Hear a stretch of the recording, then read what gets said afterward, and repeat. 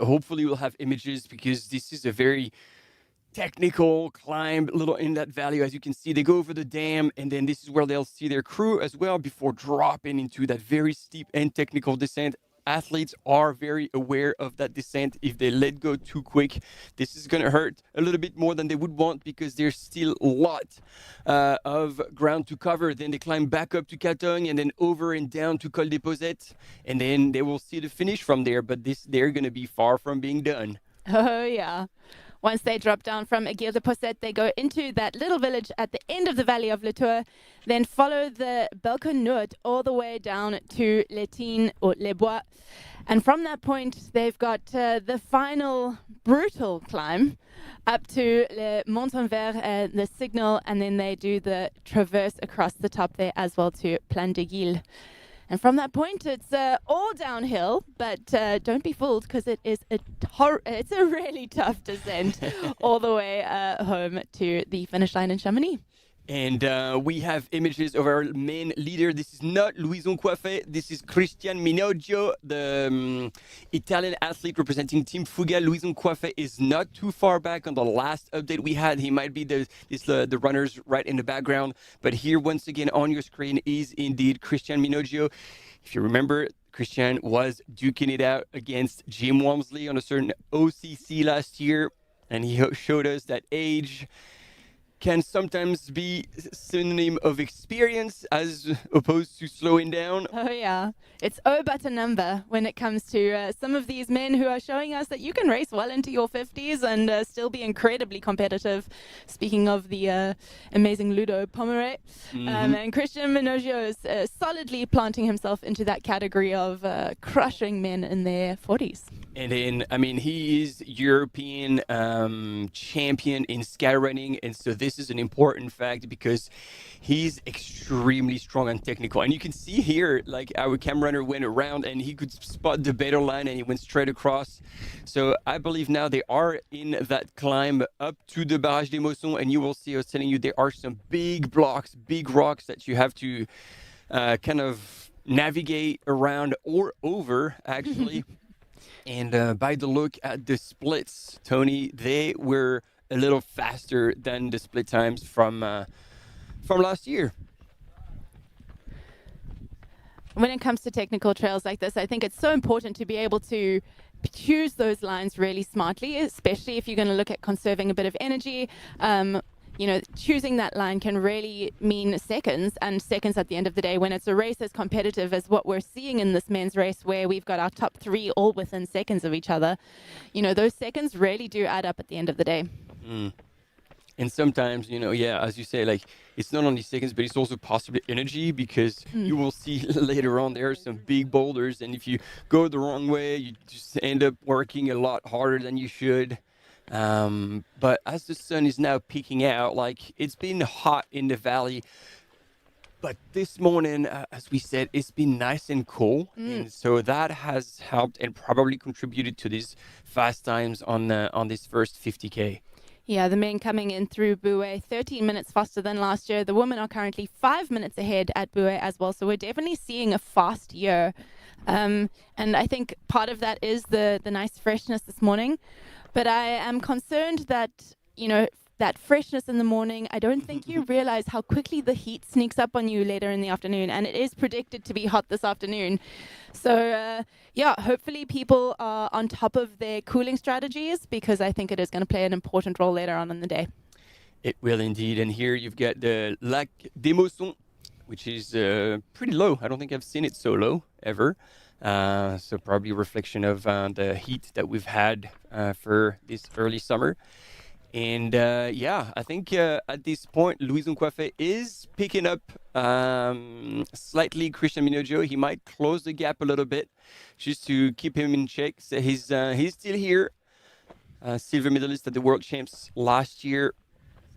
And recent DNF at Zegama, meaning that he's got a redemption. Yeah, got a redemption race in him. Hopefully, I think, coming back from a DNF can either give you a bit of a fire up your bum and make you really hungry. Oh, we are with our field reporters here, Holly Page and Hilary Girardi. They are going to give us live updates from the field, and hopefully they've got some news for us. Et restez là. For now, we just get to look at their beautiful faces.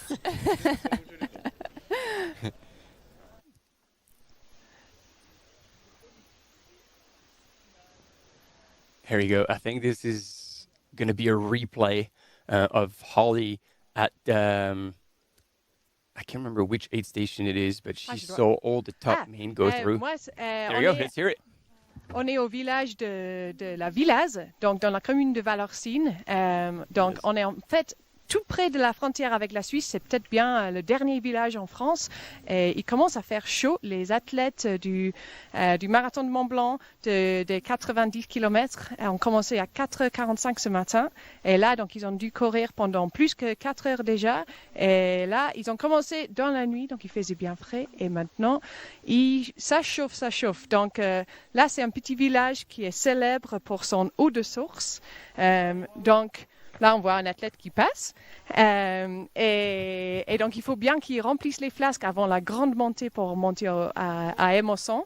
Mais là, on a déjà vu French, but let's premiers mecs qui translate a sont little bit what's passés. going on. So, Holly Page Et is là, on now attend looking at the les first premières femmes. Donc, on men ne sait pas exactement who have quand gone elles vont through. So arriver, mais actually, ça va être bientôt. we didn't put that Et, replay of the selon les first infos qu'on a, first men on going a through. But there was Candice et Audrey Louison qui Coiffé, Ben sont Dhiman, partis Baptiste Cotantiec, ensemble Baptiste depuis le Chassagne, début, qui Dmitry était le dernier Mityaev, point de John passage. Alban. Et donc, Actually, we on ne sait didn't pas see si elles John vont Alban. arriver ensemble ou si And then Holly now si, is il y waiting aura for un the petit top écart entre les ladies deux. to come through. Peut-être il y avait Ekaterina Mityaeva qui était en troisième. Elle aura peut-être rattrapé le retard, on ne sait pas. Donc on attend et on verra, on vous dira exactement based on the ce qui live se tracking passe, that quand ça you se all passe. can find also Donc, at on home attend. on Live Trail. We anticipating to see Audrey Tanguy, Candice Fertin, and Ekaterina Mityaeva to come through that aid station. So we'll probably get an update from Holly when they go through. And we transition to Hillary. Oui, bonjour. Nous sommes ici à Emosson. Donc, on attend. Nous sommes ici à Emosson, on attend les premiers hommes qui sont en bas. Ils vont arriver d'ici environ 35 minutes. Ils commencent déjà à bien chauffer. On était au frais ce matin, mais comparé à l'an dernier, il fait bien plus chaud, on le sent. Donc on sait que ça va être une journée vraiment difficile pour les coureurs. Par là, on voit donc les coureurs, ils montent ici derrière le dinosaure. Hillary Girardi is confirming il y a that tous les the ravitailleurs temperature today qui is commencent à already s'installer hotter et donc ils than attendent what it leurs was coureurs, encore une last fois, year. environ 35 minutes pour qu'ils arrivent ici. Ensuite, peut-être 45 minutes, which, une heure as you were derrière saying, ça, il y it aura les was premières femmes cooler qui this vont morning, arriver but they're going to également. experience even hotter Ici, on a une temperature this super afternoon. belle vue. On est en Suisse, mais on voit tout le massif du Mont-Blanc, So they are y indeed, like, it's compris good to les mention that posettes because où les as coureurs much vont as passer Holly was tout in à the l'heure last French après village on the cette course, étape. Hillary is now in Switzerland. She's crossed the border. She's in, there you go, on the right-hand side of your screen, on the side after the runners have gone across the Emosson Dam.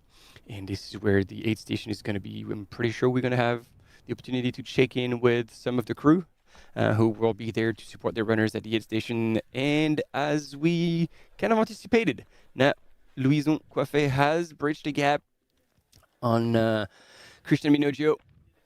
Interestingly, we can't see Ben Dhiman anywhere in the distance there, and I think, that means either Ben has dropped back a little bit, maybe choosing to climb a little bit slower, noting the heat. All these guys have put the pedal to the metal and have opened a gap here. But interestingly, they were all together within seconds of each other at La Villas, where Holly Page, our field reporter, was stationed. So lots has happened, even in these few kilometers since that last checkpoint. So I guess our next checkpoint will be at Emosson, and we'll hopefully get to see them going through there, seeing their crew, seeing if they have any heat strategy, heat management protocols in place. Hopefully they do, because as we heard Hillary Girardi say, it is already hot out there, hotter than last year. So it's going to be an interesting and important checkpoint, I think, for all of these runners. And to add a little bit of context, I had the chance to chat with Ben Dhiman yesterday, and he said he's very excited about this race because it's not an A race. He wants to practice two things. First, the hiking with the poles, He wants to get more and more comfortable with that, and so he said he's obviously super excited about the steep climb and steep descents. But then he was also hoping that he would be next to the top runners when he's gonna like launch themselves into the descents, because I need to get better at this. So if I can actually tail a runner in racing and I try to hold on to practice like my downhill on technical terrain, because then he's looking ahead for UTMB, and said UTMB it's much more runnable. So if I can handle those descents here at the Mont Blanc 90 cases, like that will be very, very good training. Yeah, indeed. Well, if he wants to catch these guys, he's got a bit of work cut out for him. Unless, he's managed to pair up with someone else, whoever's running in fourth at the moment, which is also very possible.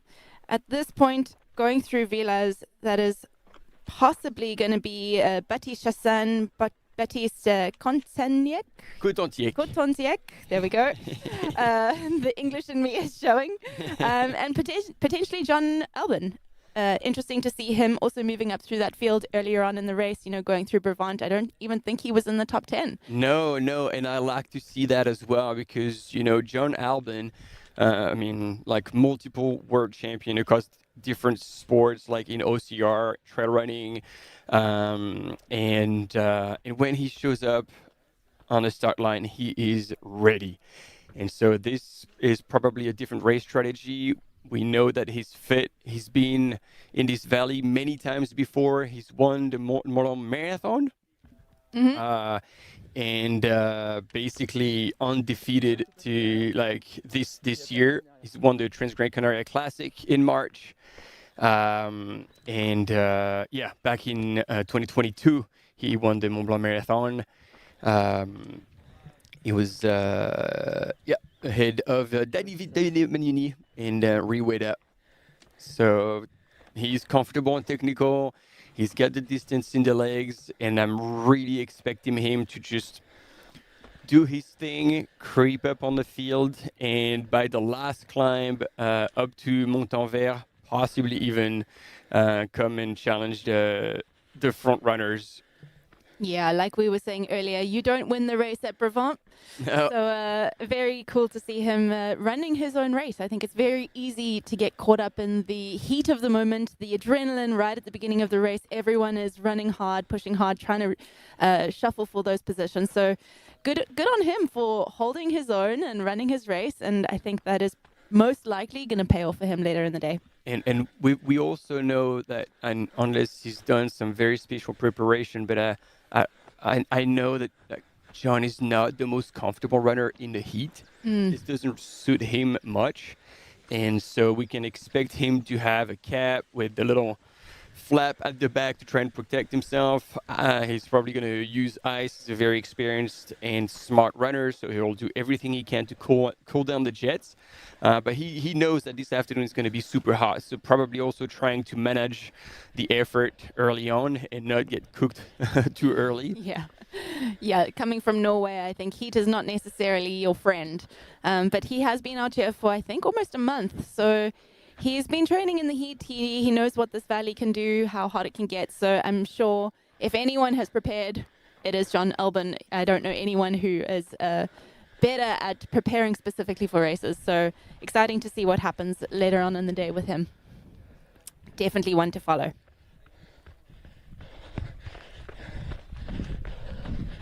And while we are watching the head of the race, we are waiting for our top woman to come through La Villas, where Holly Page will hopefully be able to give us some visuals and some feedback. There is a water point there, and I know a few of the top men stopped there to fill up bottles and kind of refresh their heads. So interesting to see what the women do. At the moment, we have Audrey Tanguy in, I think I said that wrong. Close enough. Audrey Tanguy. Audrey Tanguy in the lead, along with Candice Fertin-Baccon. And two French women who are neck and neck. They're running together with Ekaterina Mityaeva following about 5 minutes back from them. So that is what we are expecting to see coming through La Villas. But we will wait and see when we get some visuals there.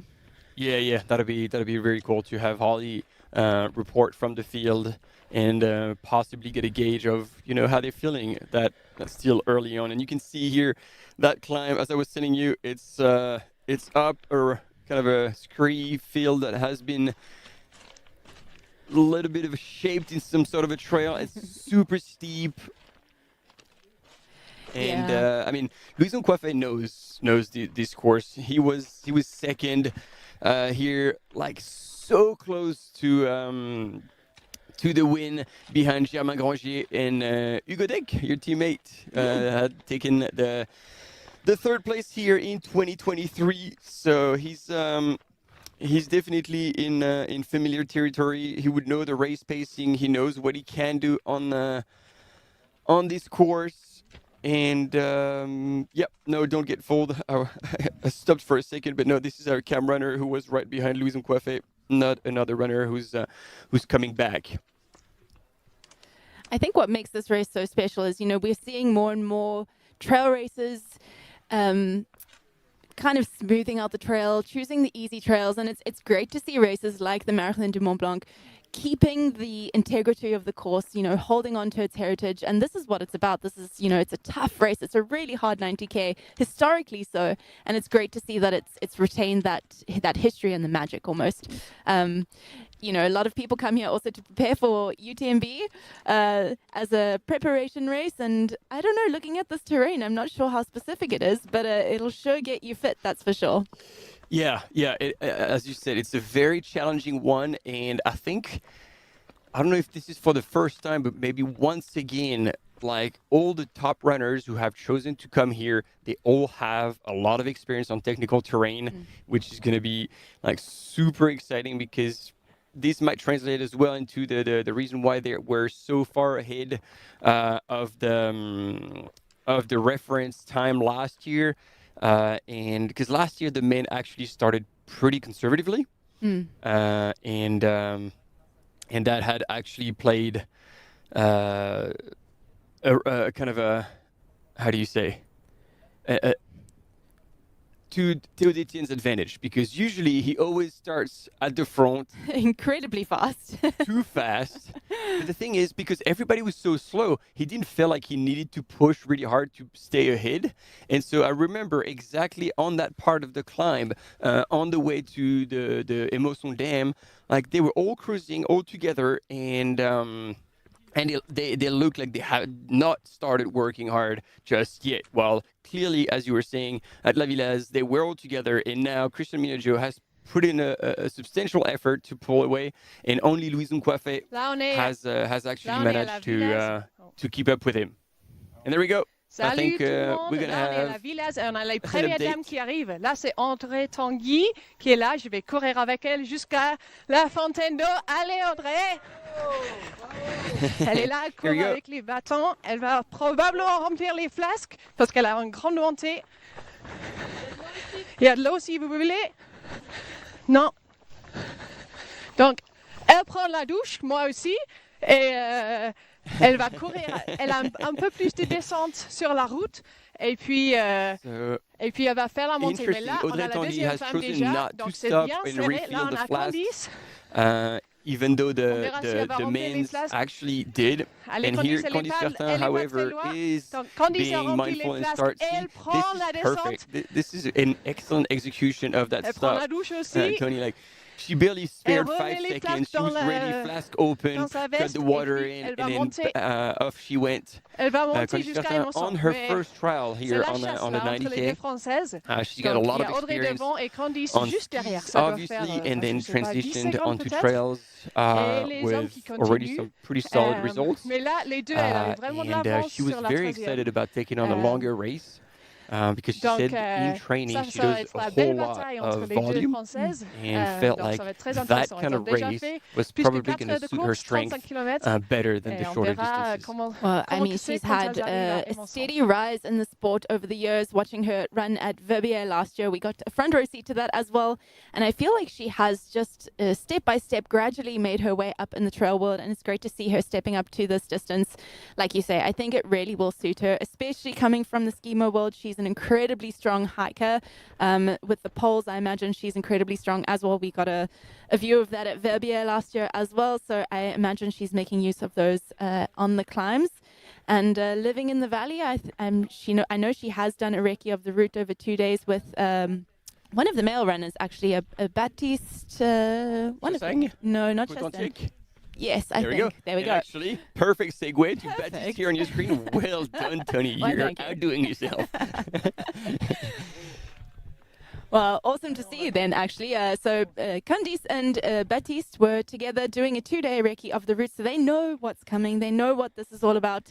And Baptiste is clearly putting that to use as well. Moving up into this third position, followed closely by Ben Dhiman there in fourth and Baptiste Chassagne in fifth. So they are like well together inside. Louison Coiffé, has taken the lead just to get into the 8th station in first place, but Christian Minoggio is right on his tail, and look at this shot going across the dam with the Mont Blanc Massif in the background and still some lingering clouds, which, if they stick around, could only help the runners a little bit. I don't know though. Do you not think it's going to keep the heat, make it more humid? I feel like there's a lot of humidity, there's a lot of water in the air at the moment, which if it's hot out there is not going to be fun to deal with. No, that's true. I was more projecting myself a little later in the day and perhaps a bit of rain for the back end of the race. Perhaps. This has happened for the past 2 days where out of nowhere, the cloud builds up and then there's a bit of rain in around 4 or 5 p.m. So, I mean, probably these runners will already be back across the finish line. But at least it was rain, but no thunder. So this is good. Yeah, as someone who is running at the back of the pack and you having thunder and lightning, it's not safe, and also just not super fun. Well, that'll keep you going. Oh, yeah. Wow, what incredible images we're getting here from the Emosson Dam. Hopefully see them coming into their crude aid station here. And we're probably going to hear something because Hilary Girardi is our field reporter at this aid station.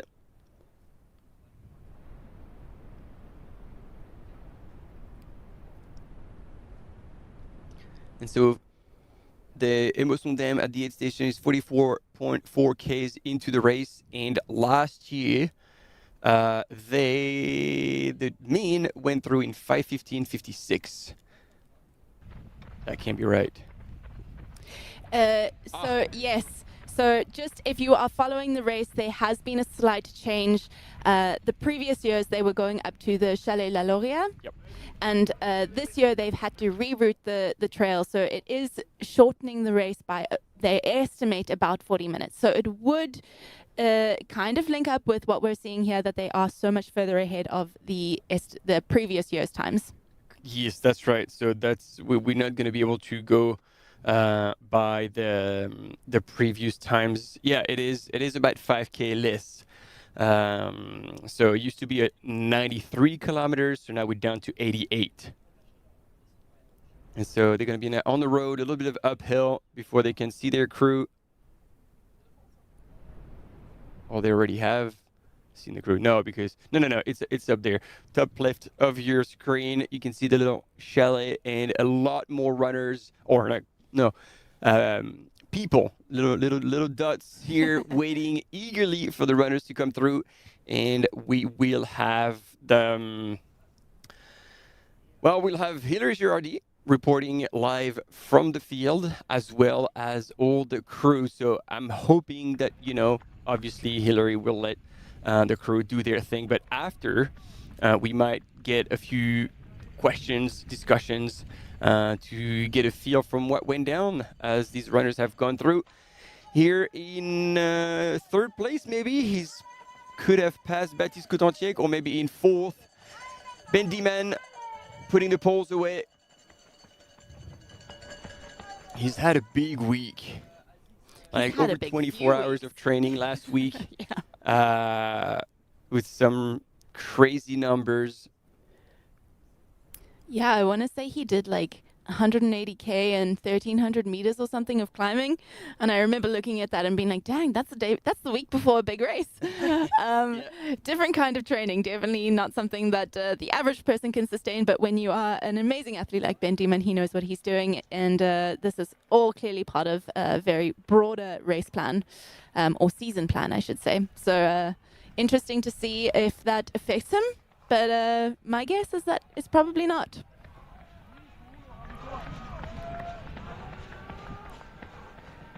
He is looking very comfortable. What is that around his neck? I think it's a bucket hat hanging. Okay. That is my guess. I was also wondering, and that's the first deduction I've made, but I might be very wrong. I have no idea. Maybe from spending a bit of time in France, he's fallen down the fashion route. Got a little handkerchief lying around his neck. Little bandana. So he is in third because right behind with the white top and the orange shorts is Baptiste Cotentin. There we go. Excitement is peaking with Hilary Girardi. Let's hear it. Alors on voit passer, c'était la tête de course homme, et il y a Louison Coiffé qui part, Christian Minoggio qui est déjà parti. So Christian has gone through first. There we go. He's on voit qu'ils ont on your déjà screen. Christian avec le sac à And dos Louison rose. Coiffé Louison Coiffé avec le sac à dos interesting. rouge. was Ils ont talking pris un about peu d'avance something. sur les autres coureurs. Ils ont été ravitaillés. On voit qu'ils ont déjà très chaud. Ils ont versé de l'eau sur la tête. Et donc, toute leur team était là en It place. Et sounds on like entend they've le prochain poured a lot of coureur water arriver. over themselves already, so it is hot at this point in the race. Je connais le nom. Ok, donc le troisième coureur qui arrive, Baptiste, et qui a clairement pris une chute Baptiste Cotentin. en venant ici. Il a du sang sur les genoux et il se fait ravitailler. Donc Ouais. il a aussi pris de l'avance sur la tête de course qui était tous ensemble it en bas de confirms cette montée. everybody's trying to cool Et down. donc before encore de that l'eau sur la descent. tête. Il fait déjà très très chaud. Et en arrivant juste derrière lui, il y a Ben Dhiman qui arrive. Il a fait son ravitaillement juste en bas de cette côte. So Et since we saw il him monte before, bien. Ben Dhiman Là, has c'est already gone l'Américain through qui habite dans les his Pyrénées. crew, Et il est en train de picked faire up, le and now tour he's de la going route. On around voit the que la course. tête de Naturally, course, they have il to cover the s'arrête exact pas same au course as everyone ravito else, but they're officiel. not Ils ont stopping tous leur because they ravitailleur. obviously Ben, have qui partent. Il a gotten doublé what they Baptiste needed from their là. crew, and Mais on off a they Baptiste go. So Chassagne qui basically, passe they're juste coming out of the derrière station the same way they were juste going derrière in. moi en ce moment. Donc Baptiste Chassagne, vous le connaissez tous, je And then crois. Baptiste Donc Chassagne coureur as de well. l'équipe de France qui a gagné la Coming Diagonale des Fous cette année. Donc on est très The très aid serré station. sur What cette does he tête have? de course. Oh, yep. He's got another flask in his hand. Ça part en courant depuis le ravitaillement. Ça a déjà chaud et ils vont les they're back coureurs. out. Ici, on va basculer. Il y a une descente qui est très très raide et très technique à partir d'ici. Donc, on sait que ça c'est un passage clé. On va casser beaucoup de fibres dans les cuisses dans cette descente. Et on attendrait les prochains. So Hilary is talking about the next downhill that is following that aid station, and as we were telling you, it is a very steep and technical one. That indeed, here we go, John Alban coming through. It's going to be interesting to see if we can have images on his crewing. He's looking over in the distance to see like how far the front runners are. Well, but yeah. he's not Katerina that far Mityaev, behind, so I don't qui think est he's going to arrivée be à la seeing Villaz. anyone Allez, yet. Katerina, elle va descendre la route, elle va remplir go. ses flasques. Past There is a fountain winner at this Mont Blanc 90K, Ekaterina Mityaeva. on the right. Old smiles coming into the aid station in third place. And if we're live, this might be a replay. Actually, we can check that just to see, because it seems like this is quite a bit of a gap with Audrey Tanguy and Candice Fertin. According to Live Trail, she hasn't yet been through the La Villa's checkpoint, so I think that is live. This would have been live then. So there's already quite a bit of daylight, therefore, between Audrey Tanguy and Candice Fertin, who are together in the lead, and then Ekaterina Mityaeva here coming through. What do you say, about like 8 minutes back? Oh, I think probably even more. Yeah, there we go. Oh no, not yet. But I would say almost close to 15 minutes. 15. Wow. Okay. I mean, that's a that's a thumbs up right there. So we'll see. We'll see. We do have a quick commercial break coming up, but we'll be right back with you. Stay with us.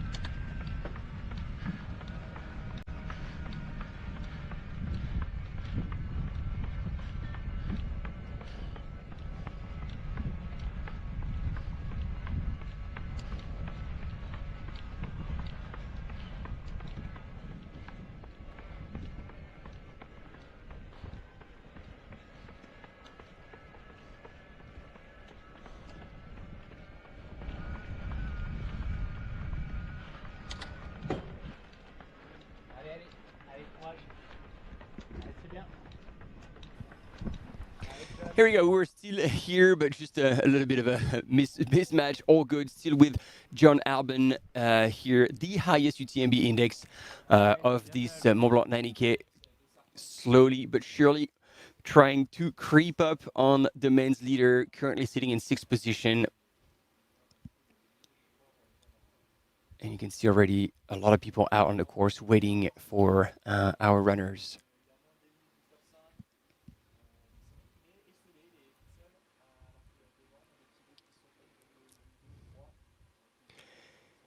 Here we go.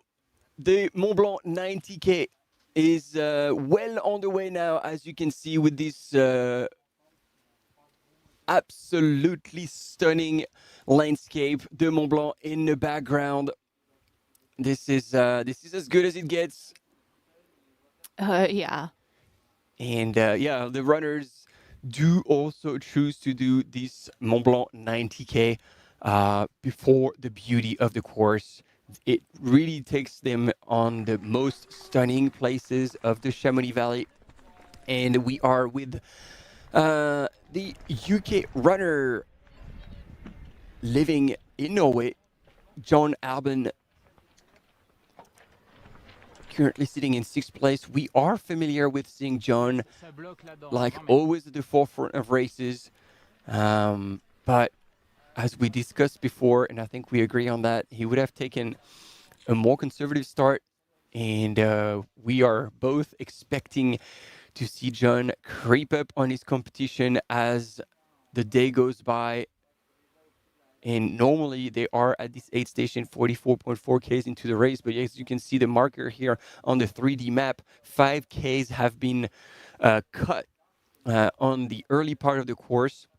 And therefore, there is going to be 88 kilometers by the finish line. But they are 5 Ks fresher when they get to this point.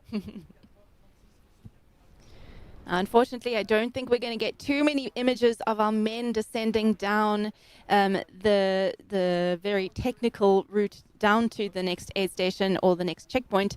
But hopefully we'll be able to get some images of our women, our lead women, Audrey, Tanguy and Candice Fertin-Baccon coming up to this Emosson checkpoint.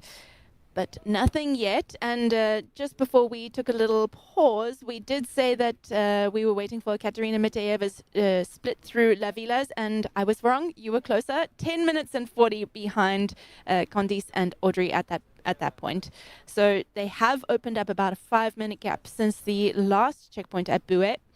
And yeah, we'll see if that keeps extending throughout the day or if Katerina can pull back some time. Yeah, it will be interesting. You know, Emosson usually is about halfway. No, it's not even 40 Ks into the race. And the back end of this course is very, very tough on the runners. The race is basically... Oh, there we go. We got images of the start this morning, 4:45 a.m. here on your screen. Dmitry Mityaev and Ekaterina Mityaeva. They have been on this event, I believe, 6 times. Something like that. They indeed. absolutely love it, and we love to have them here. And you can see runners like going in their zone here on your screen. John Alban.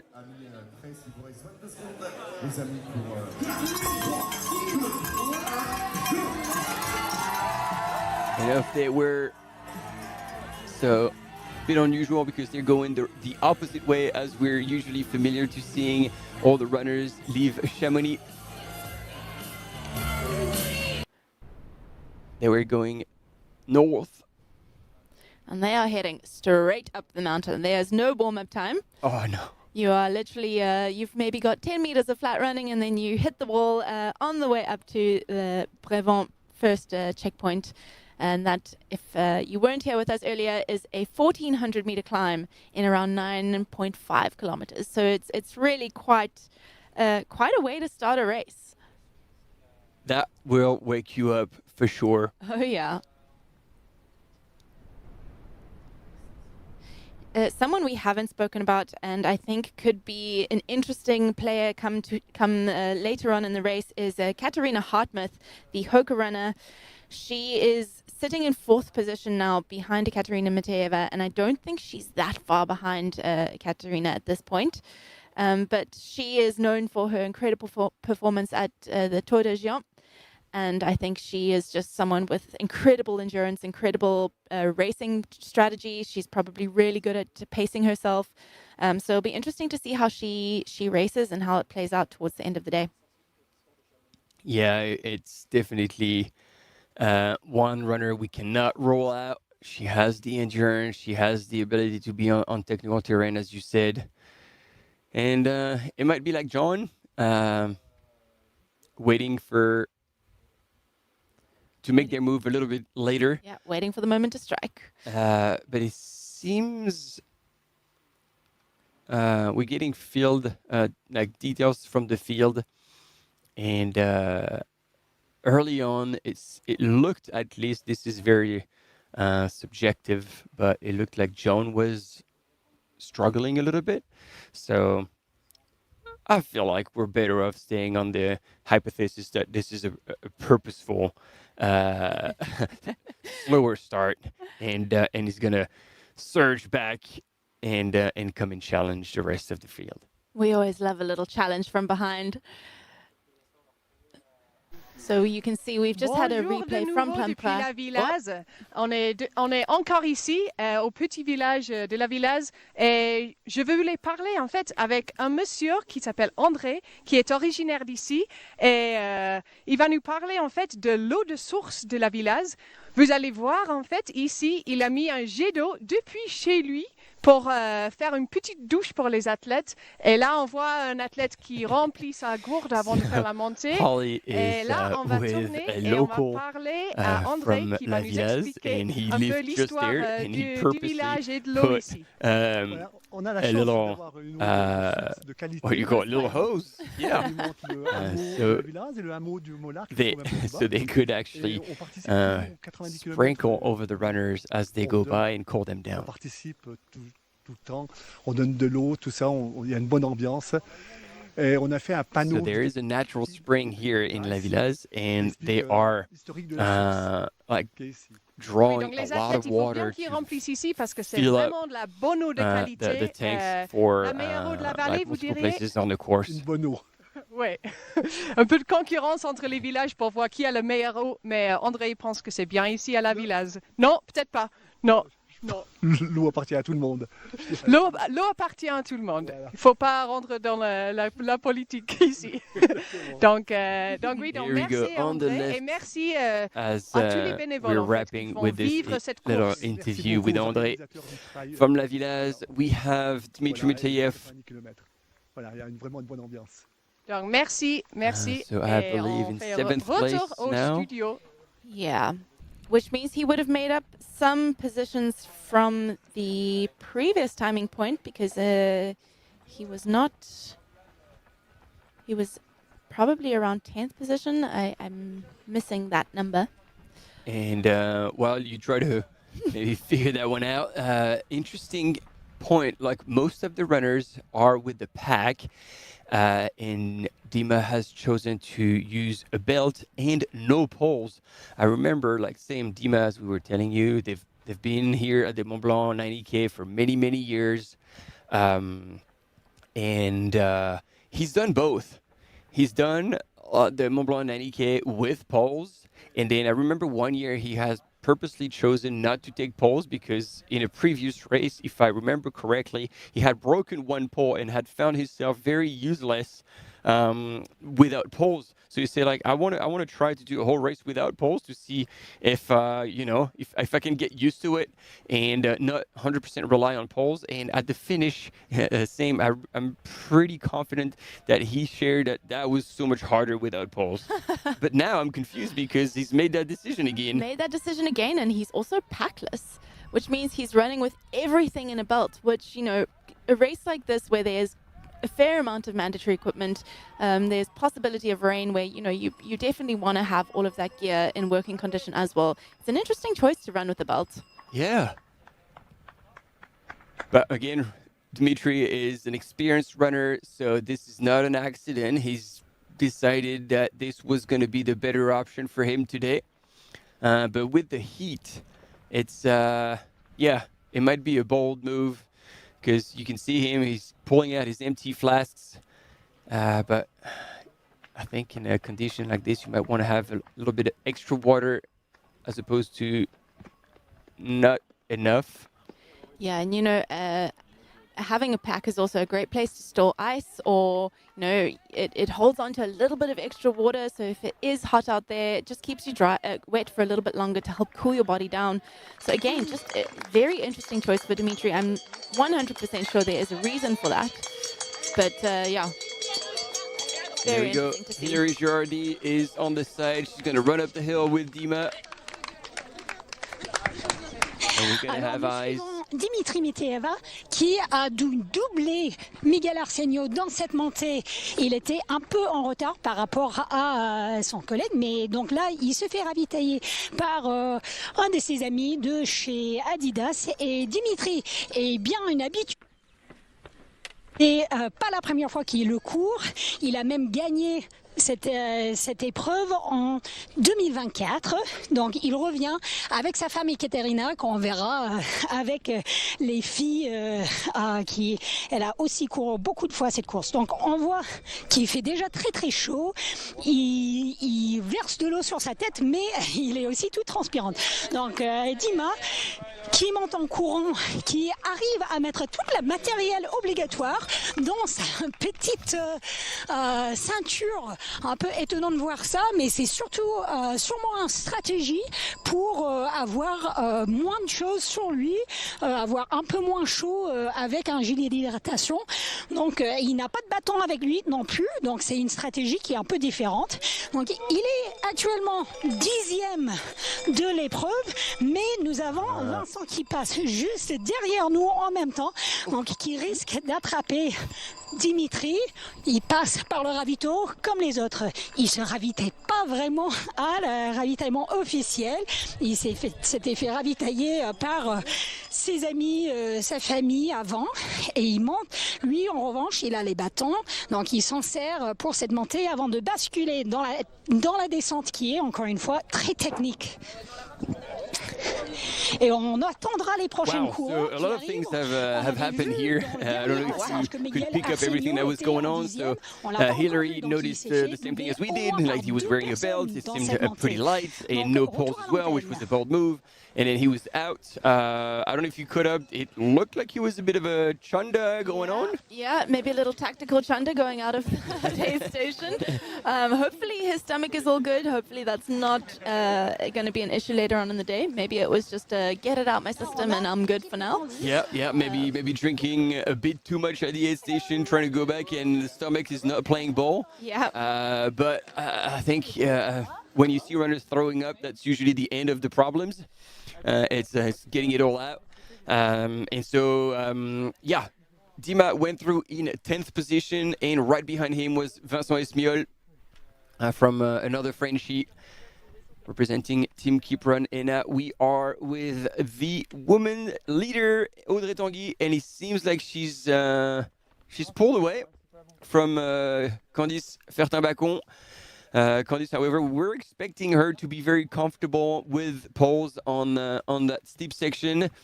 But it looks like she's lost a bit of ground. But again, it's not anyone here. Audrey Tanguy is super strong, and one that is not a surprise to see here.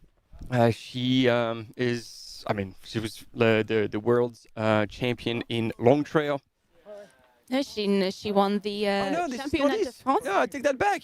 Yeah, because I was very confused. I saw the New Balance sign, and I'm like, hang on a sec. Yeah, it is Candice. So. And I just blindly followed. So yeah, but at least it makes sense to what we were thinking. You know, Candice Fertin, once again, this is the first time she's stepping up to that distance. So she has the speed in her legs. She has the power from all these years of skiing. And she still does a whole lot of ski in the winter. So, yes, okay, that makes more sense. And I'm glad we eventually got caught.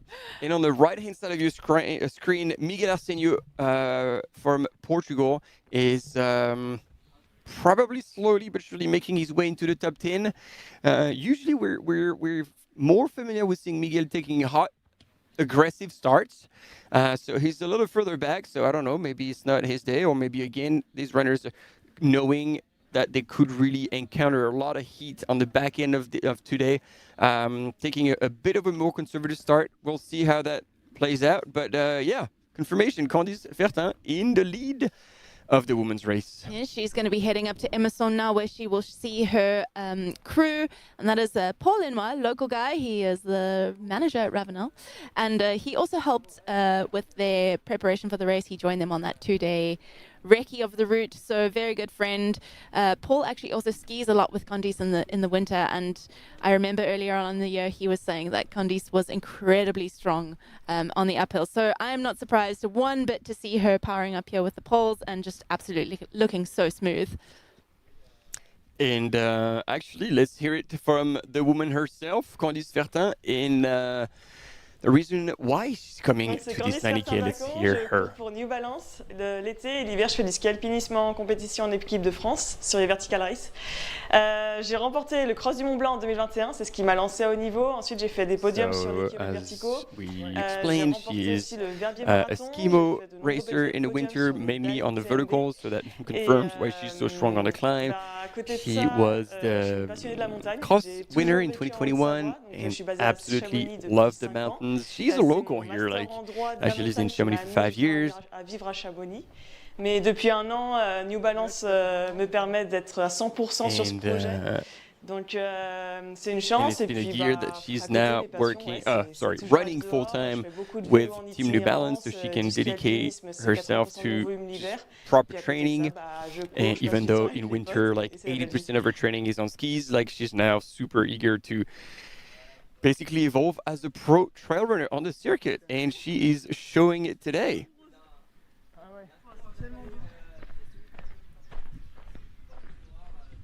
Ouais, puis l'orage hier, ça a bien refroidi quand même.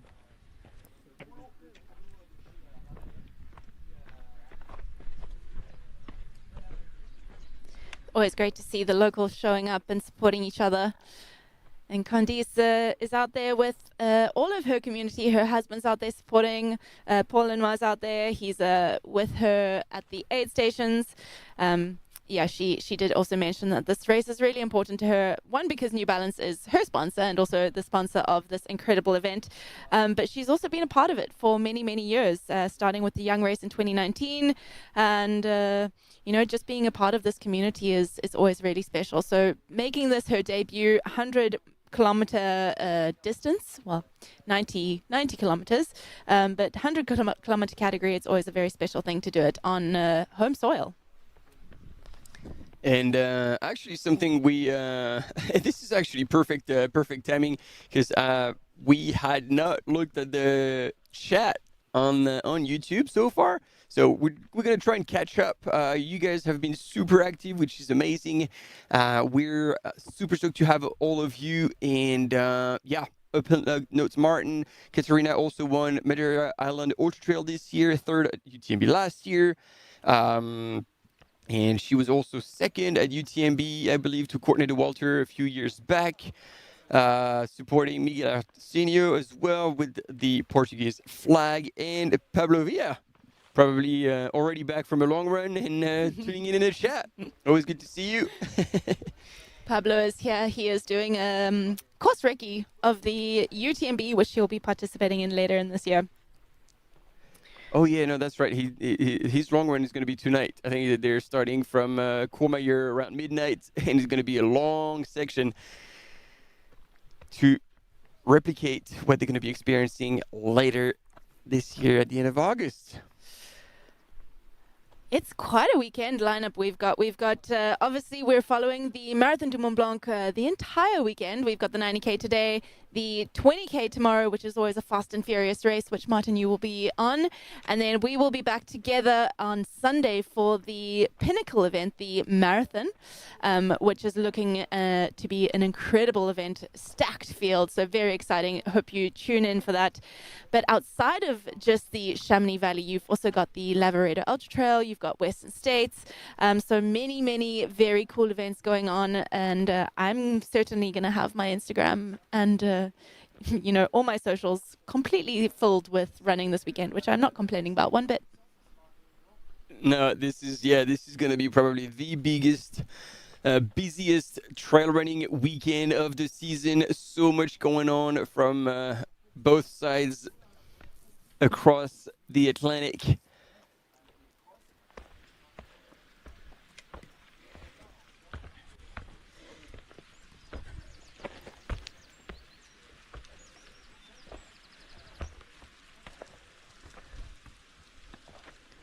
And you see here at still on that climb to the Emosson Dam.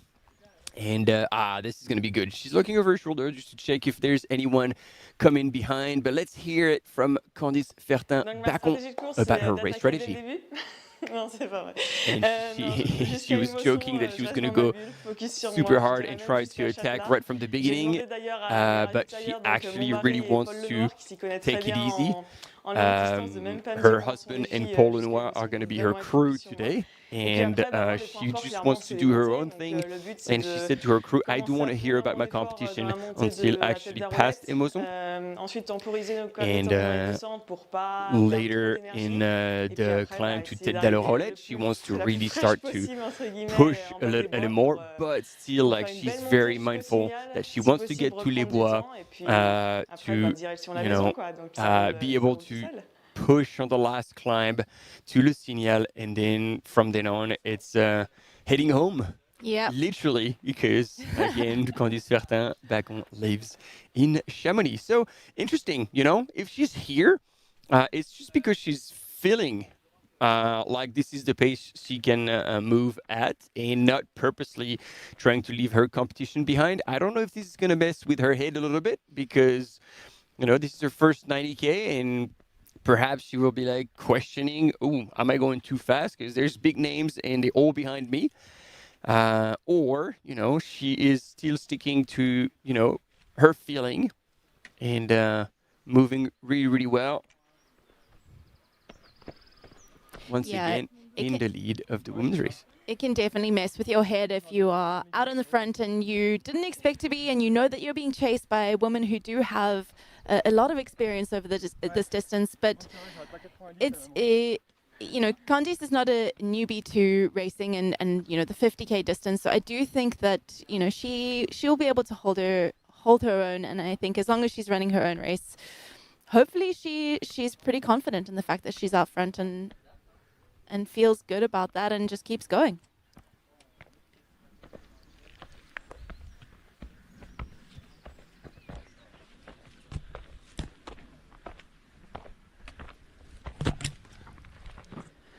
super interesting. Thank you for all of the people who are in the chat and helping us out.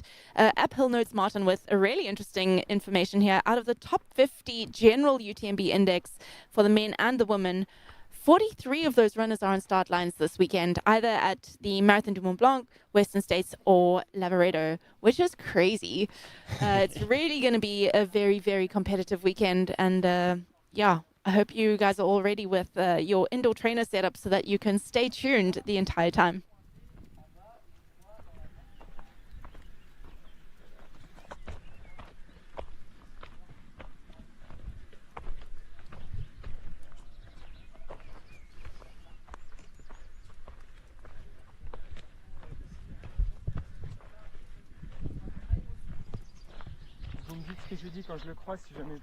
Looking a little bit further back in the women's race, we do have Katarina Hartmuth coming in fourth through Vilas. She is around 5 minutes back from Katarina Mityaeva, which means I think she's making up some time. And in fifth position through that La Vilas checkpoint is Celine Finas, Kip Run team runner. Who is 5 minutes back from that. So the top five is not too far apart. I think there's still lots of room for movement in that top five. And I guess we'll have to wait and see what happens later on in the day.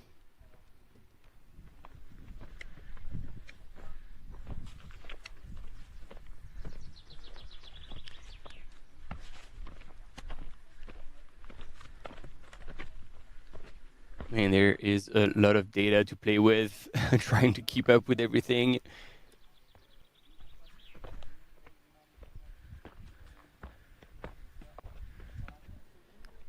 And it's good to see new names here. I'm not too familiar with Celine Finas, so I'm going to do a bit of a deep dive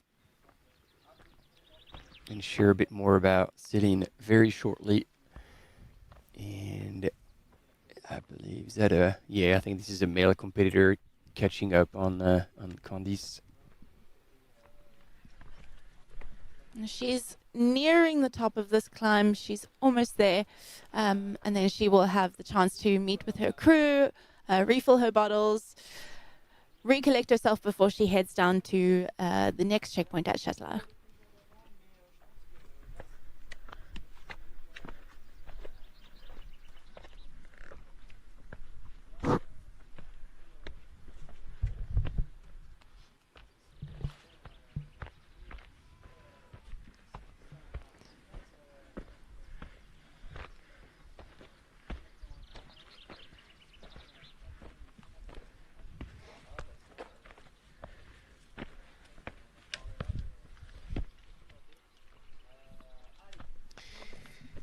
Again, still Candice Fertin doing what she does best, climbing strong on her way to the Emosson Dam.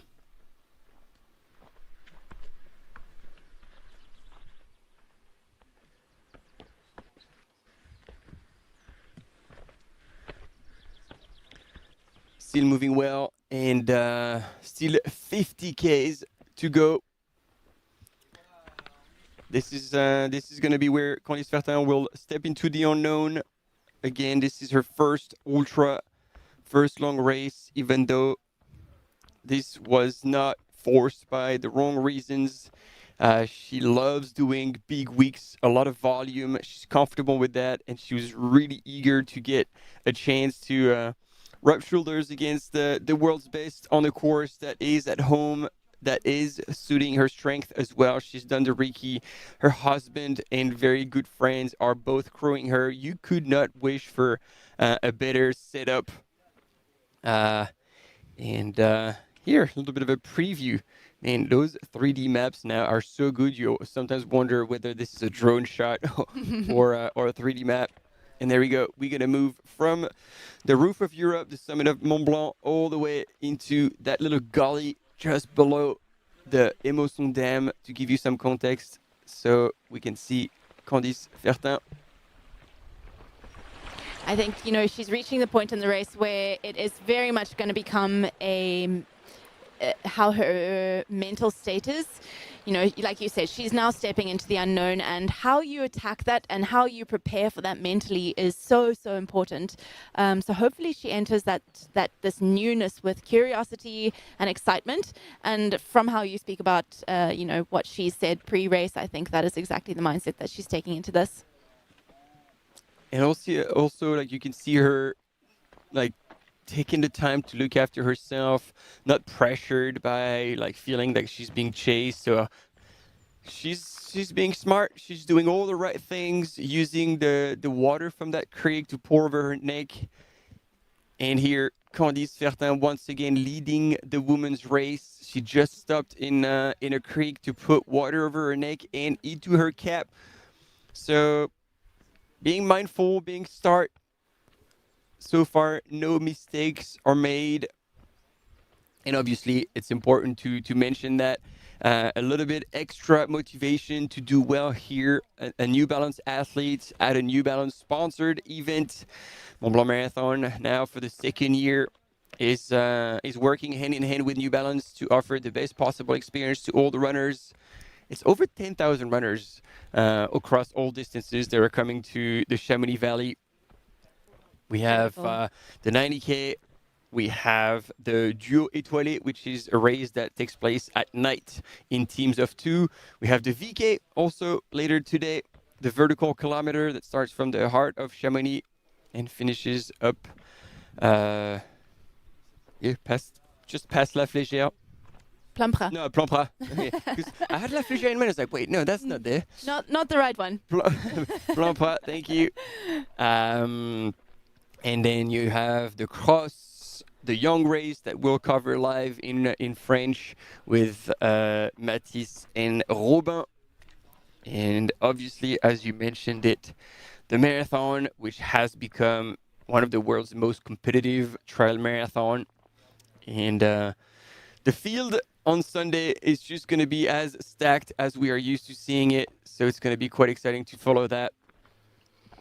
And of those 10,000 runners, we have 1,022 taking on this 90-kilometer race here today.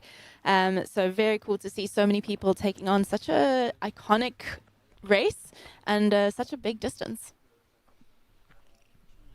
90 kilometers, 6,000 meters of climbing. It's definitely no small feat to stand at that start line and put yourself in the position to attempt to run this iconic event.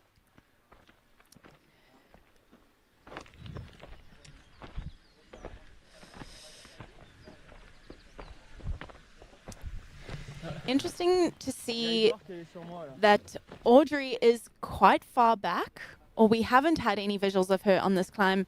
And just the difference between Candice and Audrey coming through La Villa's. Candice, again, taking the time to refill her bottle, although she really did that very, very efficiently, less than 5 seconds, whereas Audrey ran straight through that point. So I wonder if that is something that she is potentially regretting, if, maybe that extra bit of 5 seconds that she might have taken to fill up her water bottle could have helped her on this climb.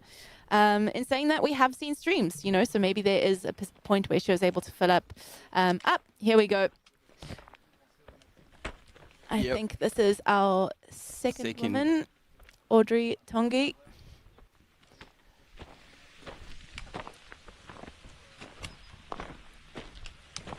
So she's looking up, she's trying to catch a glimpse of Candice Fertin. Assess the gap between these two. I'm trying to look at the pine trees as a visual cue to see if we could actually gauge, is this the one? We're going to see it very shortly. It is opening up here at the top, so if Audrey is going to be able to see Candice, it's going to be towards the top of this climb. But it looks like Candice is almost there, almost reaching the top, breaking out into a little run there. So it's clearly flattening out just a little bit. But I guess we will see shortly. Yeah, you've made a good point, Tony. Like, it's good to see Candice being able to switch back and forth between hiking and running. It means that she's trying to make the best out of every section. And as you say, like, as soon as the grade goes a little gentler, like she's transitioning into running, So no second is spared here. And no, you're right. That was her. So this is a different stream that we saw Candice earlier cool herself down from. What would you say? About a minute, if that? Because see, that's the section where Candice was running, and we see Audrey adopting the same strategy, even putting the poles in her hand and breaking into a run. So we might see her right at the back of of Candice on the right side of the split screen.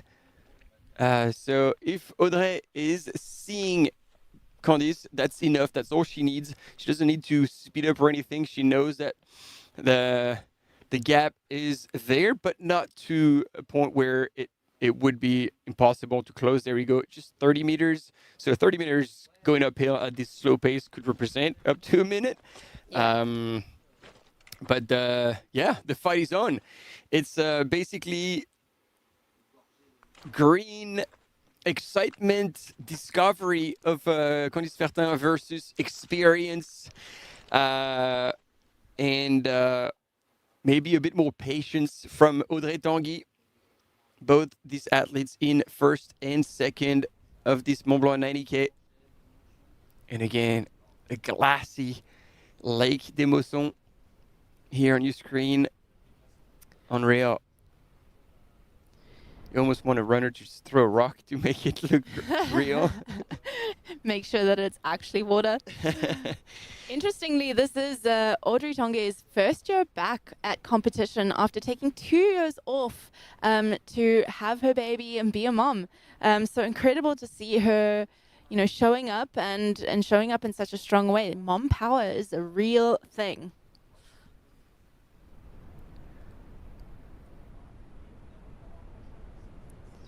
She was also at the European Championships just 3 weeks ago. So, big race there, and she's here now for the 90K. I think that could have acted as a really good priming race. I need to check where she came there. I'm not sure. I think she was in the top 10. The European team did do incredibly well. The French team did do incredibly well at the European Champs, and I believe she was in the top 10, so I will double check that. If anyone in the comments knows and can fact check me there, that'd be great. She's here 3 weeks later after the European Champs, after her first place at the French Champs earlier in the year as well. So she's had a cracker year so far already. Her first year back after having a baby, very, very impressive.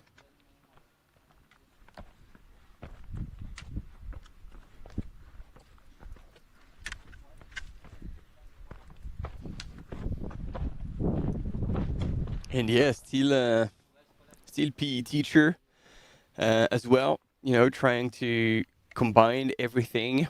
I don't know if this is a financial reason, because she is sponsored by Hoka, and with her pedigree, I believe that she could have a contract that would be enough to leave off of, but knowing her, she would probably be wanting to maintain a professional activity, just so running is not the only thing in her life. As you mentioned, she's got a 2-year-old, so there's also a lot going on in her life. And she was 6th, if you can confirm that, at the European Champs.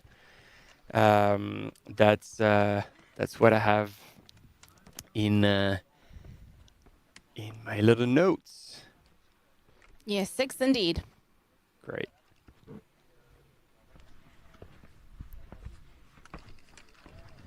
And believe it or not, her first sport was figure skating.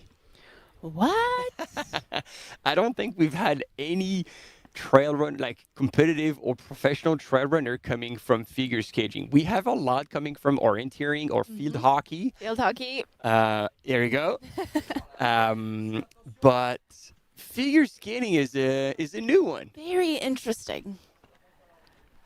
I mean, any sort of figure dancing, figure skating, ice dancing, ballet, they're incredible athletes. they're so strong. So, you know, maybe the strength and the grace that comes with the dancing on ice is translating into the ability to handle technical trails like this.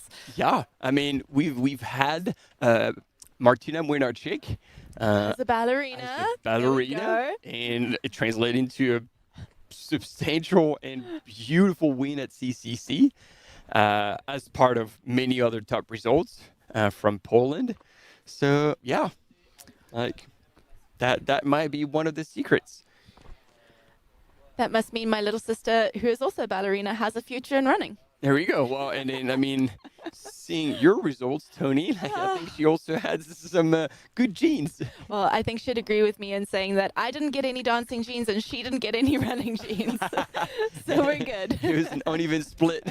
Yeah, very much so. There we go. We're seeing Candice. I think she's almost at the top. She's just cresting over this climb here before she crosses over to her crew at the Emosson aid station. And also good awareness about her competitors. Audrey Tanguy was quoting Katarina Hartmut, Ida Nielsen, and Katarina Mityaev are all strong competitors, but she did reckon before the race that Candice is in form and she will want to go for a big win at home.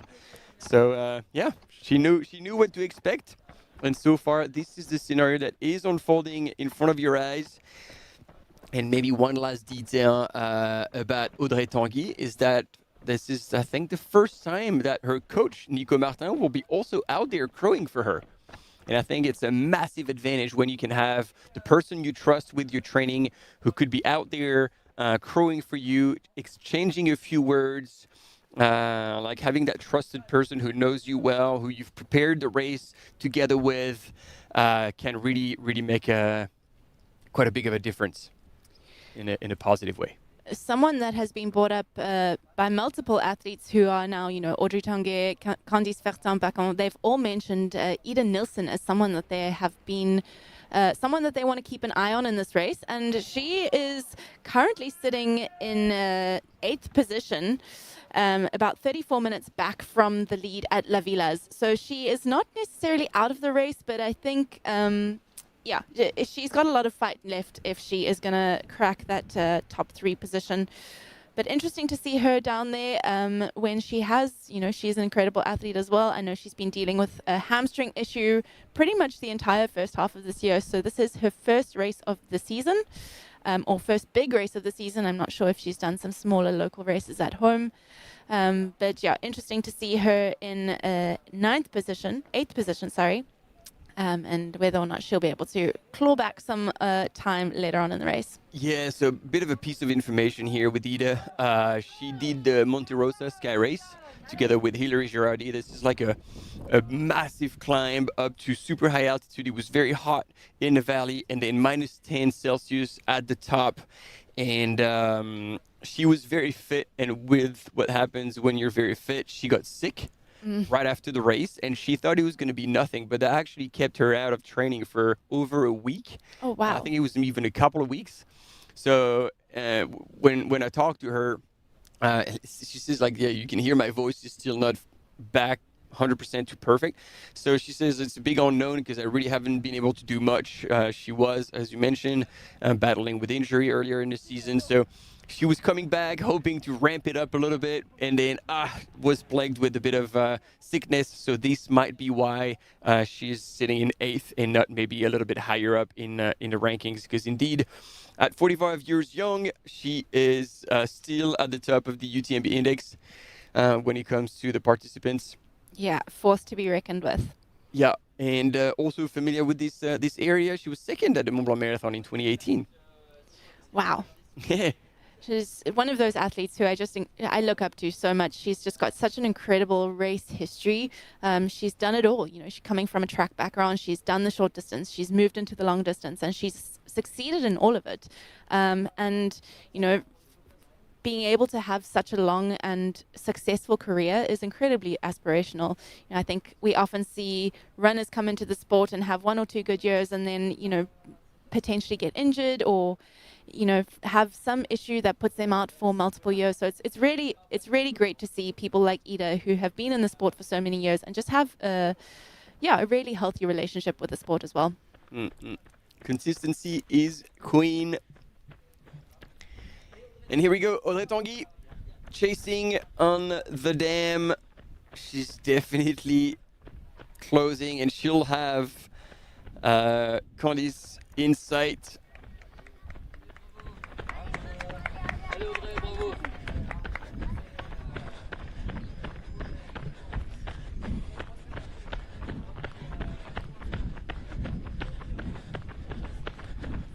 She seems to be in control.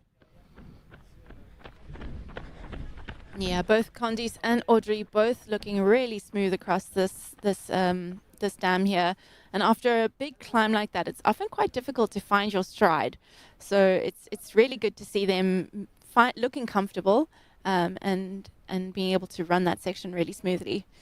They're both. You see that little red cabin just going up the hill? It's all like a little vertical thing.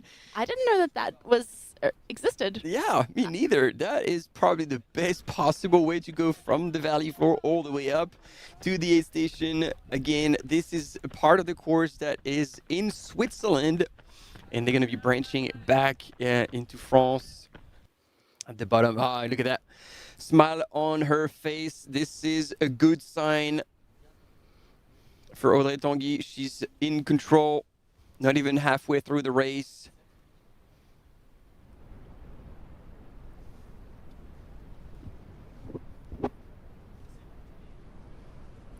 By this point, you know, you're saying not even halfway through the race, but they have done a significant amount of climbing already. I don't want to get this wrong, so I'm going to fact check myself first, but I want to say they've done almost 3,000 meters. Yeah, just over 3,000 meters of climbing already. So they've done about half of the climbing as well, actually. They've still got 2 big climbs before the race is over. Yeah, except that they have done just under 40 Ks. So imagine the ratio, just under 40 Ks and 3,000 meters of vert. And they have just under 48 Ks to go. So you're right. You're right to point it out. Like this is a whole lot of vert in that early part. But again, you're covering this vert when you're still kind of fresh and the temperatures are not crazy hot. And we saw it actually on the 3D map. That last climb, the big zigzags on the way to the Montanvert and then Le Signal is quite deceiving. And on the map, it looks like it's not as steep. The switchbacks are wider, but this comes on the back end of the race. It gets hot, and all the runners are well aware that this is by far the toughest climb that they're going to have to go through, because it goes up to the Montanvert, but then the final part up to Le Signal, you're exposed. The views are beautiful on the Mer de Glace, but it's still a bit of a challenge. Here we go. Candice, and there's a whole lot of runners helping her out. Alors nous sommes ici avec Candice Fertin qui est en tête de cette course. Donc elle a pris de l'avance sur le montée de Emosson. Elle est entourée de son équipe locale. Donc Candice est une locale de l'étape. Elle habite à Chamonix, elle vient de Chamonix.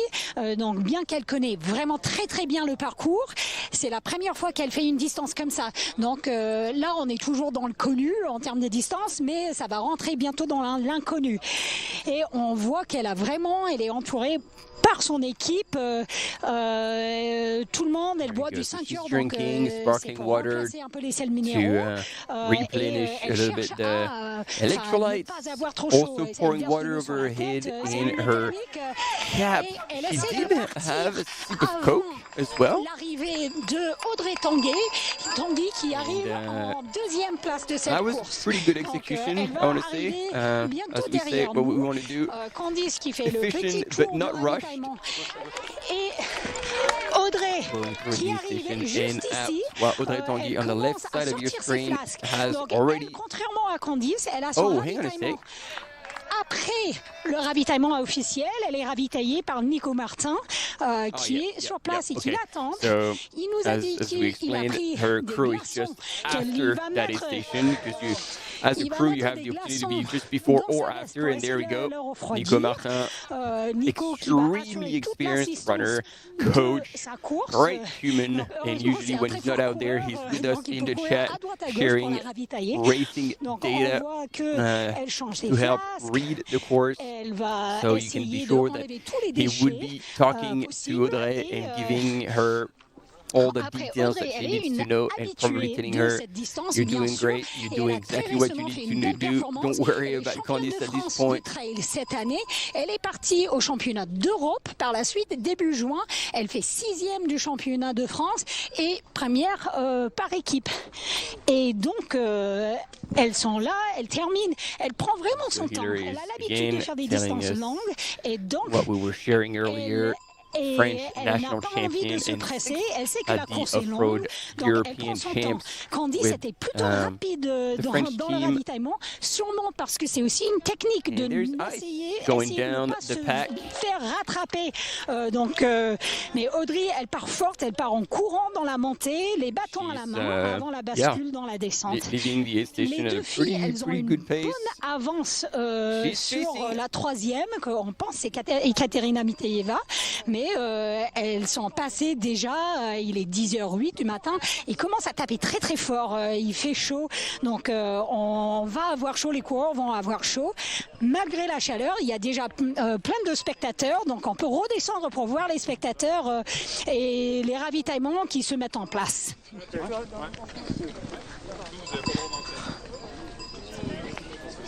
And there you have it. Thanks, Hilary, for the updates at the Emosson Dam, where we've just seen our top leading women go through. Candice Fertin-Baccon in first position and Audrey Tanguy just 11 seconds through that checkpoint. Difference there being the checkpoint was after Candice's aid station stop, and Audrey did stop just after that. So there is a little bit more time than what we're seeing showing up on the tracker, maybe 30 seconds from that aid station. But interesting to see, they are very close together. They're both incredibly composed, taking the time to look after themselves. And on screen, the... what would you call him? The goat of running. Le petit prince du trail. Yeah, there we go. The little That's it. prince of trail running. The first athlete to win all UTMB World Series finals in actually adding TDS to that mix. Xavier Thevenard, who we are so stoked to have back on the trails, back with a number. He's been plagued for so many years with a variant of the Lyme disease, and it seems like they finally figured it out. I can't remember where he did all his treatments, because I guess with France, the French system is, I wouldn't criticize and saying it's terrible, but it is, in a sense that apparently to have such treatment, you need to use antibiotics for months at a time. And no French doctor is actually able to prescribe that kind of antibiotic treatment for so long. And so I can't remember in which country he's gone to have that treatment prescribed and then follow it. And by the sound of it, lately he's been able to do some much longer efforts on the bike as well as on feet. And so he's pretty excited to be able to come back. Yeah, you know, he's one of those athletes that when I started the sport, he was just at his pinnacle, and it's really great to see him coming back to the trail, coming back to this community and getting to be a part of it again. I cannot imagine how hard it must be to deal with what he's dealt with for the past 5-6 years. So yeah, just being at the start line, I'm sure he is celebrating every moment on this trail today. Il faut venir en avance. Donc il veut changer de pompe et puis vient de la glace. And in the winter, he still works as a cross-country skiing instructor. and he still loves roller skiing. Oh, Yeah, sucker for punishment. that is a sport that I don't think I will ever get into. I'm far too uncoordinated for that. And Xavier Thevenard also had a facelift because we have the photo that did not quite correspond to Xavier's profile, but we all know him so well. We know that is a little bit of a mistake here, but yeah, he took the win here in 2017 and 2019, and he was also very, very familiar with the heat because it was 37 degrees Wow. Celsius at the finish back in 2019. So he will know how to race these. Maybe not right at the front, although he's still looking good. But I don't think today was the intention of trying to compete with the front of the race. Just enjoy the possibility of being back. And he also does a lot of music. If I remember correctly, his brother plays the guitar really well, or he does himself. But also something I didn't know is that he plays the piano as well. Oh, wow. Multi-talented man. Man of multiple talents indeed. We've got a nice visual of Katerina. You can see her fiery red hair there flowing in the distance, and she is currently our third woman. She is just dropping down behind Xavier Thevenard, who we've just seen go through the section, and she is dropping down onto this road bit where she will run across the dam and meet her crew.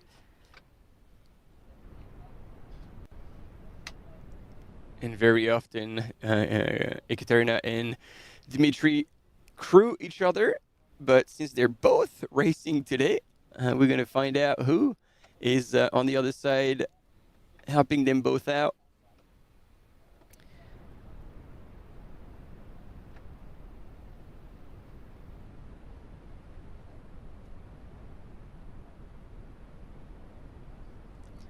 And this will also be a good opportunity for us to see if Katerina Hartmuth has made up any time. The last checkpoint, she was 5 minutes back on KT here, and yeah, let's see if she's managed to catch some time up or if she's dropped back a little bit more. Yeah, but this is already quite a substantial gap between first and second and third. So we'll see how that plays out. And as you were saying, when we get the actual split, we'll see the difference between these top ladies.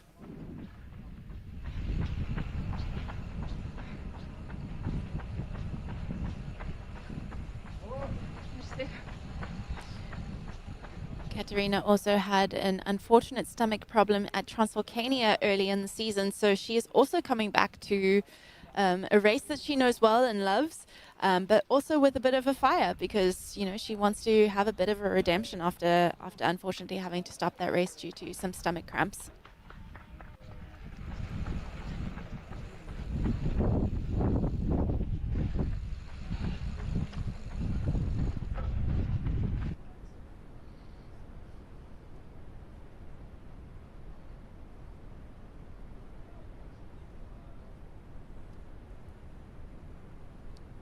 And a bit of a shout out to all of you in the chat.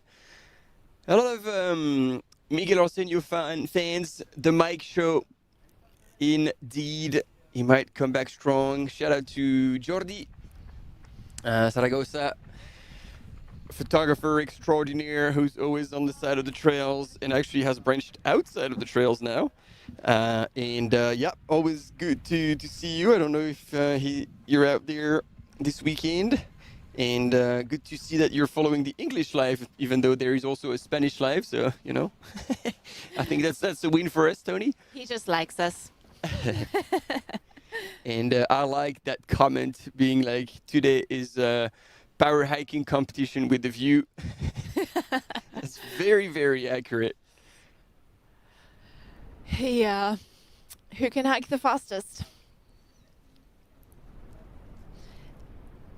And again, those stunning drone shots.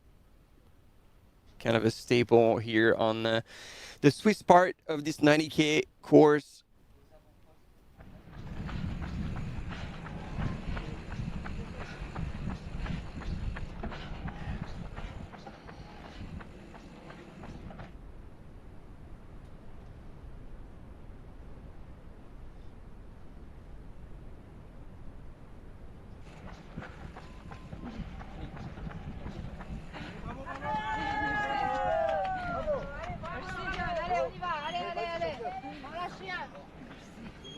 So I don't know if we had the right email address for Dima and Ekaterina, because usually we send a questionnaire to athletes before the race so they can share messages with us.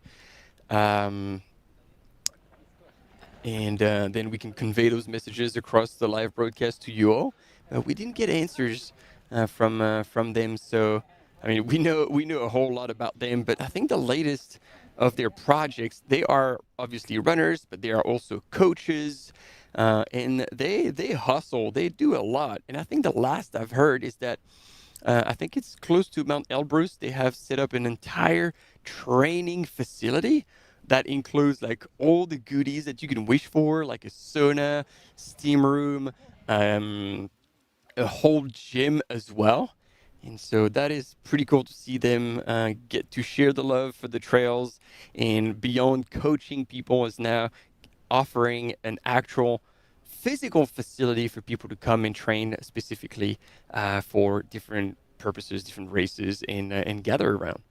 Yeah, I mean, if you want to go and be incredibly jealous of their training facilities, go and have a look it up on Instagram, TRS_base.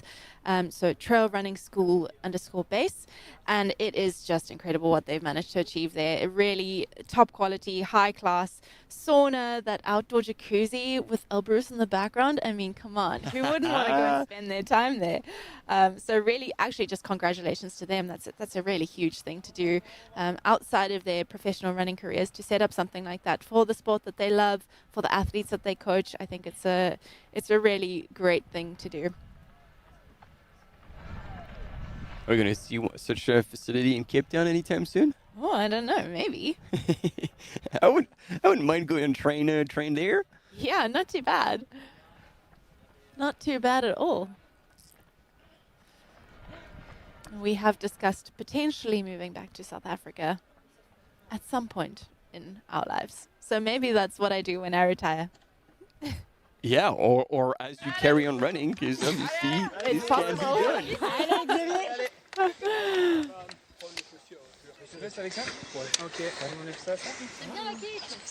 Here we go. And I don't know where he's been training, but man, this Xavier Thevenard, he's super tanned. That with the shades. He's got a bit of a maverick look. And you can see the triceps here on this man. He can certainly use poles again in the winter. Ski instructor, and he's even stopping to have a bit of a yarn with Hillary. C'est pas évident ces conneries, hein. T'avais peut-être un peu oublié comment c'est difficile. How's it going? He's like, well, it's everything but easy. Surtout après les maladies Lyme avec quelques conséquences, je pense que c'est encore plus dur. Mais bon, je sais pas si je ferai le KV avec toi tout à l'heure. Bah moi je suis pas sûr si je le fais non plus, mais ça nous fait vraiment as plaisir we de te voir. did mention earlier, there's a vertical kilometer that will take place later today, and he was like, yeah, I think it's going to be hard enough that I'm going to be able to get involved in the VK later today. But see, he's doing everything against the heat. He's got the ice bandana, the cap with the little flap at the back. Is there a specific name for it? In English, how would you call it? In French, it's called a casquette Sahara. Sahara cap. You do say that in English as well? I don't know what. Yeah, maybe I call it that because that's what it was in French. I don't know how I would call that in English. We've converted you. Allez, bonne course, Xavier. Et donc, There we go. We've got Ekaterina also into the aid station there. She's meeting with Macy Butcher, the Paris Adidas runner as well. So he was there for Dmitry and now is here for Ekaterina son as well. mari Dmitry, elle a gagné en 2024. And, yeah, a little bit of information as well with Xavier Thevenard. You know, he was taking his time at the aid station, answering questions. His goal today is to try and break 12 hours. That he said, like, if I can do that, like, he'll be super stoked. rester dans So sa we'll course, see how that ne unfolds. pas avoir la distraction de tout le monde. Interesting how Mais watching them elle a, contrairement à his Dimitri, vest. elle a choisi de mettre, de Yeah. ne pas essayer de with the tout two mettre bottles in the dans la front on one ceinture. side and to Mais have three bottles Ekaterina, up front en tout seems, cas, elle seems connaît tellement bien an ce interesting strategy. parcours. Yeah. J'ai They déjà do the couru same. avec elle, elle est toujours souriante et elle adore le parcours là. Elle adore Chamonix, elle adore le massif du Mont-Blanc et donc c'est pour ça qu'elle revient tous les ans. And indeed, Hillary was mentioning that she's raced Ekaterina in the past and says she's always a very positive, smiling runner who's gotten extremely familiar with those trails in the Chamonix Valley. And here again, sitting in third place in the women's race. And now we're going to look at splits to see, who's coming next and how far they are.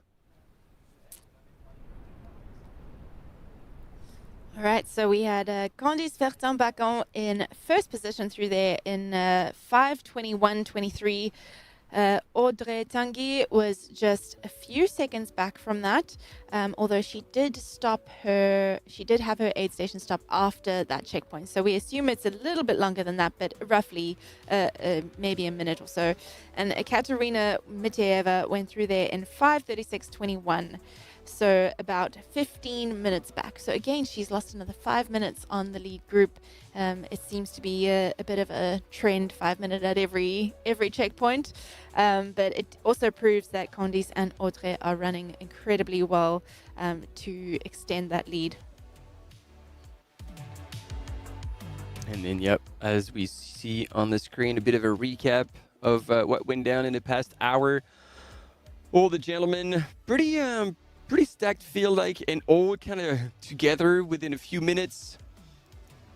And as you were summarizing in the women's race, our top two ladies have opened quite a bit of a gap on the rest of the field. We'll see if that holds, but so far they're looking pretty strong.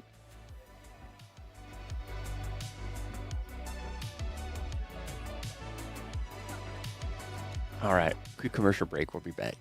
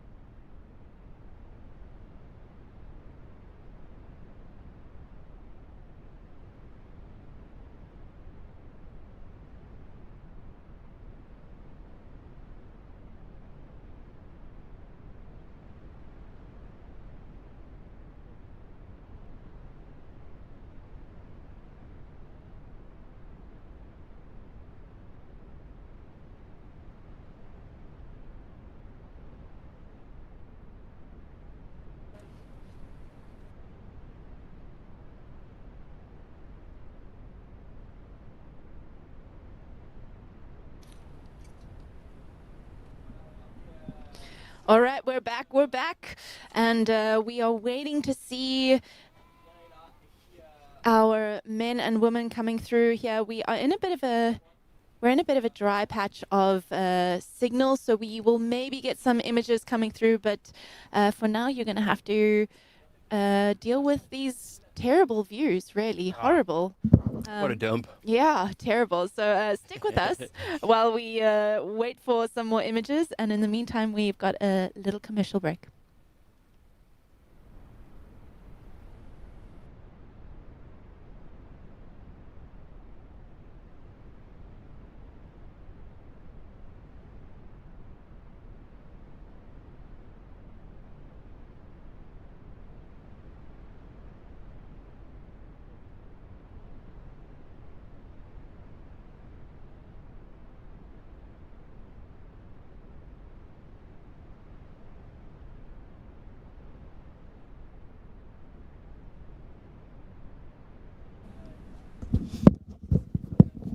And there we go. On this beautiful aerial shot, we do have our top 5. It's just a recap, of the ones we've seen in Le Châtelet.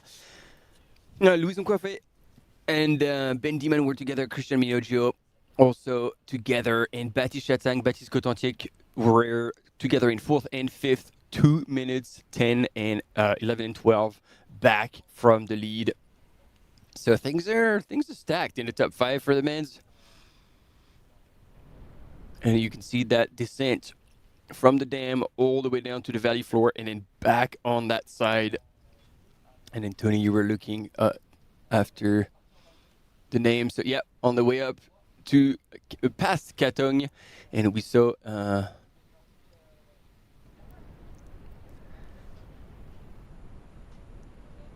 that summit before dropping down on Col des Posettes. Bonjour depuis le tour. Là, on est au tour, on attend au ravitaillement, mais là, il est 10h30 et en fait, les premiers hommes vont arriver à peu près dans 1 heure. Donc, au ravito, ils sont en train de tout monter, mais on va regarder ça après. Déjà, on va vous montrer la belle vue qu'il y a depuis le tour. Donc, on a les aiguilles rouges, qui sont bien rouges, bien sûr. Et en fait, les athlètes ont passé ce matin juste en dessous des aiguilles rouges. Ils auront vu le lever du soleil là-haut. From the tourist station, we have the aiguilles rouges in the background, and this is where the runners were going by way earlier this morning on va aller voir on descendre et the arriver northern au tour dans part of the 1 heure. valley. Et si on regarde un peu plus going up par là, on voit en fait so il y a ce qui reste du glacier du Tour. Probably about an hour before they get to avec ces températures, that ça station fond in un le peu Tour. trop. Ça s'accélère, donc on voit la glace au-dessus et puis ça descend et on a la rivière So there's qui quite a bit of ground cover donc, ça va still. directement du glacier. Et donc, on voit aussi à la télécabine, il y a les champs de ski, les pistes de ski pendant l'hiver. Et là, autour, c'est un tout petit village, c'est bien beau. Et à l'année, on pense qu'il y a à peu près entre 25 et 40 personnes qui habitent là à l'année. Et en fait, j'ai un ami qui s'appelle Chris, qui habite, il est un des peu d'habitants qui habite autour toute l'année, avec sa femme Emily. Donc, bonjour Chris. 25 to 40 people living donc, all year long. Comment que c'est d'habiter autour Les habitats de Tours, Chris here c'est bon, is parce que a c'est permanent. le meilleur hameau de la vallée. Oui, c'est bien beau, on voit ça. Et vous êtes combien de personnes qui habitent autour toute l'année? On sait qu'il y a beaucoup de touristes pendant l'été et pendant l'hiver, mais entre les deux, pendant l'automne ou pendant le printemps, vous êtes combien de personnes? Nous sommes entre 25 et 40 personnes qui habitent ici. Okay, so yeah, this is between 25 and 40. I love that we have two British commentators speaking French that we have to translate over. Pour avoir une nouvelle vie ici dans les Alpes françaises. Et il fait beaucoup de trail aussi. En fait, Chris, ce matin, avec sa femme Emily, ils ont fait Chris is from the US and Holly is from the UK. Buée à la Village, oui. Oui, depuis Buée à la Village. Donc, eux, ils allaient avant les athlètes pour voir qu'il y avait bien tout le balisage en place, qu'il n'y avait pas de gens qui étaient venus changer le balisage, quelque chose comme ça. To make sure that the flagging and all the markers on the course were still there right before the runners come through. Mais le réveil a sonné à quelle heure ce matin? C'était à quelle heure? 3 heures le matin. Ah oui, d'accord. Donc, So ça va she faire ended la up bonne having to sieste get up at cet 3 après-midi, a.m. this probablement. morning Oui, to be out on the donc, course. merci And Holly Chris. On va is juste, on va joking peut-être that revenir vers a nap toi might be in order après, mais later pour this l'instant, afternoon. on va aller faire un petit tour du ravitaillement. Là, on a passé le timing. Et là, en fait, les bénévoles, ici, ils sont en train de tout monter autour. Ils ont le temps, donc ne vous inquiétez pas, parce que les hommes, ils arrivent dans 1 heure. Donc, on a Jocelyne qui est la chef des bénévoles ici autour. Et donc, c'est tout très bien organisé. Donc, on peut regarder dedans ce qu'il y aura. Et puis après, on fera un tour quand c'est tout installé. Donc là, les athlètes, ils ont le choix entre plusieurs types d'eau. Ils ont de l'eau plate, ils ont de l'eau gazeuse avec des électrolytes. Donc, c'est bien important, en fait, avec cette chaleur, de prendre des électrolytes, d'être sûr d'avoir assez de sel, parce que quand tu transpires beaucoup, tu as besoin de remplacer ce sel. Donc, ça, c'est très important. Et puis, il y a le Coca-Cola, mais c'est Coca-Cola fait maison, en fait, avec l'organisation. Et ils ont vraiment fait beaucoup pour réduire les déchets, etc., pour protéger l'environnement. Donc, ils font leur propre sirop, en fait, de Coca-Cola. Donc, ça, c'est vraiment un bon truc qu'ils font. Et là, on voit qu'ici, il y aura toute la nourriture possible, qu'il y aura des fruits, il y aura du fromage, bien sûr, on est en France. Et là, il y a les bénévoles qui préparent tout. Donc, ça va tout être en place quand les premiers athlètes arrivent. Donc, il y a aussi des energy bars. Vous voulez dire un mot? Vous coupez... On est heureux d'être là cette année et on prépare pour les coureurs. Vous pouvez le dire au micro? Ah, je vais vous le dire, oui. On est heureux d'être là encore cette année. Et vous voyez, on a commencé les préparations. Tout est prêt et on les attend. De pied ferme.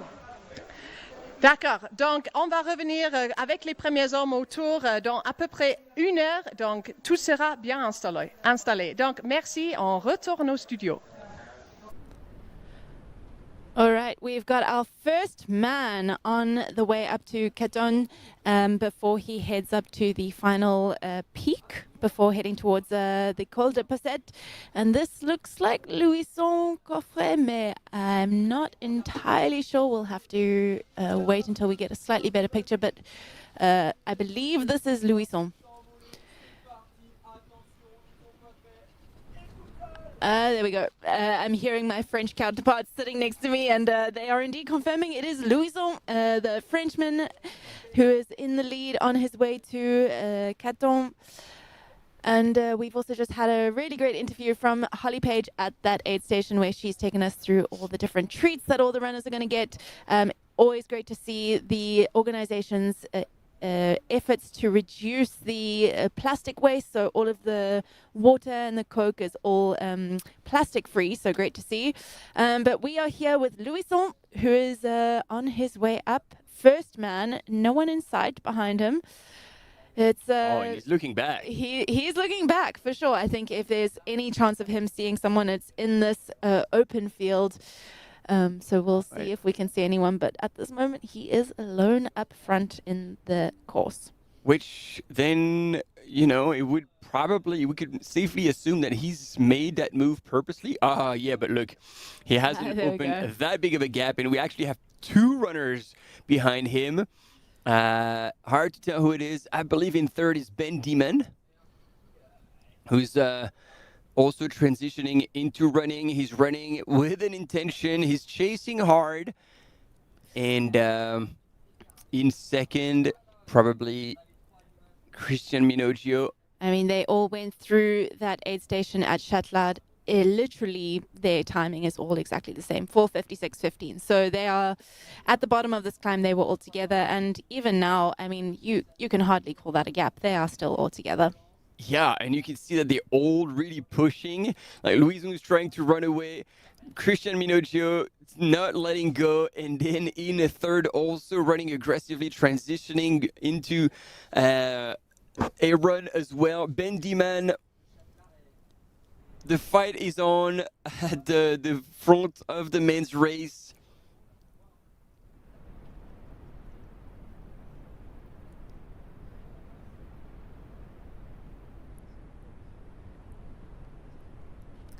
And this is also assuming that there isn't a chasing pack, which I believe that there most likely is.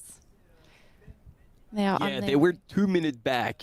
The two Baptiste Chassang and Baptiste Cotantiec running together in the same second at the last checkpoint. And 2 minutes and 10 seconds back from these three gentlemen up at the front. But now it looks like they've cranked up a gear and trying to shake out a little bit things on that second to last big climb. Heading up to Tête de la Rolette. Tête de la Rolette, that's the one. And again, if you were with us last year, it was a very funny moment that was delivered by Théo Détienne at the time in the lead.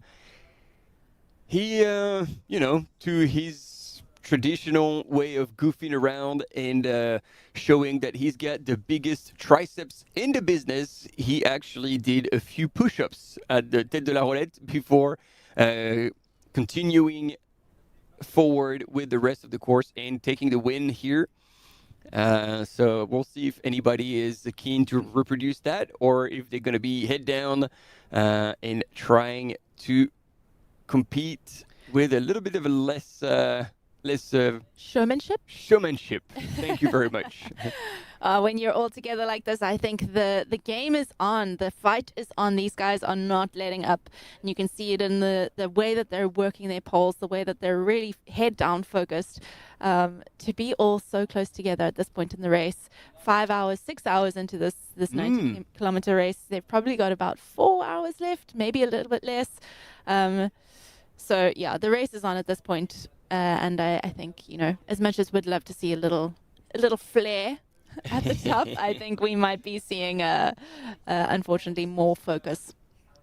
Not everyone can be like Théo Détienne, unfortunately. No. And yes, you're right. They are really going hard now, and I'd love to see that in the chat.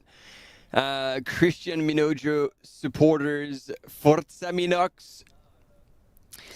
Someone actually mentioned it earlier in the chat, but Christian Minoggio ran a race just last weekend. Oh. A 50k race, 2,900 meters. Of course he won it, an incredible time. So that was clearly his warm-up for this weekend's 90k. Yeah, Christian is an interesting character. Like he races as much as he can because he is. And actually, I should have made that comment when they were back in Emosson. He works at a dam, a high altitude dam, and he just is perched up there in the mountain and he opens and closes it whenever it needs it to be. So he's actually stuck up there, and whenever he gets the authorization to go, he goes down the valley and races.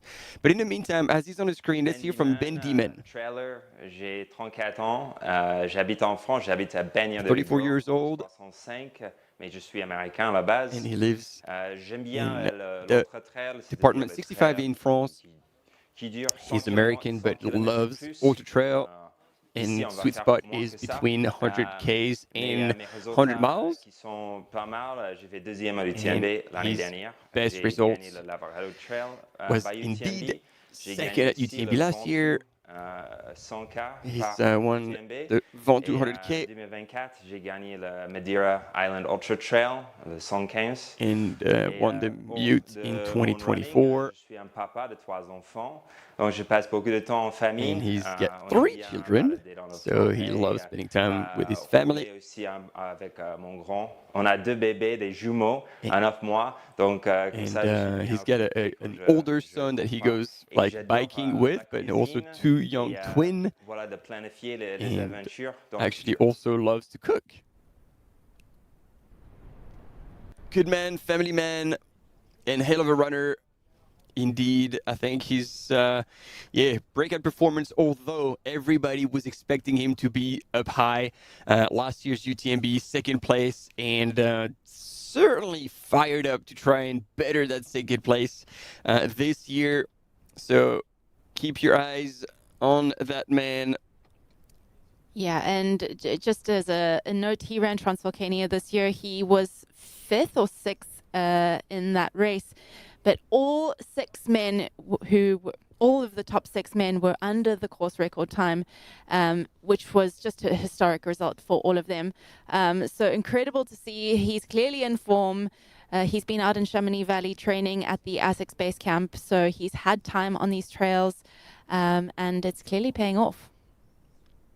Also, fun fact, he mentioned it in his interview, but he won the Lavaredo Ultra Trail last year, and back the same weekend, just a different race, to see if he can win this one too.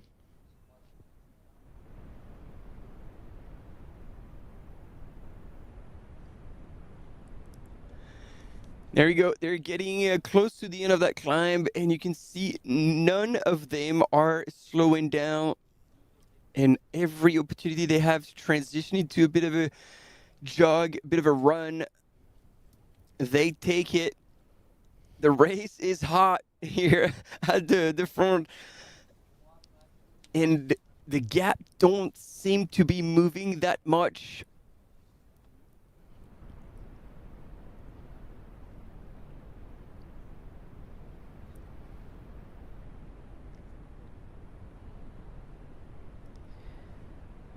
Ben Dhiman actually, in comparison to who were, Christian Minoggio, who we were talking about earlier, who takes every opportunity he has to race. Ben Dhiman, on the other hand, seems to be a bit more selective with his racing. He doesn't line up all that often. So when he does, I think we expect him to show up. And historically, he has, coming in second, like you mentioned, at UTMB last year, winning the Lavaredo Ultra Trail as well, and then doing the Grand Raid Ventoux 100K also last year. So all big races, but in comparison to sometimes what we see runners lining up every other weekend, once a month, relatively conservative in terms of his racing strategy. And I think with a very clear plan, it always feels like he races very intentionally with a bigger goal in mind. So it's great to see him showing up today and putting on a great show. But you mentioned it, like he does less races, but when he targets them, he goes all out on them and tries to peak for them. This is like what he shared with me as well. He says like, last year I did Lavaredo and I won it like with a pretty solid time. But he said, this year I've changed my strategy because I feel like, peaking several times in the season, like left me a bit, I wouldn't say cooked, but not with his entire resources for UTMB. So his goal has changed, and he's like, I'm not trying to peak for this one, which explains what you were mentioning earlier, like a 24-hour week with over 180 kilometers covered just last week, that there was barely any taper for this. And so now we are in Christian Minoggio's territory on steep and technical. So if doesn't make me lie, he could very much close the gap on Louison on that section. While Ben Dhiman in third here on your screen will probably try and keep up as well. Despite the heat, we are still seeing quite a lot of snow on these higher peaks. And just I guess lucky that most of it has disappeared, because otherwise sections like this would be unplayable for most of the field. Yeah, man, look at these images. When we're telling you that this course takes the runner to all the beautiful spots around the Chamonix Valley, this surely is one of them. Again, on the way to Tête de la Roulette. And interesting fun fact as well, ritual pre-race for Ben Dhiman is to clip his toenails. I mean, it's a very good pre-race ritual. You don't want to be running downhill with toenails that are poking into the front of your shoe. Let me tell you, it is not fun. But then you need to be doing a good job at it, because when I cut my toenails, I do always a terrible job, and sometimes I cut too hard, and then I make a mess. So. Oh my goodness. Interestingly, 24% of this race is above 2,000 meters, and they are hitting one of, if not the highest point of the race at 2,333 meters. I lied, not the highest point, second highest point. Brevant was definitely the highest point of the race, but they are reaching the second highest point now. And a significant amount of this race, almost a quarter of this race, is spent above 2,000 meters. So if you are coming from sea level and you've not had any experience with altitude, that could play a big factor in how you approach a race like this. True, very true. And it's also interesting to see like all these top runners now when they prepare a big goal to go and train at altitude, just to, get their bodies ready for those sections. And again, as we were talking about Ben Dhiman, let's hear it from his race strategy. Ça reste plus conservative qu'habitude. J'aime bien d'être bien devant de like his race strategy. Usually he likes to take it out hard, and this time, however, he wants to take it as a stepping stone for UTMB, so he will start more conservatively. So I'm going to try and do a smart race. And so he just want to stay in contact with the front runners. And I know a lot of runners who are very talented running downhill. And so I'd like to try and manage my race well tomorrow and possibly latched onto them in the descent to practice his training. So, I think he's exactly where he's wanting to be. Yeah, playing out his race strategy to perfection. Let me tell you, that is a very satisfying feeling. It's not often that you can show up at a race and execute exactly as you planned, and he is doing that very, very well. You can see the Tête de Baume. They are coming up to Tête de Baume now, and that is the Col de Baume in the background. With the incredible Le Tour Glacier in the background, in the behind. You can't see it in the picture, but it is behind there. If you're ever in the valley, definitely want to go and check out, go and have lunch or picnic up at the Albert Premier Refuge. It's one of my favorite places in the valley. Do they still serve blueberry tart? I hope so. Oh, surely. That's the one. It's mandatory. I didn't think it was possible for a refuge to not serve a tarte au merci. That is good to hear. Louison Coiffé, ladies and gentlemen, one of the runners we were expecting to see at the front, and he's certainly delivering so far. He's back to try and better his second place here in 2023. Only 90 seconds back from Germain Grangier. So he knows the race well, and so far has decided to take the win. He's tailed by Christian Minoggio, and he's got a big group of people crewing for him today. His parents, brother, girlfriend, close friends, coach, and Salomon staff. So plenty of hands and voices to support him at all aid stations that are where crew is allowed. And his... I'm trying to read at the same time. I'm not having a stroke, team. Yes, that's what I wanted to share because I thought it was super inspiring. His introduction to trail running was following his dad on live trail covering the entire Diagonale des Fous. Oh, wow. So his dad is not only a runner, but he does 100-mile races. And so when Louison was 10 years old, he followed the entire race on live trail to check in with his dad. And there we go. They are going over Tête de la Roulette. And as anticipated, no push-ups this year. Pity. And putting the poles away for Christian Minoggio. Sometimes a challenge if your hands are sweaty to get that little clip in. Yes. I always struggle with that. It looks like Christian Minoggio might be having the same problem going over the top of that climb, but he has got it and is moving down the hill now towards Tête de Baume, sorry. And this is going to be perfect for Ben Dhiman because Christian Minoggio is one of the fastest downhill runner in the business, and Ben Dhiman is going to be like, okay, I'm going to practice. I'm going to try to hold on and even take the same trajectory as Christian. You can see him going straight. He's the best at picking the lines because he's so used to being in the mountains and reading the terrain perfectly. And Ben Dhiman is going to have to... He's going to work hard. Yeah, hold on. Honestly, though, if you're ever trying to learn to run downhill, following someone who is a very good descender is probably one of the best ways to learn. Being able to follow where they place their feet, the lines they choose, I can't tell you how much it helps. So Ben is really in the perfect position here to optimize his descending. And you know what? I might take that back. Remember when you asked like what that thing was around his neck? Because if it was a bucket hat, then he wouldn't be wearing a cap on top of it. So this might be just a kind of a large, I don't know. Ice bandana? Yeah, it's got to be it.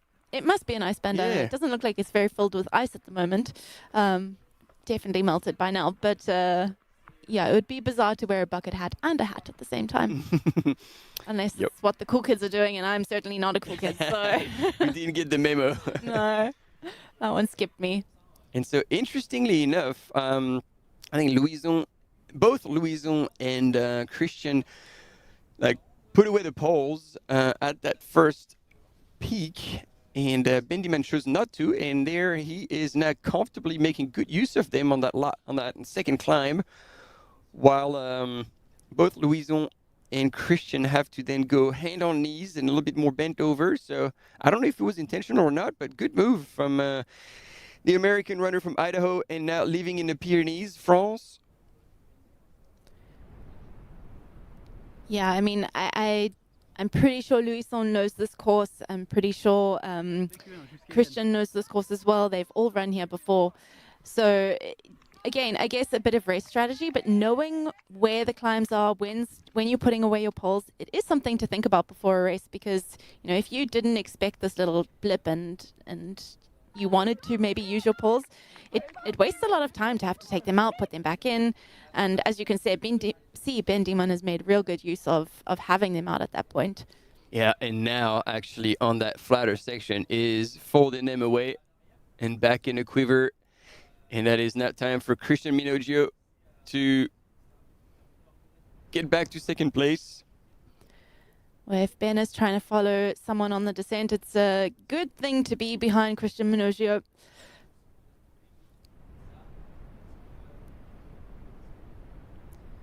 And now we're looking back. Let's see if we can see anyone else coming through. We had in fourth position Baptiste Chassagne and Baptiste Content. I'm going to mess this up again. I'm going to leave that one for you. Both the Baptistes are in fourth and fifth position, with John Alban chasing in sixth. So hopefully we'll be seeing their group of three coming through this Tête de la Roulette soon. And so Baptiste Chassagne, however, has now put about 2 minutes on Baptiste Cotentin, while at the last checkpoint they were literally in the same second, and John is another 4 minutes back from Baptiste Chassagne, so from fourth place. Yep, I think it's gonna be time to make a move if he wants to creep up a little bit on the field. Now constantly in the sixth place for the past few aid stations. Here we have a little bit of a race recap. Looking at the women's race, we've got Candice Fertin and Audrey Tanguy coming through this Emosson checkpoint within seconds of each other. Both of them taking the time that they need with their crew to cool down, both getting ice in the packs, getting fresh bottles, and then leaving that aid station. Katerina Mityaeva coming through in third position, also spending the time to get some bottles. She left with 3 full flasks. So those 3 women within 15 minutes of each other. And what we've just seen on our screen, the men in the lead there, the top 3 men coming through the Tête de la Roulette, all within seconds of each other, and really the race is on. The race is on indeed, and confirmation from Jordi Zaragoza, who's following Ben Dhiman today with Asics, confirms that it is an ice bandana and not a bucket hat. So we stand corrected. Thank you for clarifying this. So it's not a new fashion. No. We're not as uncool as we still got it. We still got it. Well, while we wait to see some more images of those men coming over, we're going to see the winners of the 90K from 2025.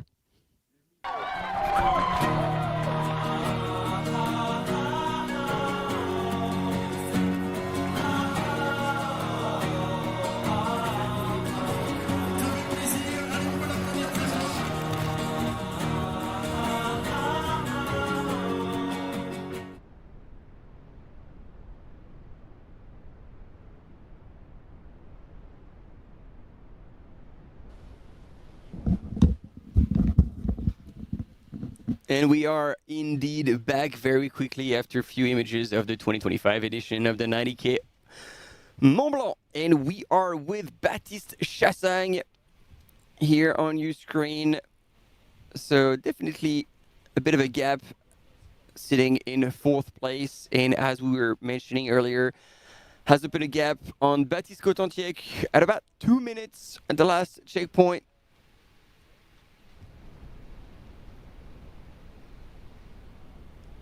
And obviously, if you want to follow your runner in this 90K, we do have obviously all the updates on live trails. So you type in live trail Mont Blanc Marathon, pick up the 90K, and then you'll be able to see all the details, like enter the name or the surname or the bib number of any runner you want to follow.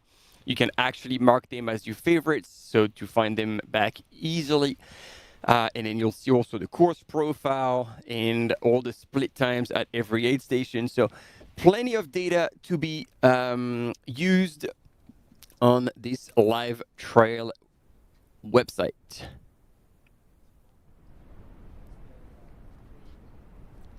And there you go.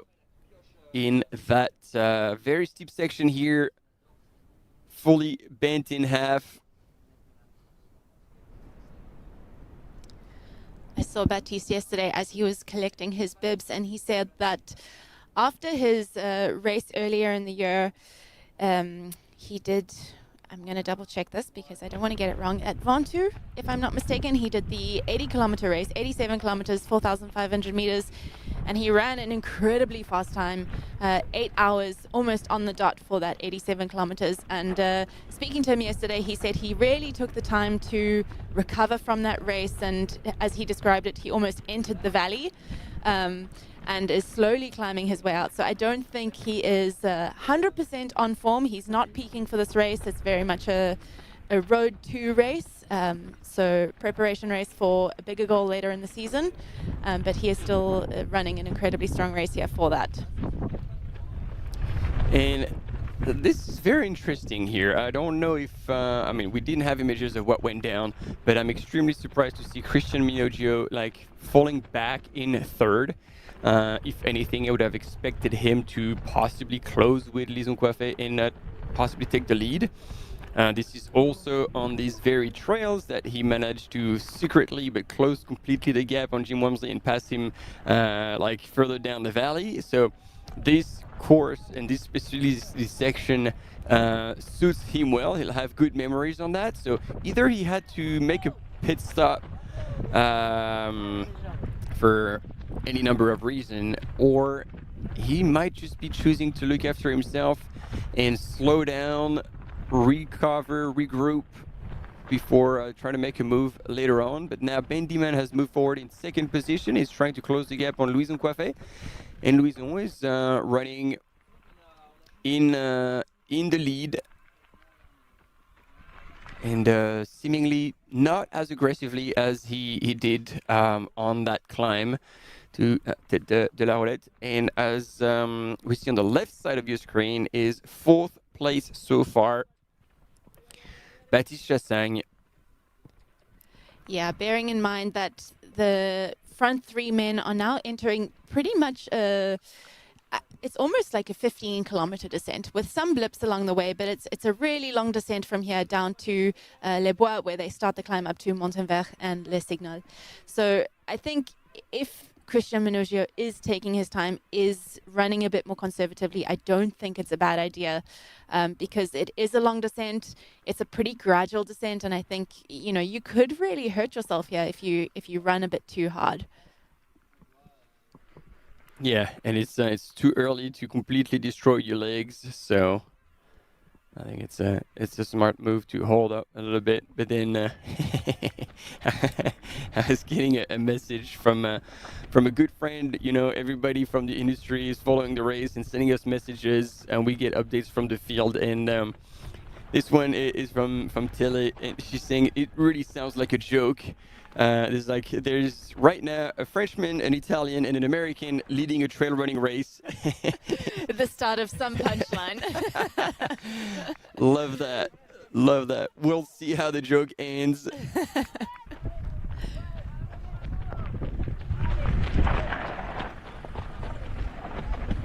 And again, shout out to all our team on the field capturing those images for you all on mountain bike, on feet, in did you even say on feet? No, on foot. Probably more accurate. Please correct me when I'm butchering that beautiful language. And with drone shots as well, you know, they are the ones making this live broadcast possible. And we love that. Also great to see how many people are out there supporting these runners. If you are out there, give us a shout out. If you're on the live feed, tell us where you're supporting from. We've got Denmark, we've got Portugal. I saw a South African flag earlier. So very cool to see where everyone is tuning in from as well. Yeah, I think the South African flag was a confirmation that you need to open a training center down there. And there's a bit of a leak on the Frenchman. And again, see, this is kudos to our drone pilot, because usually when we're close up with the runner or a mountain biker, they usually pan away from the runners, but they felt like it was appropriate to show the image from up high in the sky. Yes, runners, you are never safe. We have eyes on you. Oh, yeah. Love that. And there we go, tuning in from Belgium. I mean, I think Baptiste needs to work on his running P. Yeah. The fact that he stopped, you know, you're losing time, my friend. You gotta work on that moving P there. Oh man, the most talented peeing in motion runner that I've known is Rob Krar. For the old timers who remember that name, 2 times Western States champion, absolute legend. And man, he could run at 4:30 pace and just pee with absolutely no problem. If only. If only. Women are not so lucky, unfortunately. So definitely need the cameras to pan away when we got to make the mandatory pit stops. Yeah. It's interesting, like from having conversation with women on that very topic, it sounds like, you know, especially for short tights, the raise of P-flap options where you could actually open it up and then P standing is something that would allow women to also be stand and not have to because look at there's no shelter, there's nowhere you can actually hide behind a bush or anything. So while this could actually help. So yeah, this is a shout out to all the product developers out there to see if this could be an option. Obviously, it's already something that can be done with the split shorts, but yeah, here we go. We've down pretty deep this peeing rabbit hole. Split shorts are my vehicle of choice for this reason exactly. And yeah, we've got more people tuning in from Belgium, Germany, Stockholm, Sweden, with Australia. There you go. And also a good strategic move from Baptiste Cotentic. We got a glimpse of him and grabbing a bit of I wouldn't say fresh snow, but like leftover snows from that little patch there, and use that to cool himself down. You can see Christian Minoggio has closed the gap. These guys are literally all running 1, 2, 3 within seconds of each other now. So maybe he did have to make a pit stop as well because he doesn't look like he's slowing down. Yeah, and actually, yeah, like closing on the front runners, they will still be together. And you know, like Louis Nkwafé, probably still remembering very well the edition 2023 where he finished so close to the win, 90 seconds. So he might have PTSD of like, oh man, I still have people are gonna need to check him out before we get into the last descent and that run into Chamonix. I mean, where would you make your move? Where's the smart place to make a move in this race? Because I feel like there's many points that could be strategically good, but you know, you don't want to leave it too late. You don't want to start too soon. Yeah, where would you make your move? I mean, if I were Christian Minoggio, for example, because I know like his skills, I would just wait for the last downhill, because that last downhill is tough. There are some steep sections, and more so, the more you go down, the more technical it becomes, and it finished with roots, rocks. You can cut a few switchbacks as well. So the more you murder your legs, the more you need them.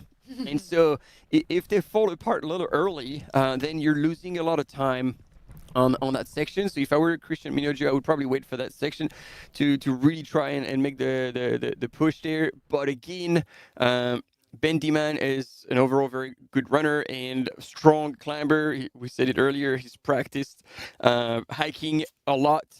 So in the last climb up to Montanvert and Le Signal, I guess he will still be able to keep up with the rest of these gentlemen. And Lison Coiffé, I mean, it's probably a good overall runner as well. So here on your screen, ladies and gentlemen, John Alban making a move and moving back into 5th place, about to pass Baptiste Cotentic.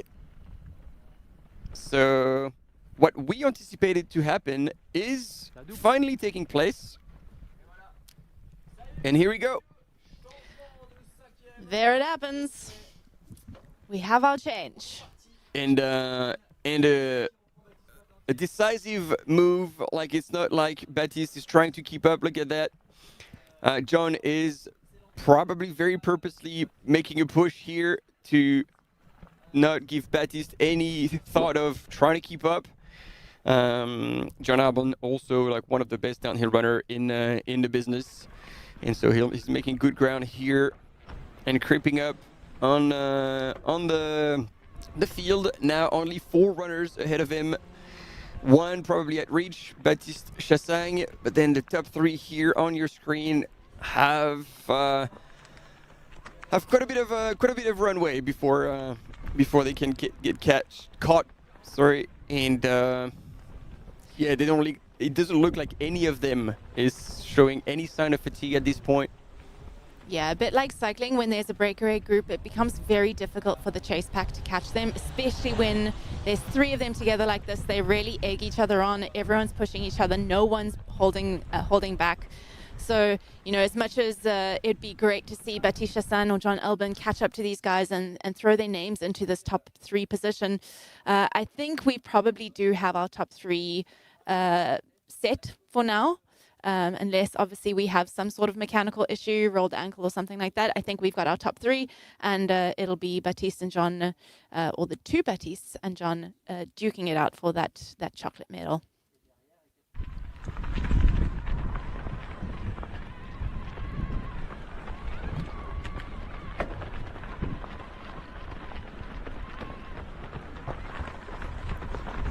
We've got a little climb here before the final descent into Le Tour.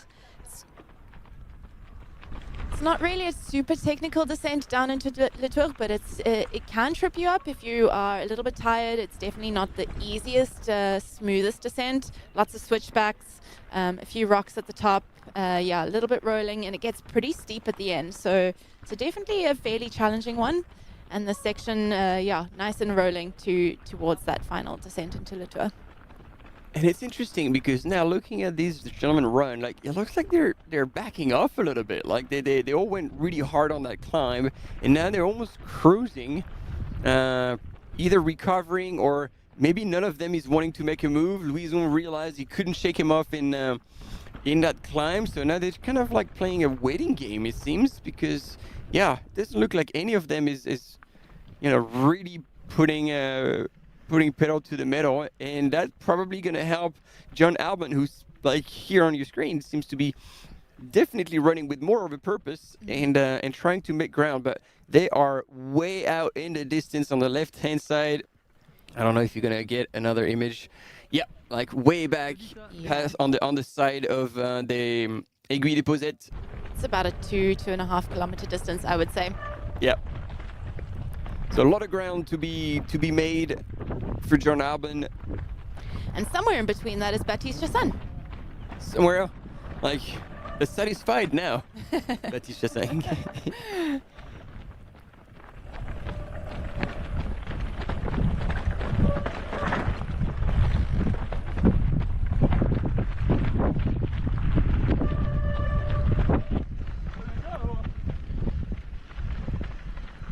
Ah, je crois que le 4 il est quand même bien plus bas.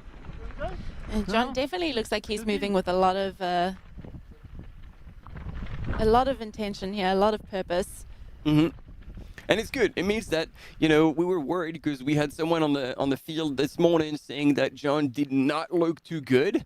But by the look at now, like maybe he had a tough first part of the race, but now he looks like he's back and trying everything he can to close the gap with the leaders.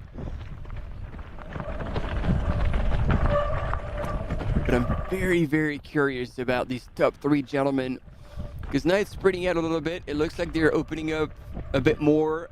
The pace is increasing. But if they are all waiting for that last climb, and same, like that traverse across from the Montanvert, Le Signal, and then all the way across, it is such a tough section. It's up and down. It's very deceiving. Parts are technical. It's the last stretch of the race before the final descent, and we've seen every year big changes taking place there, and so much time can be lost or made depending on how much you have left in the tank. Yeah, it's always a very deceptive traverse across from Le Signal to Plan de Guil. Very technical, honestly. Every time I run there, I'm super surprised at how technical it is. And again, you're running at 2,000 meters, so it's definitely high. And if you're tired after 80 kilometers of running, you're going to feel it. So I wonder if these guys were backing off a little bit just to preserve a bit of energy. Guess we'll see.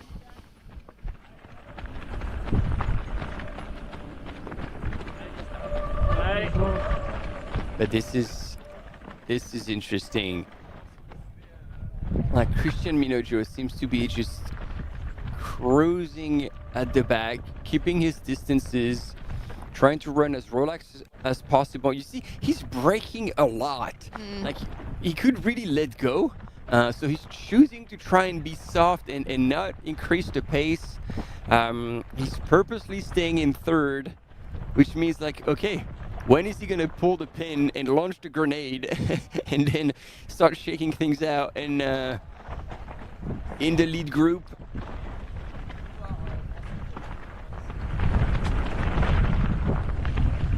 and yeah, I agree. These guys look like they are really chilling in the front.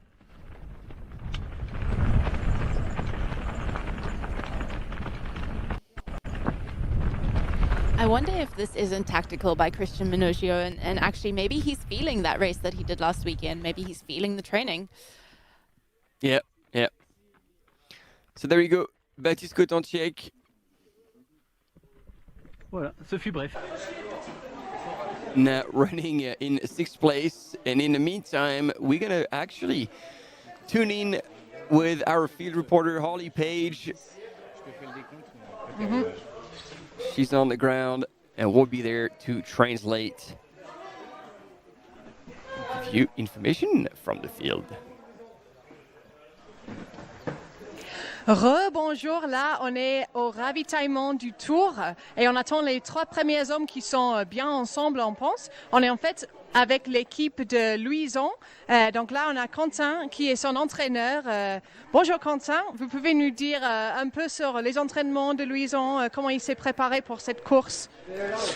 Oui, beaucoup de travail spécifique. We are with the crew of all these runners in Le Tour at the aid station and we are with the coach of Louison. Comme ça, résistance musculaire pour les descentes et puis pour tenir toute la durée de la course. Un peu de travail aussi avec la chaleur pour s'acclimater. Et puis après, toute une stratégie aussi de course. A lot of training for strength for the uphill, leg conditioning for the long downhill, but as well some heat training. Parce que c'est bien la bataille. J'ai écouté un podcast en fait avec Louison parce que je le connaissais pas avant et il me semble qu'il est bien polyvalent en fait. Il est fort dans tout, même le judo. Donc ça va peut-être être utile pour la grande bataille avec les autres. Donc vous faites les entraînements juste pour la course à pied ou comme la muscu ou comment ça marche? Moi pour ma part, je m'occupe que de la partie course à pied et après avec le staff de Salomon, il y a aussi un préparateur physique. So his coach is just doing the running coaching and then with the Salomon instructor they have like strength and Parce que conditioning je coach comprends as well. qu'il fait beaucoup de ski aussi l'hiver, donc beaucoup de volume en ski et puis ça doit changer le printemps. Donc en fait, il court il court depuis combien de temps en fait Non, maintenant il court tout le temps aussi l'hiver avec un volume quand même assez faible, mais c'est 30-40 km par semaine.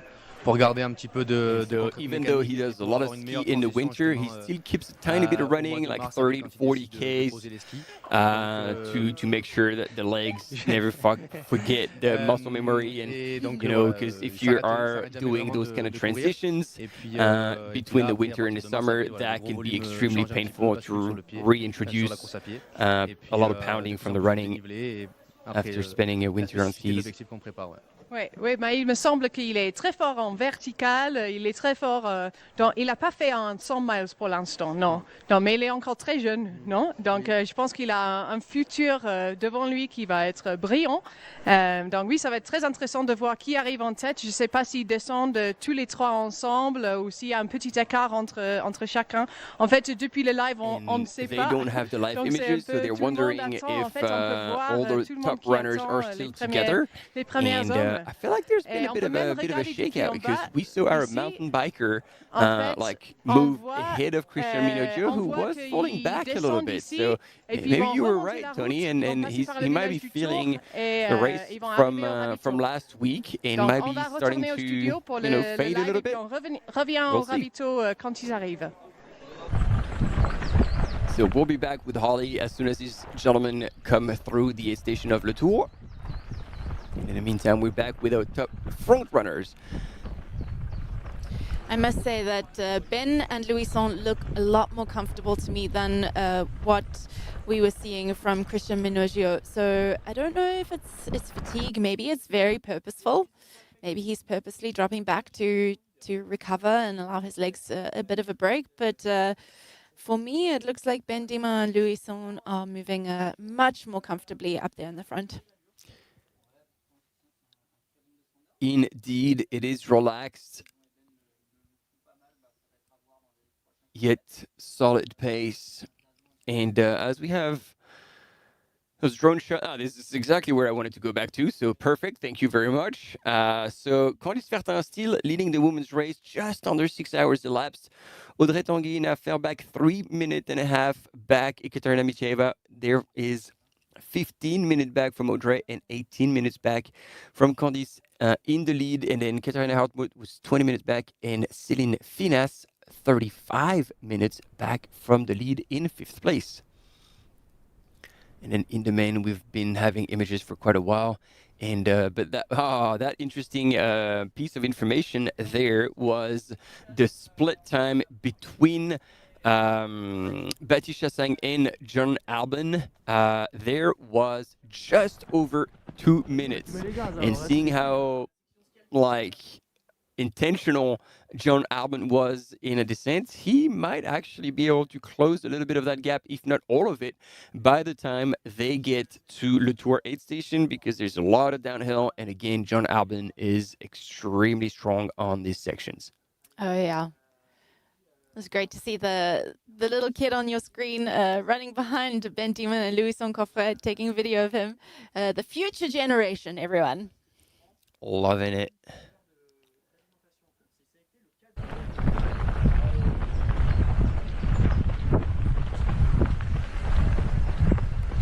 They're entering what I think is the steepest part of this descent on this jeep track here before they head down into Le Tour. So definitely are shortening that stride, braking a little bit harder.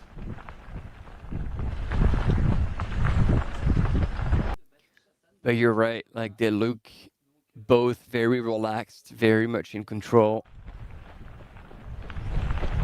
And Ben Dhiman is exactly doing what he was planning to do, sticking behind a strong runner and practicing his downhill skills.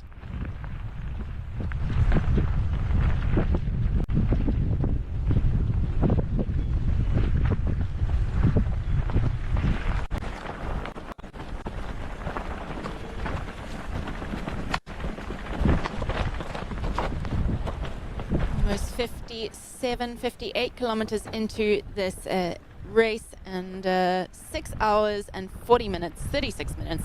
I'm going to be exact. May as well be exact. It's on the screen. And they are heading into one of the last crewed aid stations.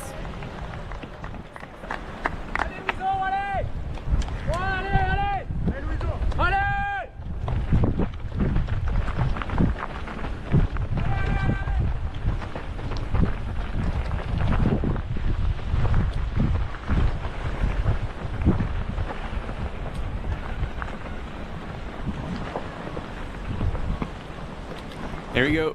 Only a few turns now, and they're going to be on the road, on the parking lot. Ooh, what happened there? Oh, he took the wrong, one of them took the wrong trail. All right, what? Who was right there? So, well, it looks since they were redirected onto the dirt road, that it was Louison Coiffé who... So, took the wrong turn, but it was longer, so definitely no advantage, and it shows because now Dhiman has, like, basically taken the lead just for a second. And look at this, it's interesting, they are running side by side. There's no, as we said, ding-dong battle just yet. They haven't launched a charge to the finish line. They're both moving with one another and not against each other, which also is a good sign, because you could blow a lot of matches going back and forth and trying to play the mental game. But these two gentlemen are just cruising, and by cruising I mean moving extremely fast for runners who are covering 88 kilometers with just under 7,000 meters of vert. And yeah, it looks like, you know, Dhiman on the flat is switching gear, running into the aid station. I don't know if they're going to be both prepared with the flasks out, all the trash, the empty gels, everything. You know, this is what you want to be doing. You get to the aid station ready to throw everything on the ground, and then pick up all the new stuff, the full flasks, the new gels, Là, on attend les 3 premiers to make mecs sure qui that vont that arriver pit stop bientôt, is as dans quick quelques and secondes, je swift pense. Il y as a tout le monde possible. ici qui les attend. On ne sait pas qui va arriver en premier, mais on pense qu'ils sont bien Also ensemble, trying to les get an trois. understanding of whether they're Donc going to be a apparemment, change of ils ont ice déjà passé le bandana. parking. Et on attend juste qu'ils montent ici. They are in the last Mais oui, ça few va faire hundred un peu comme meters le Tour de before France, getting to that aid quand les gens, station. ils They're going montent to bump la route. into Holly, hopefully not physically. Donc. I mean, coming off of the high points of the mountain, they've been running at 2,000 meters, so they probably haven't been feeling the heat of the day as much as they are in the next 10 kilometers as they head towards Le Bois. They're in the valley now. It's getting hot. It's 11:25. The heat of the day is starting. So I think we're going to see lots of ice. We're going to see lots of water. But yeah, let's see what these guys do as they come into this aid station. It's interesting to see that on that flat section, like as much as I was saying, these two gentlemen were running together on the whole downhill. On that flat part, it looks like Dhiman has like purposely just pulled away a little bit from Louison. I don't know if this is to try and open a gap, but maybe to get into the aid station clear and not create any confusion. So we would have missed the images on Dhiman, who was right here on the right-hand side of your screen. Louison is here, so they're pouring water over here. He's drinking as well. Can we stay on him? Lots of water over the head there. Ice bandana going on. And Christian Minoggio. So he wasn't that far back. He wasn't that far back, and you remember, like that's his move, Donc, like silently on going a through Louison the qui est aid sorti station. en premier. Okay, Et là, il so va no, traverser la Louison rivière leaves et the prend aid le station petit first. balcon nord. Mais là, on a Christian qui le chasse. Hi, Christian. Oh, wow. And so maybe Christian did not have Et là, on crew a there. Ben qui était arrivé devant les And autres, mais ils sont partis tous les trois in ensemble. third. Donc c'est vraiment la grande bataille entre les trois. Donc ça va être très intéressant de voir comment ça évolue sur les prochains kilomètres.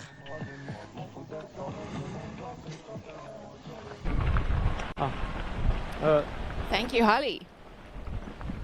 So we're with Louison, who is left in the lead. Came into that A station in second, just behind Dhiman, and left in first. Lots of water on his head. You can see he's got an ice bandana there. Again, they're running along the Fertin-Baccon Nord, and it's going to be hot. They're in the valley now for the next 10 kilometers. So good idea to get yourself cool at that aid station. Maybe take a bit longer just to get a bit of water on the head. Make sure you're refueling, rehydrating. But he is moving so well. And to add a little bit of this piece of advice, at least I know this is very critical for me. You know, these runners are obviously getting a lot of water poured over them, ice bandana, which is going to have ice, going to drip and keep them actually very, very wet for probably the next 10 Ks. And so as much as you think, okay, it's going to be a hot day, I'm going to be like dry, in the hot days, because you do all this to cool yourself down, you end up being wet a lot of the time. And being wet means the shorts are going to stick to your skin under your armpits, and that could create some really bad chafing. So if you're prone to chafing, it's very important that on top of trying to cool yourself down, make sure you drop a little Vaseline or anti-chafing cream wherever that could turn into a bleeding fest, which is not only never fun, but could take away your focus from the race, could be painful, and that's definitely something you don't need, especially when you're battling for first place. Another thing to also keep in mind is, you're getting a ton of water poured over your head.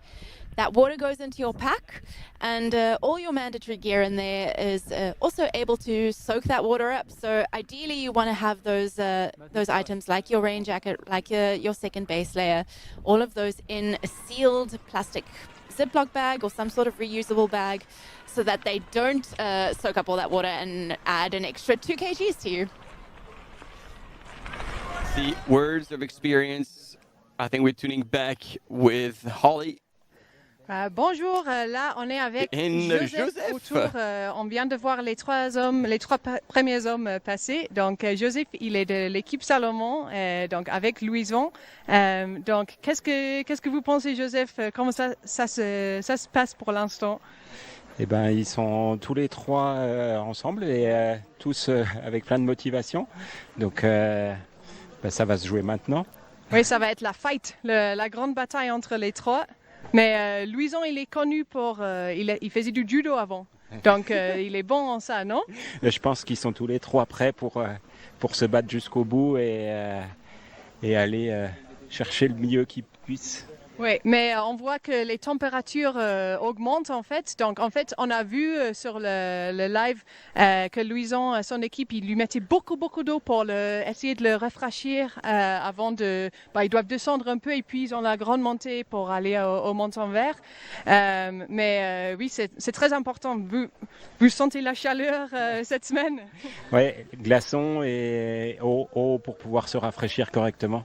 Et je crois que c'est la stratégie qui est adoptée aussi par tout le monde. Oui, on a bien vu qu'il a mis un bandeau avec plein de glaçons en fait autour du cou. Je ne sais pas si les autres ont fait ça. Ben a fait ça. Ben a fait ça, d'accord. Donc c'est une bonne stratégie parce que malheureusement, même si la rivière vient directement du glacier et elle est bien froide, ils n'ont pas le temps de se jeter dedans. Donc il faut des glaçons quand même. Exactement. Comme ça, ils vont fondre doucement et ils vont se rafraîchir petit à petit. Oui. J'espère bien parce que oui, il fait chaud, mais ces hommes, ils ont bien l'habitude de courir dans toutes les températures, dans toutes les conditions helping the runners extrêmes, and then donc talking ils savent about bien like se the race gérer. strategy, the Là, fact je that pense que both ça va être une Louison histoire and de qui Dhiman arrive à used se gérer le mieux, ice bandanas qui to va keep gagner them la course. nice and cool on that last stretch Oui, ou peut-être of the ça race. aussi. Donc on verra. And the final words of this interview is like, so who's going to take it out? And Joseph is who is the last man standing? Great interview from the field with Holly Page. It's very true. When there's three people like this racing as hard as they are racing, it really does come down to who can maintain that pace, who can compose themselves long enough to be the last person standing. And here, again, beautiful shot of the Montanvert. And then you could see those big zigzags up to Le Signal. This is going to be the very last climb for all these participants.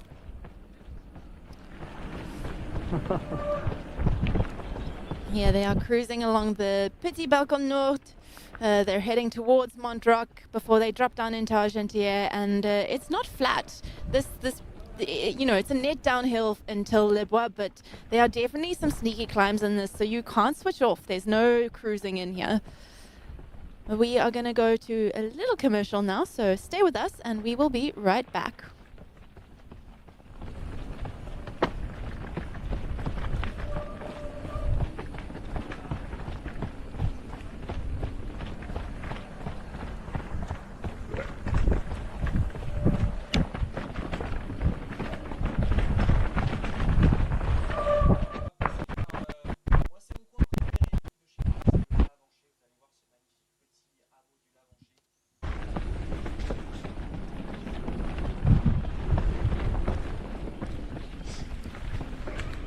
And there we go, we're still cruising. So now they are a little bit more in the shade, which certainly will feel like $1,000,000, as they say in the US of A. And yeah, it looks like now Louison is still setting the pace. Dhiman closed the gap.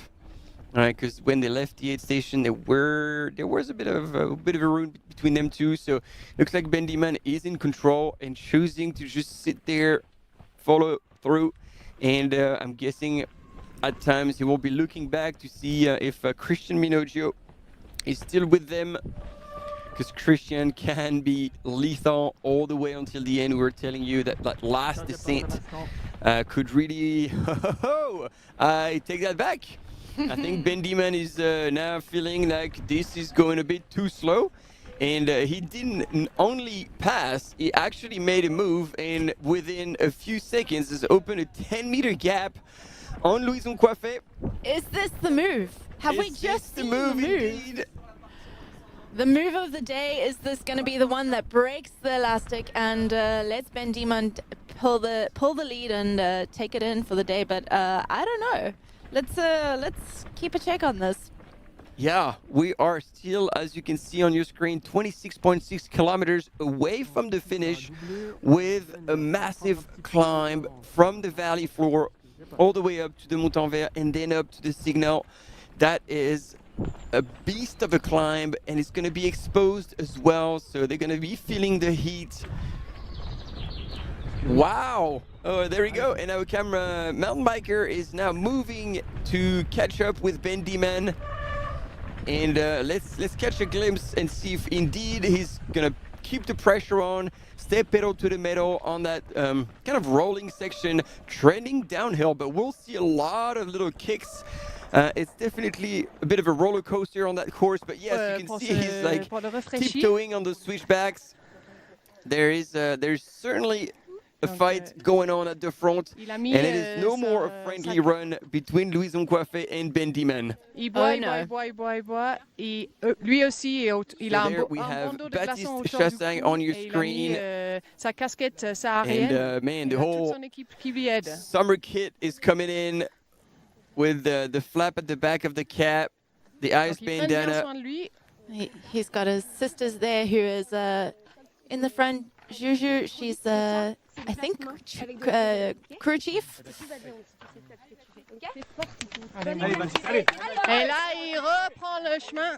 Well, that's the one last to let your brother, who's nice and sweaty, hug you. Il passe par le ravito parce qu'il a now. We're déjà going to eu keep son an eye on the équipe splits avec le because ravitaillement. obviously John Alban was chasing Il prend and le he petit can't chemin, be too il va far. traverser le pont et prendre le petit balcon nord. Il suit les autres.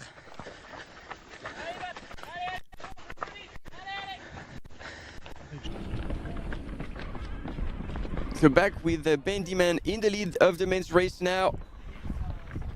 And he's definitely pushing the pace. Oh yeah, he's really made a move. He made a decisive move, a bit like what we saw with John Alban when he passed Baptiste earlier on.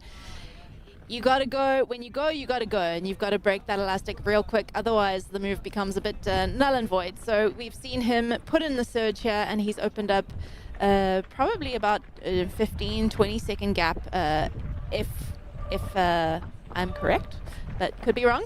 We can't see behind just yet, so hopefully we get some eyes on both Louison and Christian at some point. But right now we are following Ben, who's absolutely cruising, making very easy work of these sections of the trail. And so it was a full 10-minute back for Baptiste Chassagne coming through Le Tour aid station.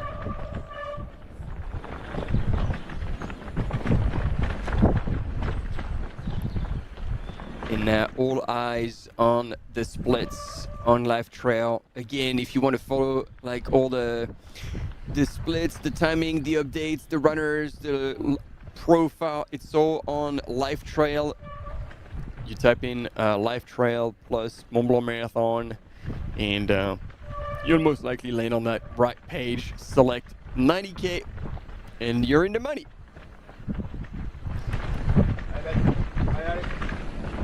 So Baptiste is, while you say he's about 10 minutes back, he was at 10 minutes back as well at the top of Aiguille de Posset. So he hasn't lost any time on that descent, but he also hasn't made up any time. Be interesting to see what John Alban has done, because he has, we did see him put in a bit of a move at the top of Aiguille de Posset. So let's see if he kept pushing and if he's managed to close any of that time to Baptiste, who is sitting in 4th position. But it doesn't seem like he has, because it's been already 2 minutes since Baptiste Chassagne has gone through the aid station, and John was 2 minutes back. So actually, oh, there we go. So, yep. So maybe the timing split is... Not the best. Honest answer from John Alban when Holly Page was asking, feeling good. He's like, not the best. C'est la chasse. And he's coming out of the aid station pretty strong still. And Henriette, John's partner, was at the aid station crewing for him. Donc, so we still don't have the update. Super bien, en fait. There we go. Il était là pour gagner. Yeah. Là, il est en 5e position. He's lost another 40 seconds on Baptiste Chassagne on that section. So he's probably going to try and do the best he can, keep it together. One thing that he knows how to do is work hard. But yeah, Ben Dhiman now has made the effort, but it's not enough. Thank you so much again for the talent in our mountain bikers, because they know what we're wanting. They know that we want to see what's happening behind Ben Dhiman. And so on that turn, he just quickly looked back, and we could catch sight of Louison Coiffet. The elastic is nowhere near broken. Oh no, and if I wasn't mistaken, they even looked like they might have been Christian Minoggio with Louison at that point. So maybe they're still all together.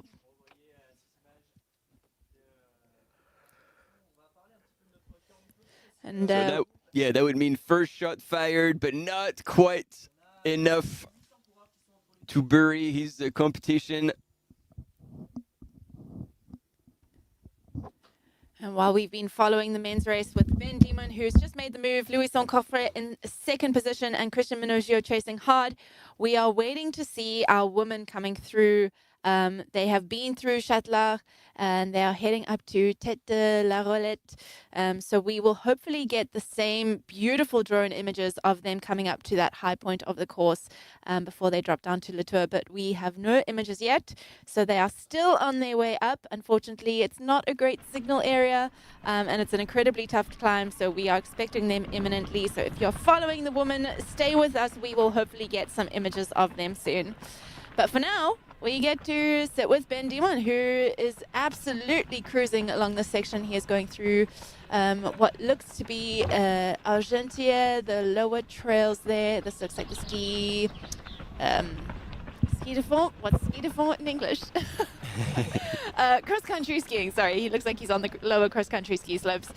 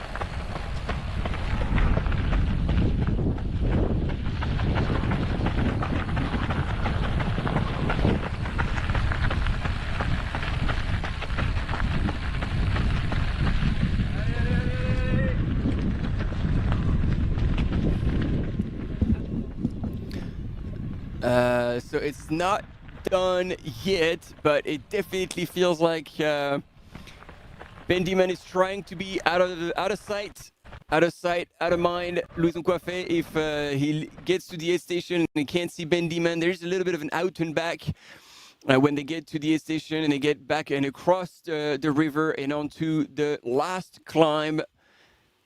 But if on that climb he can pull away enough, that could be the decisive move. And Tony, we were still unsure as whether Christian Minoggio was still in third place and how close he was from these two gentlemen up at the front.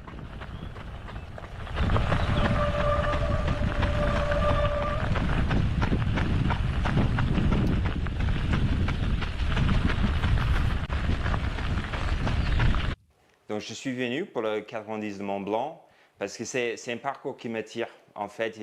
And so Ben chose to come here to the Mont-Blanc 90K. Ce parcours avec des montées bien costauds. And he loved the aesthetic of the course with very steep climbs, very steep descents.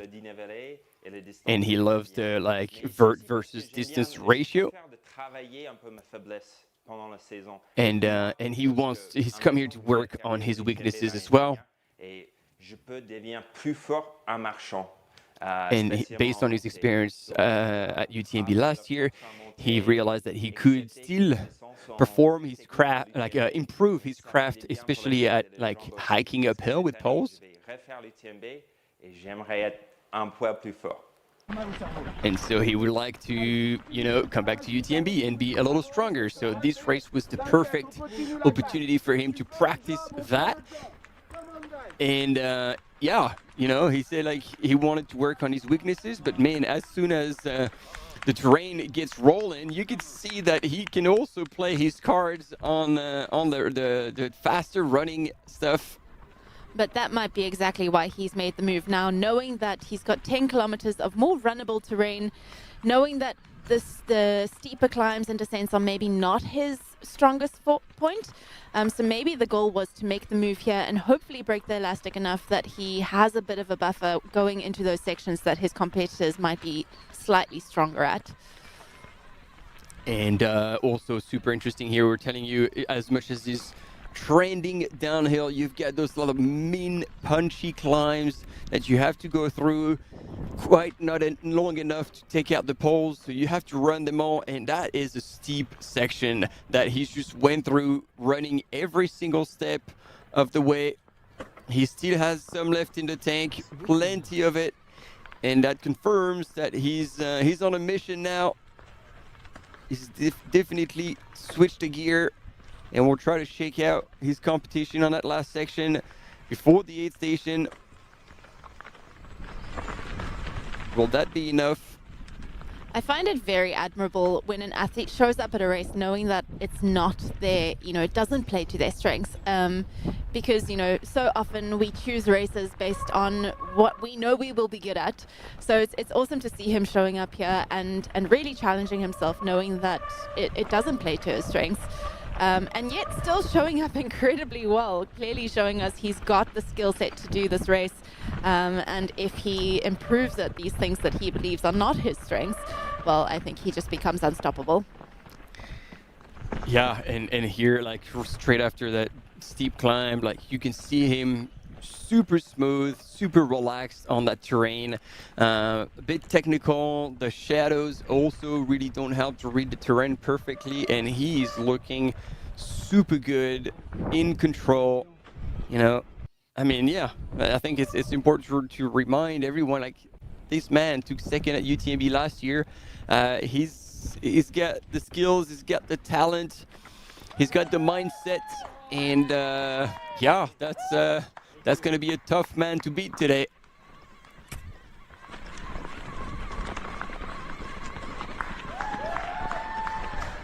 Oh, but we can hear the cheering, and they are not that far back.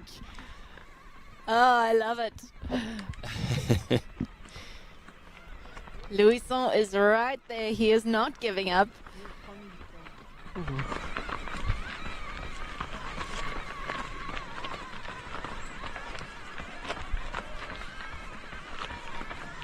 You know, we are under the shade here. They've got some shadow, which is going to be great as a little bit of a reprieve from the burning sun, especially as they head towards the more exposed part of the course. But it rained here last night. It actually rained quite a bit here last night.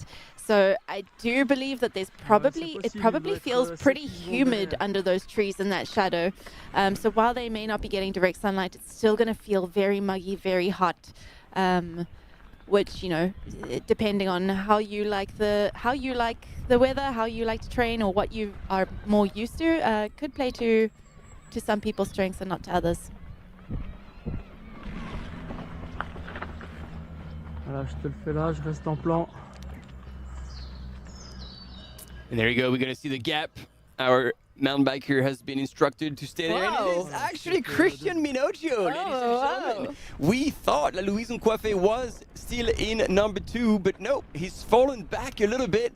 Ooh, this could be a moment where Louison is experiencing a little bit of a low, and this is exactly when Dhiman placed his attack. And Christian Minoggio, now running in second, has moved past Louison Coiffé and he's got the bullseye on Dhiman. Well, Christian Minoggio likes to make his moves at this point in the race. We saw this last year as well, where he overtook Jim to be in first position along this Baccon for the OCC. So this is where he likes to make his move. This is what he's good at. He knows this section. And you can see he's looking much more comfortable on this descent here. He's really opening his stride. And compared to what we saw when he was descending down into Le Tour from Aiguille de Posset. So yeah, looking very, very comfortable. Obviously having a bit of a second wind. We can't see Ben in the distance. So he has got maybe a 30-second lead on Christian Minoggio here. But yeah, wow, incredible running from Christian here. You can never rule him out. You know, we saw him disappear for a second. Like, oh, maybe he's tired from the race last weekend. Nope. Nope. Minox is still there. Impressive. Again, 45 years young and still absolutely crushing.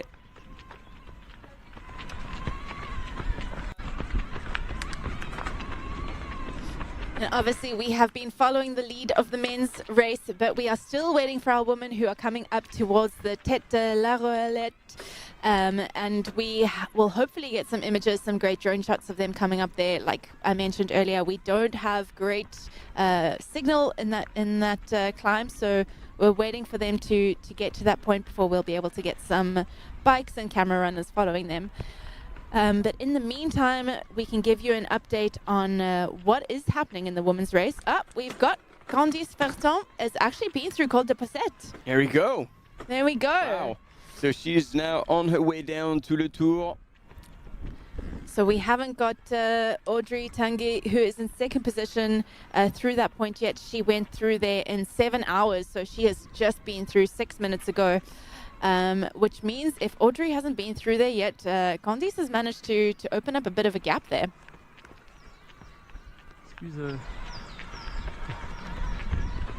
And so yeah, as we have Christian Minoggio here on your screen, I can give you more details about his job as dam keeper.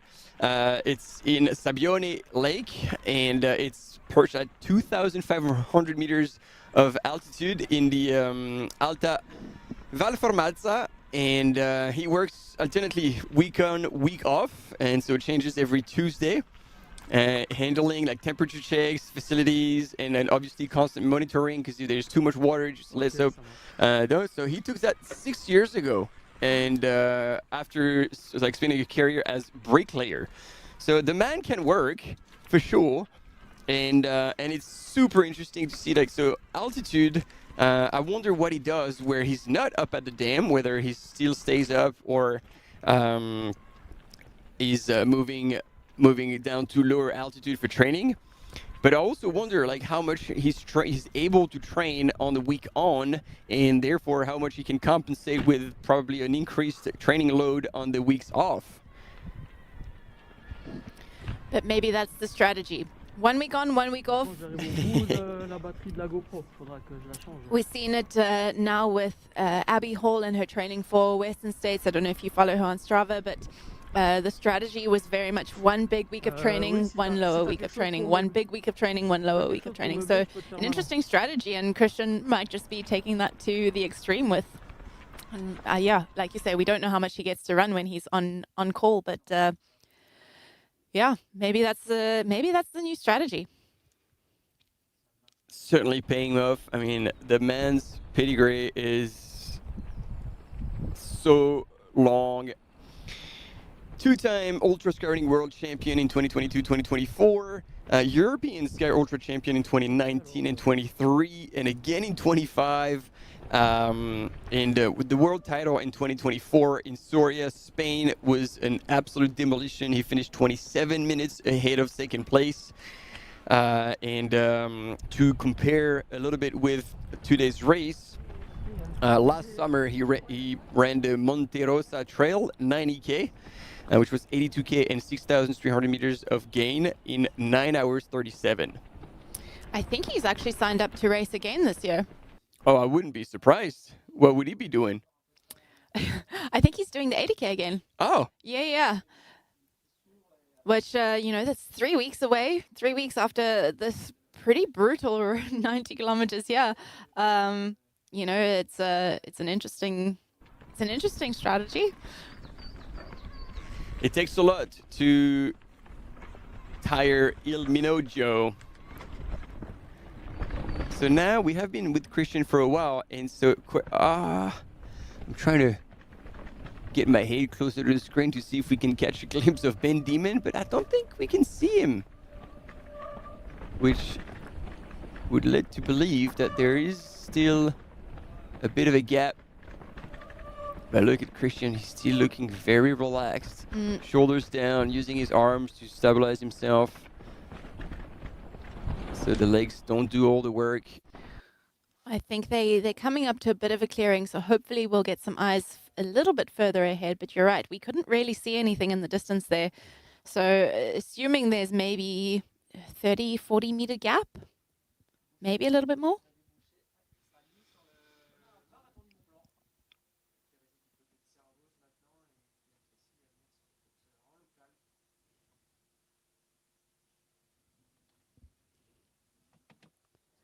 There we go. We've got Audrey Tanguy through Col de Posset as well.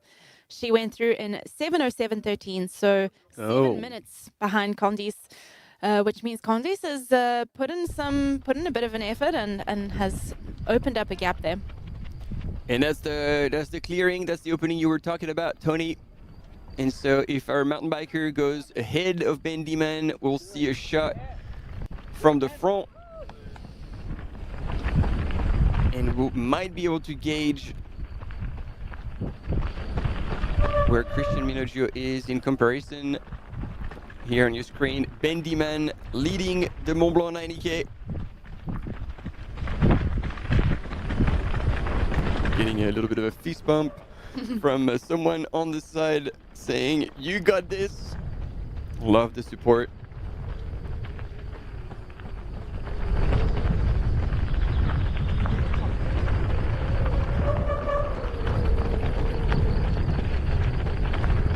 And Ben will be able to see, if he just looks up, he'll be able to see that final climb up ahead of him, or the end of the final climb, Plantigil in the distance there.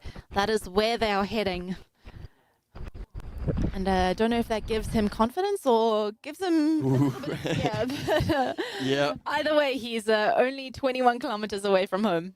That's it. Bit of a half marathon distance, but with a punchy climb and kind of a roller coaster crossing. So the race is nowhere near over just yet. Yeah, definitely not for the men or the women's race. I mentioned earlier that Candice had opened up a little bit of a gap at Col de Posset, but indeed she had actually already opened up a little bit of a gap already at Caton. She had made about a 3-minute gap there. So a 4-minute gap, sorry, at Le Châtelard. And again, now at Oh, wait. Am I reading this correctly? Sorry, they haven't been through Col de Posset. They've been through Caton. Ah, there we go. Yeah, yeah. That is why we still don't have images of them. We are still waiting for them to get to a place where we can get some pictures of the women's race. But yes, she has still opened up increased that gap by 3 minutes from the previous checkpoint. And yeah, we have indeed been asking for images of the women's race, and we have been promised that when they were getting to Col de Posset, we would have those shots. So stay tuned, team. We're gonna get there. And in the meantime, is there anyone in the chat racing any of the races this weekend? Let us know which one you're doing. And this is if this is your first time also in the Chamonix Valley, or if you are a local or a neighbor coming from, I don't know, could be Italy, Switzerland, those nearing countries. And actually, this dam that we've seen quite a lot of is located in Switzerland. Built in 1969, or between 1969 and 1973. So pretty old. And still standing. Still, thankfully. Luckily. Yeah, that would create a bit of a mess. Just a small one.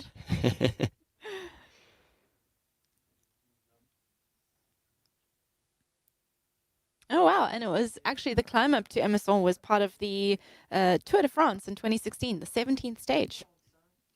Brutal climb. Well, that would have been indeed. Here we go. A little bit of a recap here. Ben Dhiman neck to neck with Christian Minoggio, while Louison Coiffet was in the lead. Here, John Alban moving into 5th place, going ahead of Baptiste Cotentic, coming into Le Tour. Ben Dhiman was neck to neck with Louison Coiffet, and there we go. That's the move that we saw. We saw it live, and since then, Louison Coiffet has actually fallen back into 3rd, Christian Minoggio running in 2nd. And we also had a bit of just a few words from John Alban coming out of the Le Tour 8th station, saying that he wasn't having the best day, but he was still pressing forward in 5th position and trying to possibly chase down Baptiste Chassagne.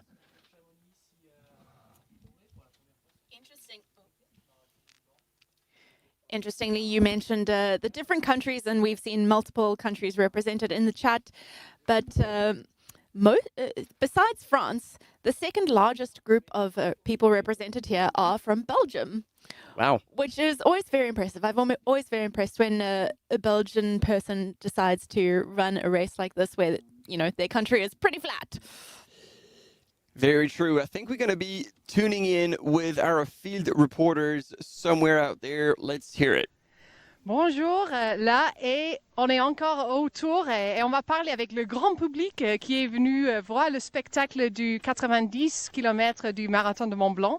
Donc là, je suis avec... Bob. Bob? Il s'appelle vraiment Bob? Oui, je m'appelle vraiment Bob. Here we go. Et qu'est-ce que vous faites là, Bob? Bob is in the house, ladies and gentlemen, straight from Le Tour. Et puis là, je viens encourager la tête de course, voir les premiers passés pour le 90. On tu Sunday, connais quelqu'un en particulier ou tu as des favoris? marathon, sporting on a doit beautiful parier sur t-shirt qui, en fait, pour la saying victoire? life is good, J'espère que life is Baptiste hard, Chassagne but va not pouvoir mine. revenir sur le trio de tête. Et puis sinon, he j'attends believes. avec impatience Mathieu Delpeuch pour bien l'encourager. D'accord, c'est un ami à toi? Non, j'ai pas la chance de le connaître, mais j'aime beaucoup ce qu'il fait et puis voilà, je le trouve très inspirant. D'accord, donc tu es un grand fan du trail et tu t'es bien entraîné pour le marathon de dimanche? Oui, bon après la chaleur sera au rendez-vous, mais ouais, j'ai fait tout ce qu'il fallait. Bah merci Bob et bon courage pour votre course dimanche. Merci. Ouais, on va aller voir avec qui d'autre on peut parler. Vous voulez, monsieur?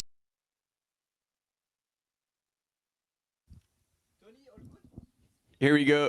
A bit of a glimpse here to wrap up this interview with Bob from Le Tour, who will be running the marathon on Sunday. And Ben Dhiman absolutely crushing here in the lead. And again, he went through a very steep section, ran every step. He's definitely on the mission now. Yeah, he's been through Les Lavanches now, so he is on his way down to Les Bois before he starts that final climb up to Montenvert.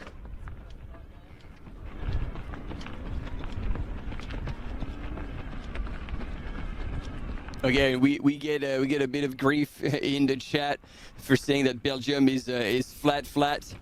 Yes, there are a few hills, a few mountains, but we've been looking at this this skyline with the highest mountain in Europe. So in comparison, if we can put it better, it is a little flatter than the Alps. Yes. But apologize. Well, I should apologize. That is me. That is my fault. Apologies.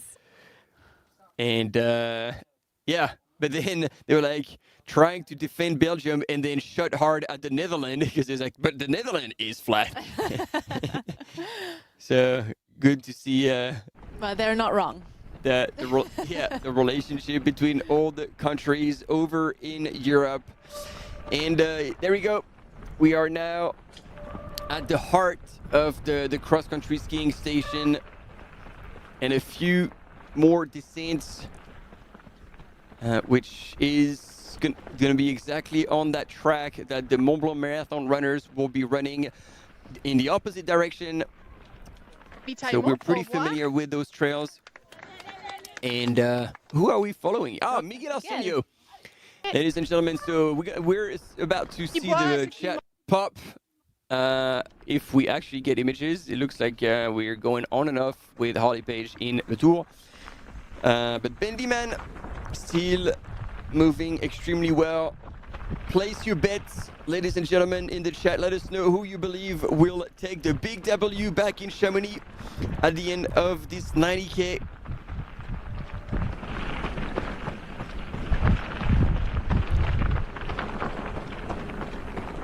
Yeah, this is going to be interesting to see if Ben has made this move because he knows that this is where his strengths lie, on these more runnable, less technical parts of the course.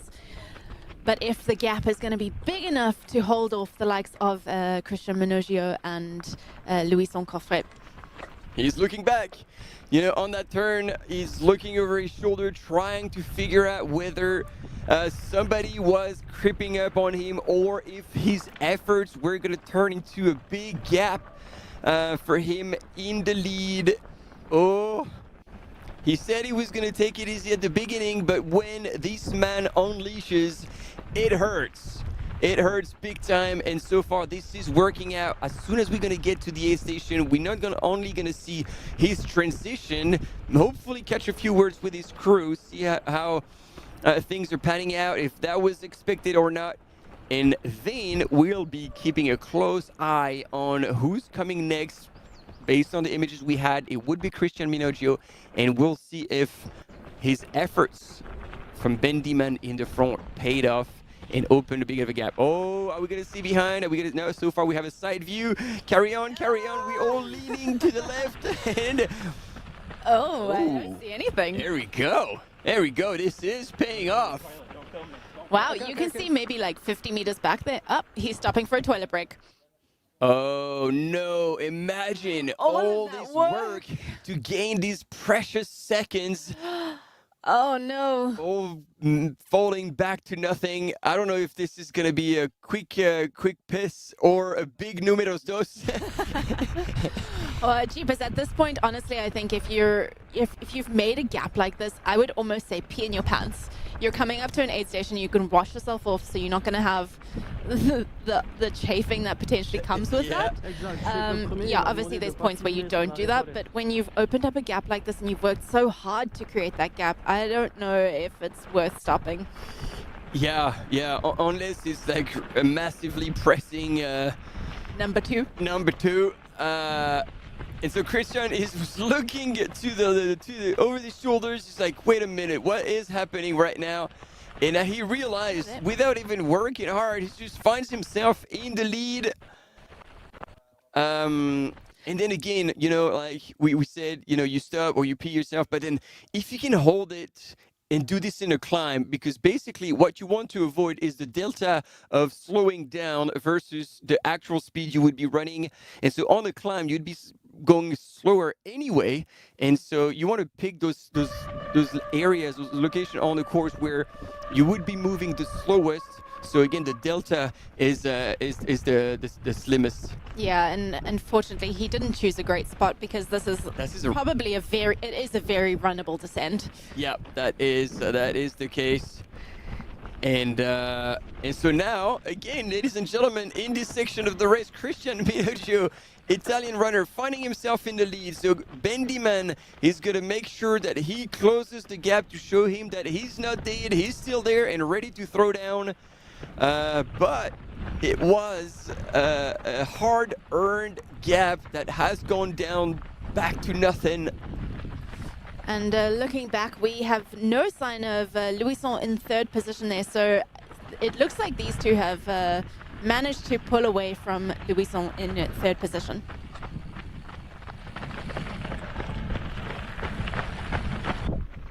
Oui. 30-31. And there we go. Ladies and gentlemen, you've asked for it, we've asked for it, and we finally have on the left side of your screen our women's leader in this Mont Blanc 90K, and she might be at this point she might have covered the most distance she ever had in racing. Candice Fertin-Baccon. And still looking like she's in good spirits. And Tony, you were saying now she's got 7 minutes on second place. That is starting to mean a lot. That is a safe blanket. You can't obviously have the wheels fall off. You're too far from the finish, but that is a comfortable lead.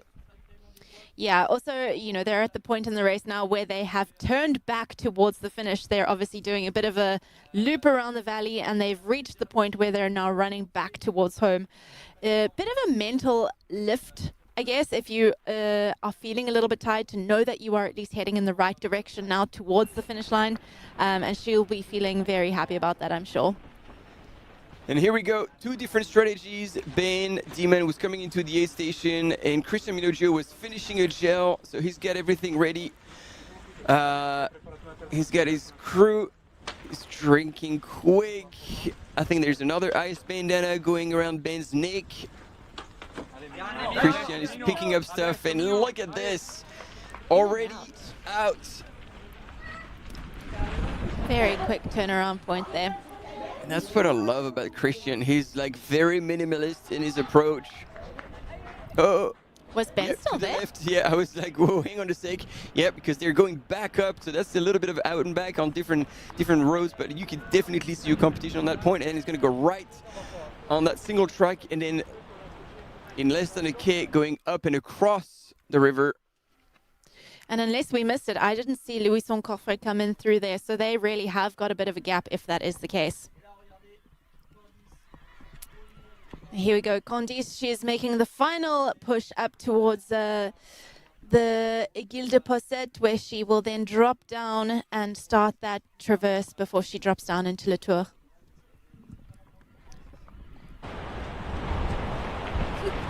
And there we go. Dhiman is chasing, and look, he's closed the gap already. Oh, now we were talking about this earlier. Like, these gentlemen were just running alongside each other, with each other. Now Dhiman is like, I've worked pretty damn hard to get there, to open that gap. You came back, fair enough, but if you want that win, you're gonna have to bleed. Yeah, this is where we start seeing people making moves. This is the final climb of the race, the final big climb. Obviously, the traverse across to Plan d'Aiguille is a sneaky net uphill, but this is the final big climb, and I think we are going to start seeing some moves being made. And it's also interesting to note that on the flatter, more runnable sections, it definitely looks like Dhiman is stronger than Christian Minoggio. And Christian might be waiting for that last steep uphill and definitely the last downhill to possibly make his move. So these two gentlemen have like 2 very different set of strength, and we'll see how they play it out in this last 20 kilometer in the race. And also we'll keep an eye. Oh, there we go. Tony. He's about 1 minute and 20 back. 1 minute 20 back. So it's it's not over. Yeah, Louis sont coiffés. Did I say that right? Yeah. Apologies to all the French watchers, although you probably are watching on the other stream. I have been saying his surname wrong, so I will endeavor to do better. Apologies, but he is about 1 minute and 20 back from Christian Minoggio and Ben Dhiman. So our top three have been through that Les Bois aid station at 69.6 kilometers. And yeah, like he's not done yet, because just on that traverse alone, like if you're feeling good, you could easily make that 1 minute 20 back and close that gap. So depending on whether he's now like really running on fumes and is gonna try to tough it out for the last part of the course, or he just chose to hold back a little bit on this runnable section to play his cards on the last part. We have yet to see that, but definitely still a fight, I would say, for the win for these three gentlemen. And here back with our woman leader, Candice Fertin-Baccon, and we're actually gonna get even the chance to hear it from her directly on her race strategy. We had the opportunity to have these athletes come in and give us a little bit of intel on how they were going to play their cards on this race, and certainly interesting to hear from Candice, because that is her first 90K. So let's see how she was originally planning on racing. C'est dans le jardin, à la maison. J'avais envie de faire mon premier ultra ici. So this race is at home. It's literally in my backyard. And so I wanted to do this race, like my first ultra here. I wanted to see also what I was worth on that kind of effort, surrounded by my friends and family. C'est naturellement en fait que je voulais faire de l'ultra, sauf qu'avec une blessure qui m'a stoppé en 2024. And so she definitely was trending towards running ultras, but because of it, and on the left side, she is giving it to our mountain biker. She's feeling like $1,000,000. She is absolutely killing it. The smile is on. And for her first attempt at the ultra distance, she is still going extremely strong. Team, if you're supporting Candice in the live broadcast, give us a shout in the chat. We absolutely love to see her doing so well. Still just under 35 kilometers until the end. But so far, even by the look at how she's running, she looks comfortable. She doesn't look like the muscles are hurting at all. She just looks fresh as a mountain daisy. Fresh as a mountain daisy? That's a new one for me. Damn right. Oh, I'm making stuff up as I go. Oh, I love it. So yeah, we had a bit of an interview with Candice Fertin, who's telling us all about her race strategy. And now sitting comfortably in the lead, and even being smart, choosing the right lines. It's so much easier to run in the grass, smoother on the foot. She's looking after herself here. Wow. Could it be already a soon-to-be winner for her first attempt at a 90K race?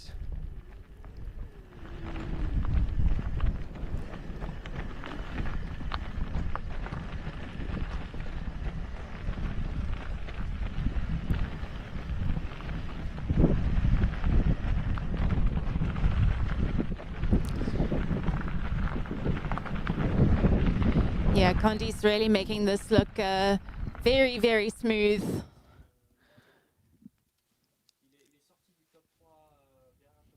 And we have a bit of a slow-mo. We have our top 4 women through Caton. And Katerina Mityaeva has closed a little bit the gap to Audrey Tanguy, 13 minutes back from there. And Katerina Hartmuth just 2 minutes back from Ekaterina. So there's definitely a game to be played between those two. I think we're going to see a battle for potentially even second, third, fourth. There's still a lot of racing to go. But at this point, watching Candice on the screen, she is really moving super, super well. So I think it would be hard for anyone to catch her at this point. Yeah, she does look very comfortable, in control.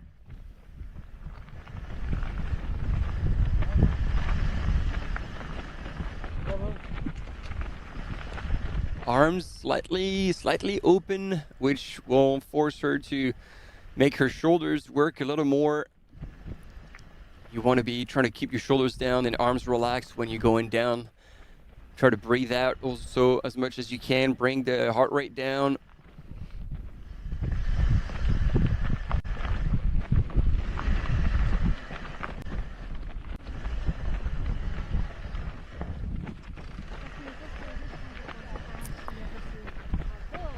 Yeah, we can see in the top left-hand corner, you can see the percent or the gradient of the descent at 16%, minus 16%, which, you know, at this point in the race, it's hard on the legs, that actually. It's the kind of gradient that you could run really hard down, but at this point in the race, you don't really want to. We saw it with the men's race, you can run this really, really fast, but whether or not you should is another question. And then comes the step where, like, you're trying to be light on your feet, smooth. Smooth is the name of the game. If you can limit as much as possible the pounding in your legs, as you're saying, because it is going downhill, and you do want to save your legs, because the later you break muscle fiber, the better it gets, because once it's broken, it's broken. You don't get it back until like weeks after the race. Yeah. So sure, you're going to create a lot of stress, and that will turn into adaptation, but then that's not going to serve you well for the rest of the race. So you might want to hold back. Congratulations, gentlemen, for, again, very good sportsmanship. Moving to the side, knowing that Candice was moving a little faster pace, and he's cleared the way for her. We certainly appreciate that.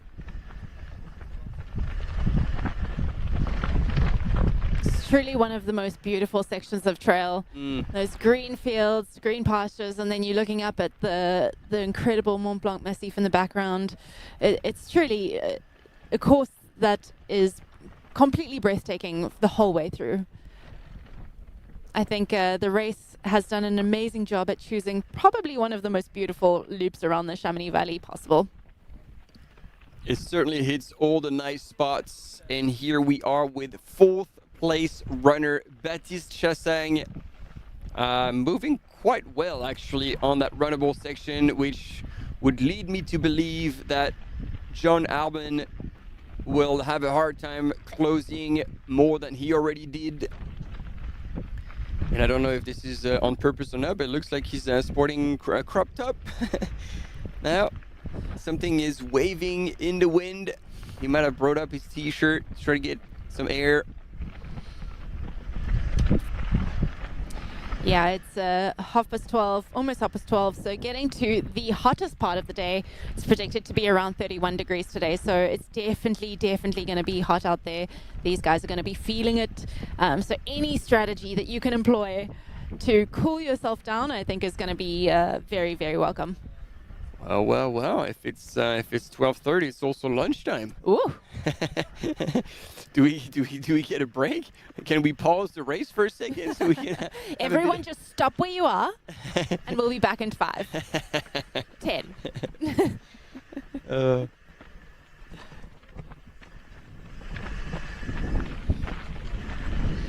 Candice Fertin-Baccon making this look super easy. She's on her way down to the traverse of Col de Posset before she does the final descent into Le Tour, where she will see her crew again, which will be very welcome, I'm sure, after this crazy big climb and descent. And yeah, I'm sure she's also going to be looking forward to getting some ice and water dumped on her head. This is it. This is what I was telling you about. Like, you know, arms relaxed, shoulders down. I don't know if she's listening to us in the live broadcast, but this is it. This is exactly what you want to be doing. And see, she's also drinking a little bit, so she might have just checked in with herself. It's like, hey, what are we doing? And it's like, oh, I should relax. I should look after myself. I should drink. Maybe she's gonna pull up a gel, because it is quite a long section in between 8 stations. She's gonna need to look after herself. But she's doing it right. And again, with a big smile on her face. Obviously, she's from she lives in the Chamonix Valley now. She's got heaps of friends and family on the course cheering her up. And that's probably where that smile is coming from. Man, makes such a difference when it shows that you're having fun. Oh, yeah. It's crazy what a difference it makes if you can enjoy the race, if you can soak up the atmosphere. It just shows she's in a really good headspace, which, considering this is her first ultra 90K distance, I think is an amazing, amazing thing to be able to smile through this, to be able to enjoy it. It shows she's in a good space. Oh, we just have a snippet there of John Alban coming into that Le Bois aid station as well. I don't think we've had Baptiste go through there yet. Nope, I stand corrected. He has just gone through that aid station. Baptiste Chassagne in 4th position. He is 10 minutes back from Louison Coiffet. I'll get there eventually. But it doesn't look like John is too far back. So I don't know if he's... I would say maybe kept that 3 minute gap. It was up to 4 minutes, wasn't it? If I remember correctly, at the Le Tour aid station, we thought at Le Tour it was 3, and then in Les Bois it ended up being 4. Well, they haven't been through Le Bois yet. Oh, so I'm talking rubbish. Baptiste has been through Le Bois, but yeah, we are waiting for John to get into that aid station. And questions in the chat. What does the air smell like out on the course? That's an interesting question. Team spirit. That's what I would say. Team spirit. Teen. Smells like team spirit. Yeah. Doesn't ring a bell? You're not a Nirvana fan? You might be smelling some pastures, some cow poo. The best smell in the world.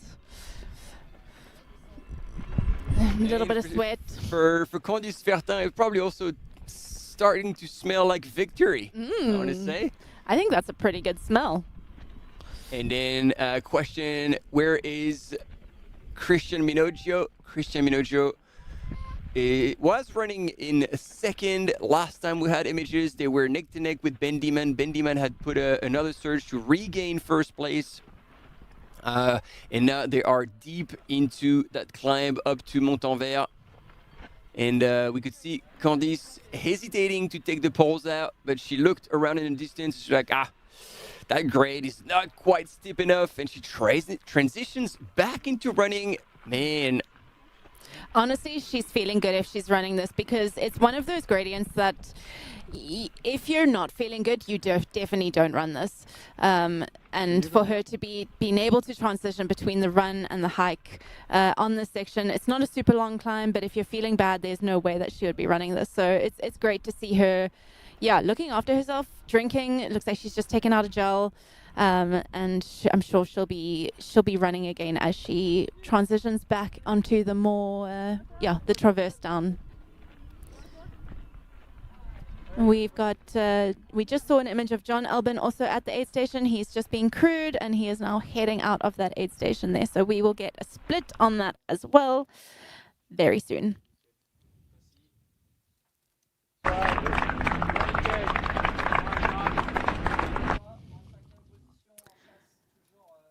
Here we go. He went through, he's lost maybe another minute or so. He's now a good 4 and a bit minutes, 4 minutes 20 back from Baptiste Chassagne.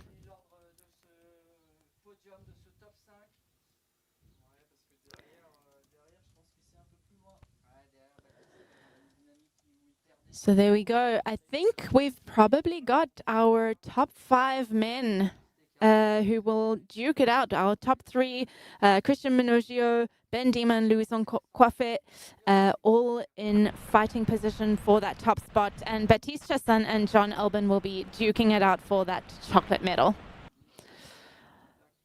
But I'm not sure that we will see much movement from further back in the field. Baptiste Constantignac tried. I think we've probably got a bit too long before, too much of a gap between our 5th and 6th position to see much movement there. There you go. So I was trying to look at the splits from last year and then Candice's splits just to get an understanding of like how fast she's running, because she looks really good, and I just wanted to compare with Blondine, but like the struggle is real with those 5 kilometers less than last year's course, and it was actually quite early on in the Chalet de la Laurière, where they were not going back through it. So it was like about 5Ks shorter. And actually, I don't know the difference with elevation gain or loss. I think it was roughly the same. Roughly the same. Okay. So not impacting the total elevation on that course, but making it 5K shorter.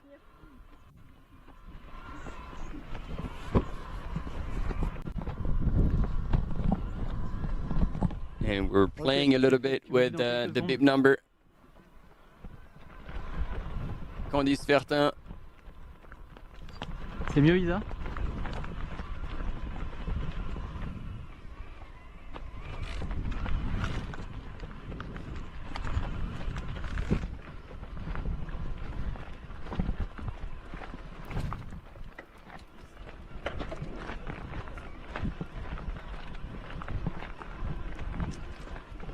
It's already been about 6 minutes since Candice went through the Col de Posset checkpoint, and we haven't had any sign of Audrey yet. Wow. So we should be, if she hasn't lost any more time to Candice, we should be seeing her come through that checkpoint fairly soon.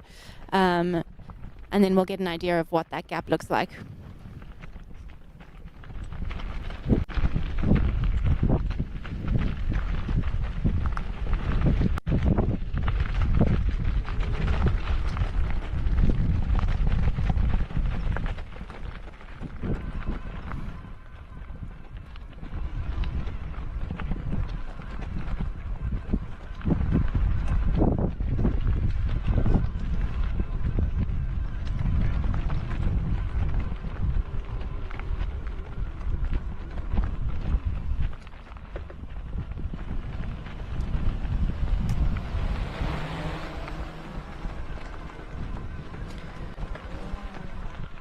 Again, what an incredible trail, traversing along below Aiguille de Posset, and you can see the Mont Blanc in the background.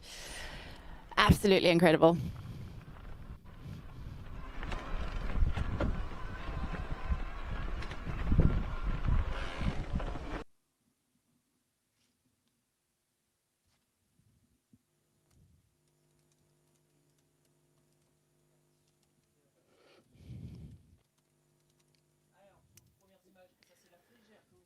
Yeah, and there we go. That's going to be on the opposite side, the infamous spot of La Flégère. And with a great view of the traverse that's coming up from left to right, they are heading up towards Le Signal and then across to Plan de Guil and descending down into Chamonix. And don't let that traverse fool you. It is uphill and it is technical. Yeah, you'll see big slabs to go across. A few streams, if I remember correctly.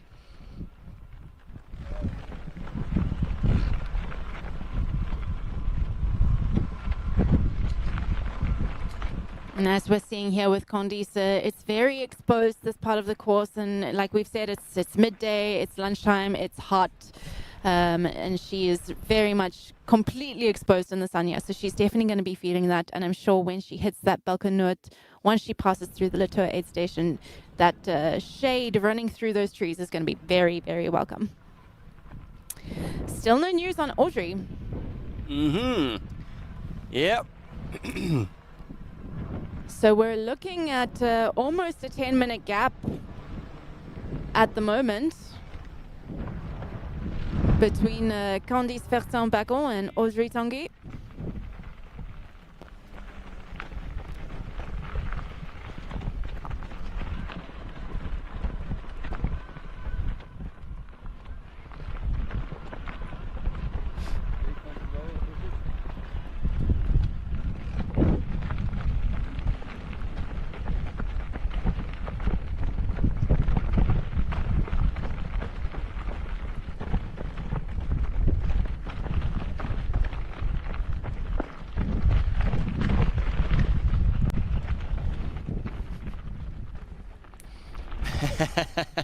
And I'm looking in the chat.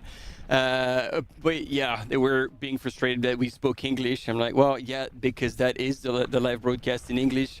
If you want to follow it in French, there is our good friends Alexis and Thibaut who are providing the commentary in French. So just switch to the different live broadcasts and you'll be fine.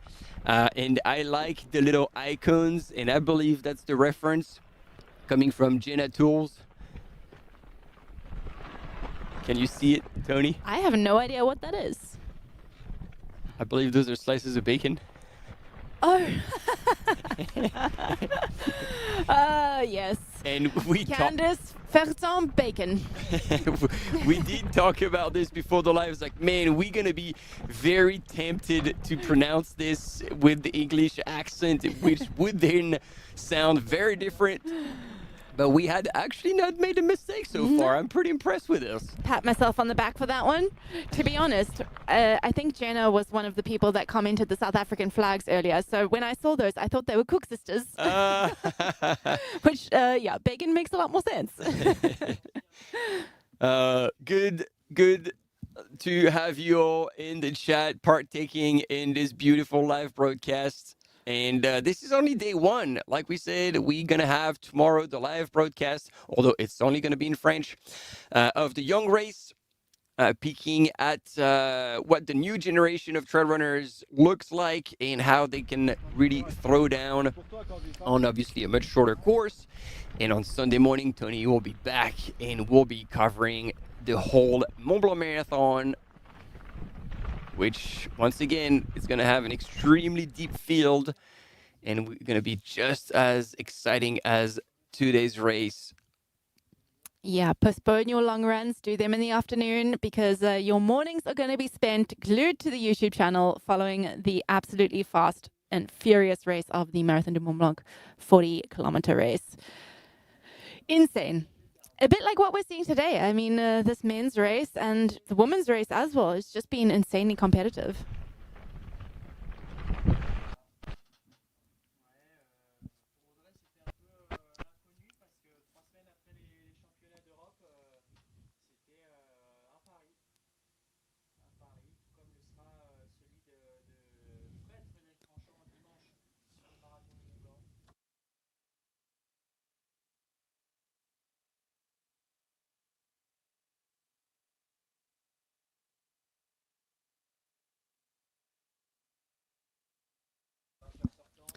Right, we are tag teaming here. Martin is going to go and get some food because lunchtime, and he is a little bit jet lagged because he came from the States last weekend. He was commentating for the Broken Arrow Sky Race. If you didn't watch it, you should go back and watch the lives. They were absolutely incredible. Some insane racing there as well.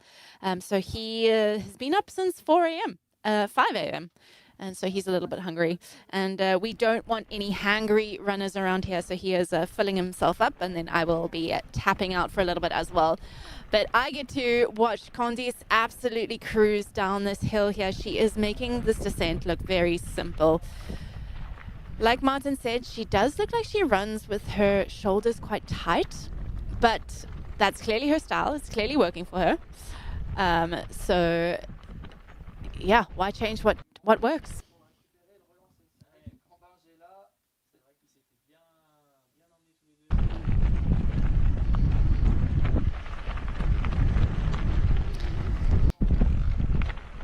Yeah, thank you for everyone commenting in the chat.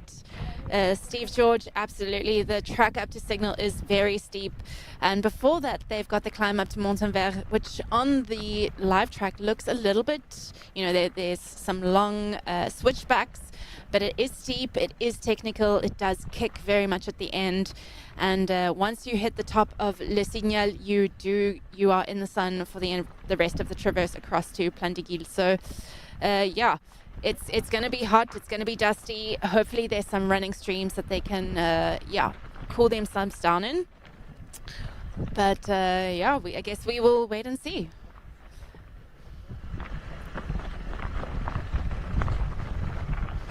Candice again, just shaking her shoulders out there, just reminding herself to relax. And you can see that it's pretty loose, it's pretty steep, and she's just making sure that she's running down there carefully. And then opening up when the grade is not so steep.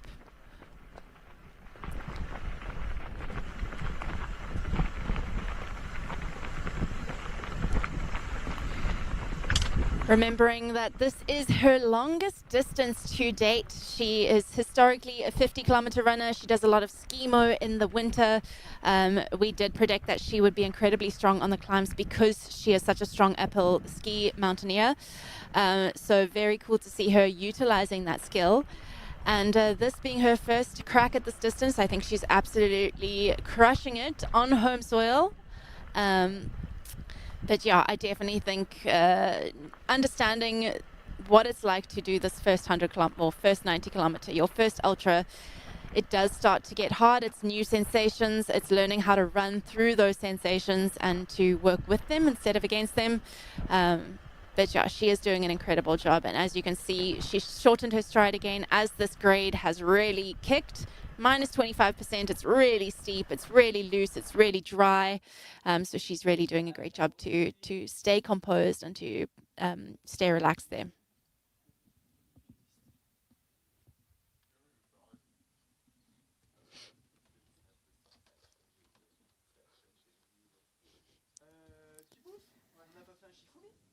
C'est qui a le plus d'expérience dans les lives? Bah toi, mais alors tu vas t'asseoir et tu... Je vais faire les deux. Alors. Exactement, c'est Baptiste.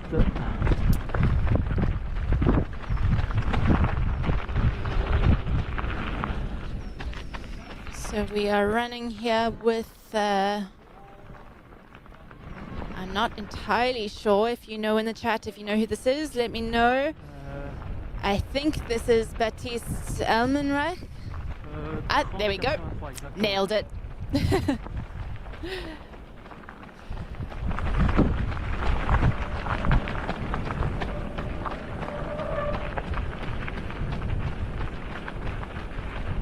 He is heading now towards that Les Bois aid station before he starts the climb up to Montenvers.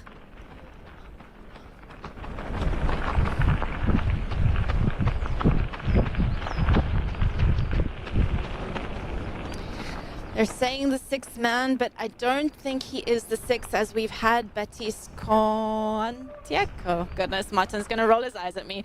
But we've had him come through there in sixth position already, so I believe this is our seventh male.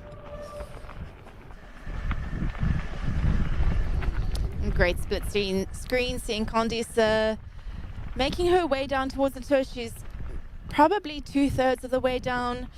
And Baptiste Elmenreich coming into that aid station in Les Bois. But we have a quick commercial break, so stay with us and we'll see you soon.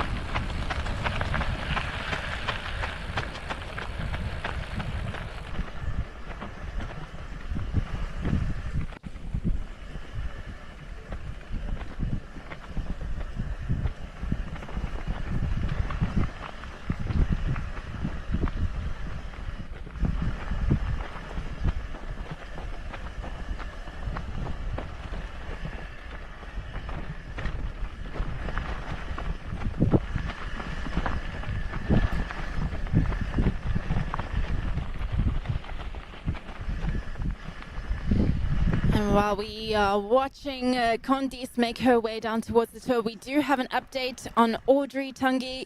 She is about 12 minutes back from Candice at the Col de Possette checkpoint. So she has lost a little bit more time. Candice is definitely moving incredibly well over that terrain. So Audrey Tanguy, our second place woman, and we are waiting for our third place woman to come through, who currently we expect to see Katerina Mityaeva come through in third position there. But the game is on, the race is on. Katerina Hartmuth is also in the running for that third position.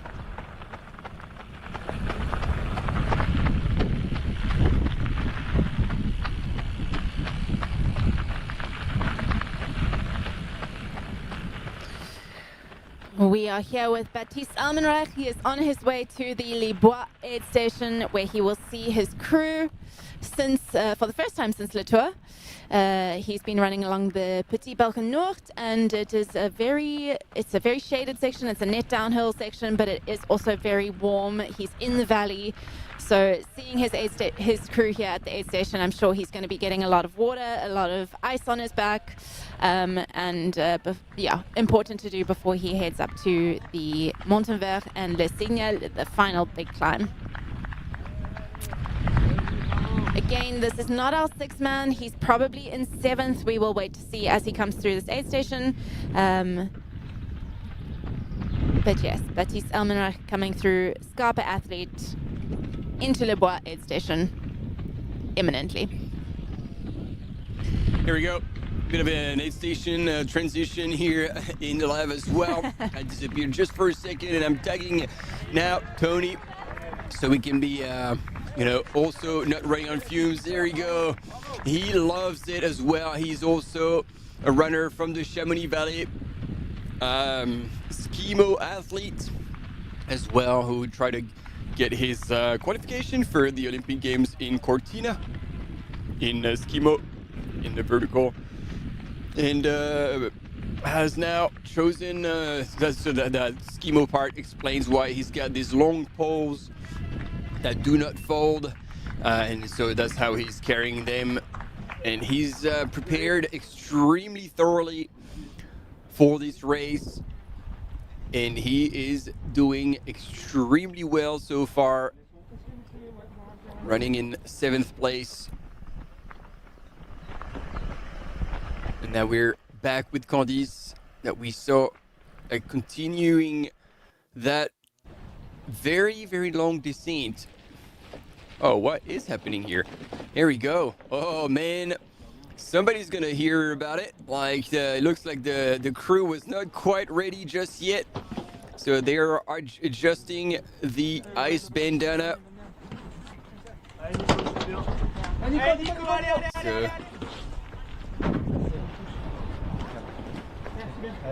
J'ai numéro 7 qui arrive en même temps. And it's getting busy at this aid station.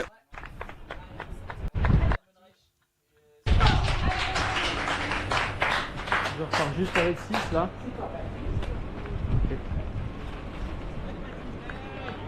And same. Baptiste Almenreich now leaving the aid station. Team Scarpa, after a bit of a long transition at the aid station, picking up a nice bandana, putting it together. And it was Nico Gourdon, also from France, coming into the aid station in 8th place, representing Team New Balance. And in the meantime, as we were saying, Candice Fertin-Baccon in the lead in that really long descent, and you could see on this very steep section where she was trying to shorten her stride, just like here. This is the last spot that is very, very steep before it opens up, and she'll be in no time at Le Tour aid station, and we might actually catch Holly Page from the field. And we're going back out with Nicolas Gourdon from Team New Balance, who would still be behind Baptiste Almenreich.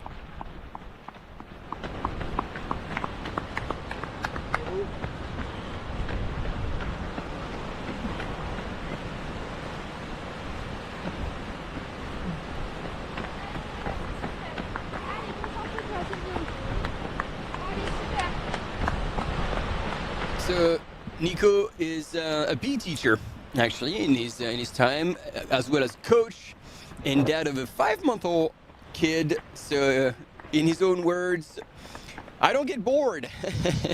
Not at all, indeed. He's also an athlete that does skimo in the winter. He's done Pyramenta, for those who are familiar with that iconic race, one of the classics that is held in France every year, and actually has a summer version too, which is pretty cool. So this race is definitely a goal for Nico. And if you want a little fun fact or a little secret that nobody knows about this, he's actually colorblind. And so if the marking are red, he actually gets lost because he can't see red flags in the grass. This is something we never think about, but like, to all the race directors out there, think about it. Don't use colors that could be mistaken by people who are colorblind. I never thought of that, but this is a very good point. Interesting. His best memory on the trail was to bump into Ibex mid-trail, and his goal is to try and finish top 10, which so far he is. Here we go. Let's hear it from the field with Holly Page. Oh no, we're with Hillary Girardi. She's in a train. Nous sommes dans le train de Montanvert. C'est le petit train qui monte de Chamonix, train historique. Et on va se mettre en place pour voir la tête de course. So it's not a train, it's an actual tram that goes up to Montanvert. So it's with a crémaillère. I don't know how to say that in English, but it's got a little metal wheel that just clinks onto a rail on the ground, and this is how it actually propels the train forward. It tracked with that kind of traction with that wheel. And there we go. Hillary Girardi popping out, and there's going to be the aid station right around this building on the left-hand side. So runners are going to be coming this way, and then all the way forward to the big refuge. De l'hôtel de Montanvert, on l'espère un peu à l'ombre.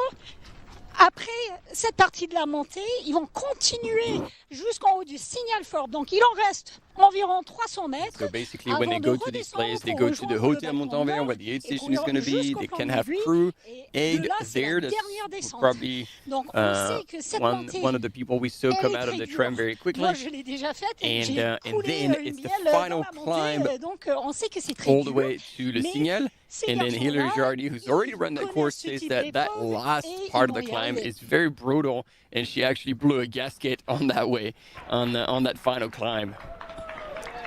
So then we go back with Candice Fertin-Baccon going through Le Tour. This cute little village that, again, if you weren't with us earlier, has between 25 and 40 people, permanent residents. And there you go. The locals are here to support Candice. And say, no stress, you've got a big lead.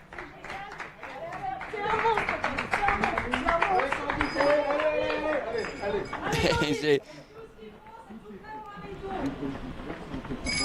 good words of encouragement. And the spectators are tagging themselves one after the other to just keep chatting to her words of advice.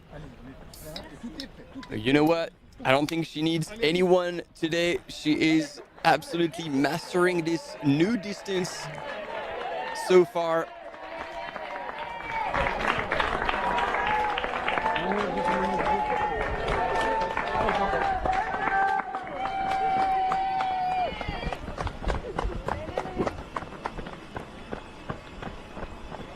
Just as Candice comes into her refuel pit stop, I've finished mine and I'm back to watch. Man, these are some pretty swift transitions. Yeah. Hopefully my stomach doesn't hate me for eating so quickly, but I didn't want to miss anything. Hopefully you don't do like Dhiman. That could get messy.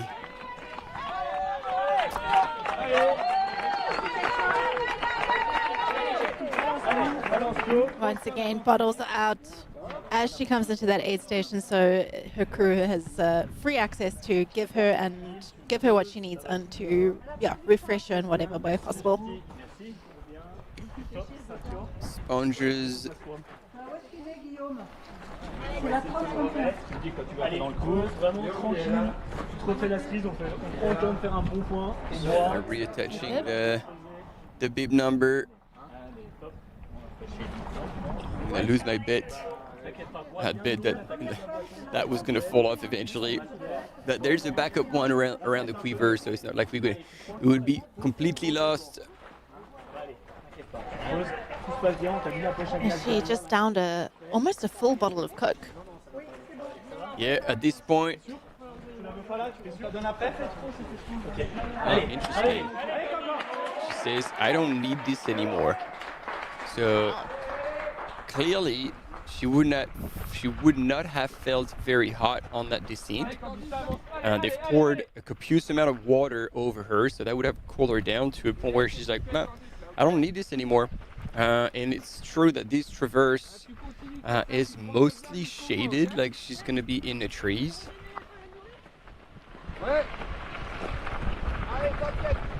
And yeah, but in the trees doesn't necessarily mean it's going to be much cooler. You don't have that direct sun heat, but I think the trees managed to hold in that humidity, and with the rain last night, it's definitely a lot muggier in the forest. So I think, for her, she's clearly been training in this kind of weather, so she knows what she's doing. But it's definitely not going to be much cooler in the trees. And also, like she had that ice around the neck, and so she was like, oh, I'm good. Maybe she was good because that ice was there. And all of a sudden you don't have it like silently dripping down your neck, and all of a sudden you're like, oh, okay, actually. But we can trust that crew, seeing how many people were there, they will be at the next aid station before the big climb. And if she does need that ice bandana back, it will be available for her. Yeah, I mean, it's a 10K section to the next crewed aid station in Les Bois, so not too long to wait if she decides that she needs that back. So there we go. We carry on with the top 10 men, and after seeing Nicolas Gourdon go through Les Bois, now Miguel Arsenio has gone through in 9th place, 7 minute back from Nicolas Gourdon. And in the women's, you already brought it up, but yeah, so far no further update. Whether it's there's no. I mean, aside from Audrey Tanguy, Ekaterina Mityaeva, and Katarina Hartmut, nobody else has gone through Col des Posettes. So, wow.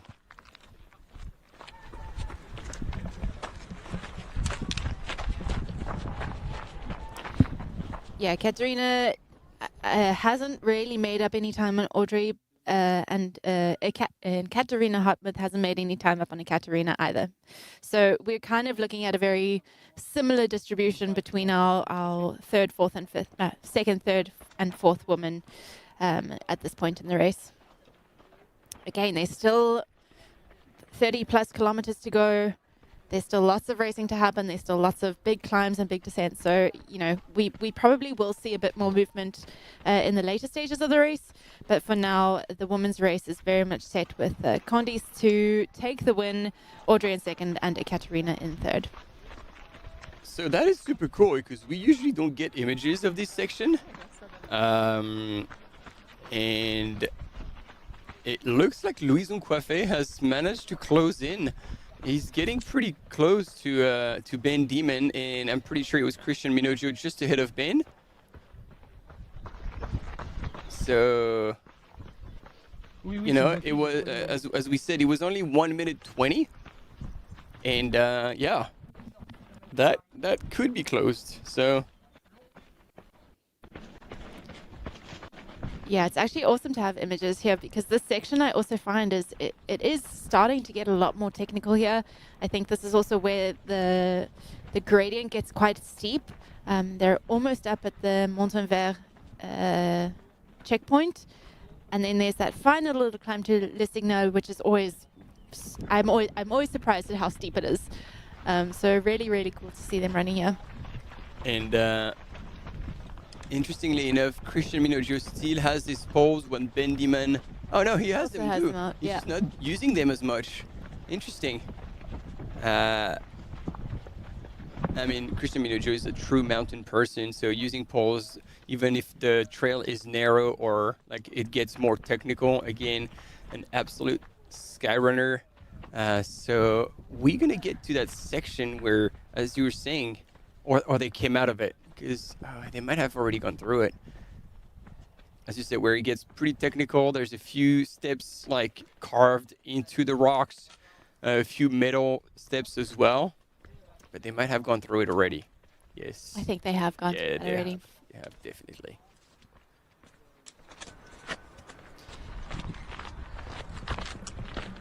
Yeah, they're heading up towards that Montenvert. It's a checkpoint where we will hopefully have Hillary giving us some live feedback.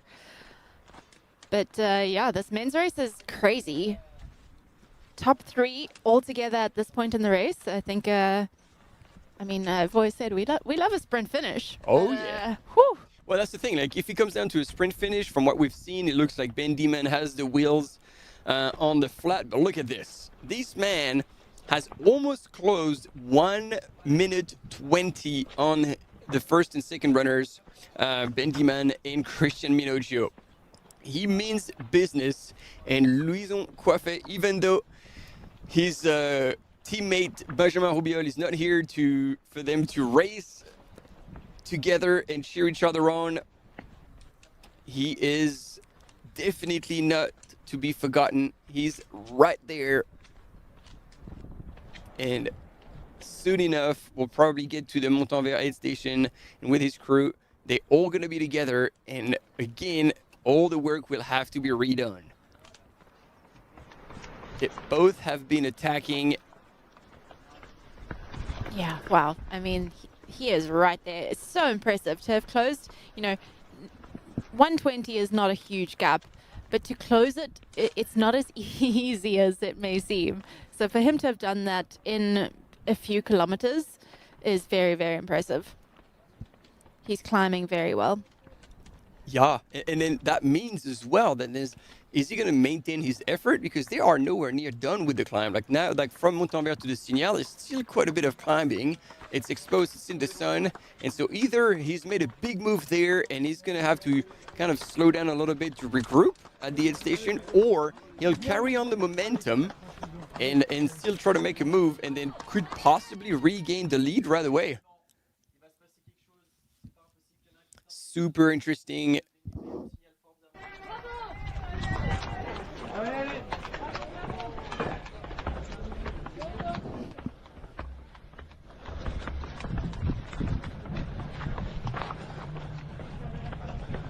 I think from a tactical point of view, it probably makes sense for Louison to stick behind Christian and Ben Dhiman just for a little bit, to recoup a little bit, because he has had to push really hard to catch up and make up that 80 seconds that he was behind.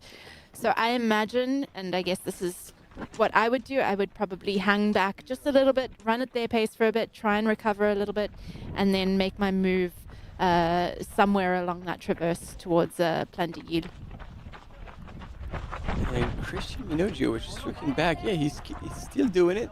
I don't know what he's gauging. Maybe trying to see where Louison is. Yeah. And he's right there. He would have seen him.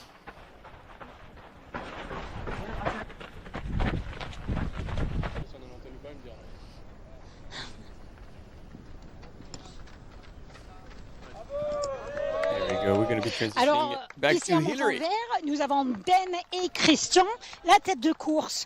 Ils arrivent, à mon avis, vu comme ils sont serrés, ils vont pas rester très longtemps. Ceci dit, c'est le dernier ravitaillement où ils peuvent avoir leur propre ravitaillement. Yeah, she's anticipating for them to be Il y in a and out, Louison but it Coiffé is qui arrive just, tout de suite like derrière. making a very good Donc, point avec une that seconde de près. this is the very last donc, aid ils ont leurs station équipes for en these place. runners, C'est la like dernière last fois qu'ils vont contact avoir with their les crew. ravitailleurs So avec it eux. is important Quand to ils be able to arrivent au handle plan this d'aiguille, ils vont whole sûrement pas traverse s'arrêter. very well. Donc Christian qui fait And le Christian Minoggio ravitaillement does pour not lui-même. have crew at this On voit area, ce so qu'il y a en he's place. On actually n'a pas using de everything that's gobelet, available on at n'a aid station, pas so he's refilling the de flasks. bouteille en plastique, tout est mis ici. And Donc, would Christian, therefore il have remplit been pour doing lui-même. the whole Ben qui a climb eu son with équipe all the et fuel part en that he avance, would vu comme need il a eu de l'assistance. for the whole rest Louison of the Coiffé, course, and juste that is derrière.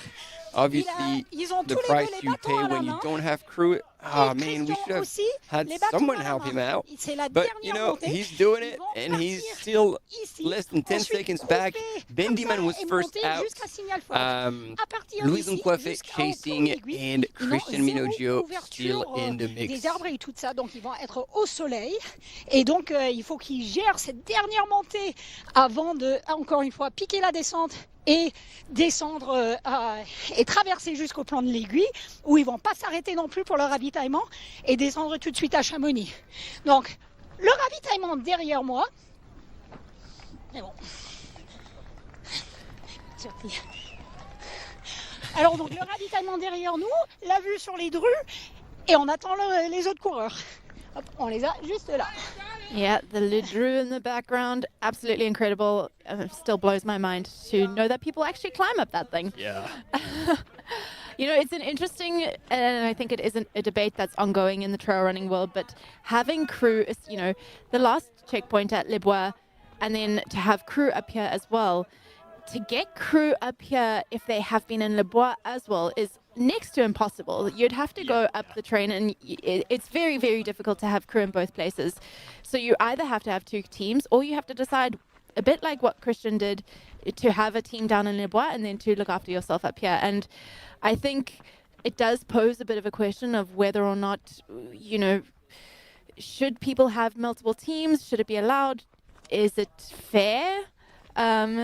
If if you're traveling from overseas and you don't necessarily have crew that can come with you and you're all alone, it does complicate things a bit, and it does pose a little bit of an advantage. I mean, we saw Christian having to leave, look after himself, and then left the aid station a little bit later. But it's an interesting debate, and I think there's no right or wrong answer. It's just something that we are seeing in the trail running world, and yeah, it'll be interesting to see how this unfolds going forward.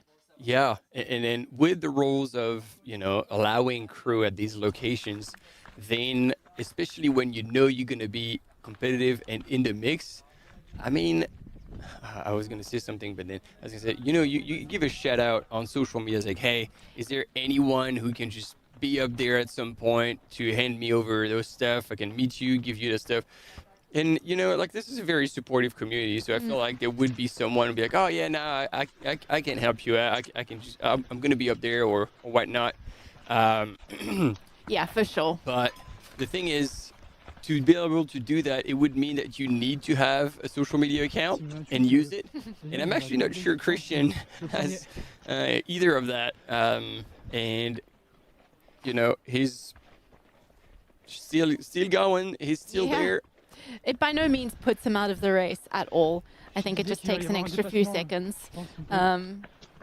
So no major time lost there. It's just, yeah, like you say, at the end of the day, this is the most supportive community ever. And I think if he had put it out there, there's a chance that someone would have helped him. Yeah. What? And there we go. This is another move. Is he making his move? Is he going to try and break the elastic? Except, ladies and gentlemen, that Ben Dhiman is nowhere near ready to be dropped. Oh, no. Oh, and he's responding. He's just staying extremely close to show Louison that he still has plenty of matches in the box to burn. And while these two will attack each other, we'll see where that leaves Christian Minoggio, whether he's just going to keep a consistent pace, keep them in sight, but not having to basically experience those little surges that do cost each of them. Yeah, making the surge is one thing. If you are the one making the surge, it's anticipated. You know what you're doing.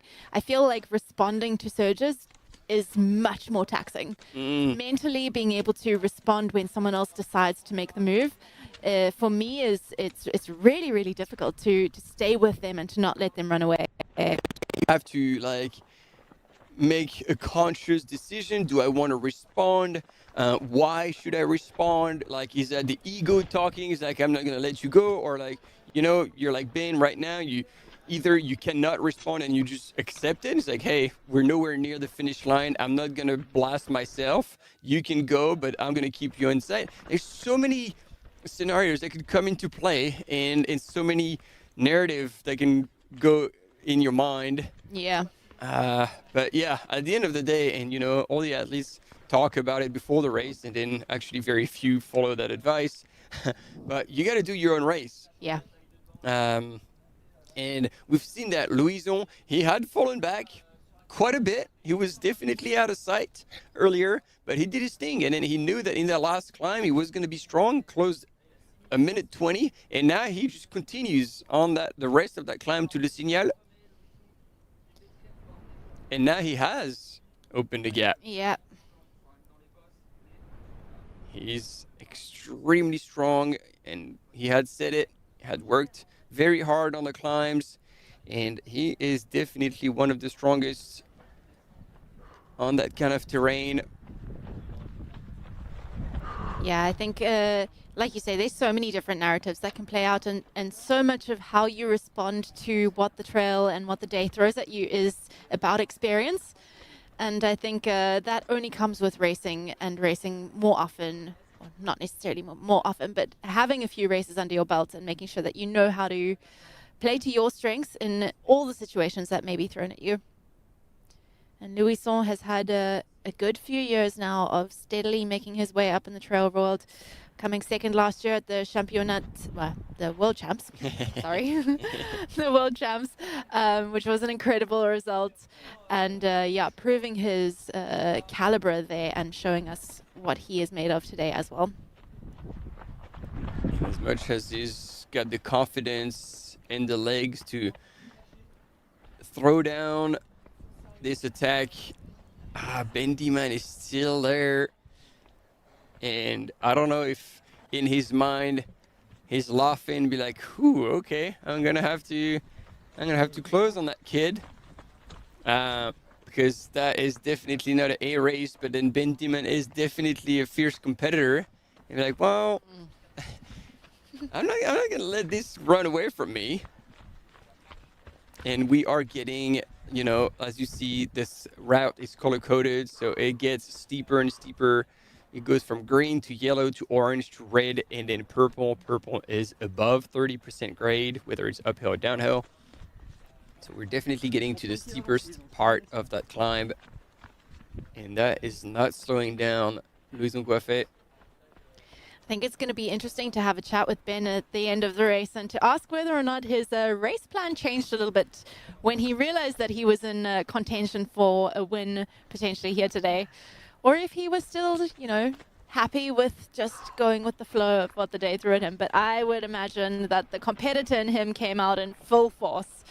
And he is now going for that win here today. And here on the left side of your screen, as you can read, Audrey Tanguy in second place in the women's race.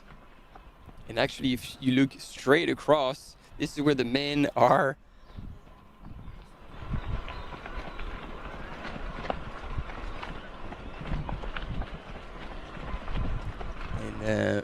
By the look of it, is the gap has still increased to 14 minutes.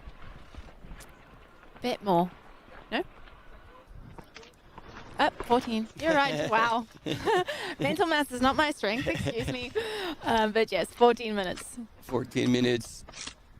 And you can see here Ben Dhiman still moving strong. Christian Minoggio still sitting in third, but watch out.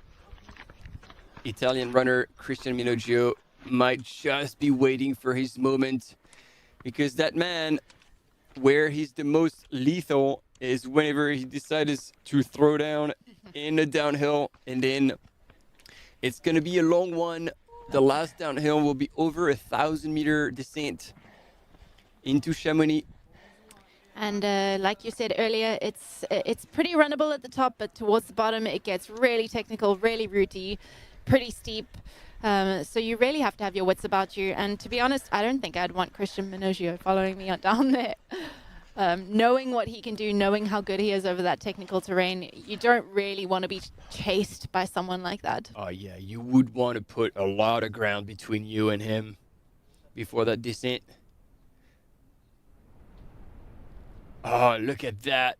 Ben Dhiman working hard to not get too far back and give Louison Coiffé hopes that this is a done deal.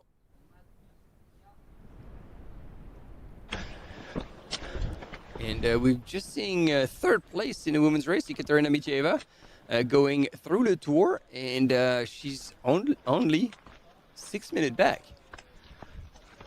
So if Audrey Tanguy slows down even a little, and Ekaterina is feeling good, 6 minutes is really not that much. And actually, the way she's coming back, she's anticipated to be in Les Bois 1 minute ahead of Audrey Tanguy. Yeah, she's made up some time.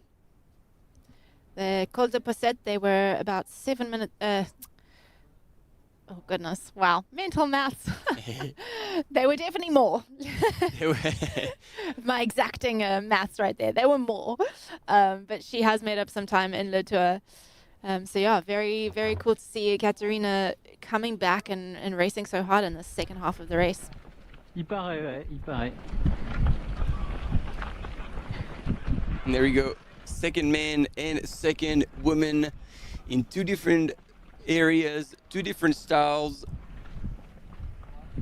On the right-hand side of your screen, Ben Dhiman, originally from Ohio, USA, and now living in the Pyrenees, in the French Pyrenees. Okay.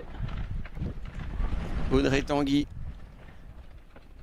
long trail world champion, took a big break to be a mom, and is finally coming back to competition and currently sitting in second place. Whoa. How good is that? What a shot. Oh. So good.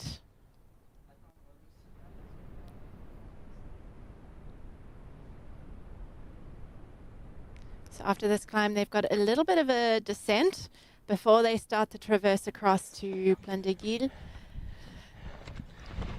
And once that traverse truly starts, there's a sneaky positive elevation gain the whole way across.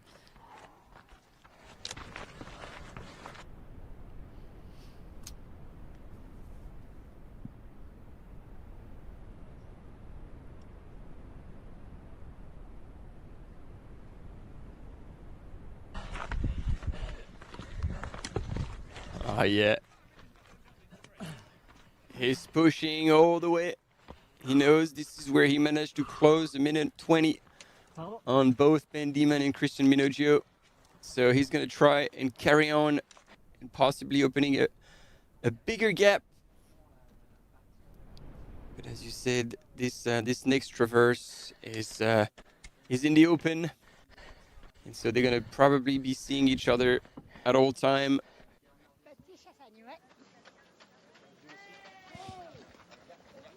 Baptiste Chassagne, juste derrière moi. Hillary, Baptiste Chassagne il se prépare pour son ravitaillement.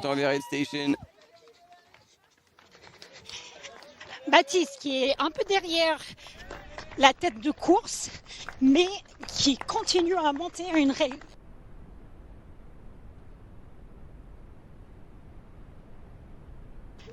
Ils lui mettent un gel dans la bouche. Il a tout sur place. Ils essaient au mieux possible de faire ça avec un ravito Formule 1, mais on voit quand il tire les flasques de son hydratation, il n'a pas drinking beaucoup where he is, had a Donc, il gel. faut vraiment qu'il s'hydrate bien maintenant pour cette dernière montée à la traversée. Coke's coming down Il est bien as couvert well au soleil. in On the voit later qu'il a stages. aussi, That's the best thing to do. les glaçons dans la nuque. Il sait que John Alban est derrière lui. That is a lot. He's just down a flask plus a bit of Coke plus a bit of water. Man, you gotta trust your gut here, because then back on the climb after all that. Souriante qui remercie son équipe et il part en courant. That is a lot to process in one go, but il n'a jamais fait cette course. Ça va et toi, Baptiste? Donc there you go, back out on a mission. I mean, he knows he's being chased by John Alban, so you don't want to faff around too much at the aid station. Bon, une bonne préparation s'il est en 4e position. Et donc, on va le voir partir et bientôt voir John Alban qui arrive. On doit l'antenne. Poor Hilly running out of breath. Chasing these guys, they're clearly moving incredibly well. And we can hear now our cam runner also breathing hard, obviously, because he has to hold the camera to show us the images. He cannot use poles, and they are climbing hard. I mean, you can see on the left-hand side of the corner there your vertical meters that you are moving up per hour. 1,400 meters an hour is moving. This late in the game, dang. I feel sorry for our camera runner. This would be an all-out threshold effort for me. Damn. Yeah. There you go. Breathe out. And again, you are high. You're above 2,000 meters here. These guys are, I think it's around 2,100 meters.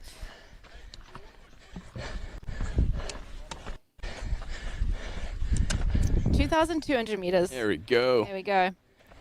So you're high.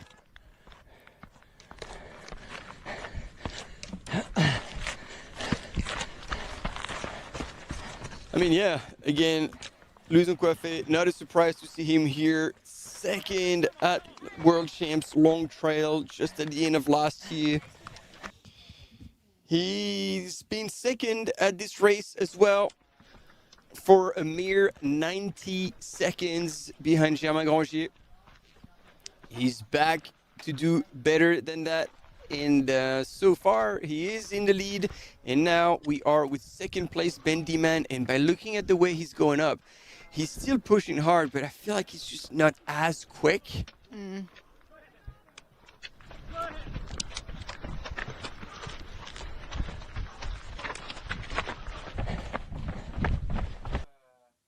And there we go, poles are gone back in the quiver. This is going to be the runnable section, the whole traverse. And again, if Louison has built enough of a lead, he will manage to disappear. Oh no, it's only 30 seconds.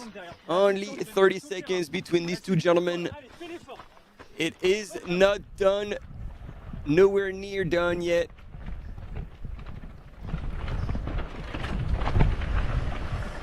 One of Ben's teammate from Team Essex was up there. He wasn't wrong, 30 seconds. And back to the women's race for a second, because I'm seeing now that Katarina Hartmut also went through the tour, and guess what? She was not even 30 seconds back from Ekaterina Mityaev. Oh, wow. So actually we have now two women, Ekaterina and Katarina Hartmut, together, like very, very close, 30 seconds apart, and both within possible reach of Audrey Tanguy. Yeah.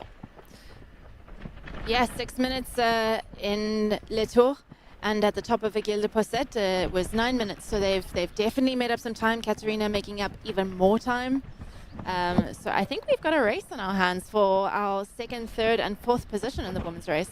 And you can only hope that the team that's supporting Audrey Tanguy will have seen that as well, and we'll give her a bit of a heads up at the next aid station so she can hopefully react, or at least be aware of the situation behind her.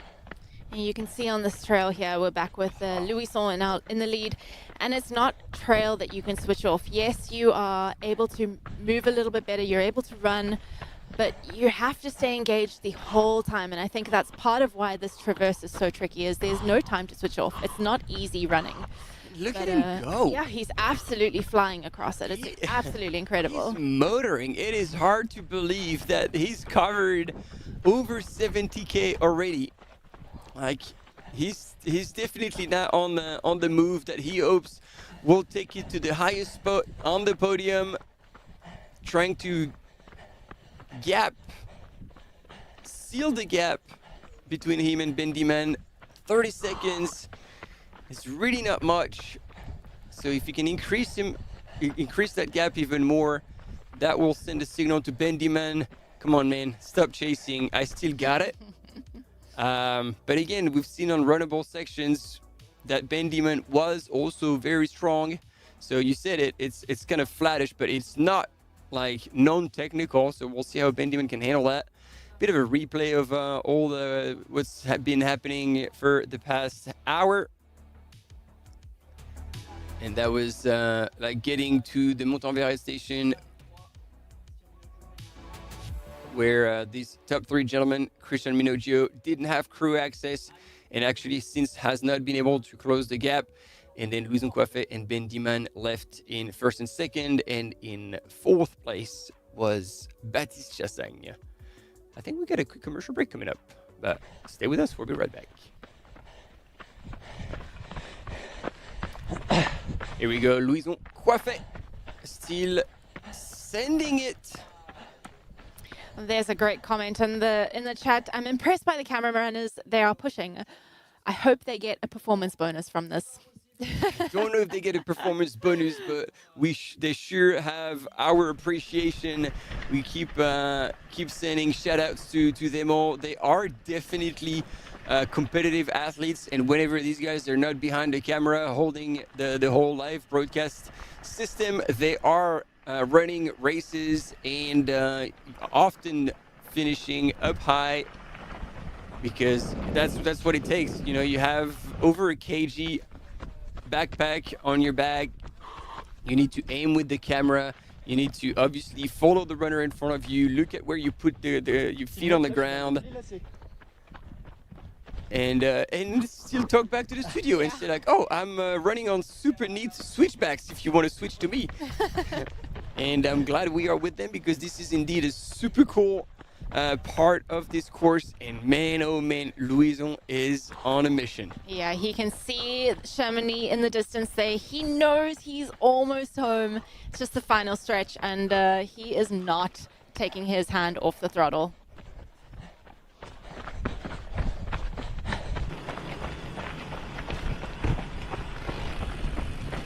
Back with our second woman. Just 25 kilometers to go. She is coming through Argentia now, I believe.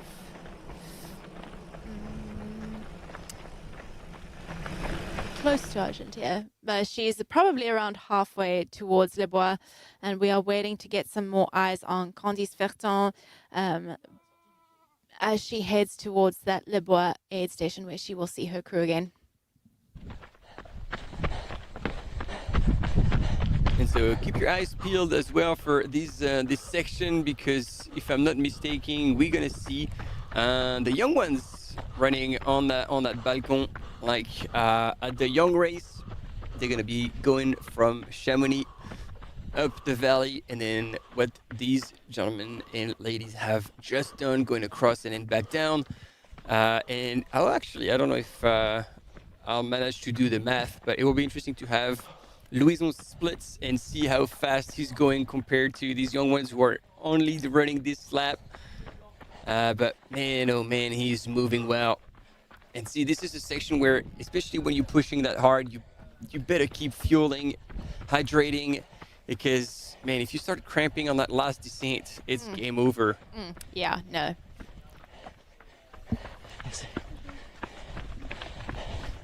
Louison Coiffet always comfortable with technical terrain. Like, managed to win races like Restonica Trail, Bayou TMB, Grand Raid de la Réunion, the Trail du Bourbon, the 100K distance, 100K and almost 6,000 meters of vert. So this is kind of the sweet spot. You know, as we have seen, second together, hand in hand with Benjamin Robiol at the World Champs Long Trail at the end of last year in Canfranc.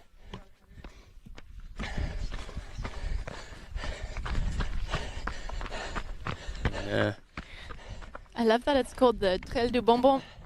Bourbon. Bonbon? No, not bonbon. Oh, not bonbon. Bourbon.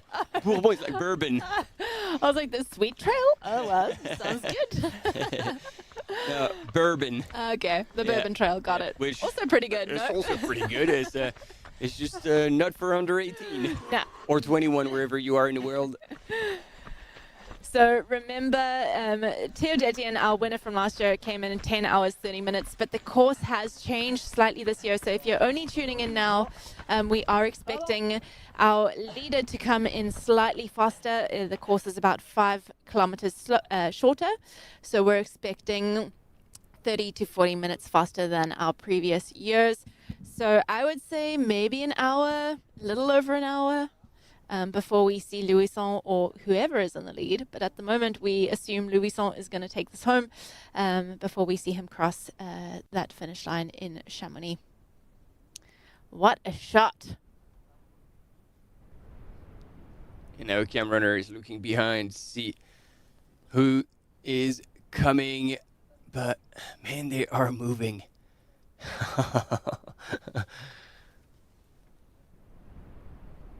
Finishing so strong on that section. It's exposed, hot, as we saw, like roller coaster up and down. So it just keeps you in check at all time.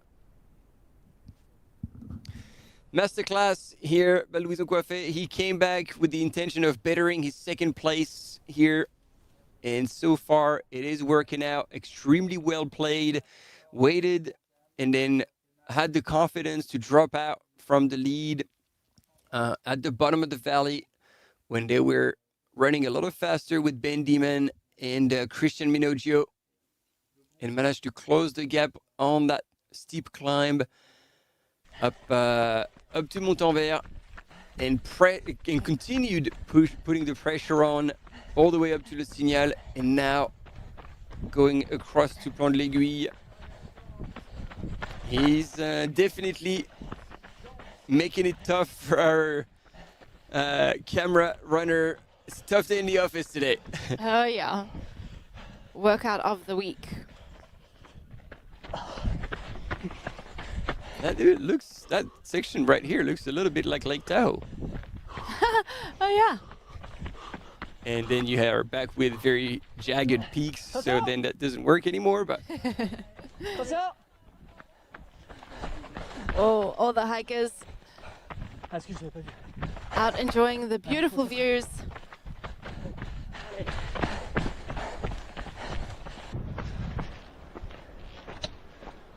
at least, now they got a heads up and they're going to understand that hopefully there is something going on, big event, and there's about 1,000 runners heading their way.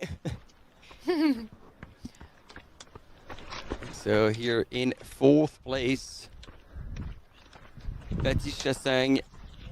Yeah, there's quite a bit of a gap between him and the top 3. We haven't caught a glimpse of Christian Minoggio for a while, so we don't know how far back he is from Ben Dhiman and how far back Ben Dhiman is from Louison Coiffet. It looked like Louison was at 77 kilometers. There was a little distance marker up on the left-hand corner, and when it switched to Baptiste, it said 73 point something. I missed the point something. So we're looking at 2 to 3 kilometers between our first and fourth runner. So definitely a pretty big gap, and one that I don't think is going to be closable in the next few kilometers. No. I'm with you on that. And we're getting the update, apparently, that John Alban could have been with a bit of a limp when he went through Montanvert. And Baptiste Cotentic apparently is getting there shortly after. So Baptiste Cotentic has not given up, even though he was passed just after Le Col des Posettes by John Alban. Seems like he still has some in the tank, and the fight is not over.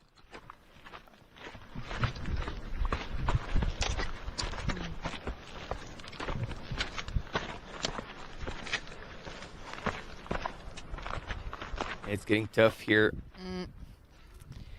The exposure and those rocks are just soaking up that heat. They're just, absorbing all of the heat and then reflecting it back on those runners. So they're definitely going to be feeling that as they climb up there towards Le Signal. And it looks like we're going to go back with Hilary Girardi at the Montanvert aid station for a little bit of a field update.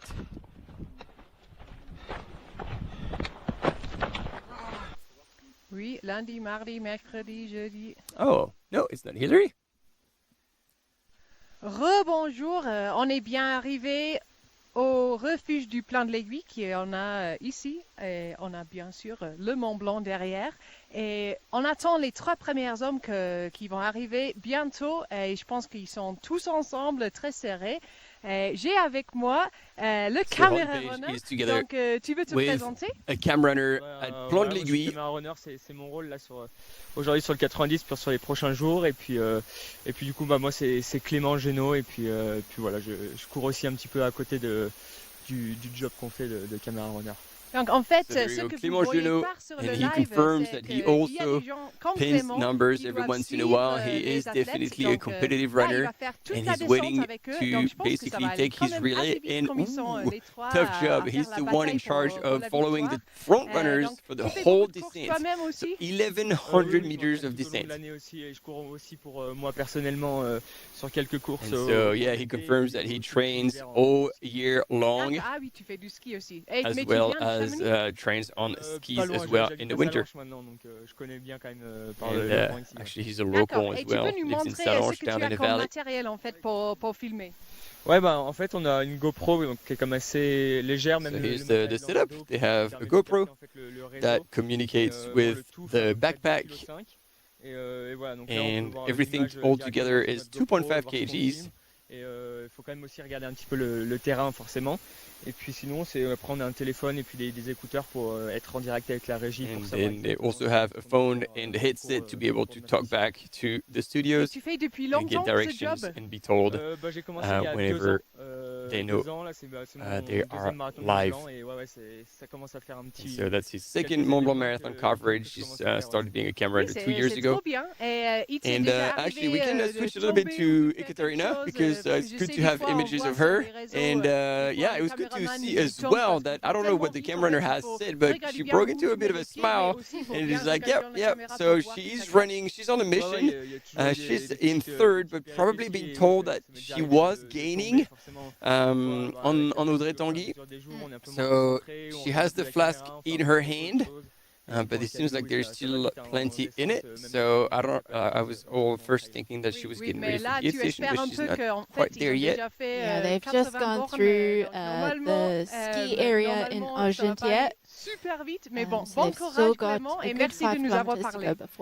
Merci, j'espère que ça ira pas trop. Normalement ils sont à la bataille, ça devrait quand même cavaler. Puis like you said, she is still predicted to be in Les Bois in 36 minutes, whereas Audrey is predicted in 37 minutes. So I don't think we're going to see an overtake before Les Bois, but yeah, Katerina Mityaev and Katerina Hartmut are both catching up on Audrey.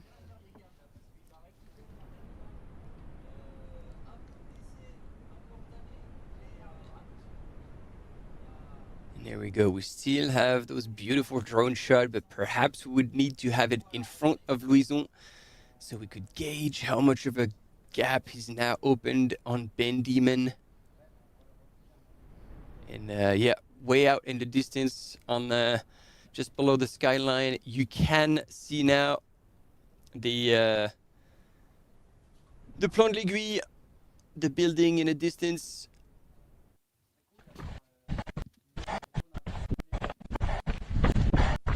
So he's getting close. And while we watch our first man, we have a little update for the Petit Prince, Xavier Thevenard. He has just been through Le Tour, and we have information that he is all smiles, all happy, stoked to be there. So great to see him still out there and enjoying the course.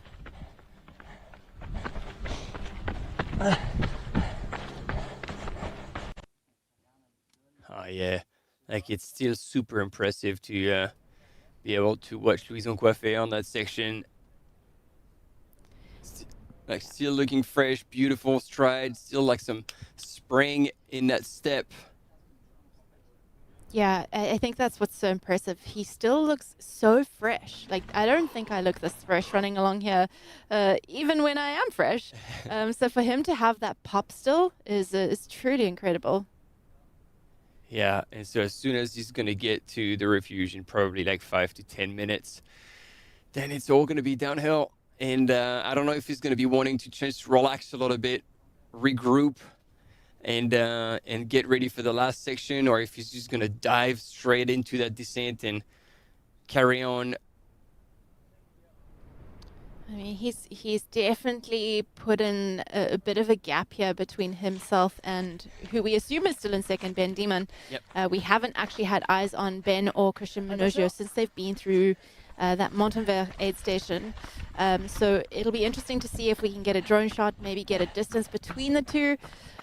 But yeah, I would struggle to see. I guess we don't know, but Louison truly is moving so well, so it's hard for me to believe that anyone is going to catch him at this point. It seems unlikely indeed, but again, having Christian Minoggio behind you before an 1100 meter descent, you never feel too comfortable. No. In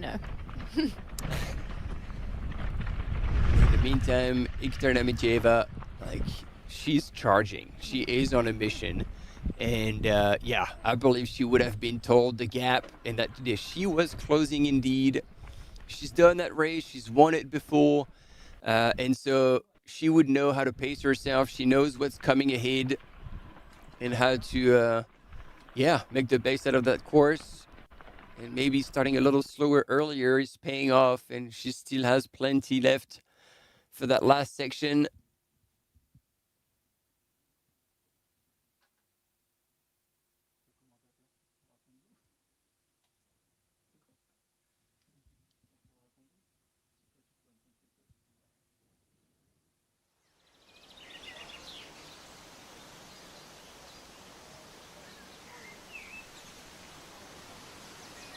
So we have your predictions, or no, this is actually the current ranking.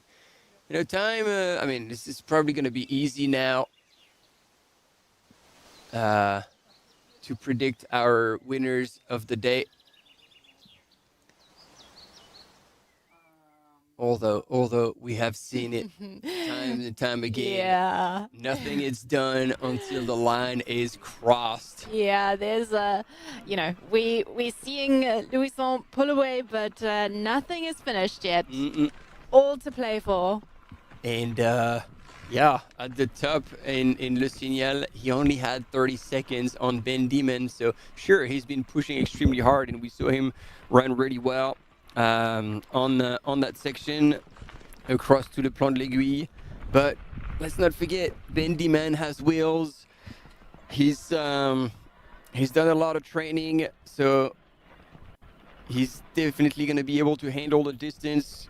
Second at UTMB last year. He's got pretty damn solid references, even on shorter distances, like winning Lavaredo last year as well. So, yeah. It's not done just yet. Definitely not. Although if you do think anything's going to happen, if you think there's going to be a change-up, if shake-up in the field, please drop your predictions in the chat. We'd love to see it. We can't offer any prizes, but you get kudos. We'll give you a pat on the back and a cheer in the live. So if you have any predictions, if you have any any ideas of what's going to happen in the race, drop them in the chat and let's see who gets that prediction correct. And in the meantime, we have a quick commercial break coming up. Louison, et ensuite je reprends Ben Dhiman.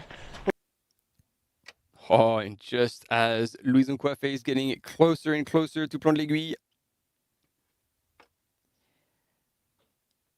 This is when he starts getting excited. He can see that final checkpoint, that final aid before he drops down towards Chamonix on that last descent. I don't know. For me personally, I would probably not consider myself a winner yet, but I imagine he can smell it. He can start smelling that victory, and I think it's whetting his appetite. He's going to want this more than ever now. And so far, he's executed perfectly his race strategy.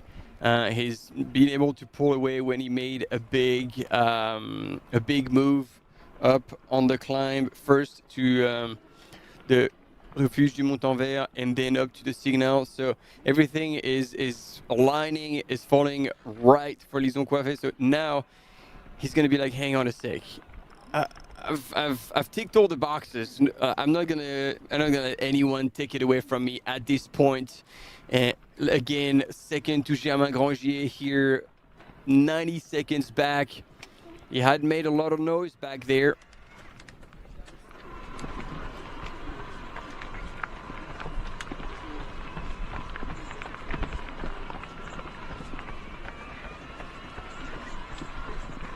And still moving now with Ekaterina Mityaeva in third place, possibly creeping up on Audrey Tanguy. And here's another beautiful side shot of Louison Coiffé.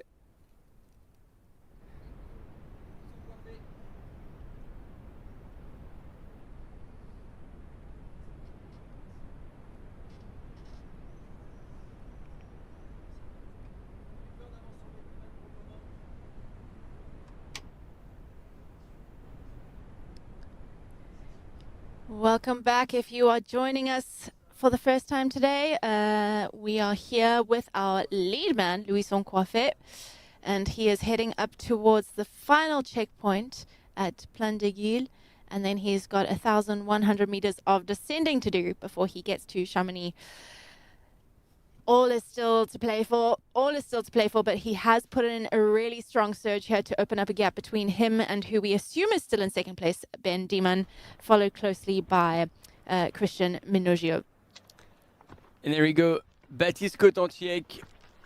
Here we might have missed John Alban, most likely still running in sixth place. So Baptiste will be running in 7, if I'm not mistaking.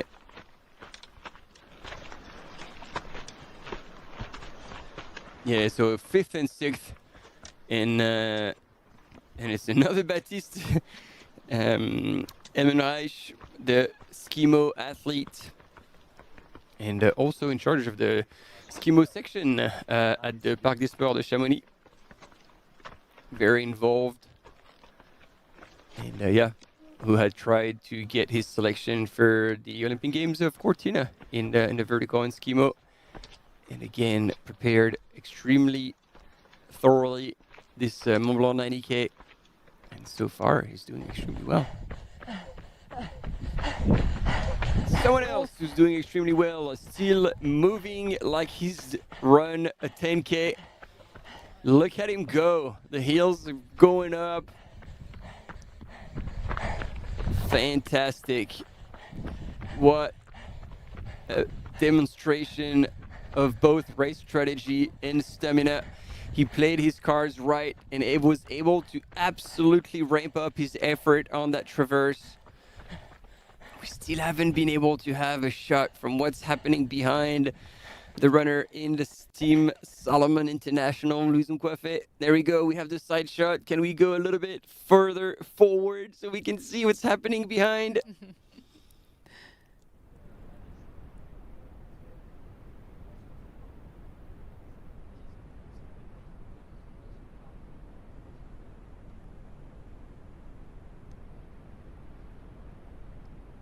So he just took off. I think, yeah, it might have been the ice bandana. And there we go. We're starting to transition. We have the cam runner that we have on the interview that's filming on this. It's a fixed camera here.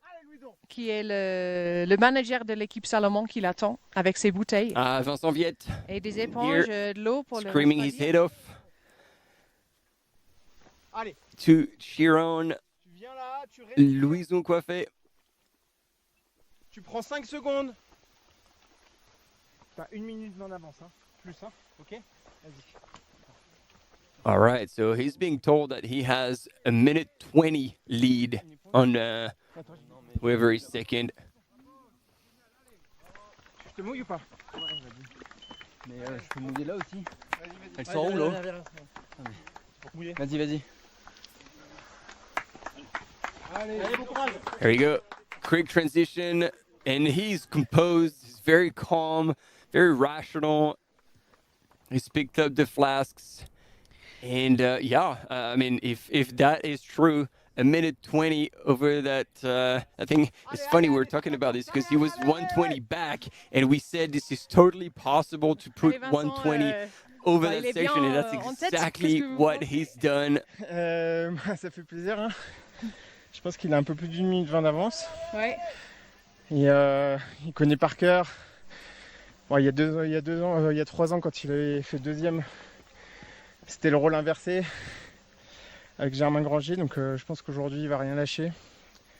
Et ouais, ça sent plutôt bon. Maintenant, il faut qu'il reste focus sur la descente. Oui, bien sûr. Je pense que c'était bien de lui dire de prendre son temps, de rester calme. The race in 2023 that was going down between Germain Granger and Louison Coiffé, and it used to be the other way around. Germain was leading, and Louison was chasing. And he says it's very important that he stays focused on that downhill. There's about 30 minutes left of racing. And indeed, that is a very important fact because on that last descent, they're running on fumes. They're just taking a bit more risks. And we have seen in the past pretty big crashes. Yeah. This late in the race, your focus starts to waver a bit, especially if you haven't been on top of your nutrition. You really have to be on top of it to stay in the game, to keep that flow going nicely. Otherwise, you can take some pretty gnarly falls on this section. And see again in these switchbacks, like you're forced to use all your side muscles to turn. This is where cramps also tend to appear. Because you've been running up slightly uphill, opening up with the proper running stride, and now all of a sudden you're back in eccentric work.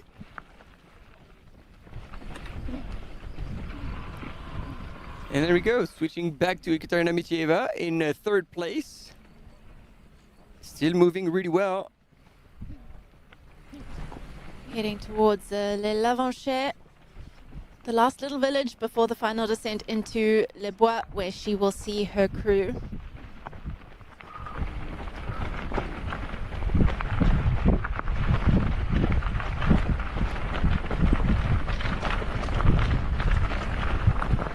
She's moving well. Yeah, still nice and smooth. There you go. Ben Dhiman has come through, and this is 1 minute 40.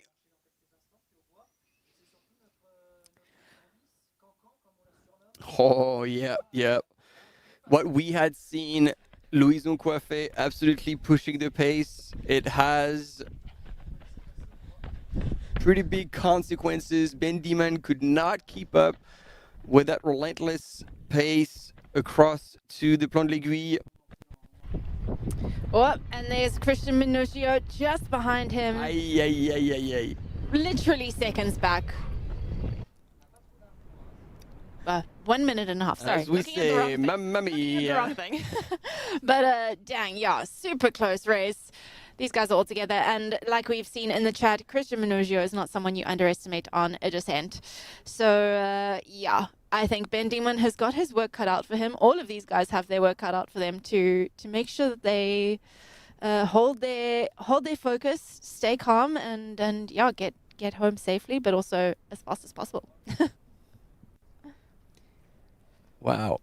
Here on your screen, Baptiste Cotantiec, who had a seemingly big fall very early in the race. Both his knees were bleeding, and we were wondering whether or not that was going to jeopardize his race, but so far, he's still moving really, really well in fourth place.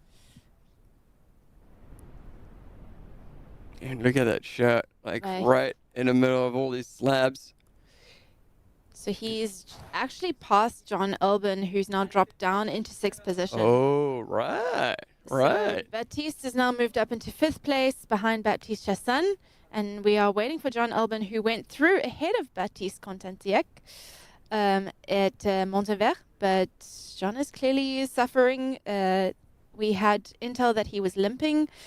So hopefully it's nothing too serious and he's just needing to recoup a little bit. But yeah, we have seen John Alban drop down a position there. And so what? We have about 15 seconds between the two Baptistes for 4th and 5th. Yeah, just over 15 minutes.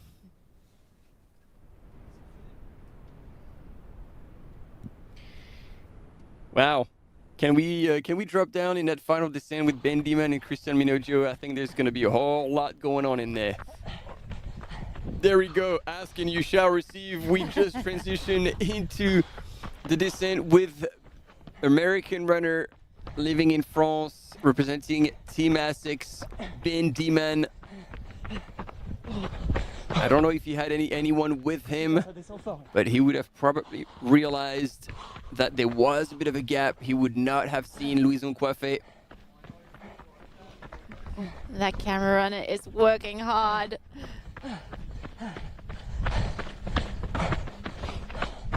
And so I don't know if this is the same camera runner who got dropped by Louison and is now running with Ben Dhiman. But he's in for a hell of a ride. Oh, yeah. And again, if you weren't with us earlier today, we were talking about that descent, 1,100 meters of descent. And as much as this looks technical now, there's going to be long switchbacks, so never too steep. But as they're going to get closer and closer to town, it's going to get steeper, it's going to get more technical, and they're going to be in the trees. There's going to be a few streams crossing the little single track. And as the legs get more and more damaged, it gets more and more challenging. And so there we go. This is super cool. Split screens, ladies and gentlemen, between the first and second man in the race. And it looks like 530 meters. That is a lot. Yeah, that's not nothing.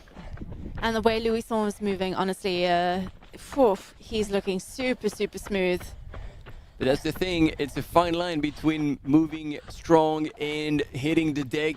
Here, they're going really fast, taking risks, but all it takes is that, the little pointy bit of your shoe kisses the rock and sets you flying. We've seen that in the past. Yeah, RIP quads, indeed, indeed. Got a lot of Christian Minoggio love in the chat.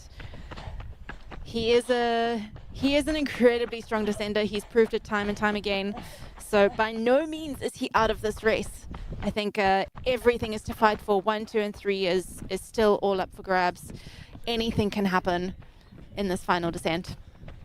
Yeah, and indeed, like, people in the chat are watching this live broadcast, and knowing Christian, of course you got to count him in. This is a long descent.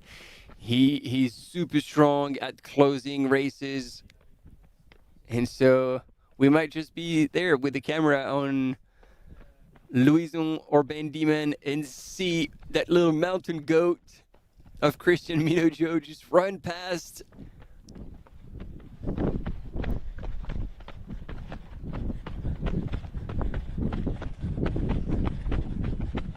He was the only one last year being able to challenge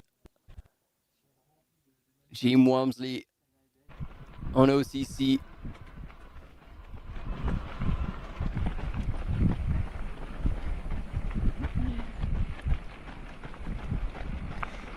And back with our third place woman here, Ekaterina Mityaeva. We're getting closer and closer to the aid station, where she is predicted to arrive 1 minute ahead of second place. Is she going to be able to close that gap indeed.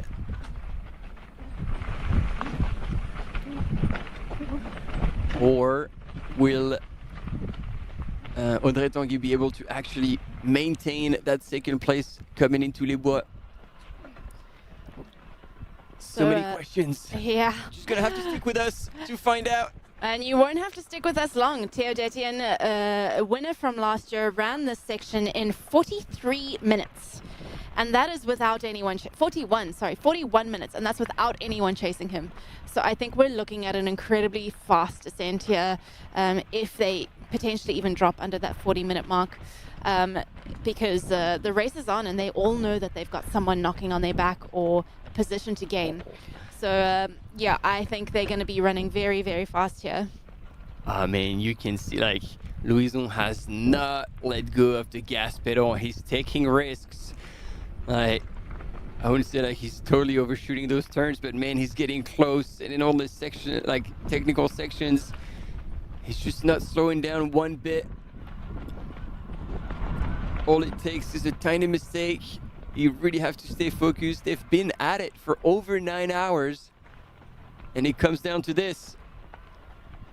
I mean, considering Louison came second at Canfranc last year at the World Champs, that was an incredibly technical course in sections. And he has proven himself there that he can do the technical running. And I think we're seeing it here live on our screens. He's really making easy work of those sections with lots of routes. But Ben is also as well. Actually, he's really not that far behind there. No, and it sounds like he's moving well as well. Hearing our cam runner huffing and puffing. And then, again, this is my personal hope. Not against anyone, but just because I love a good drama. But I just can't wait. I would hope just to see Christian Minoggio just creep up on them. We love a sprint finish, yeah. Just to check things out a little more. My worst nightmare as a runner, but as a commentator, the dream.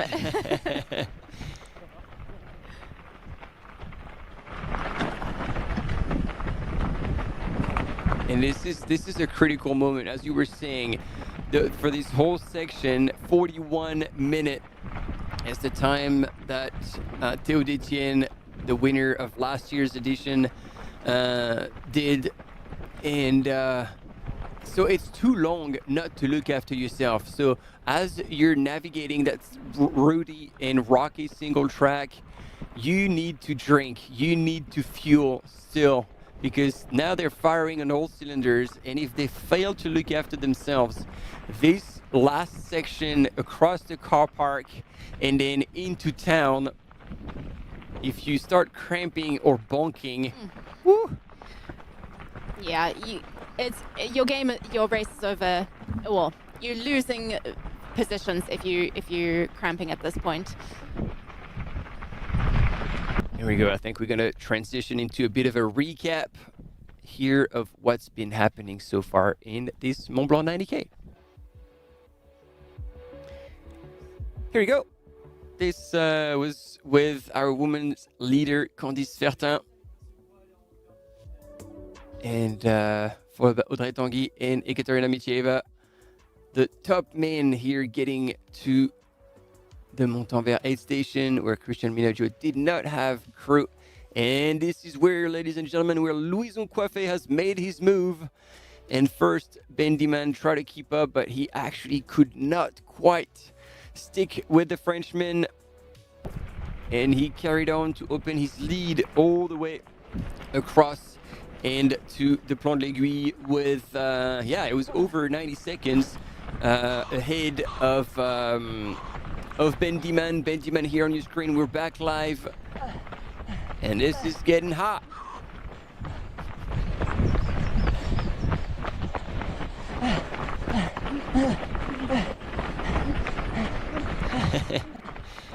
Oh, you can tell how hard how fast they're running by the sounds that our camera runners are making. It's a great insight. Honestly, as a young trail runner, running behind these professionals, even for a section, it's such a great insight and such a great way to learn. So if you're a young runner and you want to learn from the best, sign yourself up to Camera Run. It's a great place to get some insider tips. Yeah, you just need to be strong enough to qualify because they certainly recruit on competences, on almost you have to submit an athlete deck.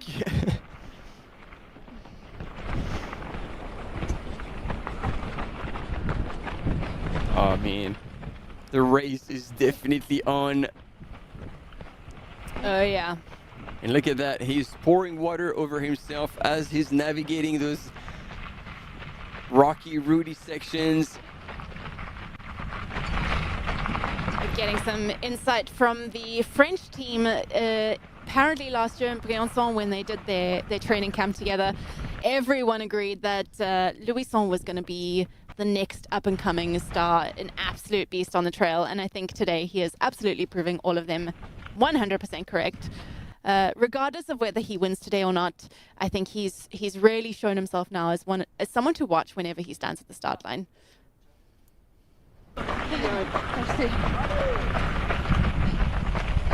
Yeah, he's definitely confirming last year's second place at World Champs. It wasn't an accident. And yeah, as you said in the chat, our cam runner with Ben Dhiman is certainly earning his money.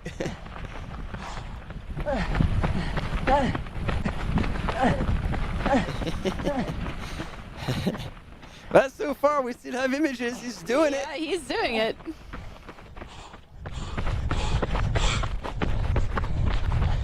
Kudos to him. And he even has the time to say, attention, watch out, give the hikers a heads up to clear the path for Ben Dhiman. And there you go. You see our top two runners. And yeah, our cam runners are starting to struggle. You can see it's starting to be a bit more shaky. 3.7 kilometers to go. All still to play for. We haven't seen anything from Christian Minoggio, but that does not mean we won't see him all of a sudden pop into screen on one of these cameras. Yeah.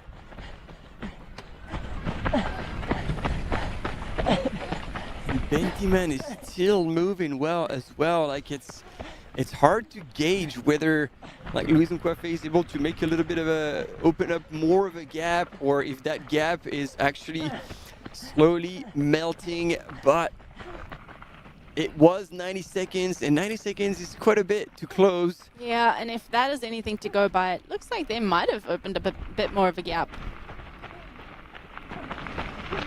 Yeah.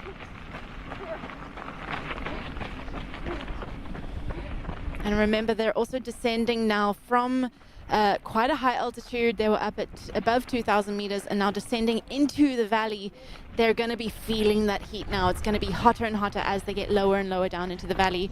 So that is also something to think about if they haven't looked after themselves up until this point.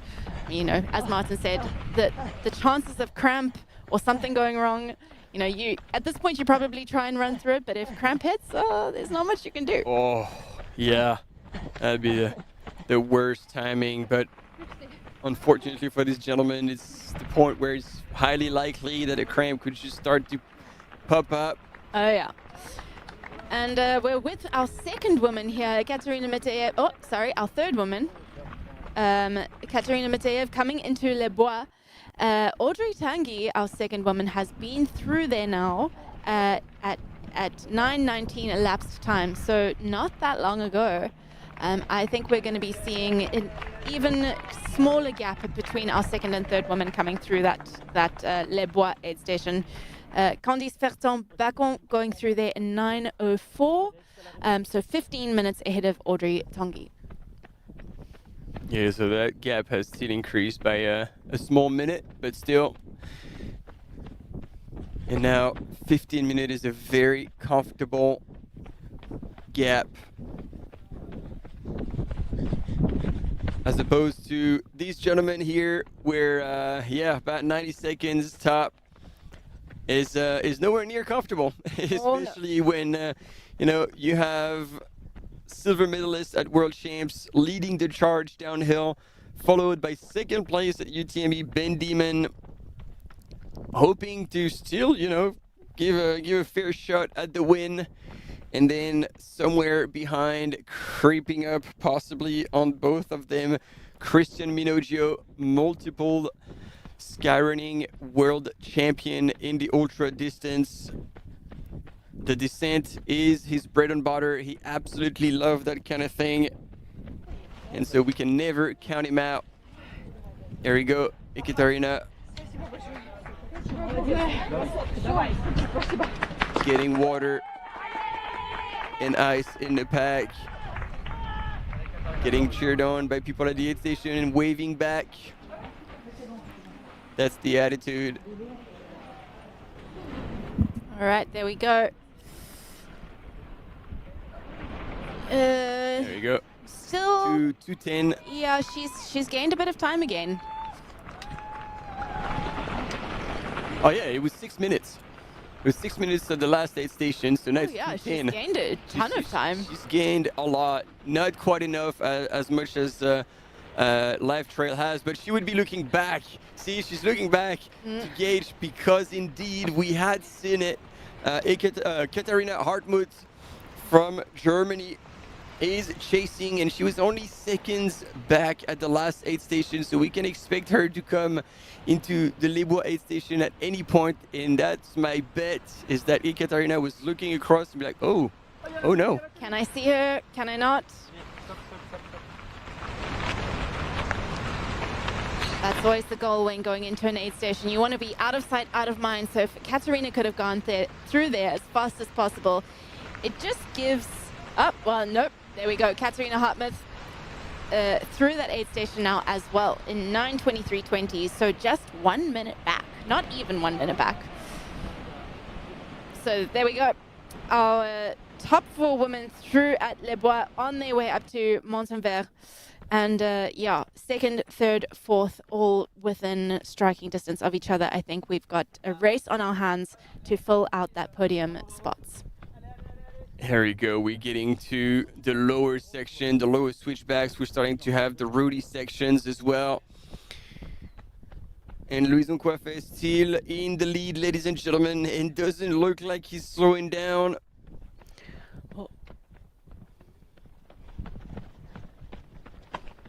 Well, he's got about 200 meters of descent to go, 300 meters of descent to go. And he's still looking smooth. Yeah.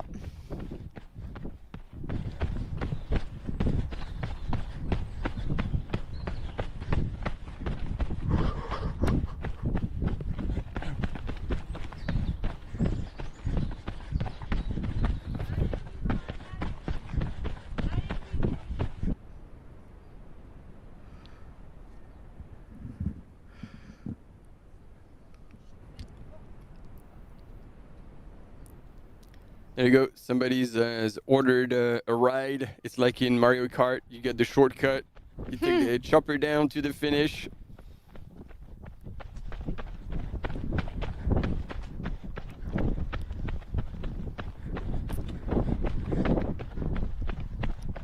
.5 Ks to the finish. Ladies and gentlemen, Louison Coiffet can smell the barn. He's getting there.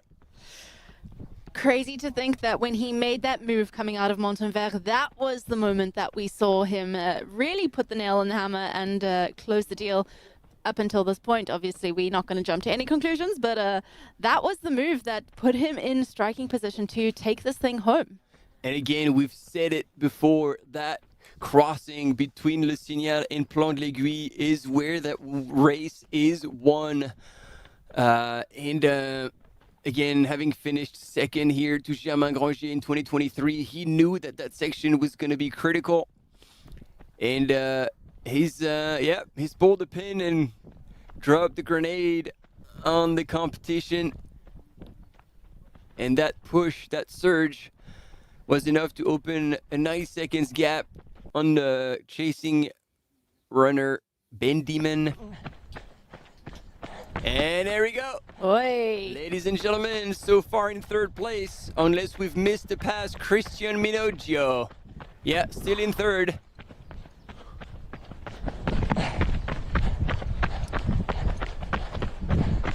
Well, they're still very close together. 3.2 kilometers to the finish. 700 meters between first and third. Yeah, not far at all. About, what is that, about a kilometer to go between the two? He was I think it was 3.4. 3.4, so yeah, it's okay. Short-term memory loss. Yeah, no. Too many numbers. Here we go. 3.2 kilometers to go. So less than a kilometer between the two. So yeah, the race is still incredibly tight.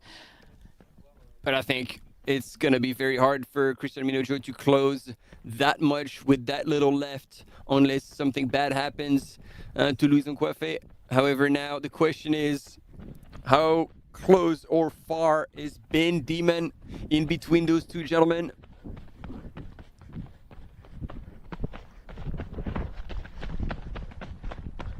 Because we're getting to the last, so you can see Chamonix down the valley. And I think, yeah, you were right. It's probably still another 300 meters of descent, vertical meters. So there's still quite a bit to be covered. And as we saw in that gradient graph there, it is steep. It is really steep. So in that 2 kilometers left to the finish, one of those kilometers is all downhill and the rest is all through Chamonix, where hopefully everyone who is in the town is out and ready to cheer these guys home, because it is going to be a race.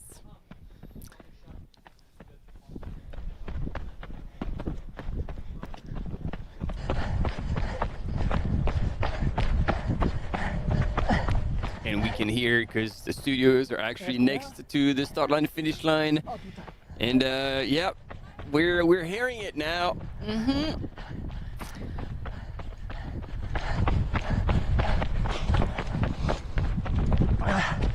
For sure, Christian Minoggio has not let up. I'm not sure that he's caught a glance of Ben Dhiman yet. The benefits of switchbacks is that it's if you're in front, is that it's hard for the people behind you to see you.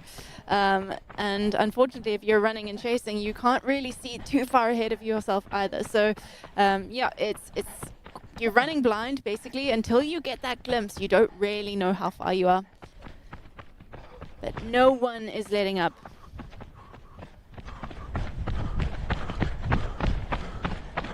Yeah, but I get the feeling that Christian Minoggio, like, he's relaxed, he's moving well, but he doesn't seem like he's running aggressively with the intention of, like, possibly trying to close the gap. Yeah, Louison Coiffet is getting, is he that close to the bottom? I don't know. He has crossed that Jeep track. So I would say there's maybe 100 meters of descent to go before he hits that parking lot at the bottom. Yeah, so he's definitely getting there. Yeah, he's entering the final stages of this descent. He's almost at the bottom. Yeah, that's the section where you're like, oh, do I follow the trail or do I take a little bit of a cut? But then that cut is super steep and you could slip and slide. All right, we'll be right back.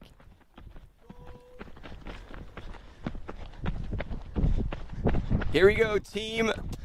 Leading from France, Louison Coiffet has made his move when it mattered the most, and he is now making quick way of this last technical section. Oh, he's absolutely sending it. Believe it or not, he has just run over 86 kilometers. And he's just about 2Ks from the finish. A few technical switchbacks left, and then a couple of big, long, straight lines on the tarmac. There you go. That's the tricky part. Very well negotiated.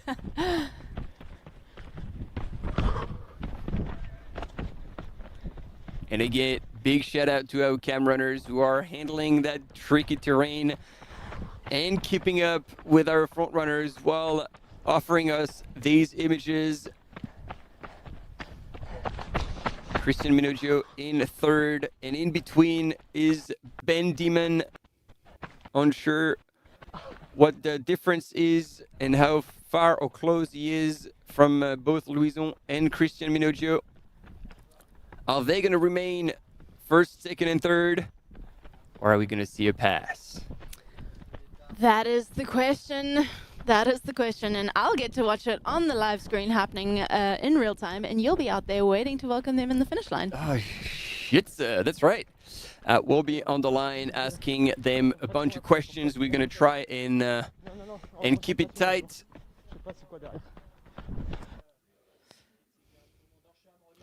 And there we go. You can see Louison is almost at the bottom of that descent. Few hundred meters, and then he is into the final stretch through Chamonix, where he arrives at this finish line here. Yeah, you can see the car park down below.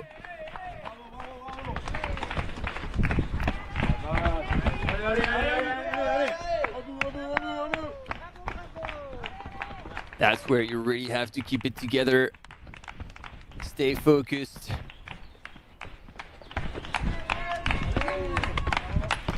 And once he hits this car park, he's got a few hundred meters that he'll be able to see behind him. So if anyone is close behind, he will have the head start. He will be able to see them.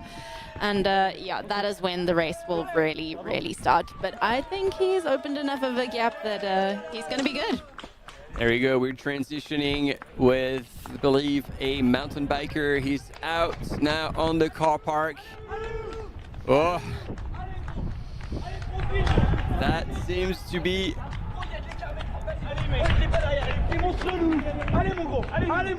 And they're telling him, we still don't see him behind you. My hands are sweating. I'm nervous. Il est là.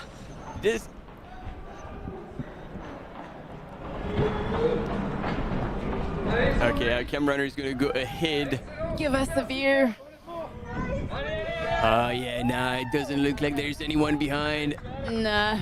This one is his. And he is moving so well. Oh, man, there it is. That was so close. This gap is going to be near impossible to close.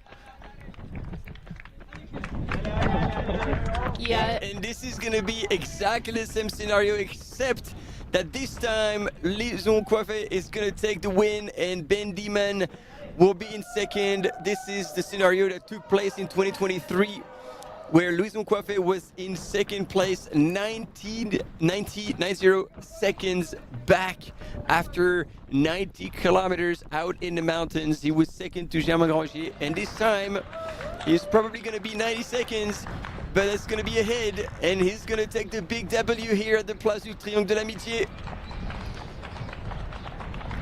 He's focused, head down.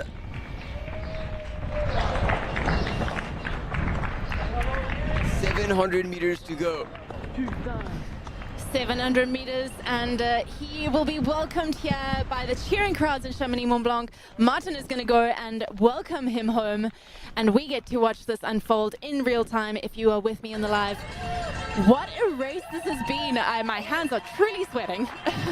But Louison is looking so incredibly smooth. We can't really make out Ben in the back there, but he is also chasing hard. He can probably see Louison ahead and is going to be pushing as hard as he can to close that gap. But there he goes. He looks over his shoulder. He can see Ben in the distance there. But look at the energy. Look at the crowd in Chamonix. Absolutely incredible.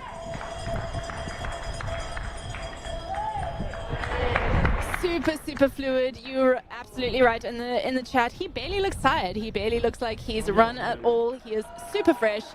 After 9 hours and 36 minutes of racing and proper racing from the start, this guy has been in the mix since the beginning. What a race for Louison Coiffé.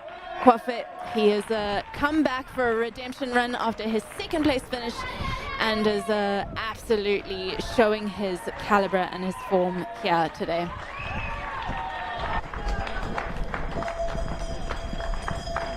And there is Ben Dhiman, also super close back. Honestly, there's only a few hundred meters between the two. Are we going to be seeing a bit more of a chase here? Is Ben moving better?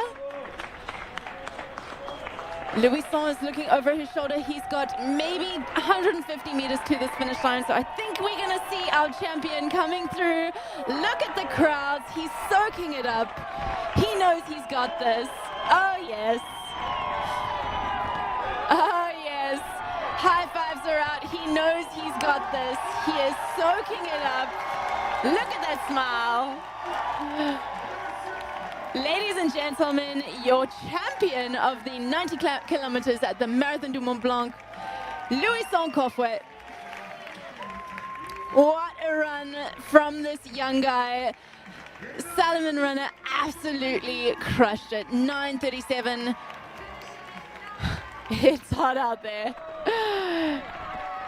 And Ben Dhiman just seconds back, also making his way to that finish line arch.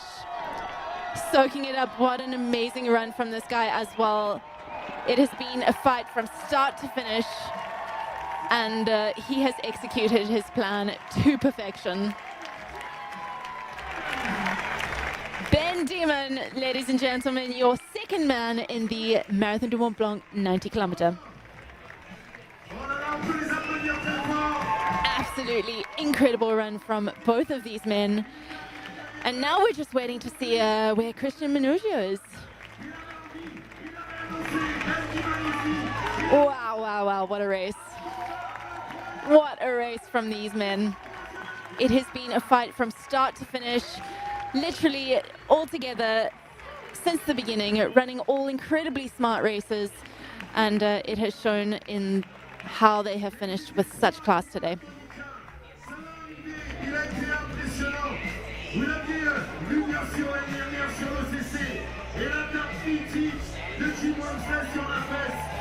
And these two definitely pushed super hard at the finish here, opening a little bit of a gap on our third position man, Christian Minoggio. They were all together at Montenvers. They all came in together at that second to last checkpoint, and where Louison made his break. And from that point, it has been a race. Christian Minoggio, unfortunately, losing a bit of time, but still going to come in an incredible time behind these guys.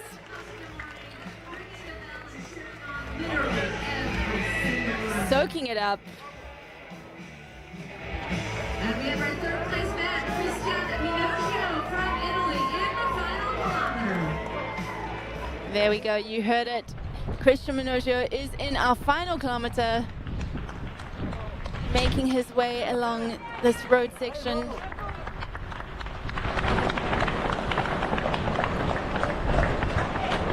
Such incredible racing from these guys today.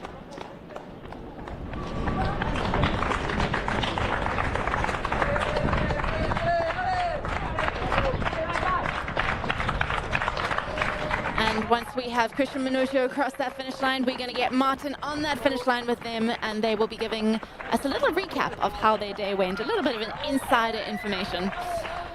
But for now, we get to follow the incredible Christian Minoggio. What an inspirational athlete, showing us such class, and what an incredible performance from him today.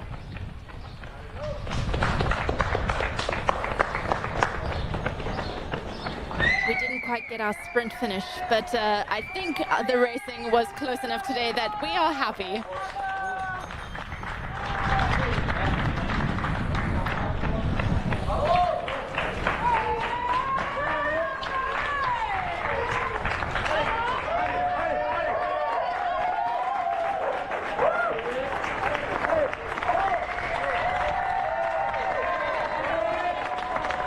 Great racing from Christian Minoggio. He's still looking so calm, so composed. Rounding out our men's podium here today at the Marathon du Mont-Blanc 90-kilometer race.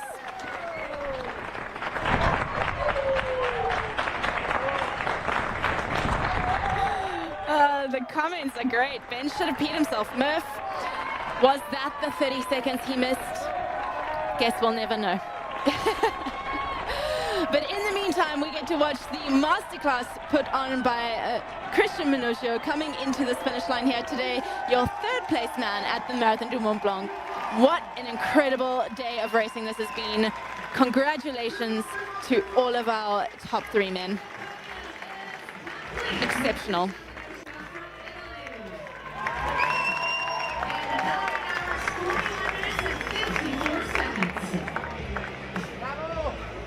Allez, on va. Christian. Attention les amis, Chamonix. 3, 2, 1, c'est à vous. And soaking it up as he should. A well-deserved round of applause for the Italian here today. Christian Minoggio taking this 3rd spot in the Marathon du Mont-Blanc.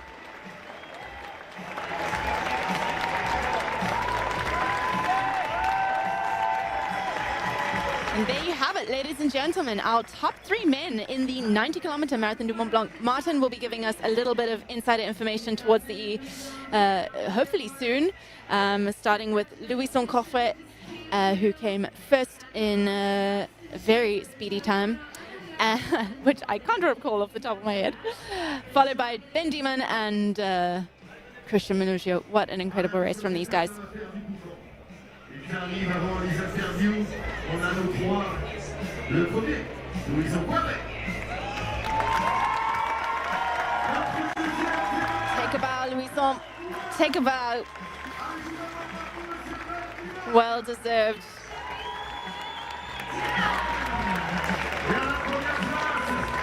"90 kilometers, 88 kilometers, excuse me, 6,200 meters. What a race from these guys.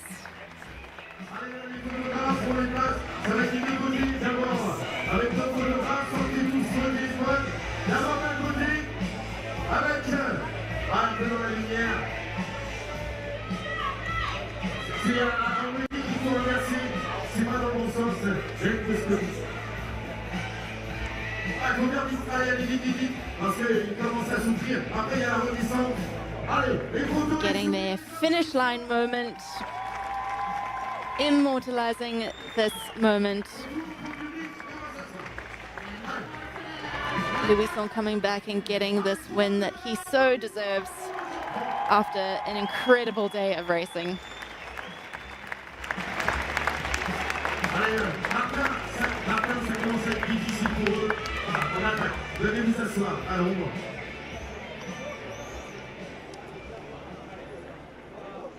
Here we go. We have Martin giving us some insider intel on what these guys went through today. And I will try and translate.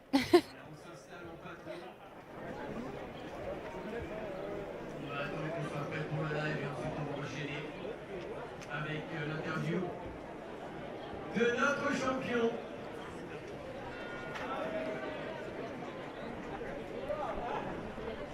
Et voilà, on est live avec le champion du jour, Louison Coffret, qui nous a fait une démonstration de force. On t'a suivi toute la journée, ça a été absolument exceptionnel.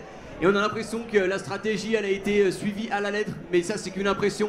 Donc maintenant tu vas pouvoir nous dire, et si effectivement c'était ce que tu avais prévu, tu les as laissés partir sur le bas, et sur la remontée au Mont-en-Vert, tu leur as repris 1 minute 20, sur la traversée, tu leur as mis 1 minute 30, et après tu n'as jamais regardé derrière. Est-ce que c'est vraiment ce qui s'est passé, et surtout, est-ce que tu nous feras un petit parallèle avec la course de 2023? Ouais, alors c'était la stratégie de base.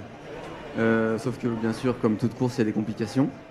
Donc en fait, c'était aussi une stratégie un peu mode survie entre le Tour et les bois. J'étais vraiment pas très bien et en fait, j'avais énormément de monde pour me donner des écarts, pour m'encourager, tout ça. Et je voyais que malgré le fait que j'étais vraiment pas bien, ils prenaient pas tant d'avance que ça. J'ai énormément de famille, amis, staff aujourd'hui, c'est incroyable et s'ils me remontaient pas le moral et s'ils me motivaient pas à ce moment-là, jamais je fais la montée de Mont-en-Vert pour recoller et après ça a été mieux et du coup j'ai essayé de profiter de cette fin qui est à la fois magnifique, à la fois incroyable quand tu cours devant et il n'y avait plus qu'à quoi. Eh ben on inverse les rôles. Ouais, grosse pensée à Germain du coup. Ouais, là à la fin je me suis dit c'est pas possible, pas 2 fois. pas 2 fois deuxième. Mais c'est vraiment que à la fin qu'on commence à se dire qu'on joue la victoire, parce que jusqu'à même aux 2 tiers de course, on sait qui y a derrière. Les écarts, il n'y avait rien. Enfin, on avait l'impression que tout pouvait basculer dans n'importe quel sens, quoi. Et ça a basculé dans le bon sens. Une victoire aujourd'hui, encore une fois. Félicitations, Louison. Allez.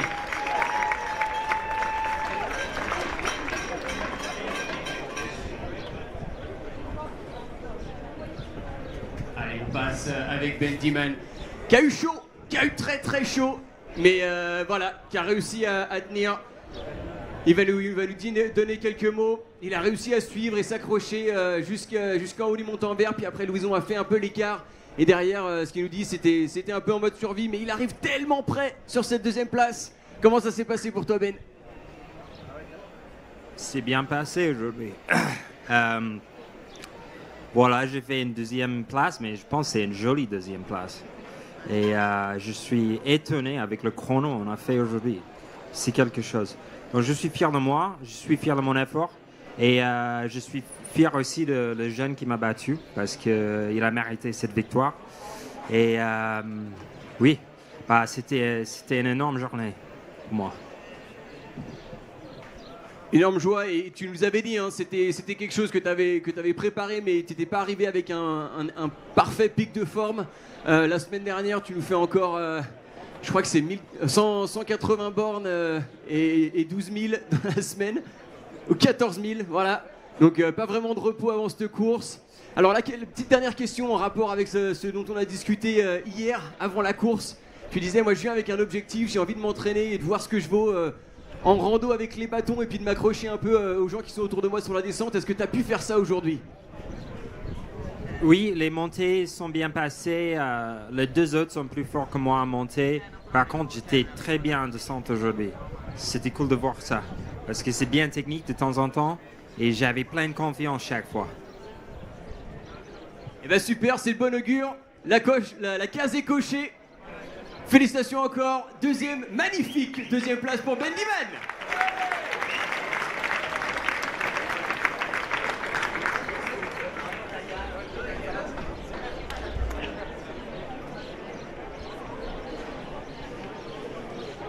Allez, on trouve un traducteur rapide pour notre ami Minoggio qui va nous faire l'interview en italien. On sait qu'il est toujours très solide sur ses courses. On a eu très très peur pour Ben Dhiman dans cette descente. Mais c'est vrai que Minoggio, c'est un amoureux de la montagne, un amoureux de la course. Le week-end dernier, il était déjà en train de faire une longue course. Donc on va essayer de voir en quel état de fraîcheur il est arrivé sur cette course.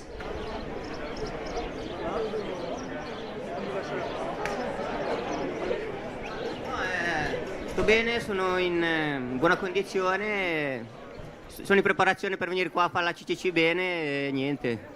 Bel percorso, la prima volta che ho fatto la 90 qua, mi sono divertito davvero. First time here at the 90K of Marathon du Mont-Blanc, and he's ramping up his training for CCC in 2 months.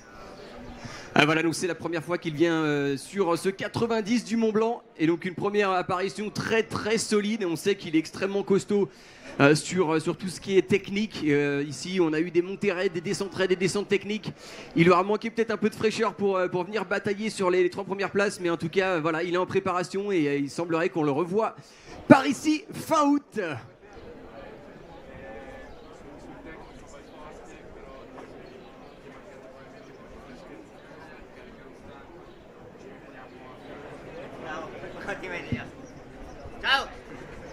Et voilà, il remercie tout le monde. Mesdames et messieurs, encore un tonnerre d'applaudissements pour cette 3e place, Minoggio. All right, so to give you guys a quick recap of the interviews that Martin did in French, here we get the recap in English. So the first one from Emosson was saying that He had a very, very hard time from the tour all the way to Le Bois. He's basically just in survival mode. It was extremely complicated for him. He had to dig deep, but then he had his friends and family out there on the course cheering him along, and that gave him the extra boost of energy he needed. And then pushing up towards Mont-Blanc, that pain, that suffering kind of diminished little by little, and he was feeling better. He knew he had Dhiman behind him, and he was second here in 2023, and he did not want to get second place again. So he was really, really fighting for that first place finish here today in Chamonix. And then Dhiman was saying that he's extremely proud of himself. It was a beautiful second place that he's got. The competition was tough actually out there with the men, and he's very happy with his results. He can't believe the time being as quick as it is, and overall just really, really stoked to be here. A bit of a hot finish for him, only 40 seconds behind Louison, but a beautiful finish for Dhiman as well. And then Cristiano Minoggio, I'm afraid I can't give you the translation on that one, I didn't hear it very well.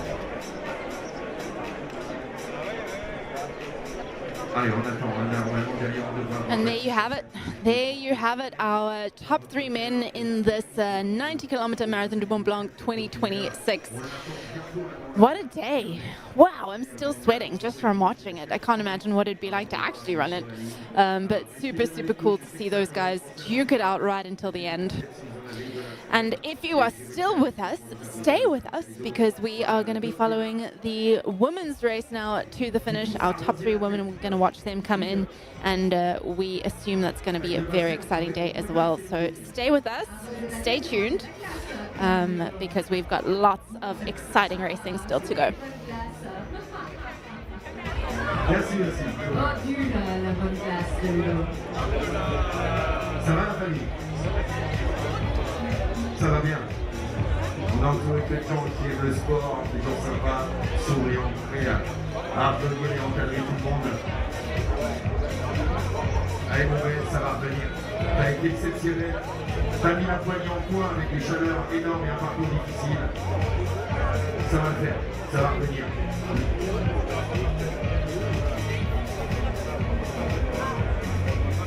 Welcome back. All right, we are back indeed, and yeah, last details from that finish line is that Louison Coiffet is completely cooked. He was in the medical tent, saying like he had actually pins and needles in his lips, which like probably is like very low tension. And Dhiman is throwing him up in a bucket.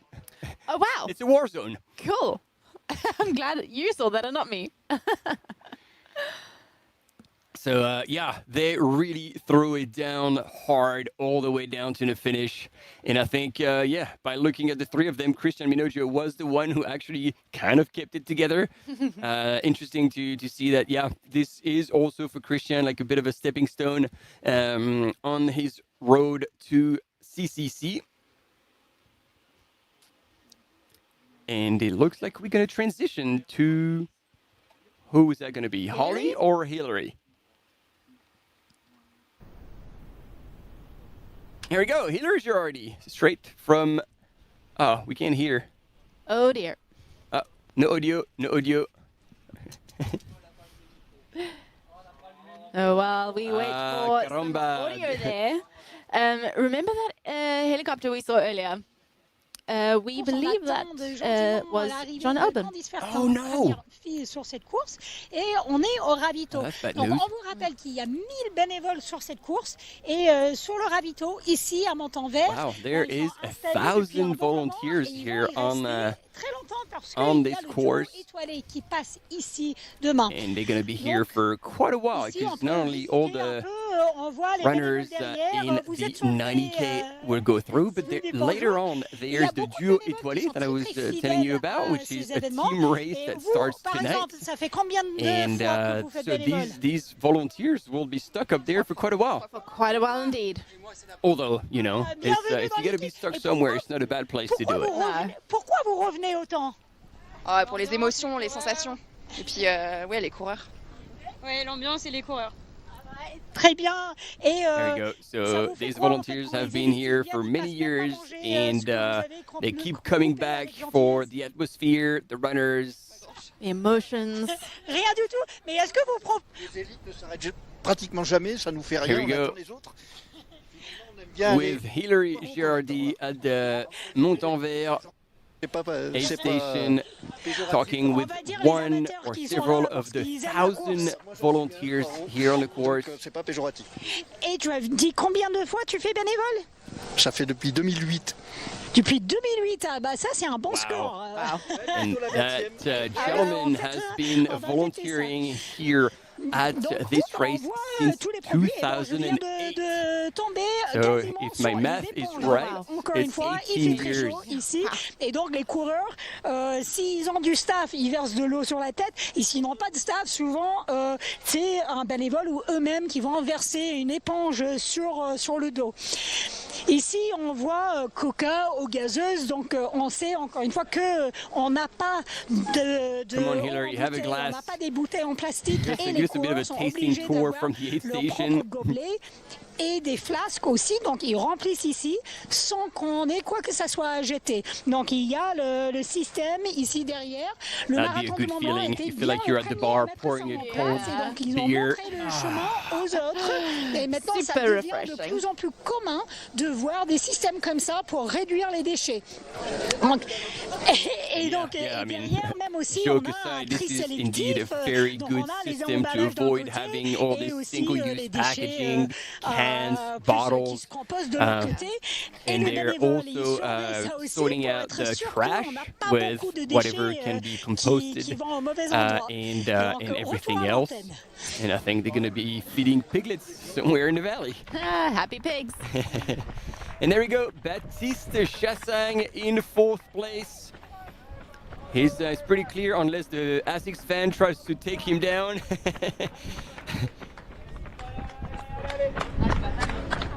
But there you go. 1K away from that finish line. It's getting extremely close, and I think Baptiste Cotentic is probably far enough for Baptiste Chassang to be worried. There's 16-minute difference between these two gentlemen. So now he just can freewheel into the streets of Chamonix.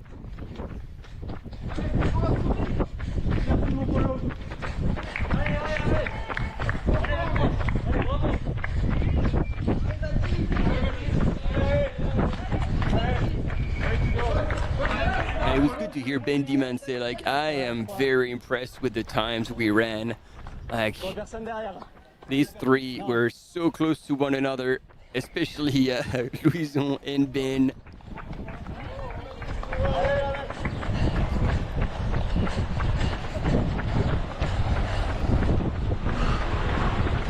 Yeah, assuming that the course was about 40 minutes faster.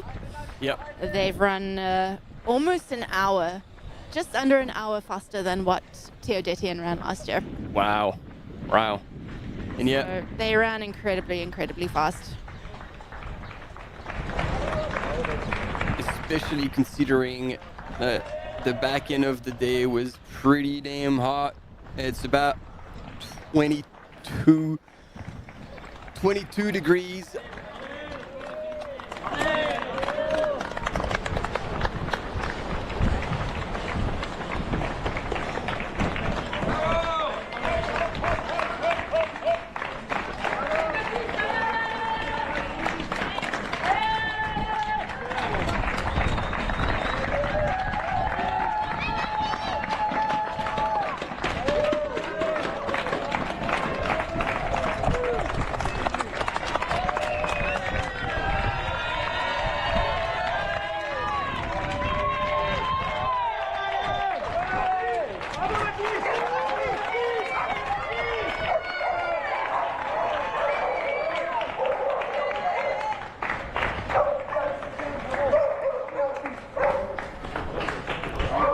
The local Baptiste Chassang coming in through Chamonix. The crowds are still there cheering him in.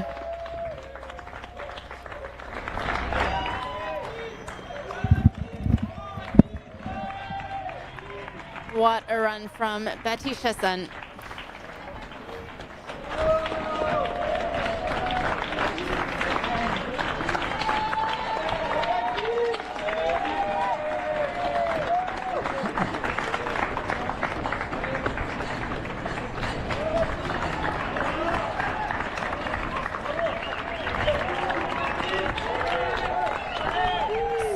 strong race from Baptiste. He was in the lead group early on. And has managed to hold on to this top 4 position after a tough battle out there. Incredibly hot, incredibly challenging terrain. And Baptiste is soaking it up. There it is. What a run.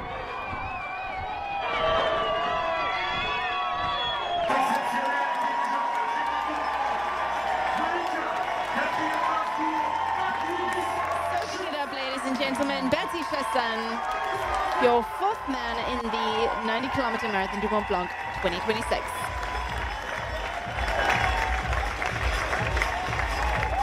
And there he is with his classic move, rowing the boat. For all of our English speakers in the channel, that is a French saying, I believe. Rowing uphill, or rowing upstream, apologies. There he goes, incredible race from Baptiste Chassagne. And while we are waiting for Martin to do the finish line interview with him, we are back with our lead woman. Ladies and gentlemen, Candice Fertin-Baccon is on her way up towards Montenvers. Again, what incredible images. To have images of her running this section is amazing. And she is near the top of that climb toward Montenvers, where she will have some help at that aid station. And hopefully we will be able to see Hillary there as well and give us some on-the-ground feedback of what is going on. You can see she has got one switchback before she hits that aid station there. And then she's just got that final steep climb up to Le Signal before she traverses across to Plan de Guil. But what a race she's had. At the last checkpoint, she had over 15 minutes gap on second place Audrey Tanguy. So a very comfortable position to be in right now. But by no means can she take her foot off the pedal. The race is definitely not over. But she at least does not have to run fearful. She's got enough of a cushion that she can take her time, she can be relaxed, she can enjoy it, soak it up, and just run her own race. And as we saw in Les Bois, the race for second and third is by far from over. Audrey Tanguy coming through Les Bois in second position, but Ekaterina Mityaeva and Katerina Hartmut are very close behind and are chasing hard. So we have a very exciting race for those podium positions on the women's side of the race as well.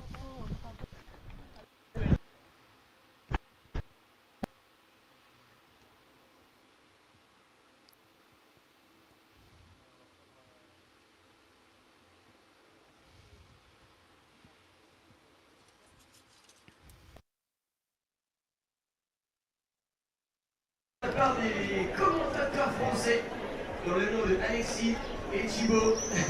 Here we go. Our interview with Martin and Baptiste. See what he has to say.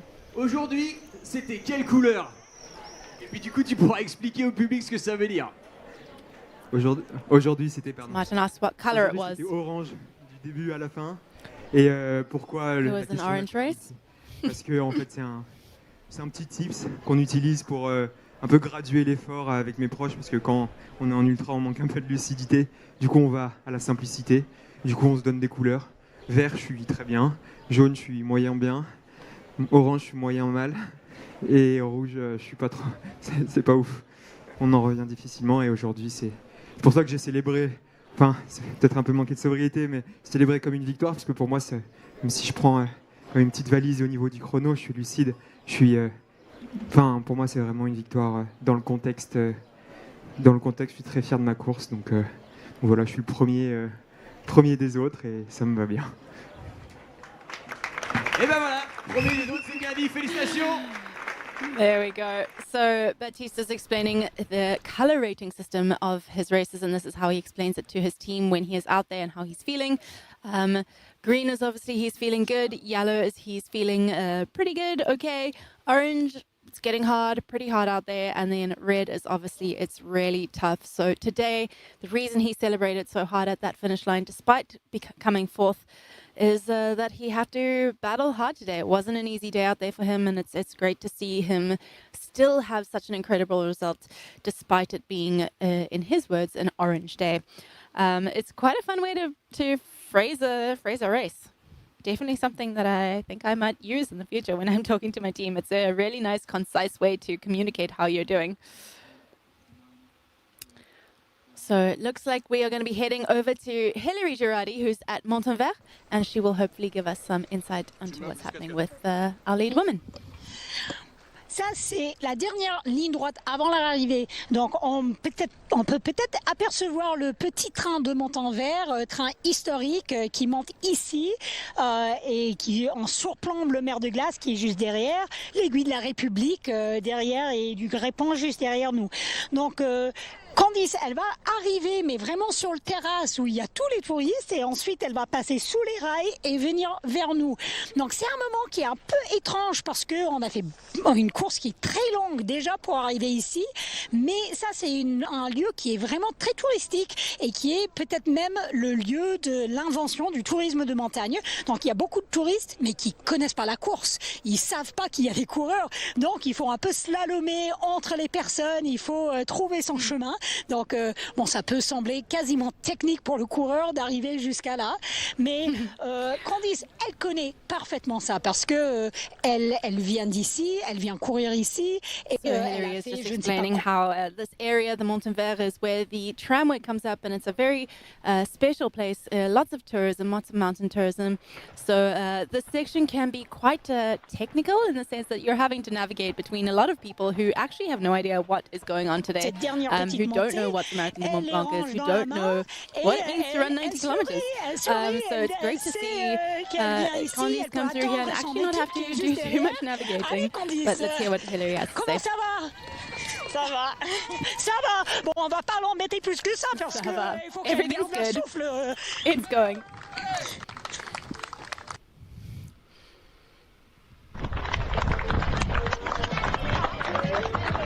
Here we go, Candice Fertin coming into this aid station. Her crew is there. She's going to probably change out some bottles, get some fresh bottles, some water on her head. And let's see if we can hear again from Hilary. Oh, we lost it, but hopefully we will get it back. But Candice still looking in really good spirits. She's able to talk to Hilary. She's able to, you know, even if it's just 2 words, but she's good. Everything's going well. She's still rolling. She's still moving. So it's really great to see. Honestly, super impressive for Candice today. This being her first long ultra distance. She has done 50 kilometer races, but this is her first time stepping up to the 90 kilometer distance. And as we spoke about earlier, you know, she is no stranger to... Donc c'est une autre manière comme ça, elle peut avoir 3 flasques avec elle au lieu de 2. Elle a des derniers gels et elle boit un peu, donc elle a toutes ses poches et elle est prête. Allez Candice, bon courage! Still super happy. She's got a smile on her face. She is having a good day out there. As I was saying, Candice is no stranger to volume. She enjoys training big volume. So for her, this was a smart race, a natural progression of her training into the ultra distance here. And honestly, again, as her first 90 kilometer race, first step into this ultra distance, she is absolutely cruising. Still using those poles incredibly well. Again, coming from that skimo strength, that uphill skimo skill, that upper body strength that she's gotten from that. Yeah, I think on these climbs, on these last sections of the climbs, she is going to be unstoppable.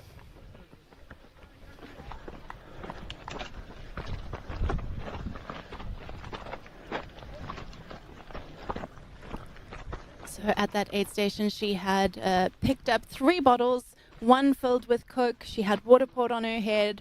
She picked up some extra gels, because from here on out, she has got no more crude aid stations, but she does have 1 point where she can pick up water at the Plan de Guil checkpoint where she then enters that last descent that we just saw our top 3 men duke it out over. And Candice is still moving super well.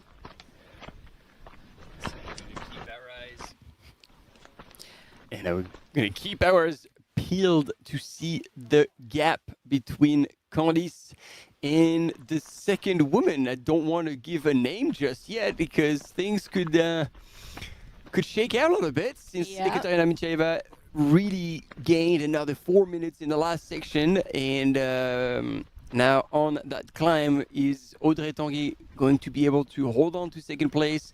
Is Ekaterina Mityaeva going to make a pass, or is Katarina Hartmut is going to move 2 spots up and land on the temporary second place by the time she makes it to Montanvert? A lot of questions. Yeah, that second, third, fourth is all to play for still. We have no idea, and we won't have any idea until we get some images of them coming up to this Montanvert aid station.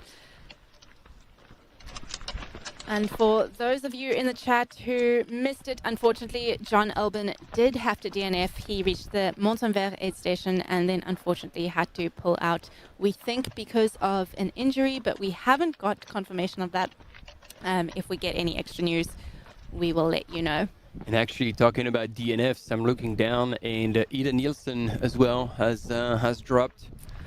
Yeah, if you missed us earlier talking about Ida, she struggled with injury in the first part of the year and then was making her comeback, feeling strong, and then did a race, the Monte Rosa Sky Race. And if you don't know what that race is, go look it up. It's crazy. But unfortunately fell quite sick afterwards and never fully recovered. So we assume that most likely that sickness is why she wasn't able to complete today.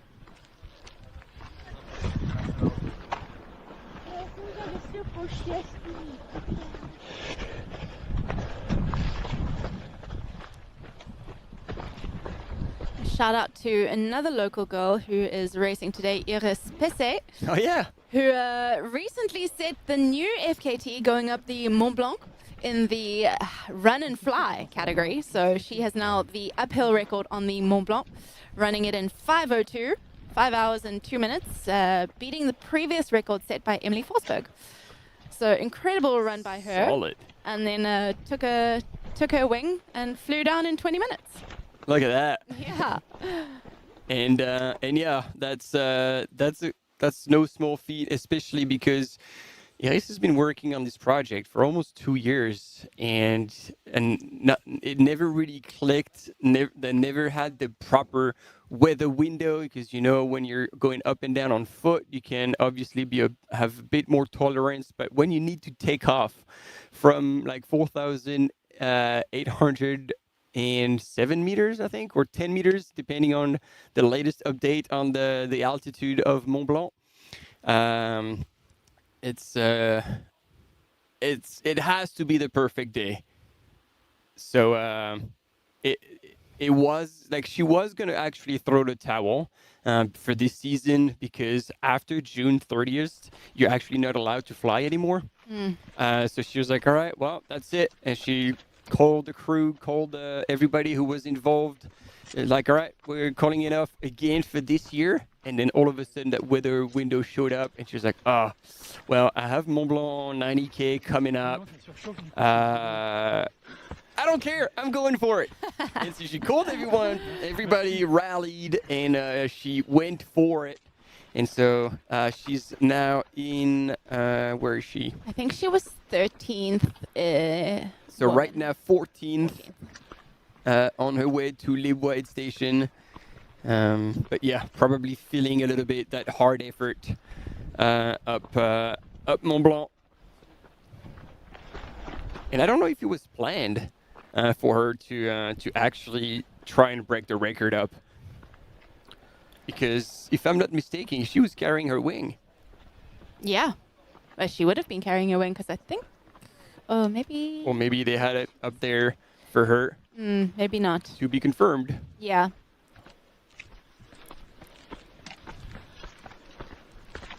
And just a shout out to Candice, who is currently sitting in 27th overall. And probably higher than that now because we have seen her overtake, I think, 2 men since she's been through that Montenvers aid station. So watch out, men. She's coming for you. And yeah, I think Blondine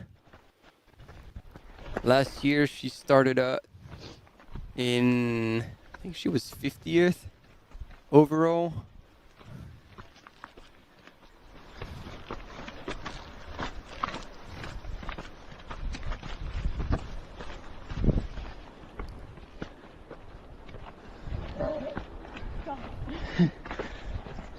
And I think ended up 28th.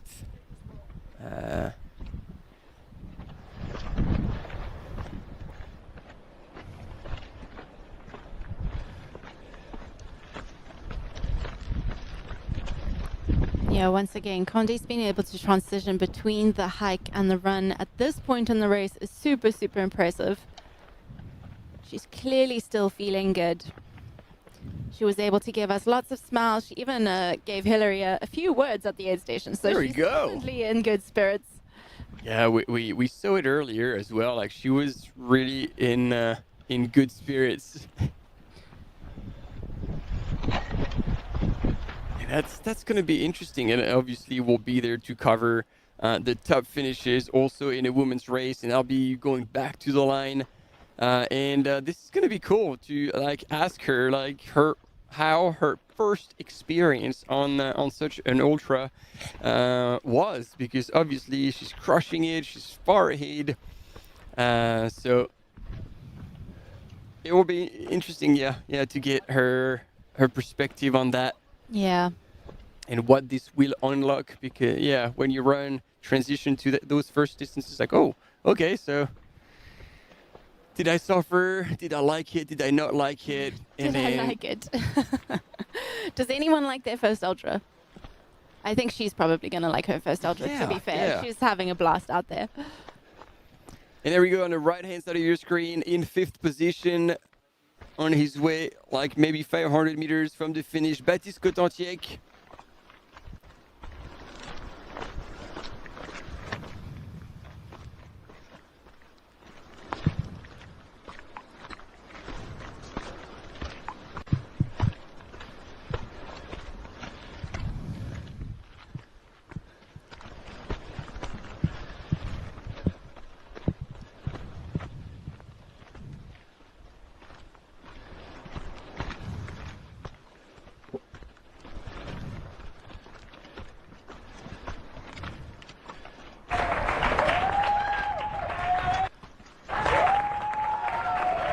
There we go. We're bringing you the 5th man across the line into the streets of Chamonix, being celebrated. Final glimpse at the watch. Going past a pretty good ice cream shop. If you're around Chamonix, that's the place to go. Is that your favorite? That's one of them. Okay. I like to sample. Mine is coming up just on the right here. Yeah, but there's always a line. Chérie Shaft, come on. There it is. There it is. That's it. Always with the line as well. There we go. Baptiste Cotantiec, representing Team ACG. He's a doctor. He's finished his studies, 9 years, just last year, and now going full-time into trail racing, finishing with an absolute smile on his face. He's like, whoo. Straight for the shade. Yeah. Give this man a chair and some shade, and happy as a clown. Happy as a clown? Yeah. Okay. Never heard that one before, but it works. And yeah, we could catch a quick glimpse of both his bleeding knees. That happened earlier, like way earlier this morning. It's in a first descent, we assume, from Brevant. But it's good to see that he was able to carry on with his race and push through.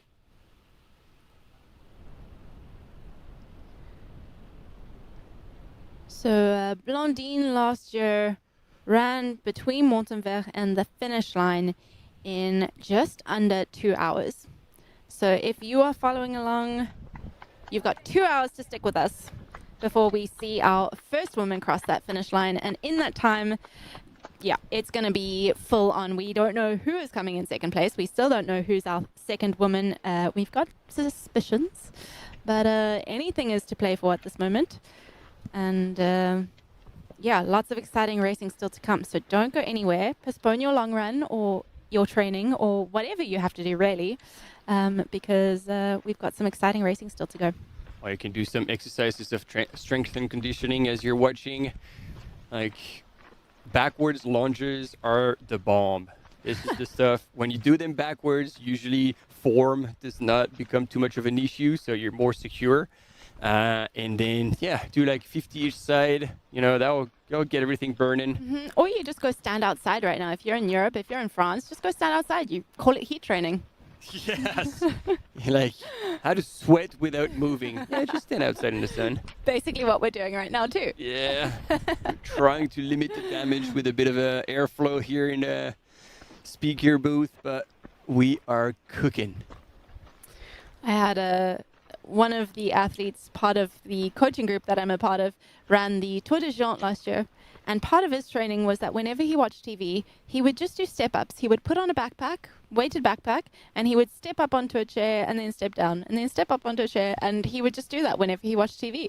I mean, it's a way to prepare. Whatever it takes, you know? Yeah. Not my personal preference, but, you know, you do what you can. Yeah, well, like it's just mental training. Just when you repeat that in the mountains, you're like, oh, sweet, easy. Here we go.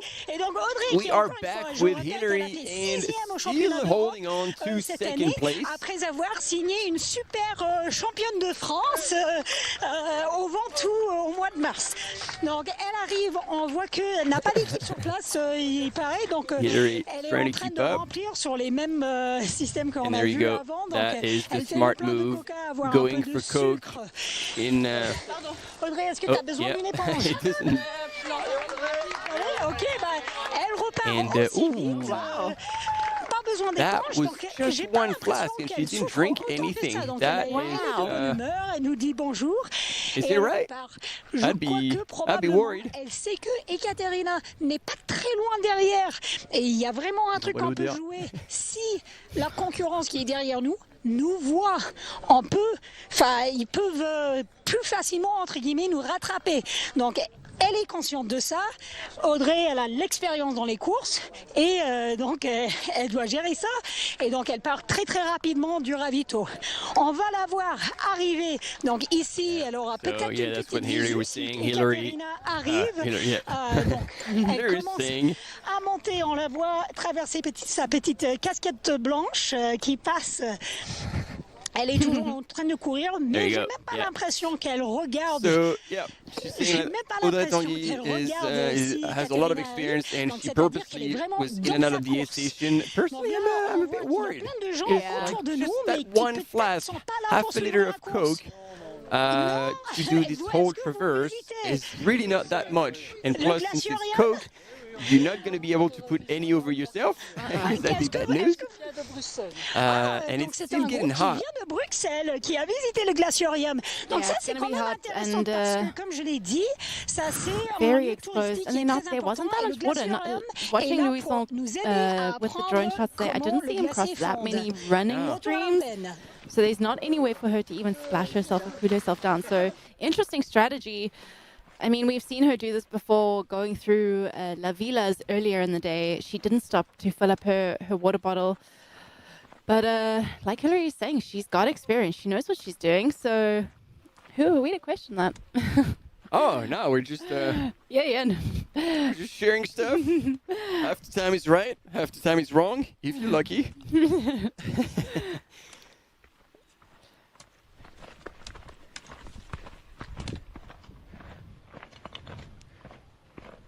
But interestingly, Audrey gained back 1 minute on Candice on this climb up to Montenvers. So not gaining a ton of time. Candice still has a very comfortable lead. But yeah, she's not slowing down, that's for sure. Yeah, like 19 minutes is, I mean, at this point, I'm trying to do the math.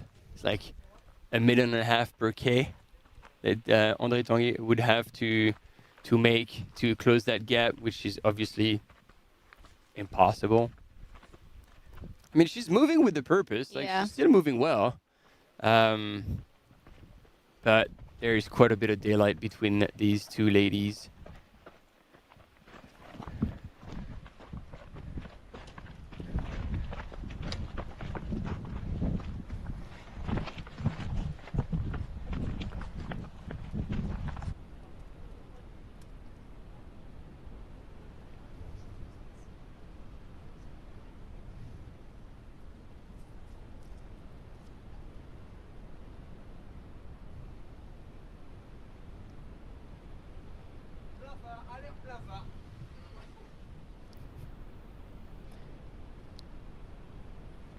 There we go. Holly Page is our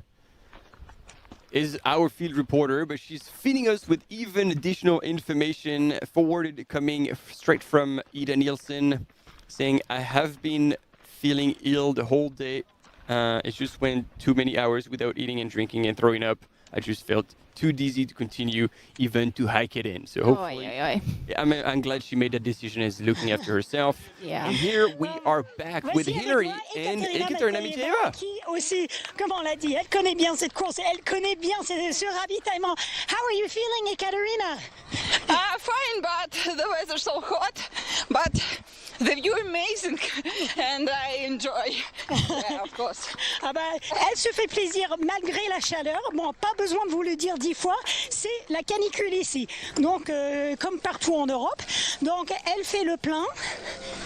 Tout comme elle avait déjà peut-être du coca dans sa gourde. Donc, elle va mettre de l'eau gazeuse.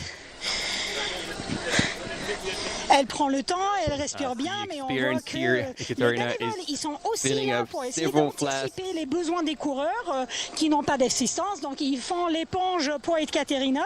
Elle demande à le mettre... There we go. Oh, see, also very smart, getting water over her face and head to cool down. Yeah, and we don't know, but sometimes it's worth taking the extra 30 seconds at an aid station just to, fill up an extra flask, get an extra sponge on the head, especially when you're going into a section that's this exposed and that's going to be this hot. So I guess we'll see if that comes back to bite Audrey Tanguy in the butt. But again, she is experienced in this kind of racing. She's an experienced racer and in this distance. So I guess we'll wait to see how that plays out. Yeah, and then to be fair to her, like, as much as we were questioning that thing, she did leave the aid station looking super strong and moving almost better than Candice Fertin at this point. So hard to tell. Once again, that mom strength coming into play. Audrey Tanguy coming back from 2 years off racing. This is one of her first races back.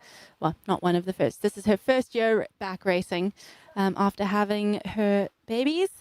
And it's great to see her coming back and being so strong. Just an absolutely incredible athlete. Yeah, again, like national champ earlier in the trail running, and then she was 6th at the European off-road running champs. So yeah, she's definitely coming back strong.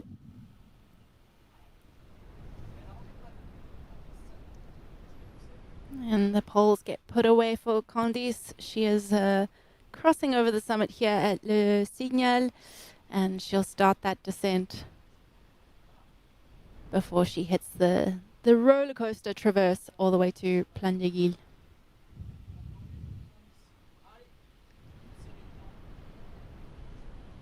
And again, still those beautiful shots. And look, what a rock mess it is. This is where if your legs are sore, if you can't have a fluid running stride, it gets really tough. And I mean, obviously we're covering the race for the top runners, but there's just over 1,000 participants in this 90K at the start this morning at 4:45 in the city center here in Chamonix. And they will have, like, the cutoff across the line is 24 hours. 24 hours. So if you're around, if you have a party tonight in Cham and you want to cheer in some runners at 4 a.m. this morning, or tomorrow morning, I should say, you know that you will be seeing some true warriors who have spent over 23 hours out there battling it out on the mountain. So that's, yeah, life in a day. Oh. And again, this perspective with the valley in the background and that traverse, it's quite epic. Yeah, guaranteed Candice is not looking up to admire the view today. She is very much focused on placing her feet in a good position and trying to find her flow on this trail. As you can see, it is very technical. It does require a lot of concentration, which 10 and a half hours into a race, I can promise you, it is not always easy. Yeah, and I don't know, what do you think? I think she's starting to, her stride is becoming a little bit more gingery, and she might have come to a point where she's experiencing the ultra feel, where the legs are falling off a little bit, and it's starting to hurt. And if that's the case, you have her here on the screen. There is a whole lot of ground between these two women. 19 minutes, so it is quite a comfortable lead. So even if she needs to slow down a little bit, Candice still, let's say, should be able to secure a win for this first 90K in her career. Yeah, I think hopefully once she gets down onto the more rolling terrain, she'll be able to find her stride again and just get into a bit more of a comfortable rhythm. Sometimes when you've been hiking for so long, you just need something to open out your stride a little bit before you can get into that or to find that flow again. So we'll see when she gets onto the more rolling terrain and off of this descent here, if her stride opens up a little. And in the meantime, we've had Baptiste Elmenreich and Nicolas Gourdon, who have come across the line down in Chamonix, taking 6th and 7th respectively, which means that the next runner across the line will be Miguel Arsenio. The Mike Show. There's a whole lot of people in the chat cheering for Miguel. And so now Audrey Tanguy eating looks like a big thing. So maybe either gel or applesauce or rice, whatever you can put it into those big sachets.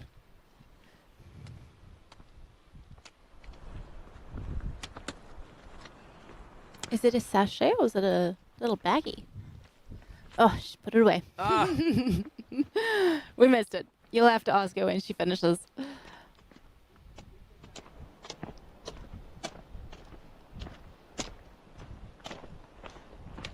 Am I imagining it, or does she look like she's chewing? Maybe I'm imagining it. Can't tell. You're both staring at the screen. Getting closer and closer.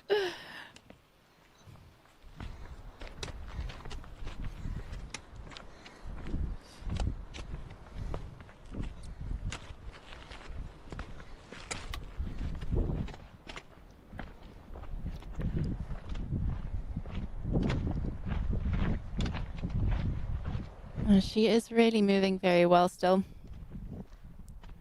Yeah, and as someone said it in the chat earlier this morning, it's like a power racing competition. Yeah, power with hiking views. competition with really great views. With fantastic views indeed.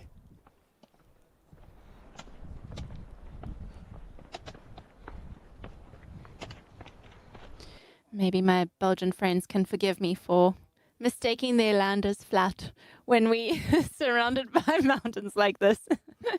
But to be fair, like then we had a comment that said, I think their highest Peak is 600 meters, no? Yeah. 680 something. Just to put things in perspective, Chamonix town is 1,100 meters. So we're just speaking about slightly different scales here. I guess my reference point for flat is very different.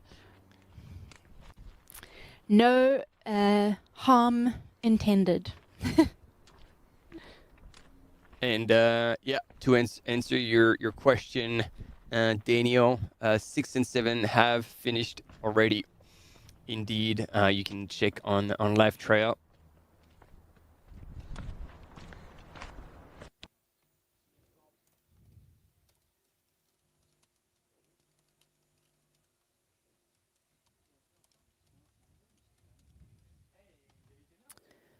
Incredible aerial shots of the trail that descends down into Chamonix.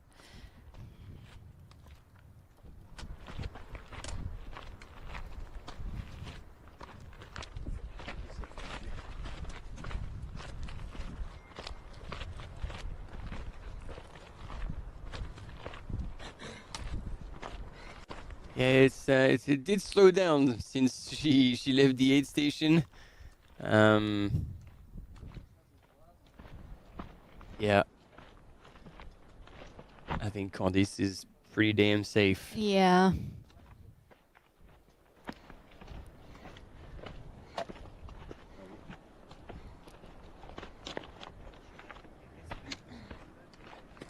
In the background there, you can see the Mer de Glace glacier, and you can also just see how far back it is actually. I was going to say, what's crazy, left of it? yeah.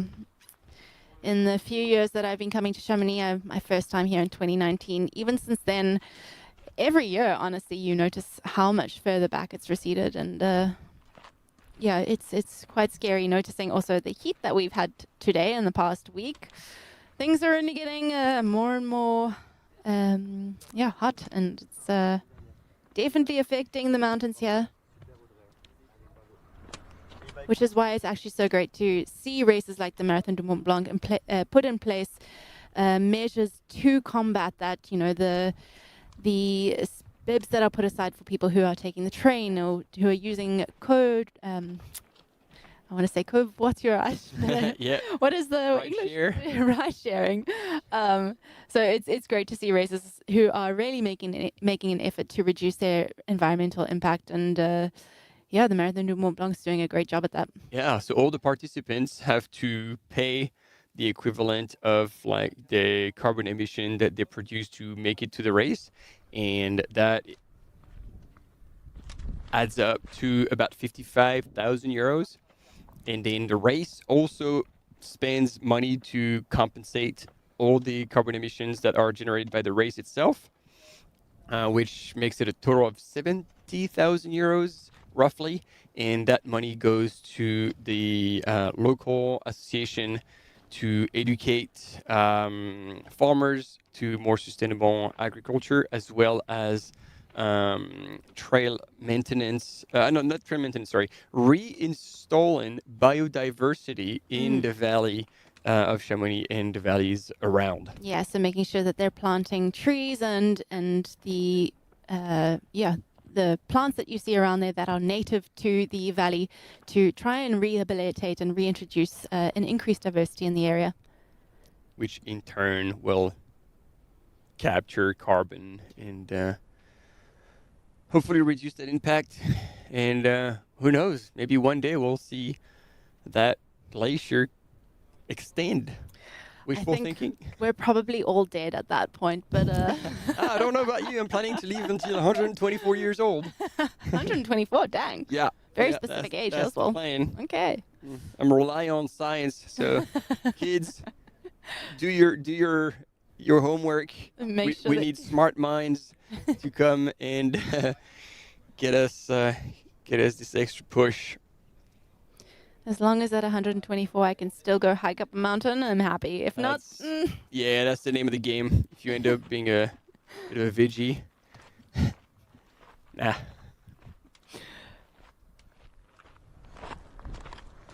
All right, so we haven't seen Candice Fertin for a while, so our cam runner might have run out of battery, which would be fair. They've been out there all day. And we did see Ekaterina Mityaeva, who was 5 minutes. 5 minutes back, Yeah, just under 5 minutes back from Audrey Tanguy. And Keteratmut, another 2 minutes and 20 seconds. Oh, it's on. Yeah, it is on.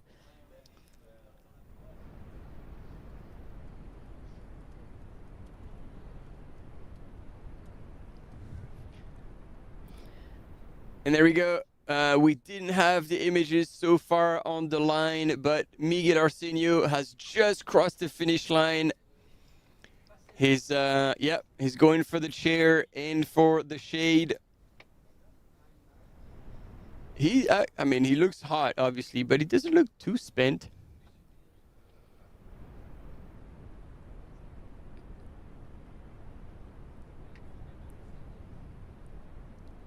Yeah, he's definitely asking for water. I mean, it was so hot for all these runners out there, and maybe worse that it started in quite cold temperature, because then it just like makes such a difference in heat for the body.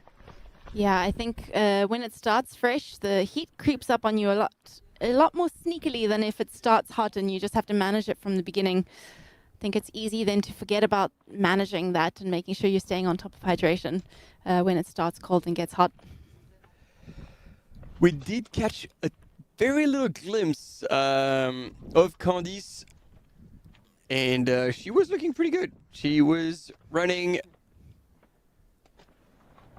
towards the finish line and away from Audrey Tanguy. We're still waiting for that timing point at Le Signal for Audrey Tanguy, which makes me think she hasn't gained that much more time on Candice on this session. Yeah, I wouldn't think she had, because when she left the Montanvert station, she did look really strong, but that lasted for about a couple minutes.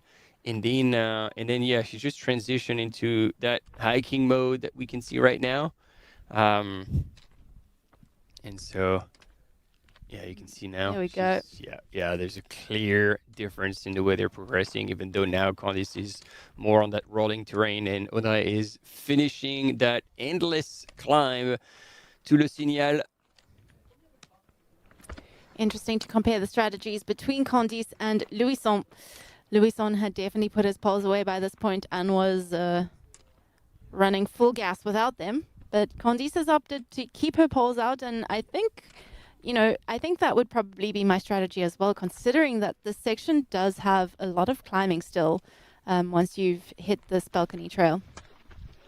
Yeah, and even this late stage of the race, when you get a bit tired, it helps just stabilize everything, support yourself, and so it's we see it a lot in ultras, in longer distances even. If you're comfortable with them, you're gonna carry them anyway. Yeah. So you might as well just make good use of them. But here, Candice is just she was using them, and now she's taking them for a run.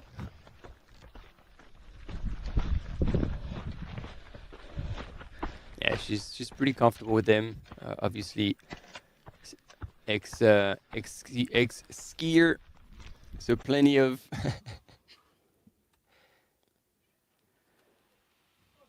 plenty of experience. I'm not entirely sure that this visual is 100% correct, because Candice is definitely further than that point, and Audrey Tanguy is definitely closer towards the top of that climb than what is shown on that screen. So we can assume they're both a little bit further along than what was shown. Yeah. But I don't think the distance between them is very far from off. No, I'm glad you pointed it out, because at this point I was not shaking much anymore, but you're absolutely right. Candice is much further along that traverse.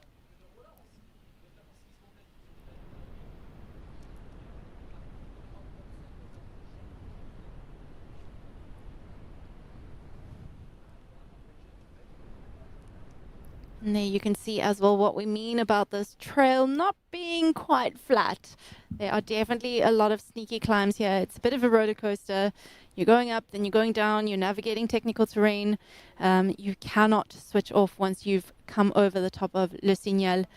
This traverse does still require a lot of focus, a lot of engagement before you hit that final descent. You can see here on split screen with images right behind Candice Fertin in that side drone shot. And there we go. We've got Audrey Tanguy through Le Signal at 15 minutes back. So roughly the same as what it was in Montenvers.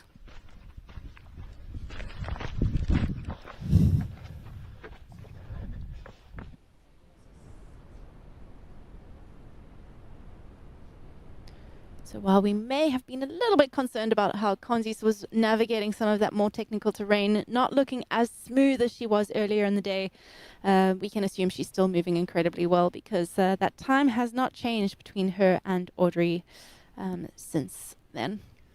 So now Audrey has, as you were mentioning, gone past the signal. So now she's going to be on that section. It looks like she's folding away her poles.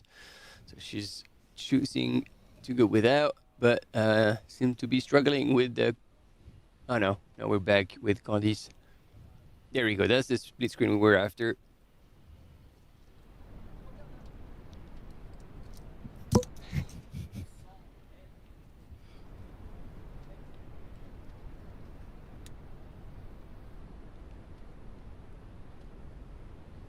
And yeah, I think the experience is talking. So far she still hasn't run out of water or out of gas, if anything.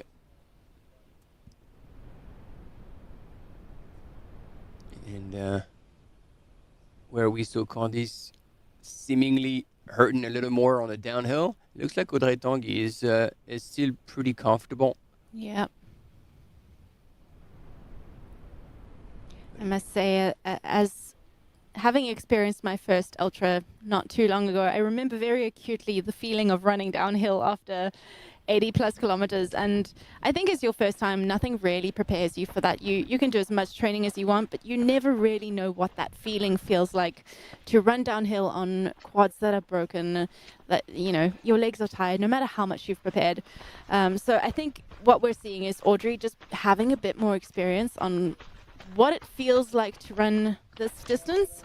Not that Candice is not moving well. I just think we are seeing her finding out what it means to run 80 Ks. And an additional 8 Ks. Yeah. we're at 80. 8 more Ks. Well, at this point. But yeah, I mean, if anything, hats off for like her daring. It was not her race strategy at all. She did not want to go out hard, and she found herself in the lead and didn't shy away from leading the women's race ahead of again pretty big names. Yeah.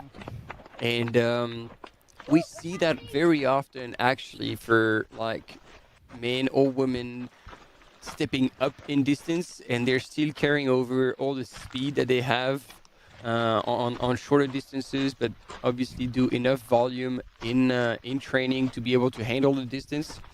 And usually this first time step up are pretty damn successful. Yeah. I don't know if you can relate, but we've seen that time and time again. Yeah, definitely relate to that. I think it's also you run because you don't know what you're in for. You run with less fear of the distance because you have no experience with it. And because of that, you're not afraid of the distance. You run how you feel and you just go with it. So yeah, very, very cool to see Candice stepping up and really just being super brave with it.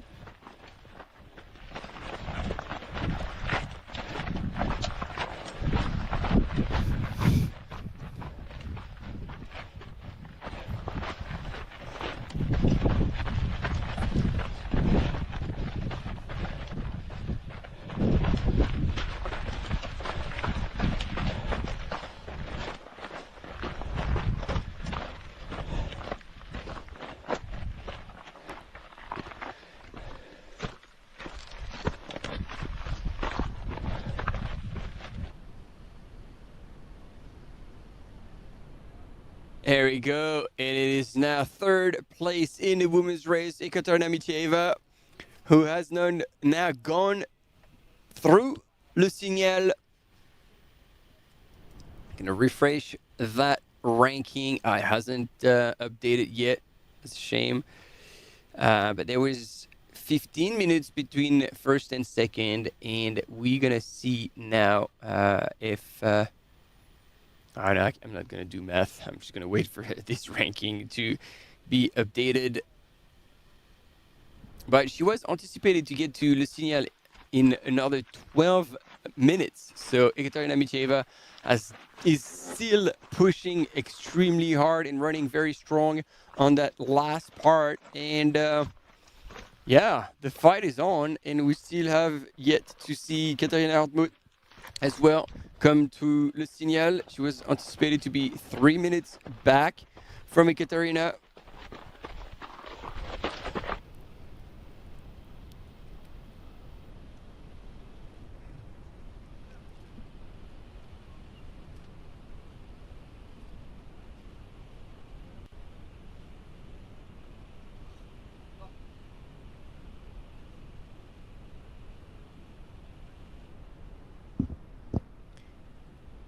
There we go. So once again, waiting for Live Trail to update the split time in Le Signal for Ekaterina Mityaev. And we'll keep our eyes peeled as well to see in the distance if we catch also a glimpse of Katarina Hartmut, who at the last checkpoint was only 3 minutes back.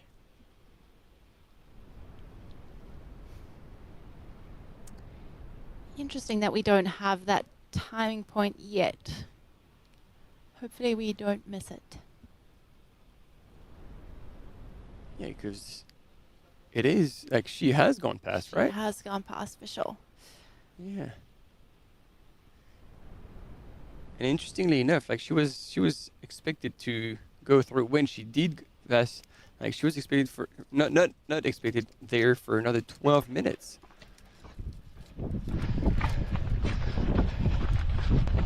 There we go. That's the update. 6 minute back. There we go. For Ekaterina Mityaev. Which means she has lost time. So Audrey Tanguy was definitely moving very well on that last climb. Just hiking it all, but with a purpose.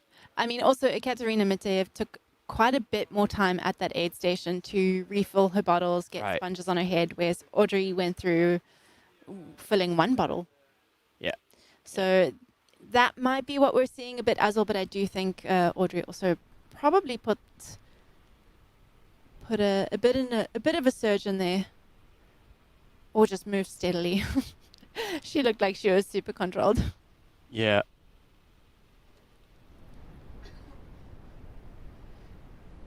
Yeah, so 6 minutes is pretty hard to close. And we're gonna hear it most likely from Holly or Hillary, still back. Holly, there you go. Là, on est au plan de l'Aiguille, on a Hugo Ferrari qui arrive. Tu te sens bien, Hugo? C'est fini la montée là?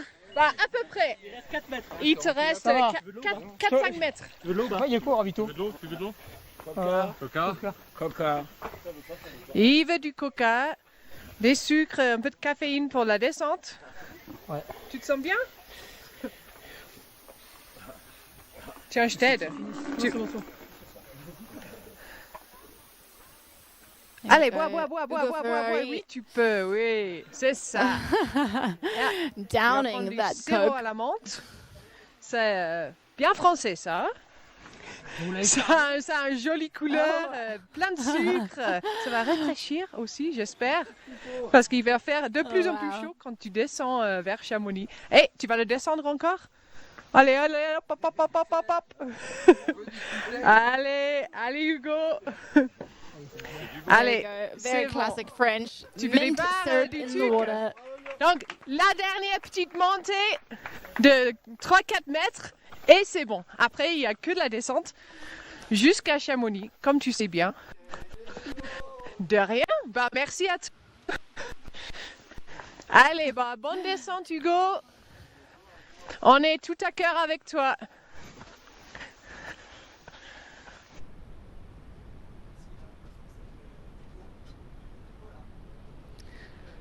There we go. Thank you, Holly. Hugo Ferrari, local Chamonix. And he had I mean, I wouldn't want to go against him in a down-in competition, that's for sure, because he guzzled that Coke down real quick and then followed that with some mint syrup in water, which is an interesting one for me. I probably would not have gone for that, but here we are. And he is finally on his way down to Chamonix. And here we are with Katerina Hartmut. She has made her way over Le Signal in 4th position. And she's moving well. She's moving incredibly well. I would say probably the best that we've seen any of the women move over this section. So, yeah. There we go. Back with our leading woman, Candice Fertin. Making her way up to Plagne-des-Guilles, where she will be met with Holly Page, our field reporter. And we will hopefully get some more insight as to how her day has been. You can see it's just in the distance there.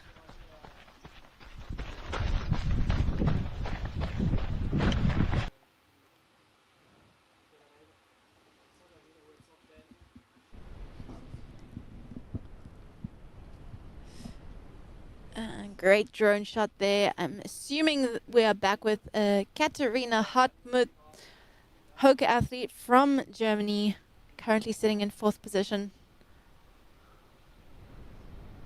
And what a shot. You can see in the distance there, the Plagne-des-Guilles, where she is heading towards.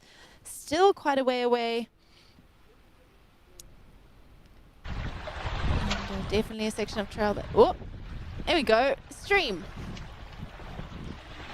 Candice stopping to wet her hat, get a little bit of freshness over her. Yeah, she well spotted. Yeah, dang.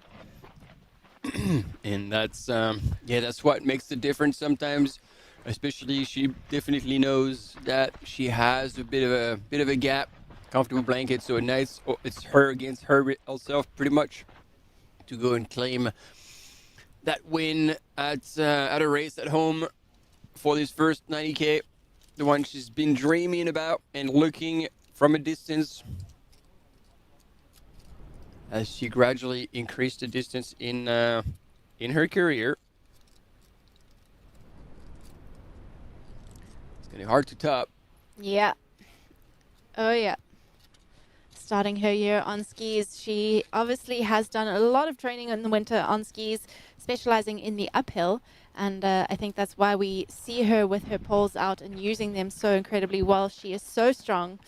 And I think likely from that ski mode training.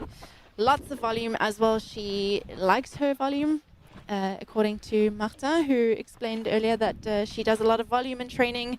And therefore she thought that this was a good progression, a great race to step up into the ultra distance, obviously being from the valley itself. On home trails, no better place to step up in distance.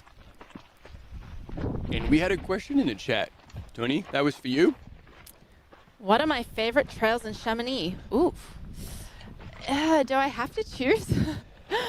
To be honest, I actually think one of my favorite trails is the trail that they did at 4:45 a.m. this morning when they left Chamonix up to Bellachat, crossing over to Prévent, and then down to Plampra, crossing over to Flégé and down. It's just so incredibly beautiful. You've got the one side of the mountain, you've got the Le Fils, which is an incredible mountain range. I think actually probably a little bit underrated. And then on the other side, you've got the Mont Blanc, Le Dru, you've got that whole incredible spires of mountain range on the opposite side of the valley that you can see pretty much that entire route. So it truly is spectacular in all ways. If I'm going a little bit further outside the Chamonix Valley, not much further, there's a Lac de Pomona, which is coming on the Le Fils side of the Chamonix area. And that was my go-to run when I lived in Plateau d'Assy, so close to the valley. And it is also just one of those places that is untouched. There weren't that many people often. It was quiet. You were fully immersed in nature. And again, you had the incredible view of the Mont Blanc from there. So many, many places. Honestly, I've probably only run maybe, I don't know, 10% of what the trails actually are here in the Chamonix Valley. You could run here for a lifetime and probably still discover something new. So I'm hardly an expert, but yeah, those would probably be my my top 2 for now. There you go. Candice Fertin about to make good use of these streams. Thanks for the tour. So now, people, when you come over, these are your top spots to go for a hike or a run.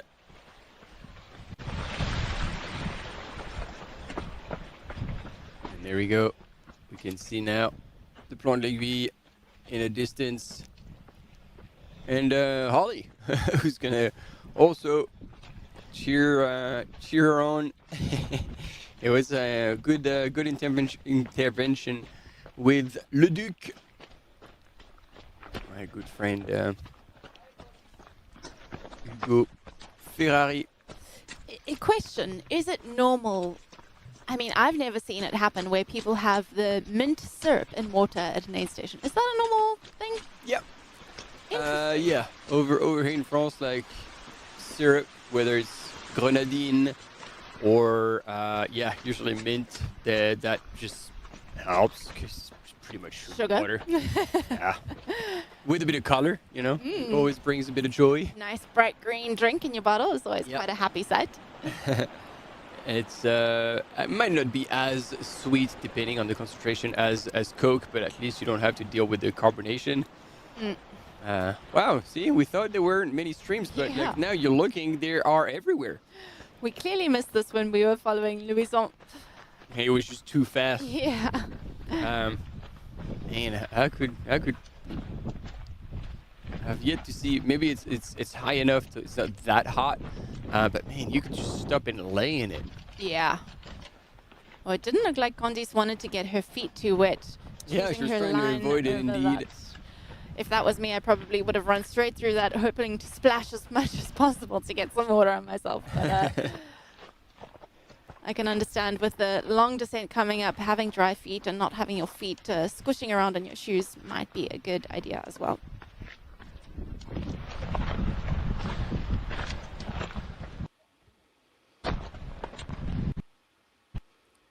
Yeah, back in another life, I was running in New Balance.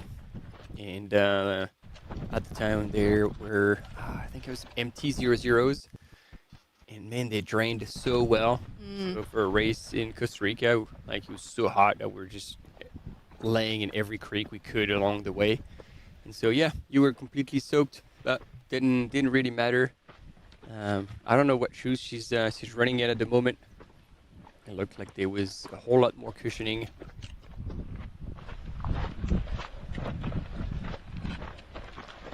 Was that the Coastal Trail? Coastal Challenge, yeah. Ah. Yeah. Have you done it? No. No. It's too early in the year. Yeah, it is early in the year. It looks incredible though. What an experience. It is a super cool experience. And then yeah, it reshuffles what you do in racing, because you know, like you pin a number down and then you're racing and you stop thinking about things that are dangerous or that's technical, but I don't look at it. You don't think about it. You kind of stop caring too much. And so then, yeah, once we found ourselves crossing a river and then not even thinking that, yeah, they were crocodiles. Oh, wow. So, yeah, the race actors are like, oh, yeah, before you cross the river, look left and right just to see if there's any crocs. But otherwise, just keep going. They're fine. They're fine. They might eat you, but you're fine. Yeah. You know, we have a 5% loss rule, so we're pretty good. As long as 95% of you make it out in one piece, we are happy. Yeah. Successful event. I love that. Yeah, the clouds are building up. You can see here, just ahead of Candice. So it is 10 to 4 p.m. here, local time in the Chamonix Valley. And we might get a bit of rain later on. Which I'm sure anyone who is out there is going to be very grateful for, as long as there isn't any thunder or lightning. Obviously that becomes a little bit hazardous, but I'm sure any rain is going to be very, very welcome.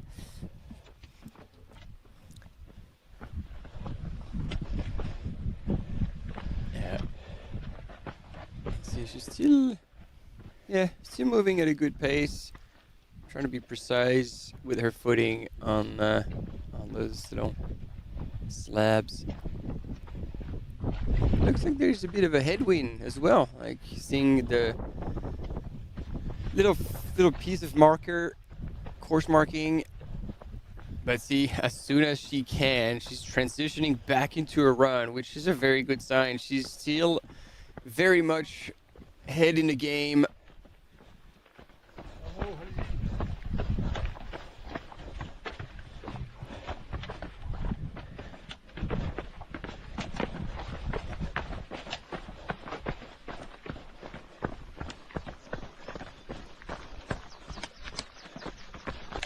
While we can't compare exact times from last year, we can compare segments, because this segment of the race is the same as last year.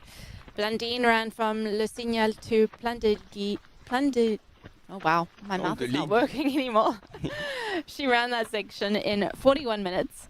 So Candice is currently running a little bit slower than that, but not much. So I think we're probably going to see her running maybe 5 to 10 minutes slower than Blandine ran this section last year. Right, and if I remember correctly, like Blandine last year, it's not like she was running scared, but she was just loving it. Like she was back at racing, not putting any pressure on herself. She started a little further back, and then she reeled in everyone and ran a super strong race. I think we're going to be transitioning to Holly back, yeah, to Holly Page. The volunteer was cheering on Candice Fertin, saying the Coca-Cola is right around the corner. Et voilou, on est tous en place, on attend l'arrivée de la première femme, c'est Candice Fertin. Elle était là pour gagner et normalement c'est ce qu'on va voir. Donc il y a son beau-père qui l'attend et son ami Paul, ils sont là avec du coca bien frais, de l'eau.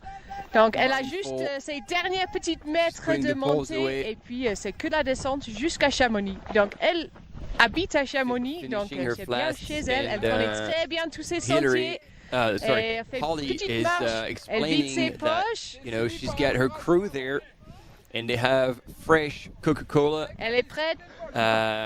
New flasks, so she's this is how you do it. Yeah. You know, you pull out everything you don't need, you're gonna drop it all down, boom, down on the ground. They're getting the new flasks in the pack. Tu vides un peu, d'accord? La boisson, ils ont tout. Est-ce que je peux prendre du coca, s'il vous plaît? Ça va? Definitely downing the Coke now. Oh yeah. Bravo. Tu creuses toujours. T'as 15 minutes. 15 minutes, mais tu sais ce que c'est? Sounding very, very calm. Il faut que tu descendes en moins de 45 minutes. Comme ça, t'es en top 12. Ok? C'est bon? Je crois que j'ai tout. C'est ça qu'il faut que tu ailles chercher. Ça roule? Tu veux un gel? J'en ai un. Non, mais c'est bon. Allez, Candice, allez. So, words of advice here. This is like, well, now you gotta make it in under 45 minutes. On va la to the laisser faire finish ses line, derniers mètres de montée which et I puis thought elle was a a que la joke descente. because, I mean, if Théo Détienne ran at 41 minutes, like that would take a whole lot of effort. Puis on la voit commencer la descente et puis on va faire demi-tour, on va try and aller make parler it that avec quick to son the ami finish line. But he Paul, said, yeah, if you do this, you're sub 12. qui a beaucoup d'énergie pour lui But, parler.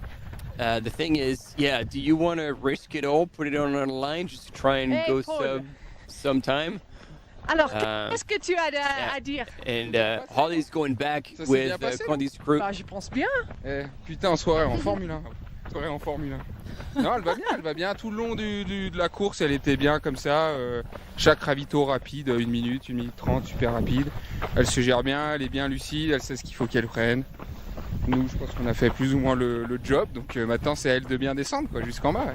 Oui, c'est trop bien. Et elle connaît très bien le chemin de descente. Ouais, là, elle redescend chez elle. Elle habite en bas, donc là, elle descend sur sa terrasse, quoi. Elle va à la maison, quoi. Oui. Donc, merci Paul pour ton aide et à son beau-père aussi. Et je pense qu'elle va retrouver son chéri en bas. Non, was part of the crew the whole time, and he says, on va essayer de lui préparer une petite surprise. D'accord, on ne sait pas ce que ça va être, mais ça va être intéressant, on va suivre ça. Donc, merci bien. On retourne au studio. Well. She's basically as if she was heading home. She lives just down there. And so he was joking, like, yeah, she's gonna go and chill on her terrace. But yeah, like, he was pretty happy with how she ran. He said, like, it was always pretty efficient at aid station, minute and a half tops. And so now she is, about to descend 1,100 meters of technical terrain. Yep. How's that? Top of 88 kilometers around the Chamonix valleys. Yeah, when we said that the race directors have chosen probably one of the most beautiful loops around the Chamonix Valley, we did not say anything about it being easy. If anything, they've probably chosen one of the hardest loops around the Chamonix Valley, remembering that they started at 4:45 this morning and went straight up into a 9.5 kilometer climb with 1,400 meters of climbing. So, they didn't go easy on them at the start, and this descent is absolutely not going on easy on them either.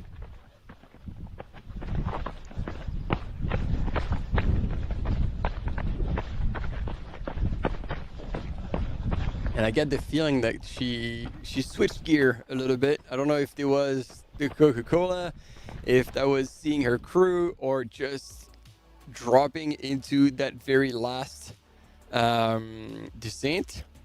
But yeah, it looks like she's definitely running a little stronger on that descent. We had quick recap of images of our top women on that section from Le Signal down and across and back. Tony, we got another question for you. Indeed. Summer races she's got upcoming. Well, to be honest, I've got one major goal for the season and nothing really planned in between that. I'm going to be coming back into the Chamonix Valley at the end of August, and I'll be taking on the CCC again because I'm a sucker for punishment. But no, after last year, I definitely got a score to settle with that race, and I just want to execute it, really. Just run the race that I know I can on that course. So yeah, we'll be back for CCC, hopefully one last time, before maybe trying something a little different. A little different or a little longer? Maybe both. There you go. Okay, this is it. I don't know what was in that Coca-Cola, but she's definitely switched gears and now is really pushing the pace. Yeah, you can see she is absolutely moving really well on the technical but smoother sections of the trail. I think you can tell she's hurting a little bit when there's a slightly bigger step down. She's definitely taking those a little bit more gingerly than you probably would if you were fresh. But regardless of that, she is definitely moving super well over this terrain. Yeah, and if she's still kind of mindful, we'll probably see her also trying to relax and keep her shoulders down. Right now they're pretty cramped up, elbows high, which, you know, it's when the going gets tough, you tend to like get all tight in the upper body, and so it's very important to try and relax that, because that will also help you to breathe out and relax, get the heart rate down, get all the air in and out of your lungs, and basically not waste any additional energy trying to like keeping your your upper body and your shoulders high up. If the live trail is correct, then we've got Audrey Tanguy coming in, well, she should be in there soon, in the next minute or so, which would mean she's made up 10 minutes on condies. Wow. Or 9 minutes. Call it 9 minutes. So I'll be surprised if that's happened. yeah, I was gonna say, Life Trail has played tricks on us before. Many times. So yeah, we're waiting to see that, but that would be quite surprising. And it's already 4:02. Yeah. And she was anticipated to get to that station already a little earlier. But maybe this is what was said to Condies by her crew. Maybe that's why she's pushing a little bit harder than we maybe expected. I don't know. I guess I wasn't expecting her to look like she was pushing so hard on this section, knowing that she did have a bit of a gap. But maybe her crew told her that she has actually got a bit of a chase on her hands. That is a cheeky move from the crew.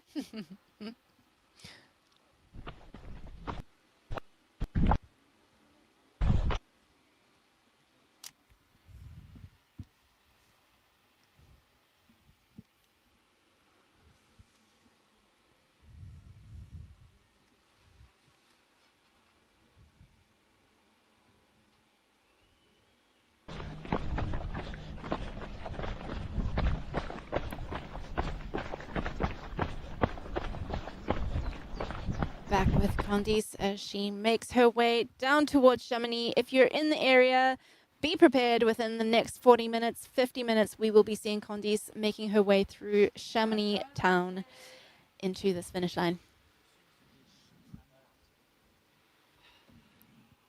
And it's hot in the studios. We were talking about cooling strategies in hot weather. I think for next year, we're probably going to ask for ice bandanas to be delivered in the studios as well.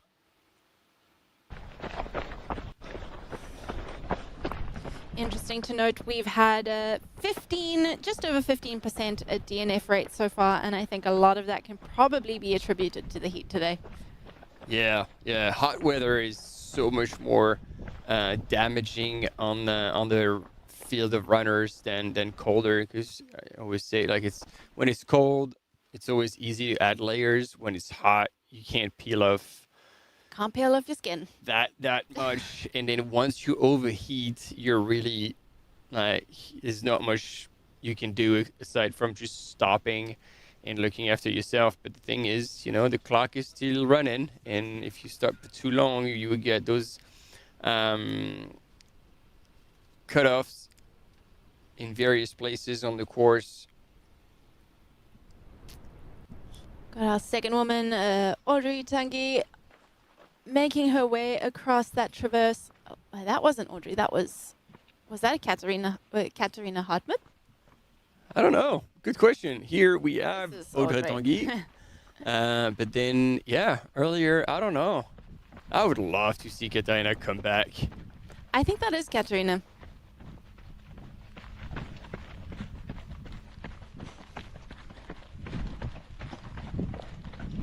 Yeah, the live trail definitely doing a dirty on us. Audrey is still a little bit away from making her way to that checkpoint.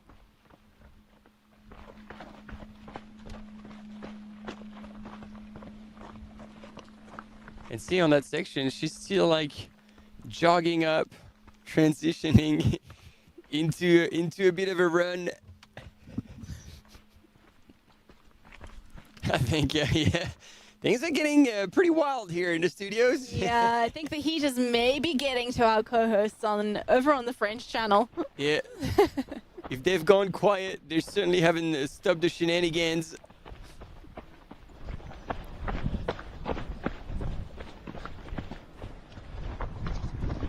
In the meantime, Candice is, making quick way of that descent.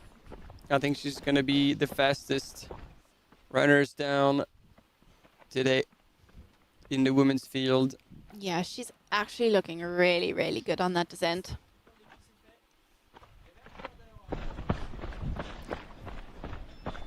The nice thing about this descent is that there are a lot of switchbacks, and this top section especially, some of the descent is not super steep, so you can find a bit of a rhythm on it.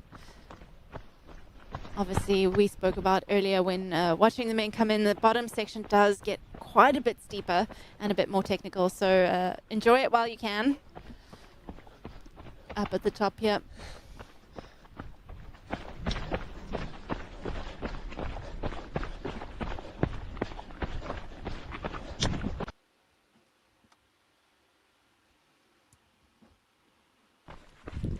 Martin, I think you should start charging for all of the great information that you are sharing on this Why did I YouTube share channel. again? Oops.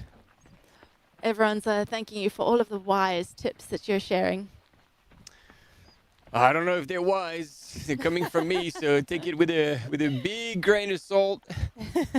It's from years of experience, but sometimes experience making mistakes.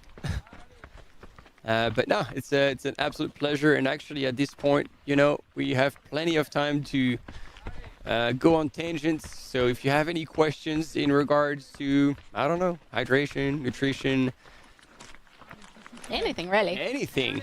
Well, let's keep it anything trail related.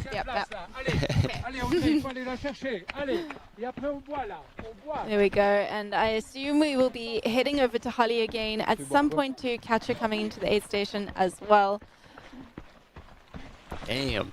And yeah, we can hear Audrey like grunting her way to the Plan de l'Aiguille. And it's a matter of, as you were saying, only a couple minutes before she gets close to Holly in the last aid station. Meanwhile, we are seeing Ekaterina Mityaeva.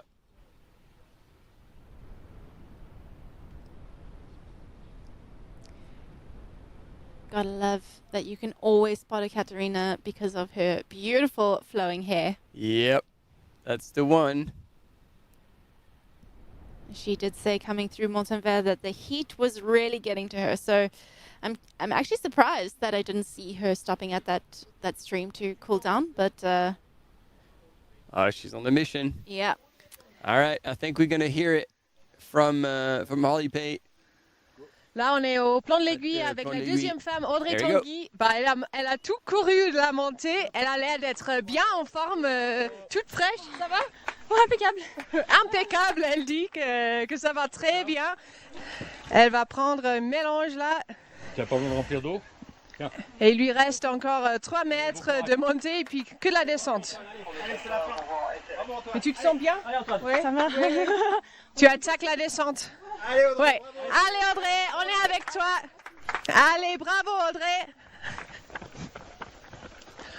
Et les autres ont marché ici, mais Audrey elle court. Donc, elle a bien l'habitude de faire ces longues distances. Et c'est bientôt l'arrivée. Allez Audrey, tu peux le faire. What? Elle a un mec juste devant elle. Elle va probablement le doubler. On va juste la regarder un peu, descendre. Allez Audrey, allez. Super impressive.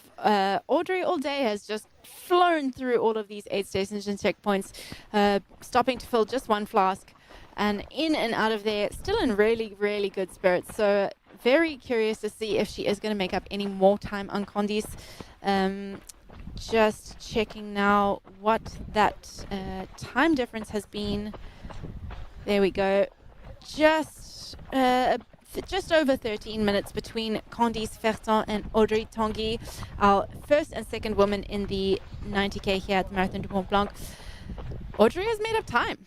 She was 14 minutes at Montenvert, 15 minutes at the Le Signal, and now she is only just over 13 minutes. So she has made up a little bit of time on Candice, but not enough, not a significant enough amount enough amount of time. Wow, I've forgotten how to speak. Not a significant enough amount of time to make any difference, I think, in the overall standing. Candice is moving it too well down that final descent, and Audrey would have to do something truly spectacular for there to be any change in that first and second position. It looks like Candice indeed is long gone. However, what's interesting is Ekaterina. Yeah. She's been closing. She is not far away from turning that corner where Holly should be able to see her. And if that is the case, wow, we might have a race on our hand for third position. Oh, yeah.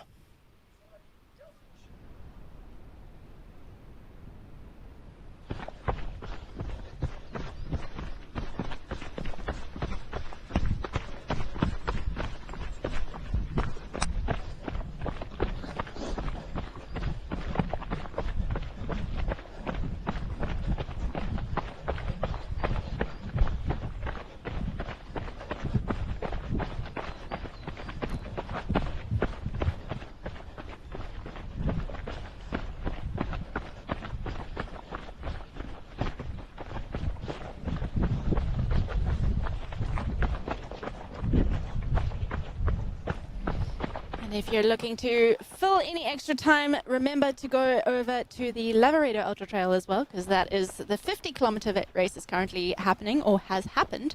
And always great to see what is happening over there. Malinosa, one of my teammates from NARC, has just won the race, which was very cool. 50K? Yeah.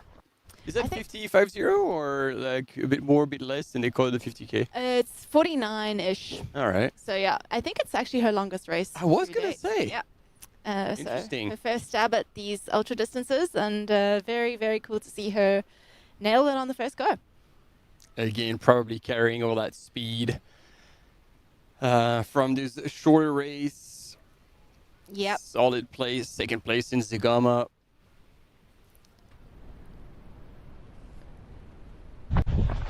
And not forgetting that the whole weekend we are going to be here with live broadcasts for pretty much all of the major events. Tomorrow, Martin will be on live again for the 23-kilometer race. And then we will be back together on Sunday for the marathon. Martin, we actually have a question in the chat. And the question is, who are our favorites for the 42-kilometer? They need some fantasy free trial. I don't think I'm the right person to ask, so I'm going to hand this one over to you. You probably should monetize that.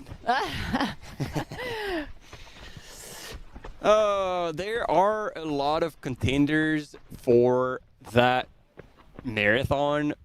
We have ex-winners towing the line. And right now we have also Holly Page in Plante-l'Aiguille, and she's going to welcome Ekaterina any second, so we really want to see what's going on. And I've messaged Holly to tell Ekaterina that there's not much of a gap la grande bataille pour la deuxième place. On vient de voir Audrey passer, et là, il y a Ekaterina qui monte la dernière petite montée jusqu'au ravitaillement du Plante-l'Aiguille. Audrey a couru dans cette montée, mais Ekaterina a l'air un peu fatiguée, mais on sait très bien qu'elle connaît cette course. Go, go, go, Ekaterina! Audrey's just ahead of you. She's really just ahead. You can catch her, okay? Go keep pushing. We know you can do this. Allez, Ekaterina! Donc, elle va probablement remplir l'eau.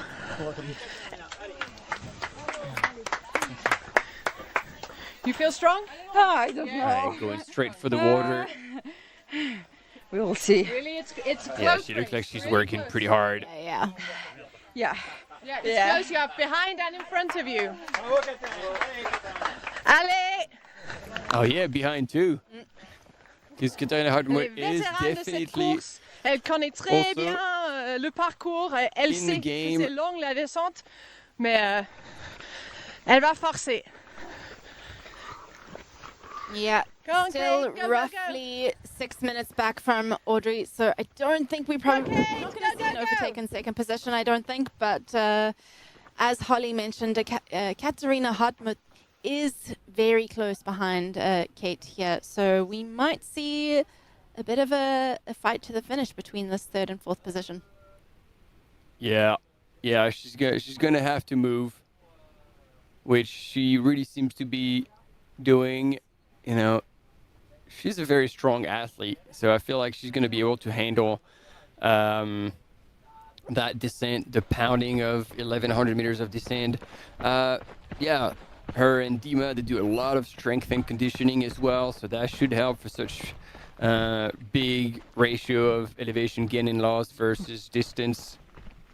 But yeah, Tanguy is moving well. Is moving really well on this upper part of the descent. It looks like first place and second place are pretty much locked in.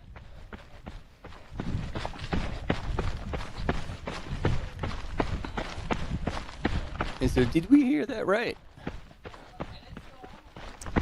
I wasn't listening. Well, I thought that we had in our ear a little bit of a heads up that we were going to go back to Tanguy with Holly. Would Katarina Hartmut be that close? Or no? We're just going... This is the climb to Tête de la Roulette. No? Yeah. There we go. Yep. Yes! I nailed it. Well done. Thank you. All right, Martin.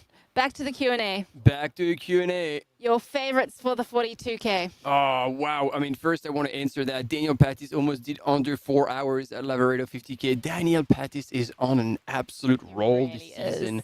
He's stepped up his game like insanely, and it makes me so happy because he's such a good human. Always humble, loving the work, loving the trails. And yeah, he's always been in the mix, but never quite breaking through that like top position. Well, and man, he's been racking up this season. Wow. Exceptional race. And the fact that he got a course record from someone like Francesco Pupi, who has done that race twice. Yeah. And is also, you know, last year he had an amazing year, really on top of his form last year. So for Daniel Pattis to come and break that record, really impressive. Very impressive run. And we're back with Holly Page. And là, on a la quatrième femme qui est juste derrière Ekaterina. C'est la deuxième Katerina. There we go. Ooh, she's head down though. Super fort. Are you okay, Katerina? Yeah, good. Okay. Elle arrive au dernier. Oh, game on. Game on. She's got the shades vraiment serré entre la deuxième et la quatrième femme là. Her face. Elle va remplir ses gourdes. Not saying anything. She's just suck whatever was left in the soft flask and then gonna refill it. Probably going, for Coke. Yeah. I was gonna say that's the fuel for the last kilometers. That's what you want to use. And she's I love Holly. Elle respire. She's breathing. Yeah, that's a good sign. Thank goodness. Super. Donc. There you go. And straight out of the gate. Ooh. We have Katarina Hartmut chasing hard. And then all downhill. Just go. You're under 4 minutes back from Ekaterina Mityaev. Katarina Hartmut in and out of that aid station. Go, Katarina! So that means she will need to run 30 seconds roughly faster than Ekaterina if she wants to jump on the podium of that women's race. Shout out to Katarina Hartmut, who won the Mute Madeira, I think it was the 80K or was it the full distance? I think it was the full... Let me double check that. But she won a race at Mute earlier in the season, and I remember reading somewhere that she said that it was an incredibly meaningful race for her, considering the struggles that she's had with injury and just general training in the build-up towards that. So great to see her at, there we go, 110 kilometers at Mute Madeira. 14:54, 59, 7,200 meters of elevation gain. It's a gnarly race. Yeah.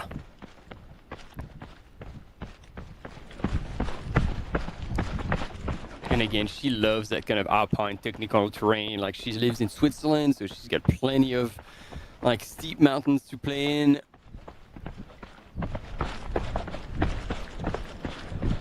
while we are watching Audrey Tanguy making quick work of this descent, she's looking incredibly smooth. We are also waiting to see Candice Fertin-Baccon coming down into that final stretch along Chamonix.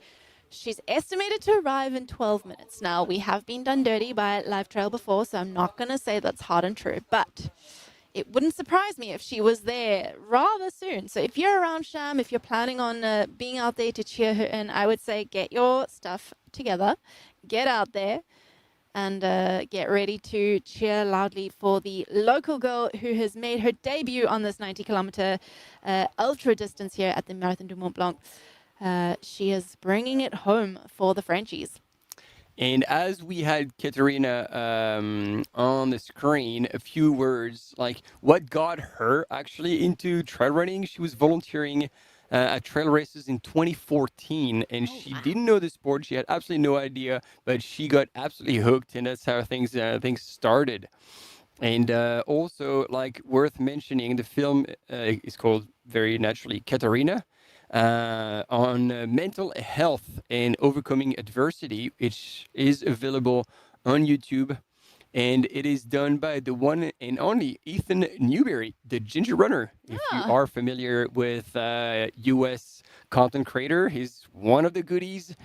And I didn't even realize he had done a film with Katerina, so that is worth looking for and watching on YouTube for probably a lot of inspiration. And I love those topics that are like mental health and overcoming adversity. So we'll have to check it out. Yeah, I think it's a topic that we often don't speak too much about, and it needs to be spoken more about. Definitely very, very important. So cool to see people, just being a bit more open about how they feel and how they overcome those challenges.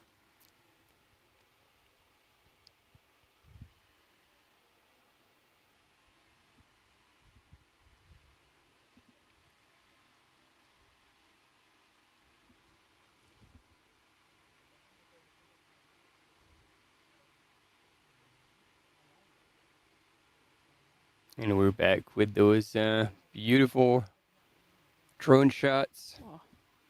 Good luck AI to try and match that. Impossible. Well, things are going down here pretty hard now. Our French commentator is starting to talk English. That's going to be next level. If that gets a bit more entertaining, we'll invite you to switch to the French channel. But as of today, I think they've thrown the towel. They're just chewing away on some pâtisserie, as French people do. When in France. Yeah. Next thing you know, they're going to be smoking cigarettes in the studio. What a crew. What a crew. It's always good banter here in the studio between the teams. Yeah, well, we don't have any smoking cigarettes, and there's no sipping wine, but we are sipping on Red Bull. Gotta have the caffeine flowing. Wow, yeah. I'm probably behind on that, but mixed feelings because it's getting late here. Yeah.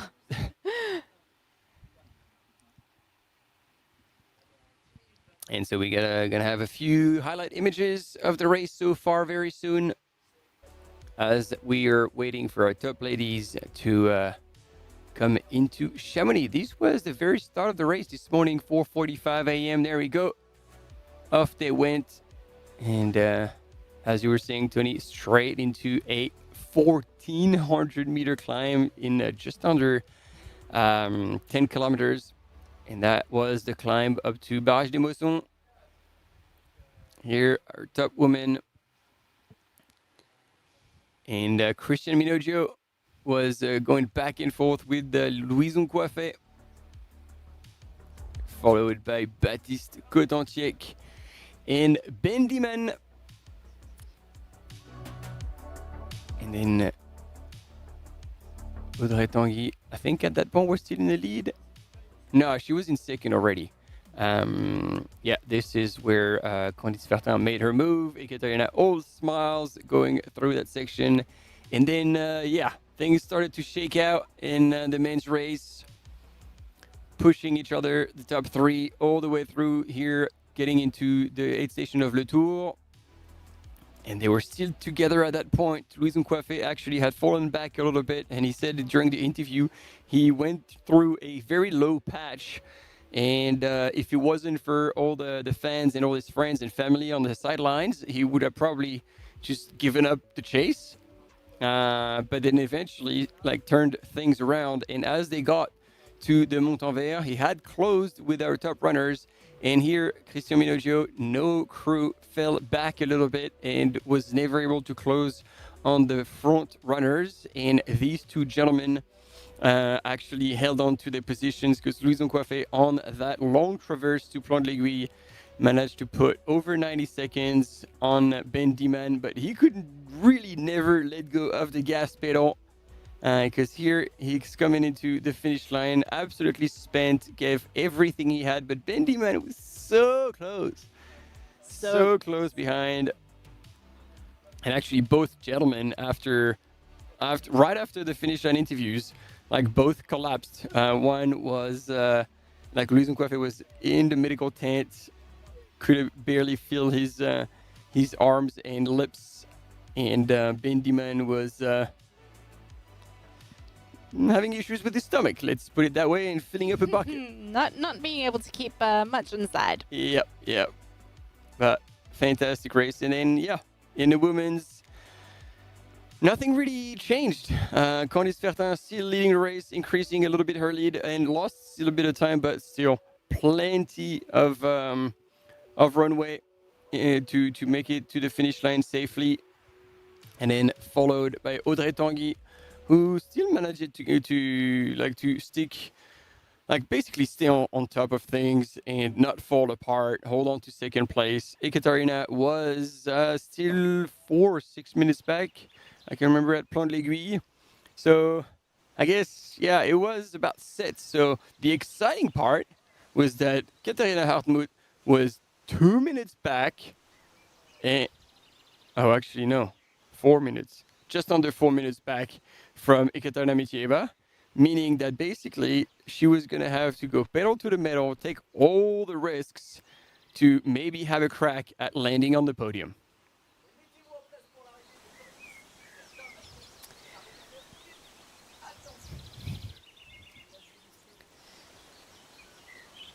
And while we are watching these beautiful shots, we're also waiting for news of Candice Fertin-Baccon, who will be coming down on that final technical stretch before she hits Chamonix imminently, I would guess. I think she's probably a few hundred meters away from that before we will hopefully get some more eyes on her. So if you're around, go get ready to cheer. And if you're in the chat, well, stay where you are. Yeah, you're exactly where you need to be. And as a good friend, it's like, holy moly, paint me purple and call me grapes. Here you go, top 10 recap of this 90K. Louis Nkwafé, Ben Dhiman, Christian Minoggio, our top 3, Baptiste Chassin, Baptiste Cotentic, Baptiste Emmenreich. Wow, 3 triple crown of Baptiste. 4th, 5th, and 6th, Nicolas Gourdon, Team New Balance. Miguel Arsenio, 8th. Morten Antonsen, that must have been a very hot day for him. And finally, rounding up the top 10, Vincent Esmiol. And already you see in the top 10 a gap of 1 hour and 14 minutes. Quite substantial. Yeah, considering the depth of the talent in the men's field and the women's field today, an hour 14 minutes is significant. It is. Well, we'll see in the women's race the gap between these top ladies. And Daniel is not giving up. He wants his good old pieces of insight for, what do you call this? I have free trail in mind, but fantasy picks. Yeah, that's the one. All right, in the women, what do we got? Wow, that's going to be, I want to say, an easy one, but you could always be surprised. You never know. I think everyone's on everyone's mind at the moment, considering she's having such an incredible year as Tove.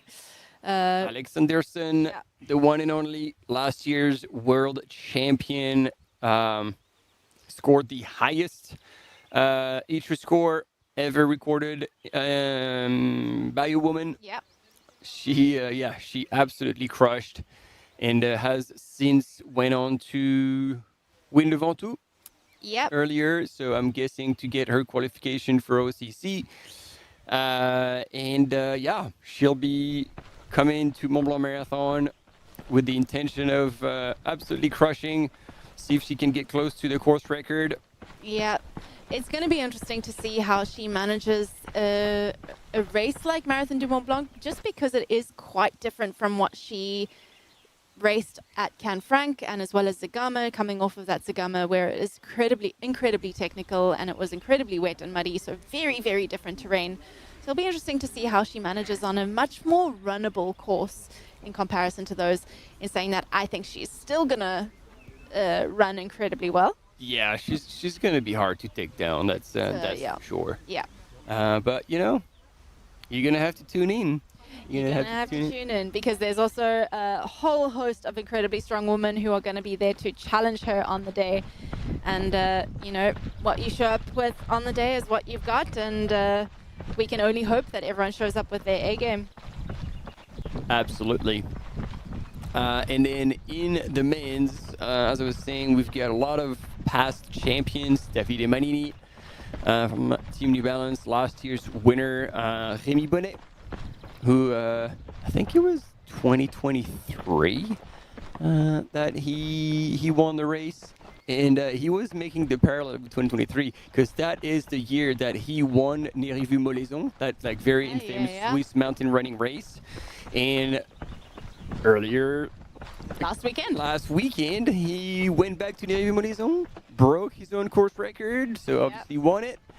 So he's like, well, if history could repeat.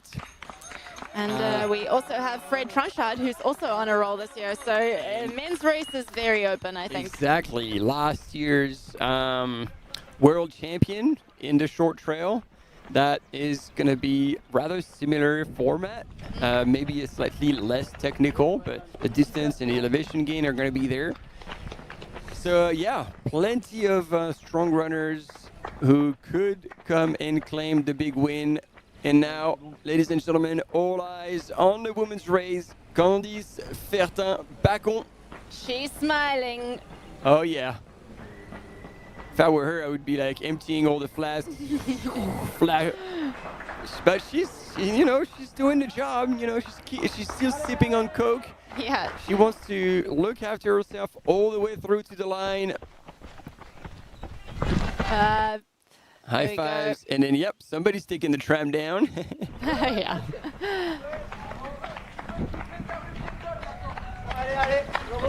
Soaking up the win at home. She's loving it. She's gonna have to grind all the way through, but I hope that they will tell her she can chill a little bit. And we were talking about this. She will break 12 hours by I mean, she ran that descent incredibly fast. Yeah. I think we should eat our words. Speaking of which, I'm gonna head to the finish line as well, so we can have a full-blown interview with our winner. We're gonna have plenty of time to ask her all the questions. Oh yeah. And celebrate. I'll be sitting here doing my best to take notes and translate. And if I miss it, you'll have to just discuss with me afterwards. You've got it. You've got it. But you can tell that the whole community in Chamonix is out to cheer her in. 100% fan favorite. Oh, we're going to see tears, ladies and gentlemen. Emotions now are completely overflowing. Candice Fertin in the last kilometer of the 90K of Mont Blanc. Her first attempt at this distance, stepping up big time and doing it in style. All the emotions are running high, and I think I'm going to cry. What a legend. All right, I'm going to leave you in good hands. See you on the flip side, See you on the line. Try and keep those tears in. Candice absolutely cruising. It's so great to see all the Chamonix locals out to support the home girl. And under 12 hours for this monumental performance from the ultra newbie, Candice Fertin-Baccon. What a run she's had here today, and that great split screen. Candice making her way through Chamonix, and Audrey Tanguy making her way down those final few kilometers and into Chamonix as well.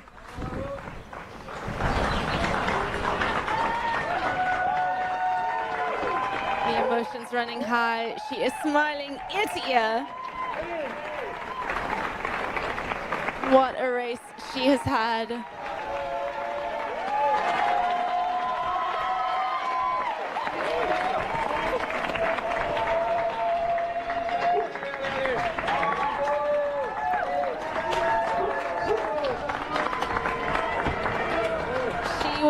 Early this morning, 4:45 a.m. start, and she has been in the lead and mixing it up with Audrey Tanguy the entire day. It has been a battle the whole way, and Candice has managed to pull away and create a nice little buffer for her, some daylight between her and second, so she can really soak in this time. But what a run from the newbie to the ultra distance. Local girl Candice Fertin bringing it home.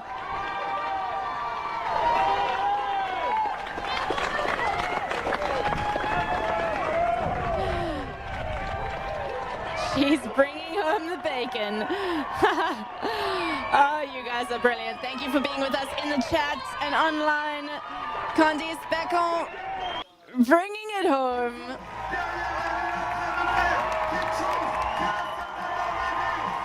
Your 2026 Marathon du Mont-Blanc champion, Candice Fertin-Baccon. What a day she's had. Allez!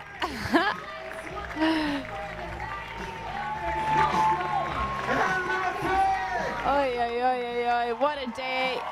She's going for it, the victory lap.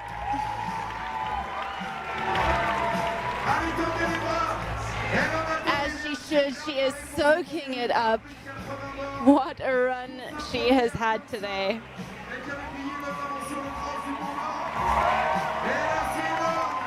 So good.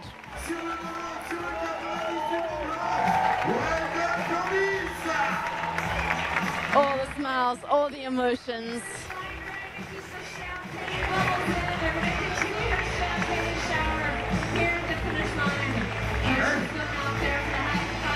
Oh, and so special to get to share this with her family, her partner's family, and all of her friends from the valley.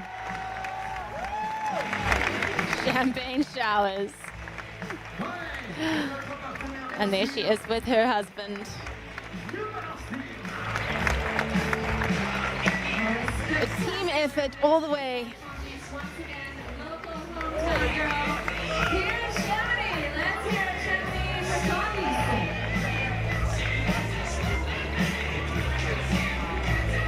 Super, super cool to see her getting to share this day with so many of her friends and family. The beauty of running at home.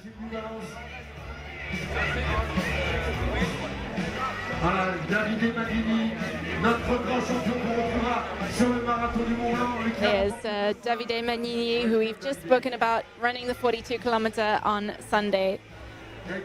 Her New Balance teammate. And Candice, you can just tell this means a lot to her to run a race and to run your first ultra in your hometown, on your local trails with all your friends and family. There's nothing more special to be able to get to celebrate that with all of them.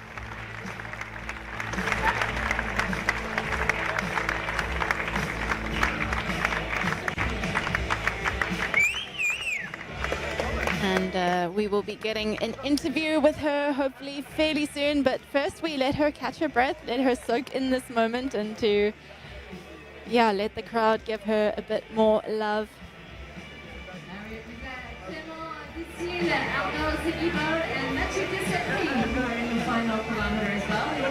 There we go, we're going to be doing the interview now. Situated on the leaderboard over here, say a few words. Oh, she's got a nice tan on her arm. from that heart rate strap. Une journée de Okay, folie. tuning into Martin. Elle est venue nous voir, on a pu passer ces petites interviews pendant le live. La stratégie, c'était de partir tranquille et tu t'es retrouvé très vite en tête. Mais voilà, la forme était au rendez-vous et on l'avait dit sur le live. On sait que t'étais énorme sur de la courte distance marathon, mais par contre à l'entraînement, t'étais capable de vraiment faire beaucoup de volume. Et sur ce premier essai, tu transformes avec la manière. Est-ce que tu peux nous raconter un peu ce que ça fait, premièrement, de courir aussi longtemps et deuxièmement, de faire ça à la maison? Courir aussi longtemps, ouais, c'était une grande première pour moi. Et à part la montée d'Arolette, j'ai eu des super sensations et j'étais en mode mais c'est incroyable, j'en revenais pas. Et le Brévin, en fait, j'étais en tête parce que la montée c'est vraiment mon point fort et je voulais pas, c'était un faux rythme devant moi. Mais j'étais ok que les filles allaient revenir après, dans ma tête c'était... Et d'ailleurs Audrey, elle est revenue à la villa, elle passe avant moi. Je l'ai repris en montée et je pensais vraiment qu'elle reviendrait même sur la traversée du Tour. Et puis après, il y a eu le plan de l'aiguille. Là, on m'a dit il y a 15 minutes, donc je savais qu'elle avait fait une bonne montée du coup. Ah, j'ai pas réfléchi, j'ai dit non, elle est pour moi. Et mon rêve, c'était de lever un jour les bras à Chamonix. Parce qu'avec mon mari, on s'est mariés là. Donc il y a beaucoup de signification en fait. Parce que je reviens aussi. Quand je partais sur l'ultra, à la base, j'ai été blessée. Et du coup, là, c'était la revanche sur plein de choses. Et ouais, il y a beaucoup de sens à cette victoire sur le 90. Et je voulais qu'il soit ici, mon premier ultra. Et c'est réussi, ladies and gentlemen. This was Candice Fertin, our winner, and she says that was so much meaning for that race today. So much has happened. This is where she got married with her husband, who has been supporting her all day as well, part of the crew. And being able to turn this first ultra at home into a victory was a dream come true. Ladies and gentlemen, mesdames et messieurs, faites encore du bruit pour notre vainqueur, Candice Fertin. There we go. Thank you, Martin, for giving us the translation. I don't need to do it for you now, but yeah, as he said, very special. She was married in Cham. This is where she, this is where she calls home. So to run her first ultra in the place that she grew up and currently lives is incredibly special. And yeah, sounds like she had a good day. Sounds like she had really good sensations.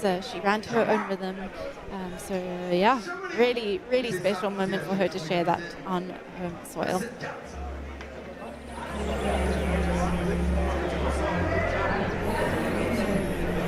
Là, Géraldine, c'est la danse du câble.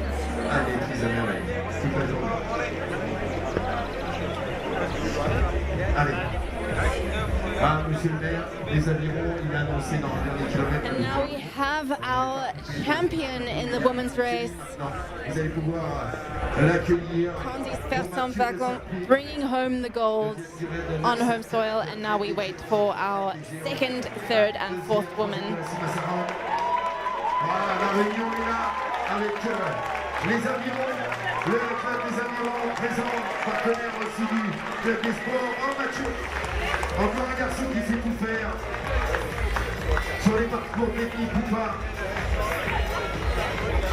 Ah, monsieur le maire des avirons qui lui remet sa médaille. La réunion est là. La réunion est là ou pas? La réunion peut péter. Also, just to note that Candice came in 24th overall. So a really, really incredible run from her. She started much further back in the field. She was 42nd at Bouet, 41st at the top of Flégère, and has worked her way down steadily throughout the pack and has finished now in so really smart racing, really good racing, patient racing, and it's great to see the women competing in such high, with such high caliber. So 27 athletes have now crossed the line. We are halfway in. Ça va, Xavier? Bah écoute, ouais, content de finir. Here we go, the Petit Prince, Xavier Thevenard. He has made his way up to the final aid station with Holly. Ah, c'est chouette. Merci pour les encouragements. Allez Xavier, super, bravo. Allez, on va te laisser remplir tes gourdes, prendre de quoi manger. Là, 45 minutes. There you go. He is just taking his time, enjoying this moment, soaking up being back in a race, being back with this community. Allez Xavier. Tu te sens fort, prêt Fort. pour la descente? Ouais, je me sens d'attaque pour la descente, ouais. Ouais, bah, ça fait vraiment plaisir de te voir là. C'est ok là. Je pense que j'ai essayé de fumer à la descente. Ouais, vas-y, c'est ton moment. Tu t'appelles comment? C'est ton moment. Ça va être la bagarre entre les deux. Bah, prends le plaisir, fais-toi plaisir. There you go. She's telling him to enjoy this final descent, and I think that is what his plan is. Just enjoy this final moment. Félicitations pour ce que tu viens encore réaliser avec l'équipe de France sur les Europes. And we should soon be getting some eyes on our second place woman, Audrey Tanguy, coming into this finish line. You can see the crowds are still here. They're still waiting to welcome home our top 3 women.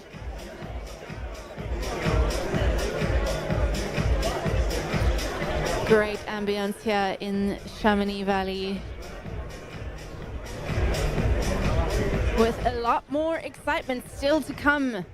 Today we finished watching the 90 kilometer at the Marathon du Mont Blanc. Later on this evening there's the duo étoile, the team event that crosses and traverses across Plan de Guil as well, from Montenvers. So the final section, the final traverse that the runners in the 90K are also experiencing. Next, tomorrow we are also watching the shorter race, the 23 kilometer, always incredibly competitive, always incredibly fast, so be sure to tune into the live to watch that as well. And then on Sunday, the fastest and one of the most prestigious marathons in the world, the 42 kilometer at the Marathon du Mont Blanc. Lots and lots of incredible athletes who are taking on that race. So tune in, stay connected all weekend, and we will be here as well to bring you as much of the live as we can. The start of the vertical kilometer race going on. You might not hear it here at the finish line of the 90K race, but if you make your way over to the tourist office, we do have 700 athletes that are taking off every 15 seconds in a time trial format for the vertical K, which started at 4 p.m. and finishes at 12. So 1,000 meters of vertical gain over a 3.8 kilometer distance. So the start of that is just in front of the tourist office, about 50 meters from the finish line here. So if you'd like to go check that out, see the start over there. It's super close. And we've got the big screen up as well on the stage to be following along what's happening on the course. So you guys can rotate through a little bit through the finish line area, a little bit to the start area of the vertical K. Check out what's happening on the big screen. A lot of action this weekend. 8 races in total over the course of the 3 days. And tomorrow morning we have the start of the 23 kilometer distance at 7 a.m. Finishing up at the top of Tanguy. We also have the kids races at 8:30 tomorrow morning. The duel étoile in the evening in teams of 2. It's not a relay format, but the runners will be taking off together and running as a team. And then Sunday morning at 6:30 a.m. we've got the start of the marathon, the 42. So an action-packed weekend. But now we've got Antoine Léné in the final kilometer. He will be runner number 28 to cross the finish line.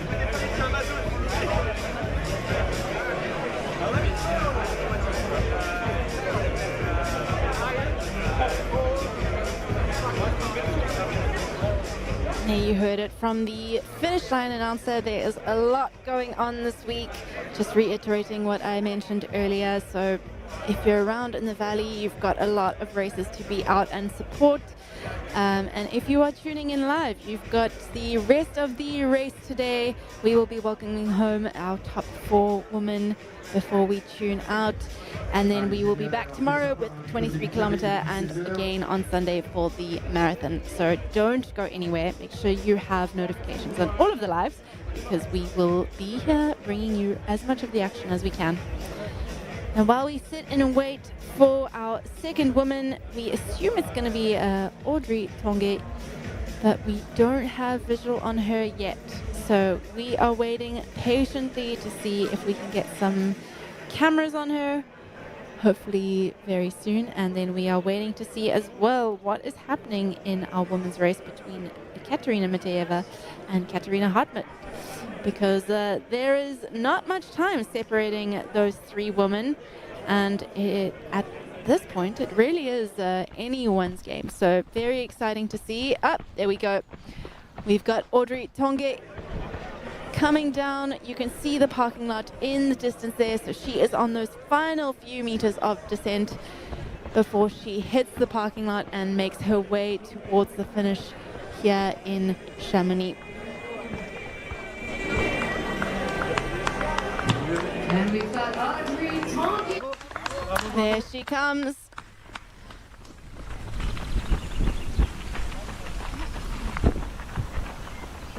Alrighty, everyone, we have Audrey Tanguy coming into this final stretch. She's got 1 kilometer to go. Oh, no, go right, go right, go right. Oh, no, sorry, I'm wrong. She's right. Head straight. Audrey Tanguy making her way under this bridge and then along towards the finish line arc, where she will be bringing home the silver medal in the 90 kilometer here today at the Marathon du Mont Blanc 2026.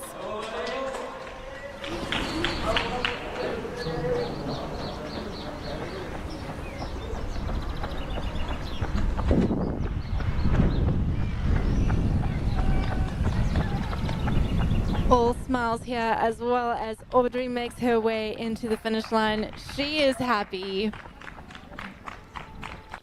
She has had a great year back at racing after becoming a mom. She was the first at the national champs earlier in the year, bringing home the gold, and then taking a 6th position at the European Championships just 3 weeks ago. That was a 50-kilometer race, nice and fast. So really great racing from Audrey as she comes back to racing this year.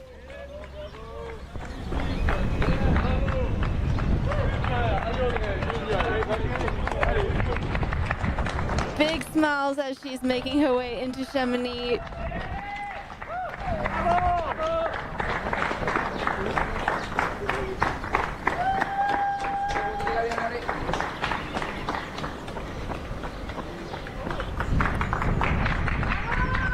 Seems pretty confident that she's not got anyone chasing her. I haven't seen her look over her shoulder once.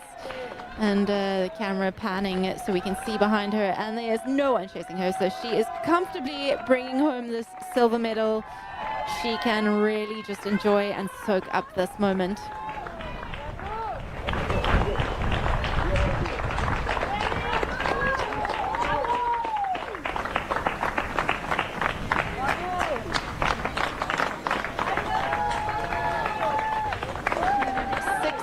Meters to go. She takes a right turn here at the top of the road, and then she will be in that home stretch.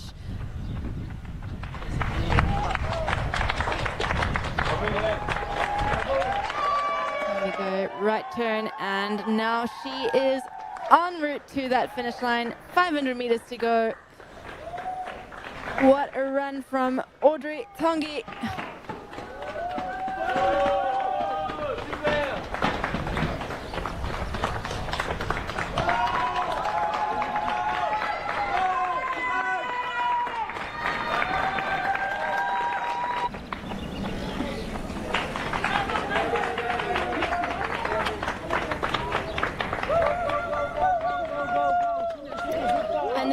Our third woman, Katerina Mityaev, Team Adidas, rounding out this podium. She's looking over her shoulder. She's making sure that she's not being chased. And it looks like she will have won herself, battled her way into that third position. It's been a day, but wow, what tight racing we've seen again on the women's side as well. Audrey Tanguy only a few minutes ahead of Katerina Mityaeva, who has fought all day to close that gap. Very, very impressive racing from these two women, and we assume that Katerina Hartmut is in fourth position and also fighting hard to close that gap. Oh, where's she going? No. No. Turn around. Turn around. Where is she going? Oh no, I think she's in the wrong place.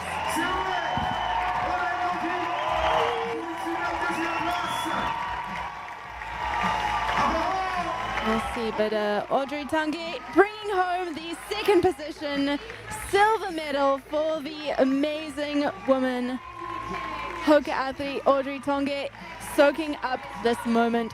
She deserves it. What a race that she has had. Après son bébé, elle revient en force à chaque fois sur toutes les courses. Elle est vraiment placée. 10 championnes d'Europe par équipe. Je vous demande de lui faire un tonnerre d'applaudissements. On a grandi! And special emotions at that finish line.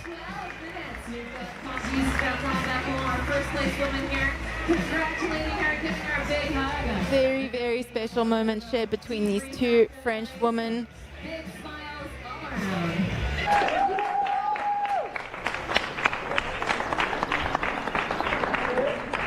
Ah, il y avait un train.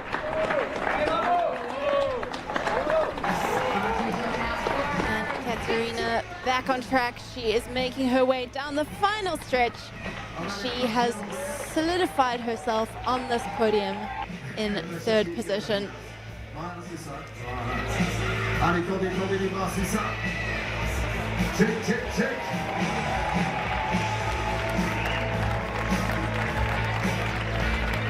Well done, Audrey Tanguy.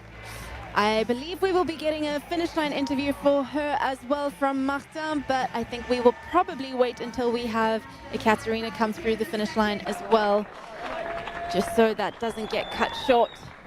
And yes, I do believe that she was diverted a different route just because the train was crossing the track there, so she goes a different route so she doesn't have to stand and wait.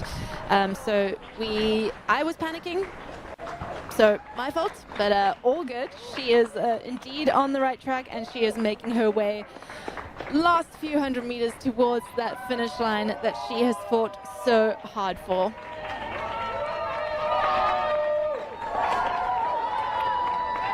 Rounding out our women's podium today, Katerina Mityaeva.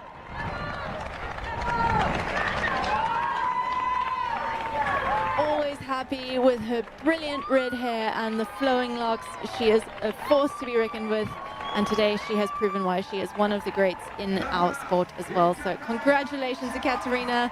There's that smile that we all love. Hands up celebration. She's bringing it home, rounding out that podium. Well done. What a race that she has had. And here she is, third place, going to Katerina Mityaeva. She was first in 2024 and third again. A long history with this race. Winning in 2024. Third place here last year, and once again bringing home that bronze medal for the Mityaev family. Soaking it up, going for her victory lap. What a strong race. Always smiling, always pleasant. Such a pleasure to have both of them take the start line together, and seeing Dmitry here at the finish line to welcome his wife after such a great race. She clocked 12 hours, 15 minutes, and 12 seconds.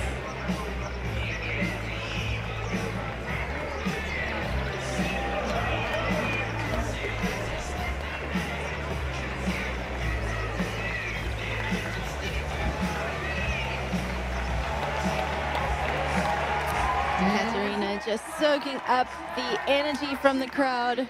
A well-deserved celebration of her run today. Congratulations, Katerina Mityaev, Team Adidas.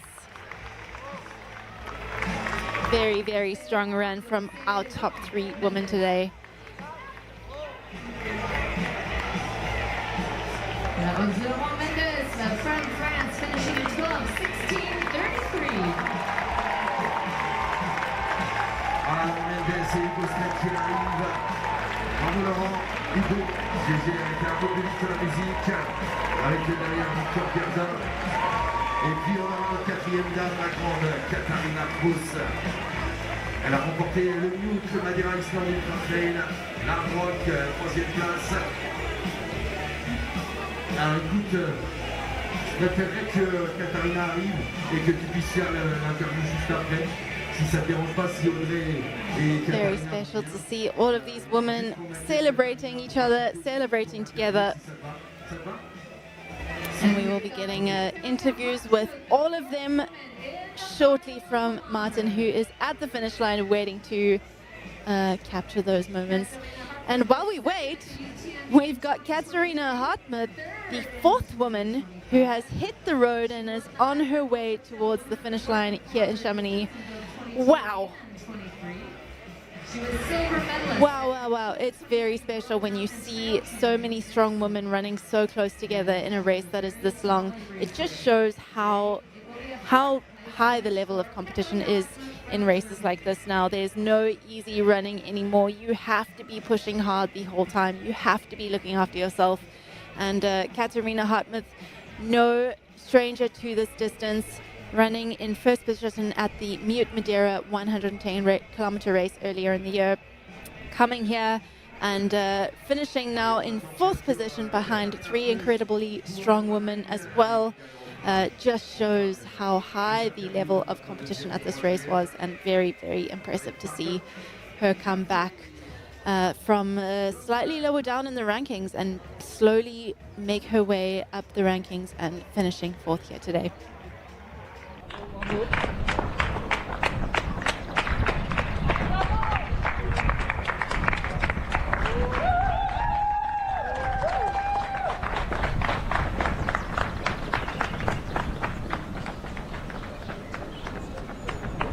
And Katerina Hartmut moving really, really well still. She is powering her way to that finish line. You can tell she is focused. She has been hurting and she just wants to get to that end now. Can see it on her face, the relief. She's really feeling it. It's just a few hundred meters to go.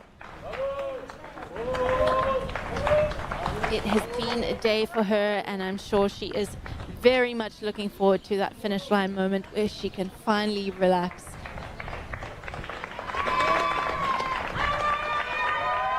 Incredibly strong run from her today. As with all the women, there it is, a little smile.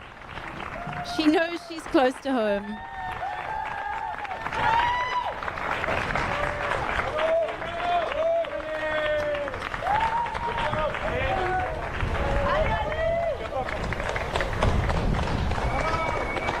Cheering her in, the locals out there, very cool to see everyone still out there bringing our woman home. And we will see her entering that final finish line chute very shortly.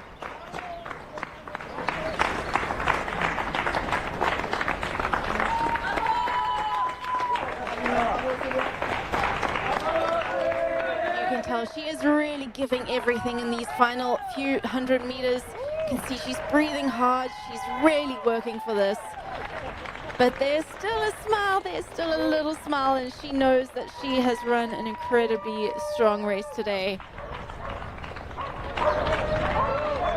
One that she can be very, very proud of. There it is, rounding the final corner, ladies and gentlemen, your fourth woman rounding out our chocolate podium.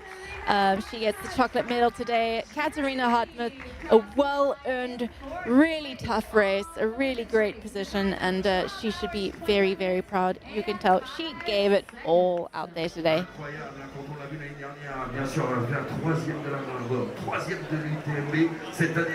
Make sure you stop that watch, ladies and gents. You can't let that thing run. Sa préparation avec une super quatrième place. Si vous voyez qu'elle n'a pas triché, tout donné, je vous demande de lui faire un tonnerre d'applaudissements, s'il vous plaît. You can tell she really emptied the tank out there. She really gave it everything.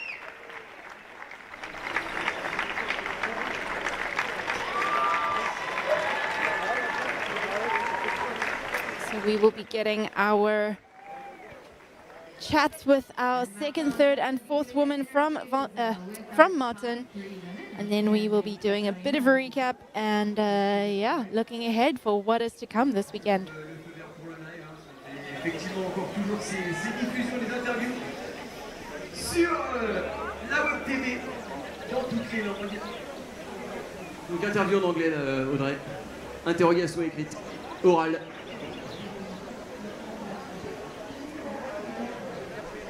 Allez, c'est parti avec Audrey Tanguy qui nous fait une magnifique deuxième place ici sur ce 90 du Mont-Blanc. Et j'ai cru comprendre que c'était quand même pas super facile sur tout le parcours. Qu'est-ce que tu peux nous parler des hauts et des bas sur cette expérience, sur ce 90? Si, vraiment hyper facile. J'ai trouvé le parcours trop simple. Du coup, je pensais le refaire une autre fois. J'ai eu un très très gros coup de bas à partir de la montée juste avant Emosson. Et la montée après Emosson, là, j'étais à l'arrêt. Et j'ai presque pensé abandonner à ce moment-là parce que j'avais plus du tout de jambes. C'était terrible. Et puis en fait, après, c'est roulant. Donc je me suis refait un peu. Et puis la fin, j'étais beaucoup mieux. Et par contre, moi, la montée de Montenvers que je redoutais, j'avais un souvenir de 2018 terrible. Et en fait, c'est super bien passé. La traversée un peu longue, quand même. Les organisateurs, il va falloir penser à la réduire, celle-ci. Et la dernière descente longue aussi. Mais ouais, le gros coup de moins bien vers Emosson, quoi.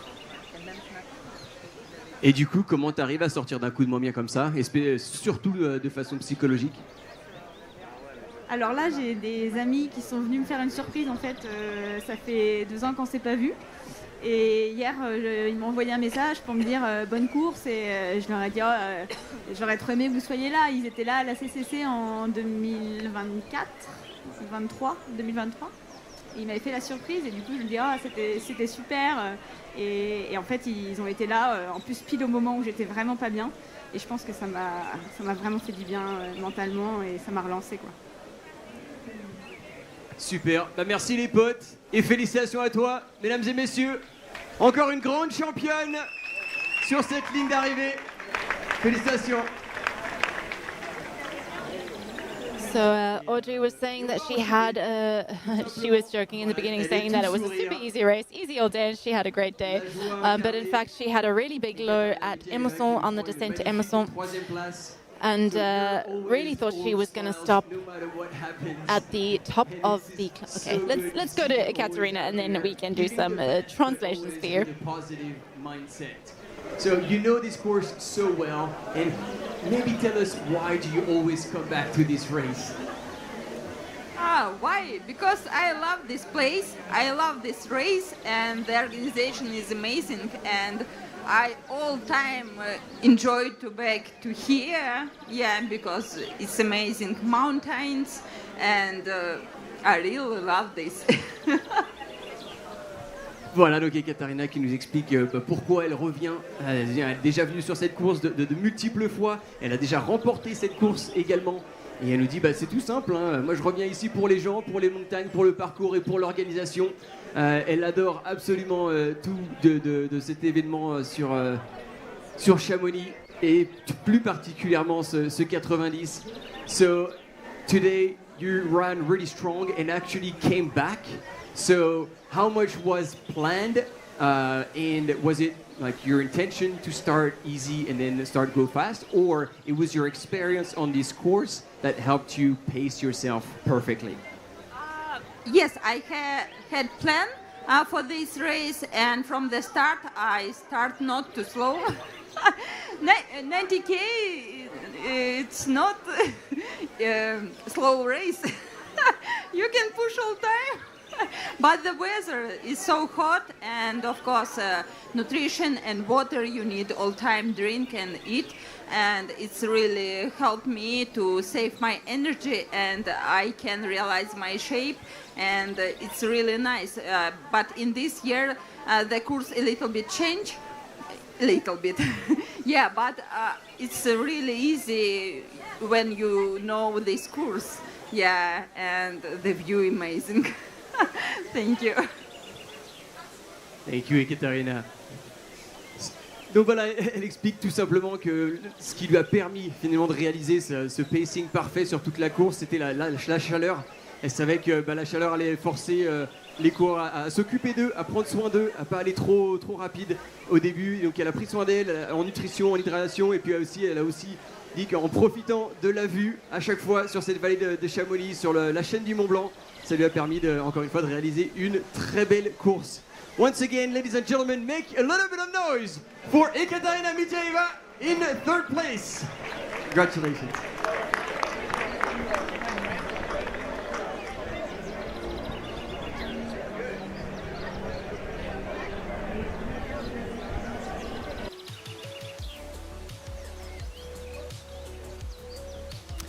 And here we go, a recap from this morning. The 90-kilometer Marathon du Mont Blanc started at 4:45 a.m. They started with a nasty climb straight up the mountain to Prévent, under 10 kilometers, 1,400 meters.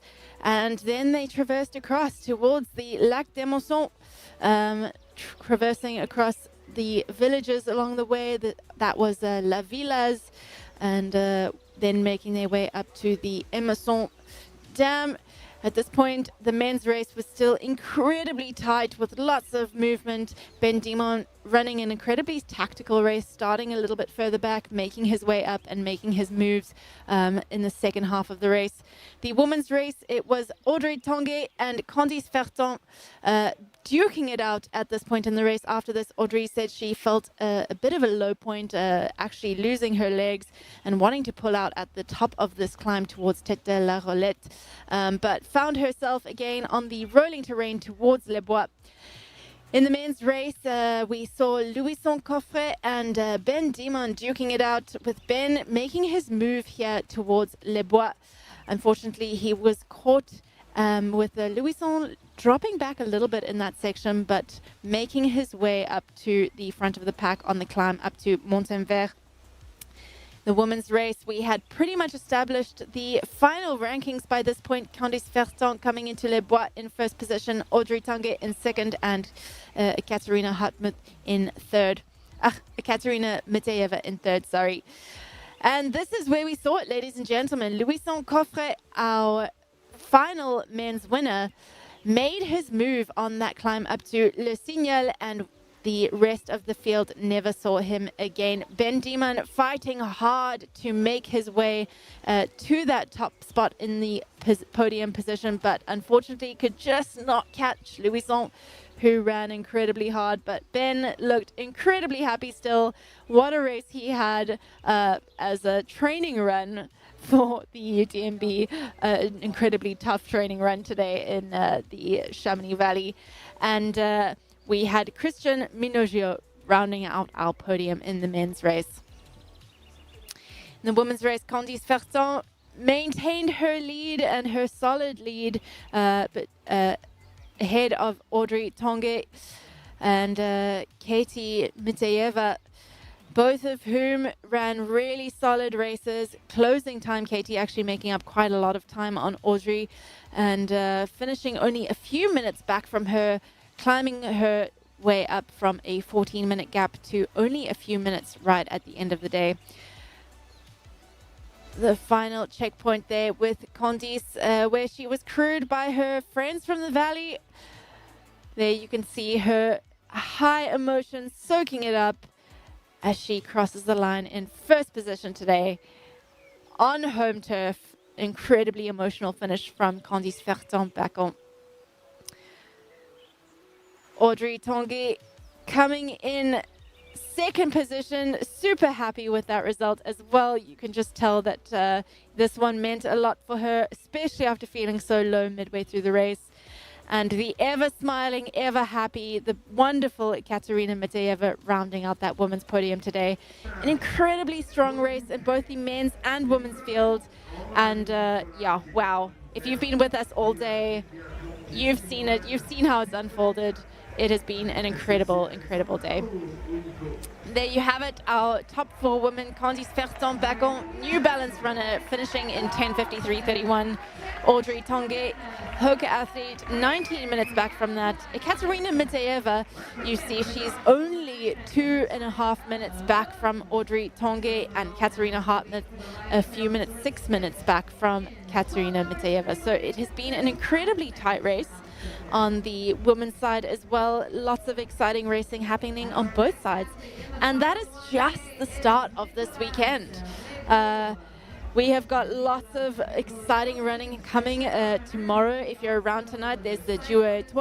There's also the VK that is currently happening.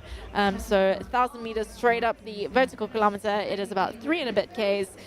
So incredibly challenging, and that is happening currently as well. So if you're around the valley, go and check that out too. Tomorrow we've got the 23-kilometer race, which I've mentioned. Martin will be commentating on the French side. So go tune in there if you want to follow along some crazy fast runners. And then on Sunday we will be joined. I will be joining Martin again to commentate and to follow along the marathon race. Incredible racing here today in Chamonix. Ladies and gentlemen, thank you so much for everyone who has joined in. We have seen some incredible racing. We've seen some tight battles. We've seen some hard days. But at the end of the day, this is what we love. This is what we love to see. It's all about the emotion. And we have had it in spades today. So thank you, everyone who's been with us in the chat, who's been out there on the route cheering on the runners. It's been a great day, and it is only the start of the weekend. So don't go anywhere. Stay tuned. Have some notifications on those live feeds, because we will be here all weekend bringing it to you. Thank you, thank you, thank you. I'm saying thank you on behalf of Martin, because he's gonna miss it by 5 seconds. He's gone up.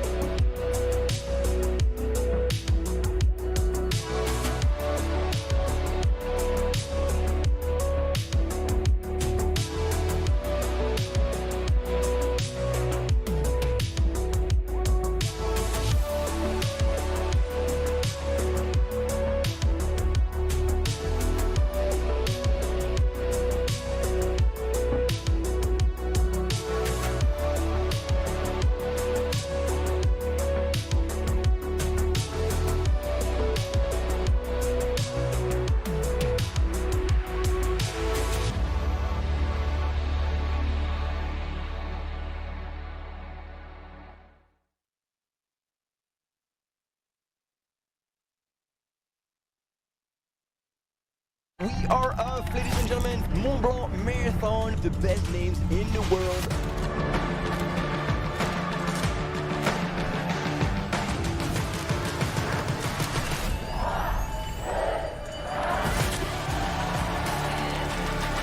This is what we were talking about, ladies and gentlemen. Oh, he's back for real. Wow, wow, wow, wow, wow. She's closed the gap. The boss is back in the streets of Chamonix.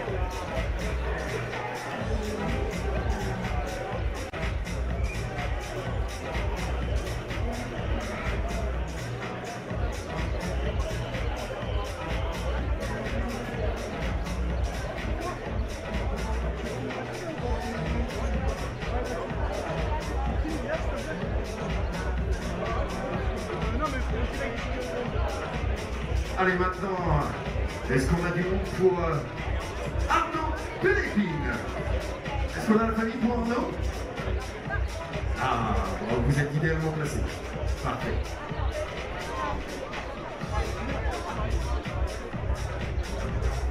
Il y a 2 ans, il prenait la 2e place du trail du Chipet, sacré défaite de Napoléon. Là, il va prendre une 37e place sur le 98 Mont-Blanc.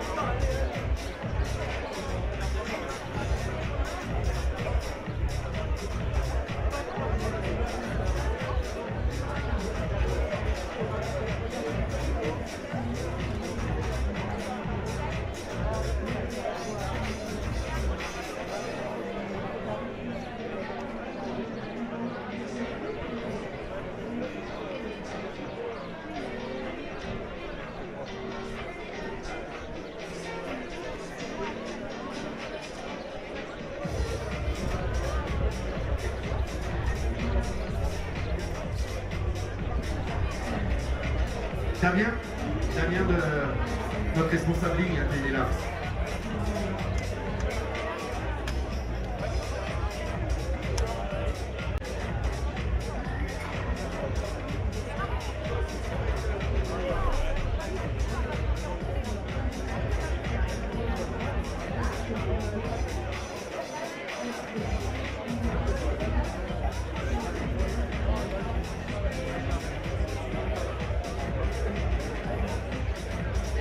Allez, on attend Arnaud.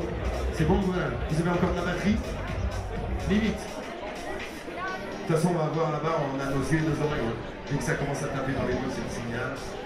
Voilà, on est dans le virage de la team et de nos partenaires. En tout cas, merci à vous de rester là. Et puis ça va arriver, on a donné le départ. Oh, Arnaud Pelépine viennent de passer au dernier kilomètre. Thierry Couzet et Xavier Thevenard.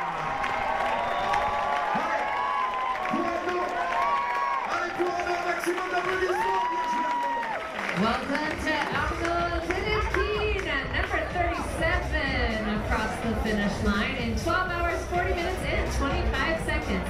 And in the final kilometer, we have Kelly Bouzet along with Xavier Thevenard. Allez, pour Kelly, est-ce qu'on a de la famille pour Kelly? Voilà, il va arriver. Félicitations à toi, Arnaud, en tout cas. Bien joué.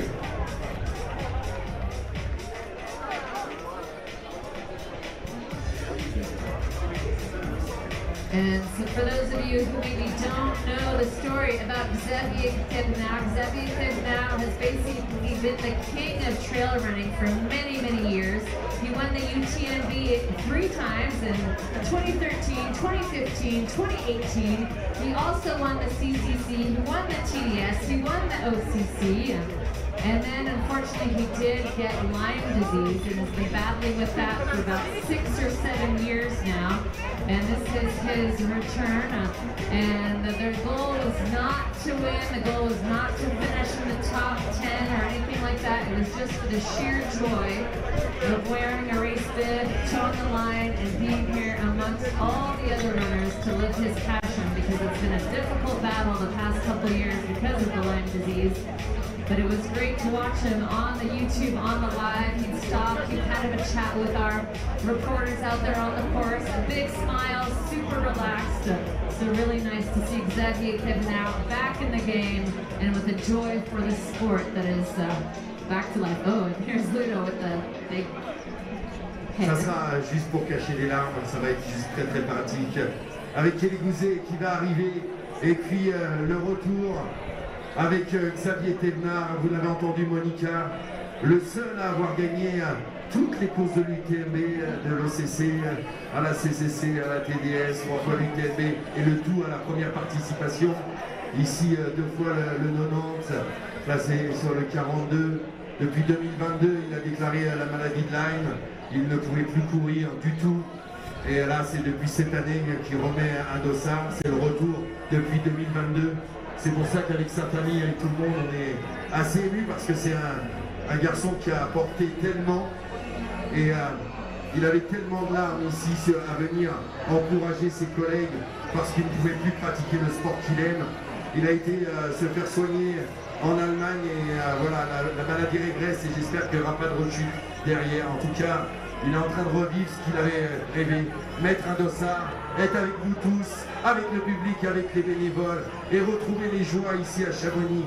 Alors j'espère que voilà, vous lui ferez, comme je sais que vous l'aimez beaucoup, un tonnerre d'applaudissements et beaucoup d'émotions. Bravo à Kelly qui va arriver avec lui, sûrement il va se faire un peu voler la vedette. Kelly, j'espère qu'il arrive un petit peu avant. Mais voilà, c'est Xavier et son palmarès hors norme. Allez Kelly, allez Xavier!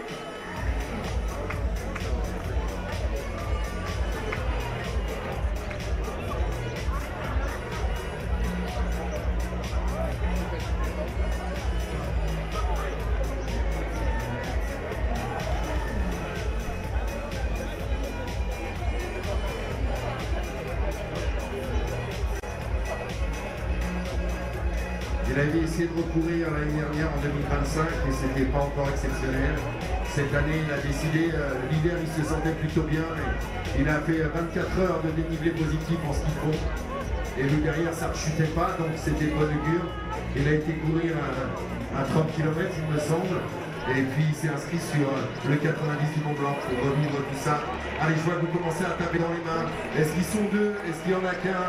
En tout cas, voilà, on va commencer à applaudir. Est-ce que c'est Kelly? Et c'est Kelly et le petit prince. Ils sont ensemble, Kelly Bouzet, Emosson Dam, qui remporte la ligne. Voilà, après ton année de galère et de souffrance, Kelly Bouzet, Xavier Thevenard.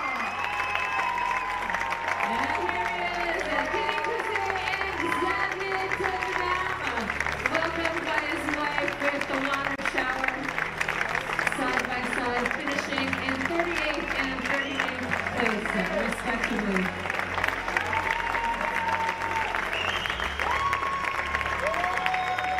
C'est le retour des petits princes.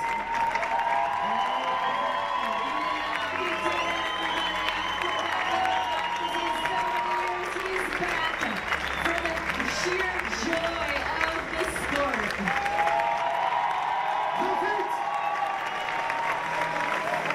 Bravo à toi Kelly. Félicitations. Et je sais qu'il en a tellement rêvé de ce moment-là, Hamza, de vous retrouver toutes et tous et de pouvoir porter un dossard comme tout le monde.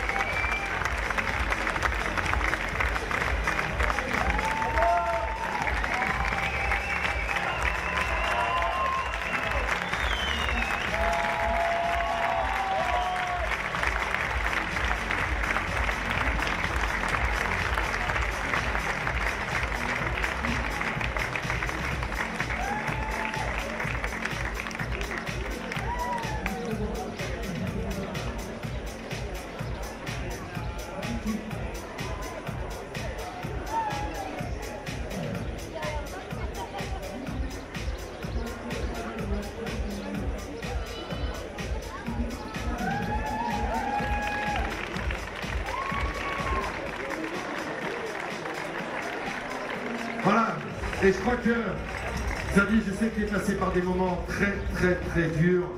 Toi, le fan de sport de très haut niveau, de la compétition, et pendant 4 ans, même plus de 4 ans, presque 6 ans de galère.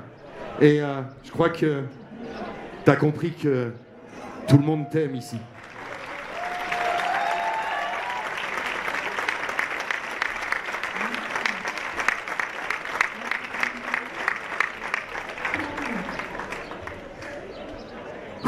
C'est beaucoup d'émotions. Ouais. Ouais. Bah ouais, c'est sûr qu'il y a 3 ans en arrière, je donnais pas cher de ma peau. J'étais quand même bien atteint neurologiquement. Bah, j'avais plein de problèmes. Et avec la maladie de Lyme, j'arrivais pas à courir ne serait-ce que 10 minutes, c'était pas possible. Et puis dès que je suis allé en Allemagne et que je me suis fait soigner, les traitements ont été efficaces. Puis j'ai pu reprendre 1 heure, après 1h30, 2 heures, 3 heures de course à pied. Et puis jamais je me serais dit il y a 3 ans en arrière que j'aurais pourrais recourir ce 90 du Mont-Blanc. Alors certes pas avec les mêmes sensations qu'à l'époque, un peu différemment, un peu plus forcément dans la difficulté.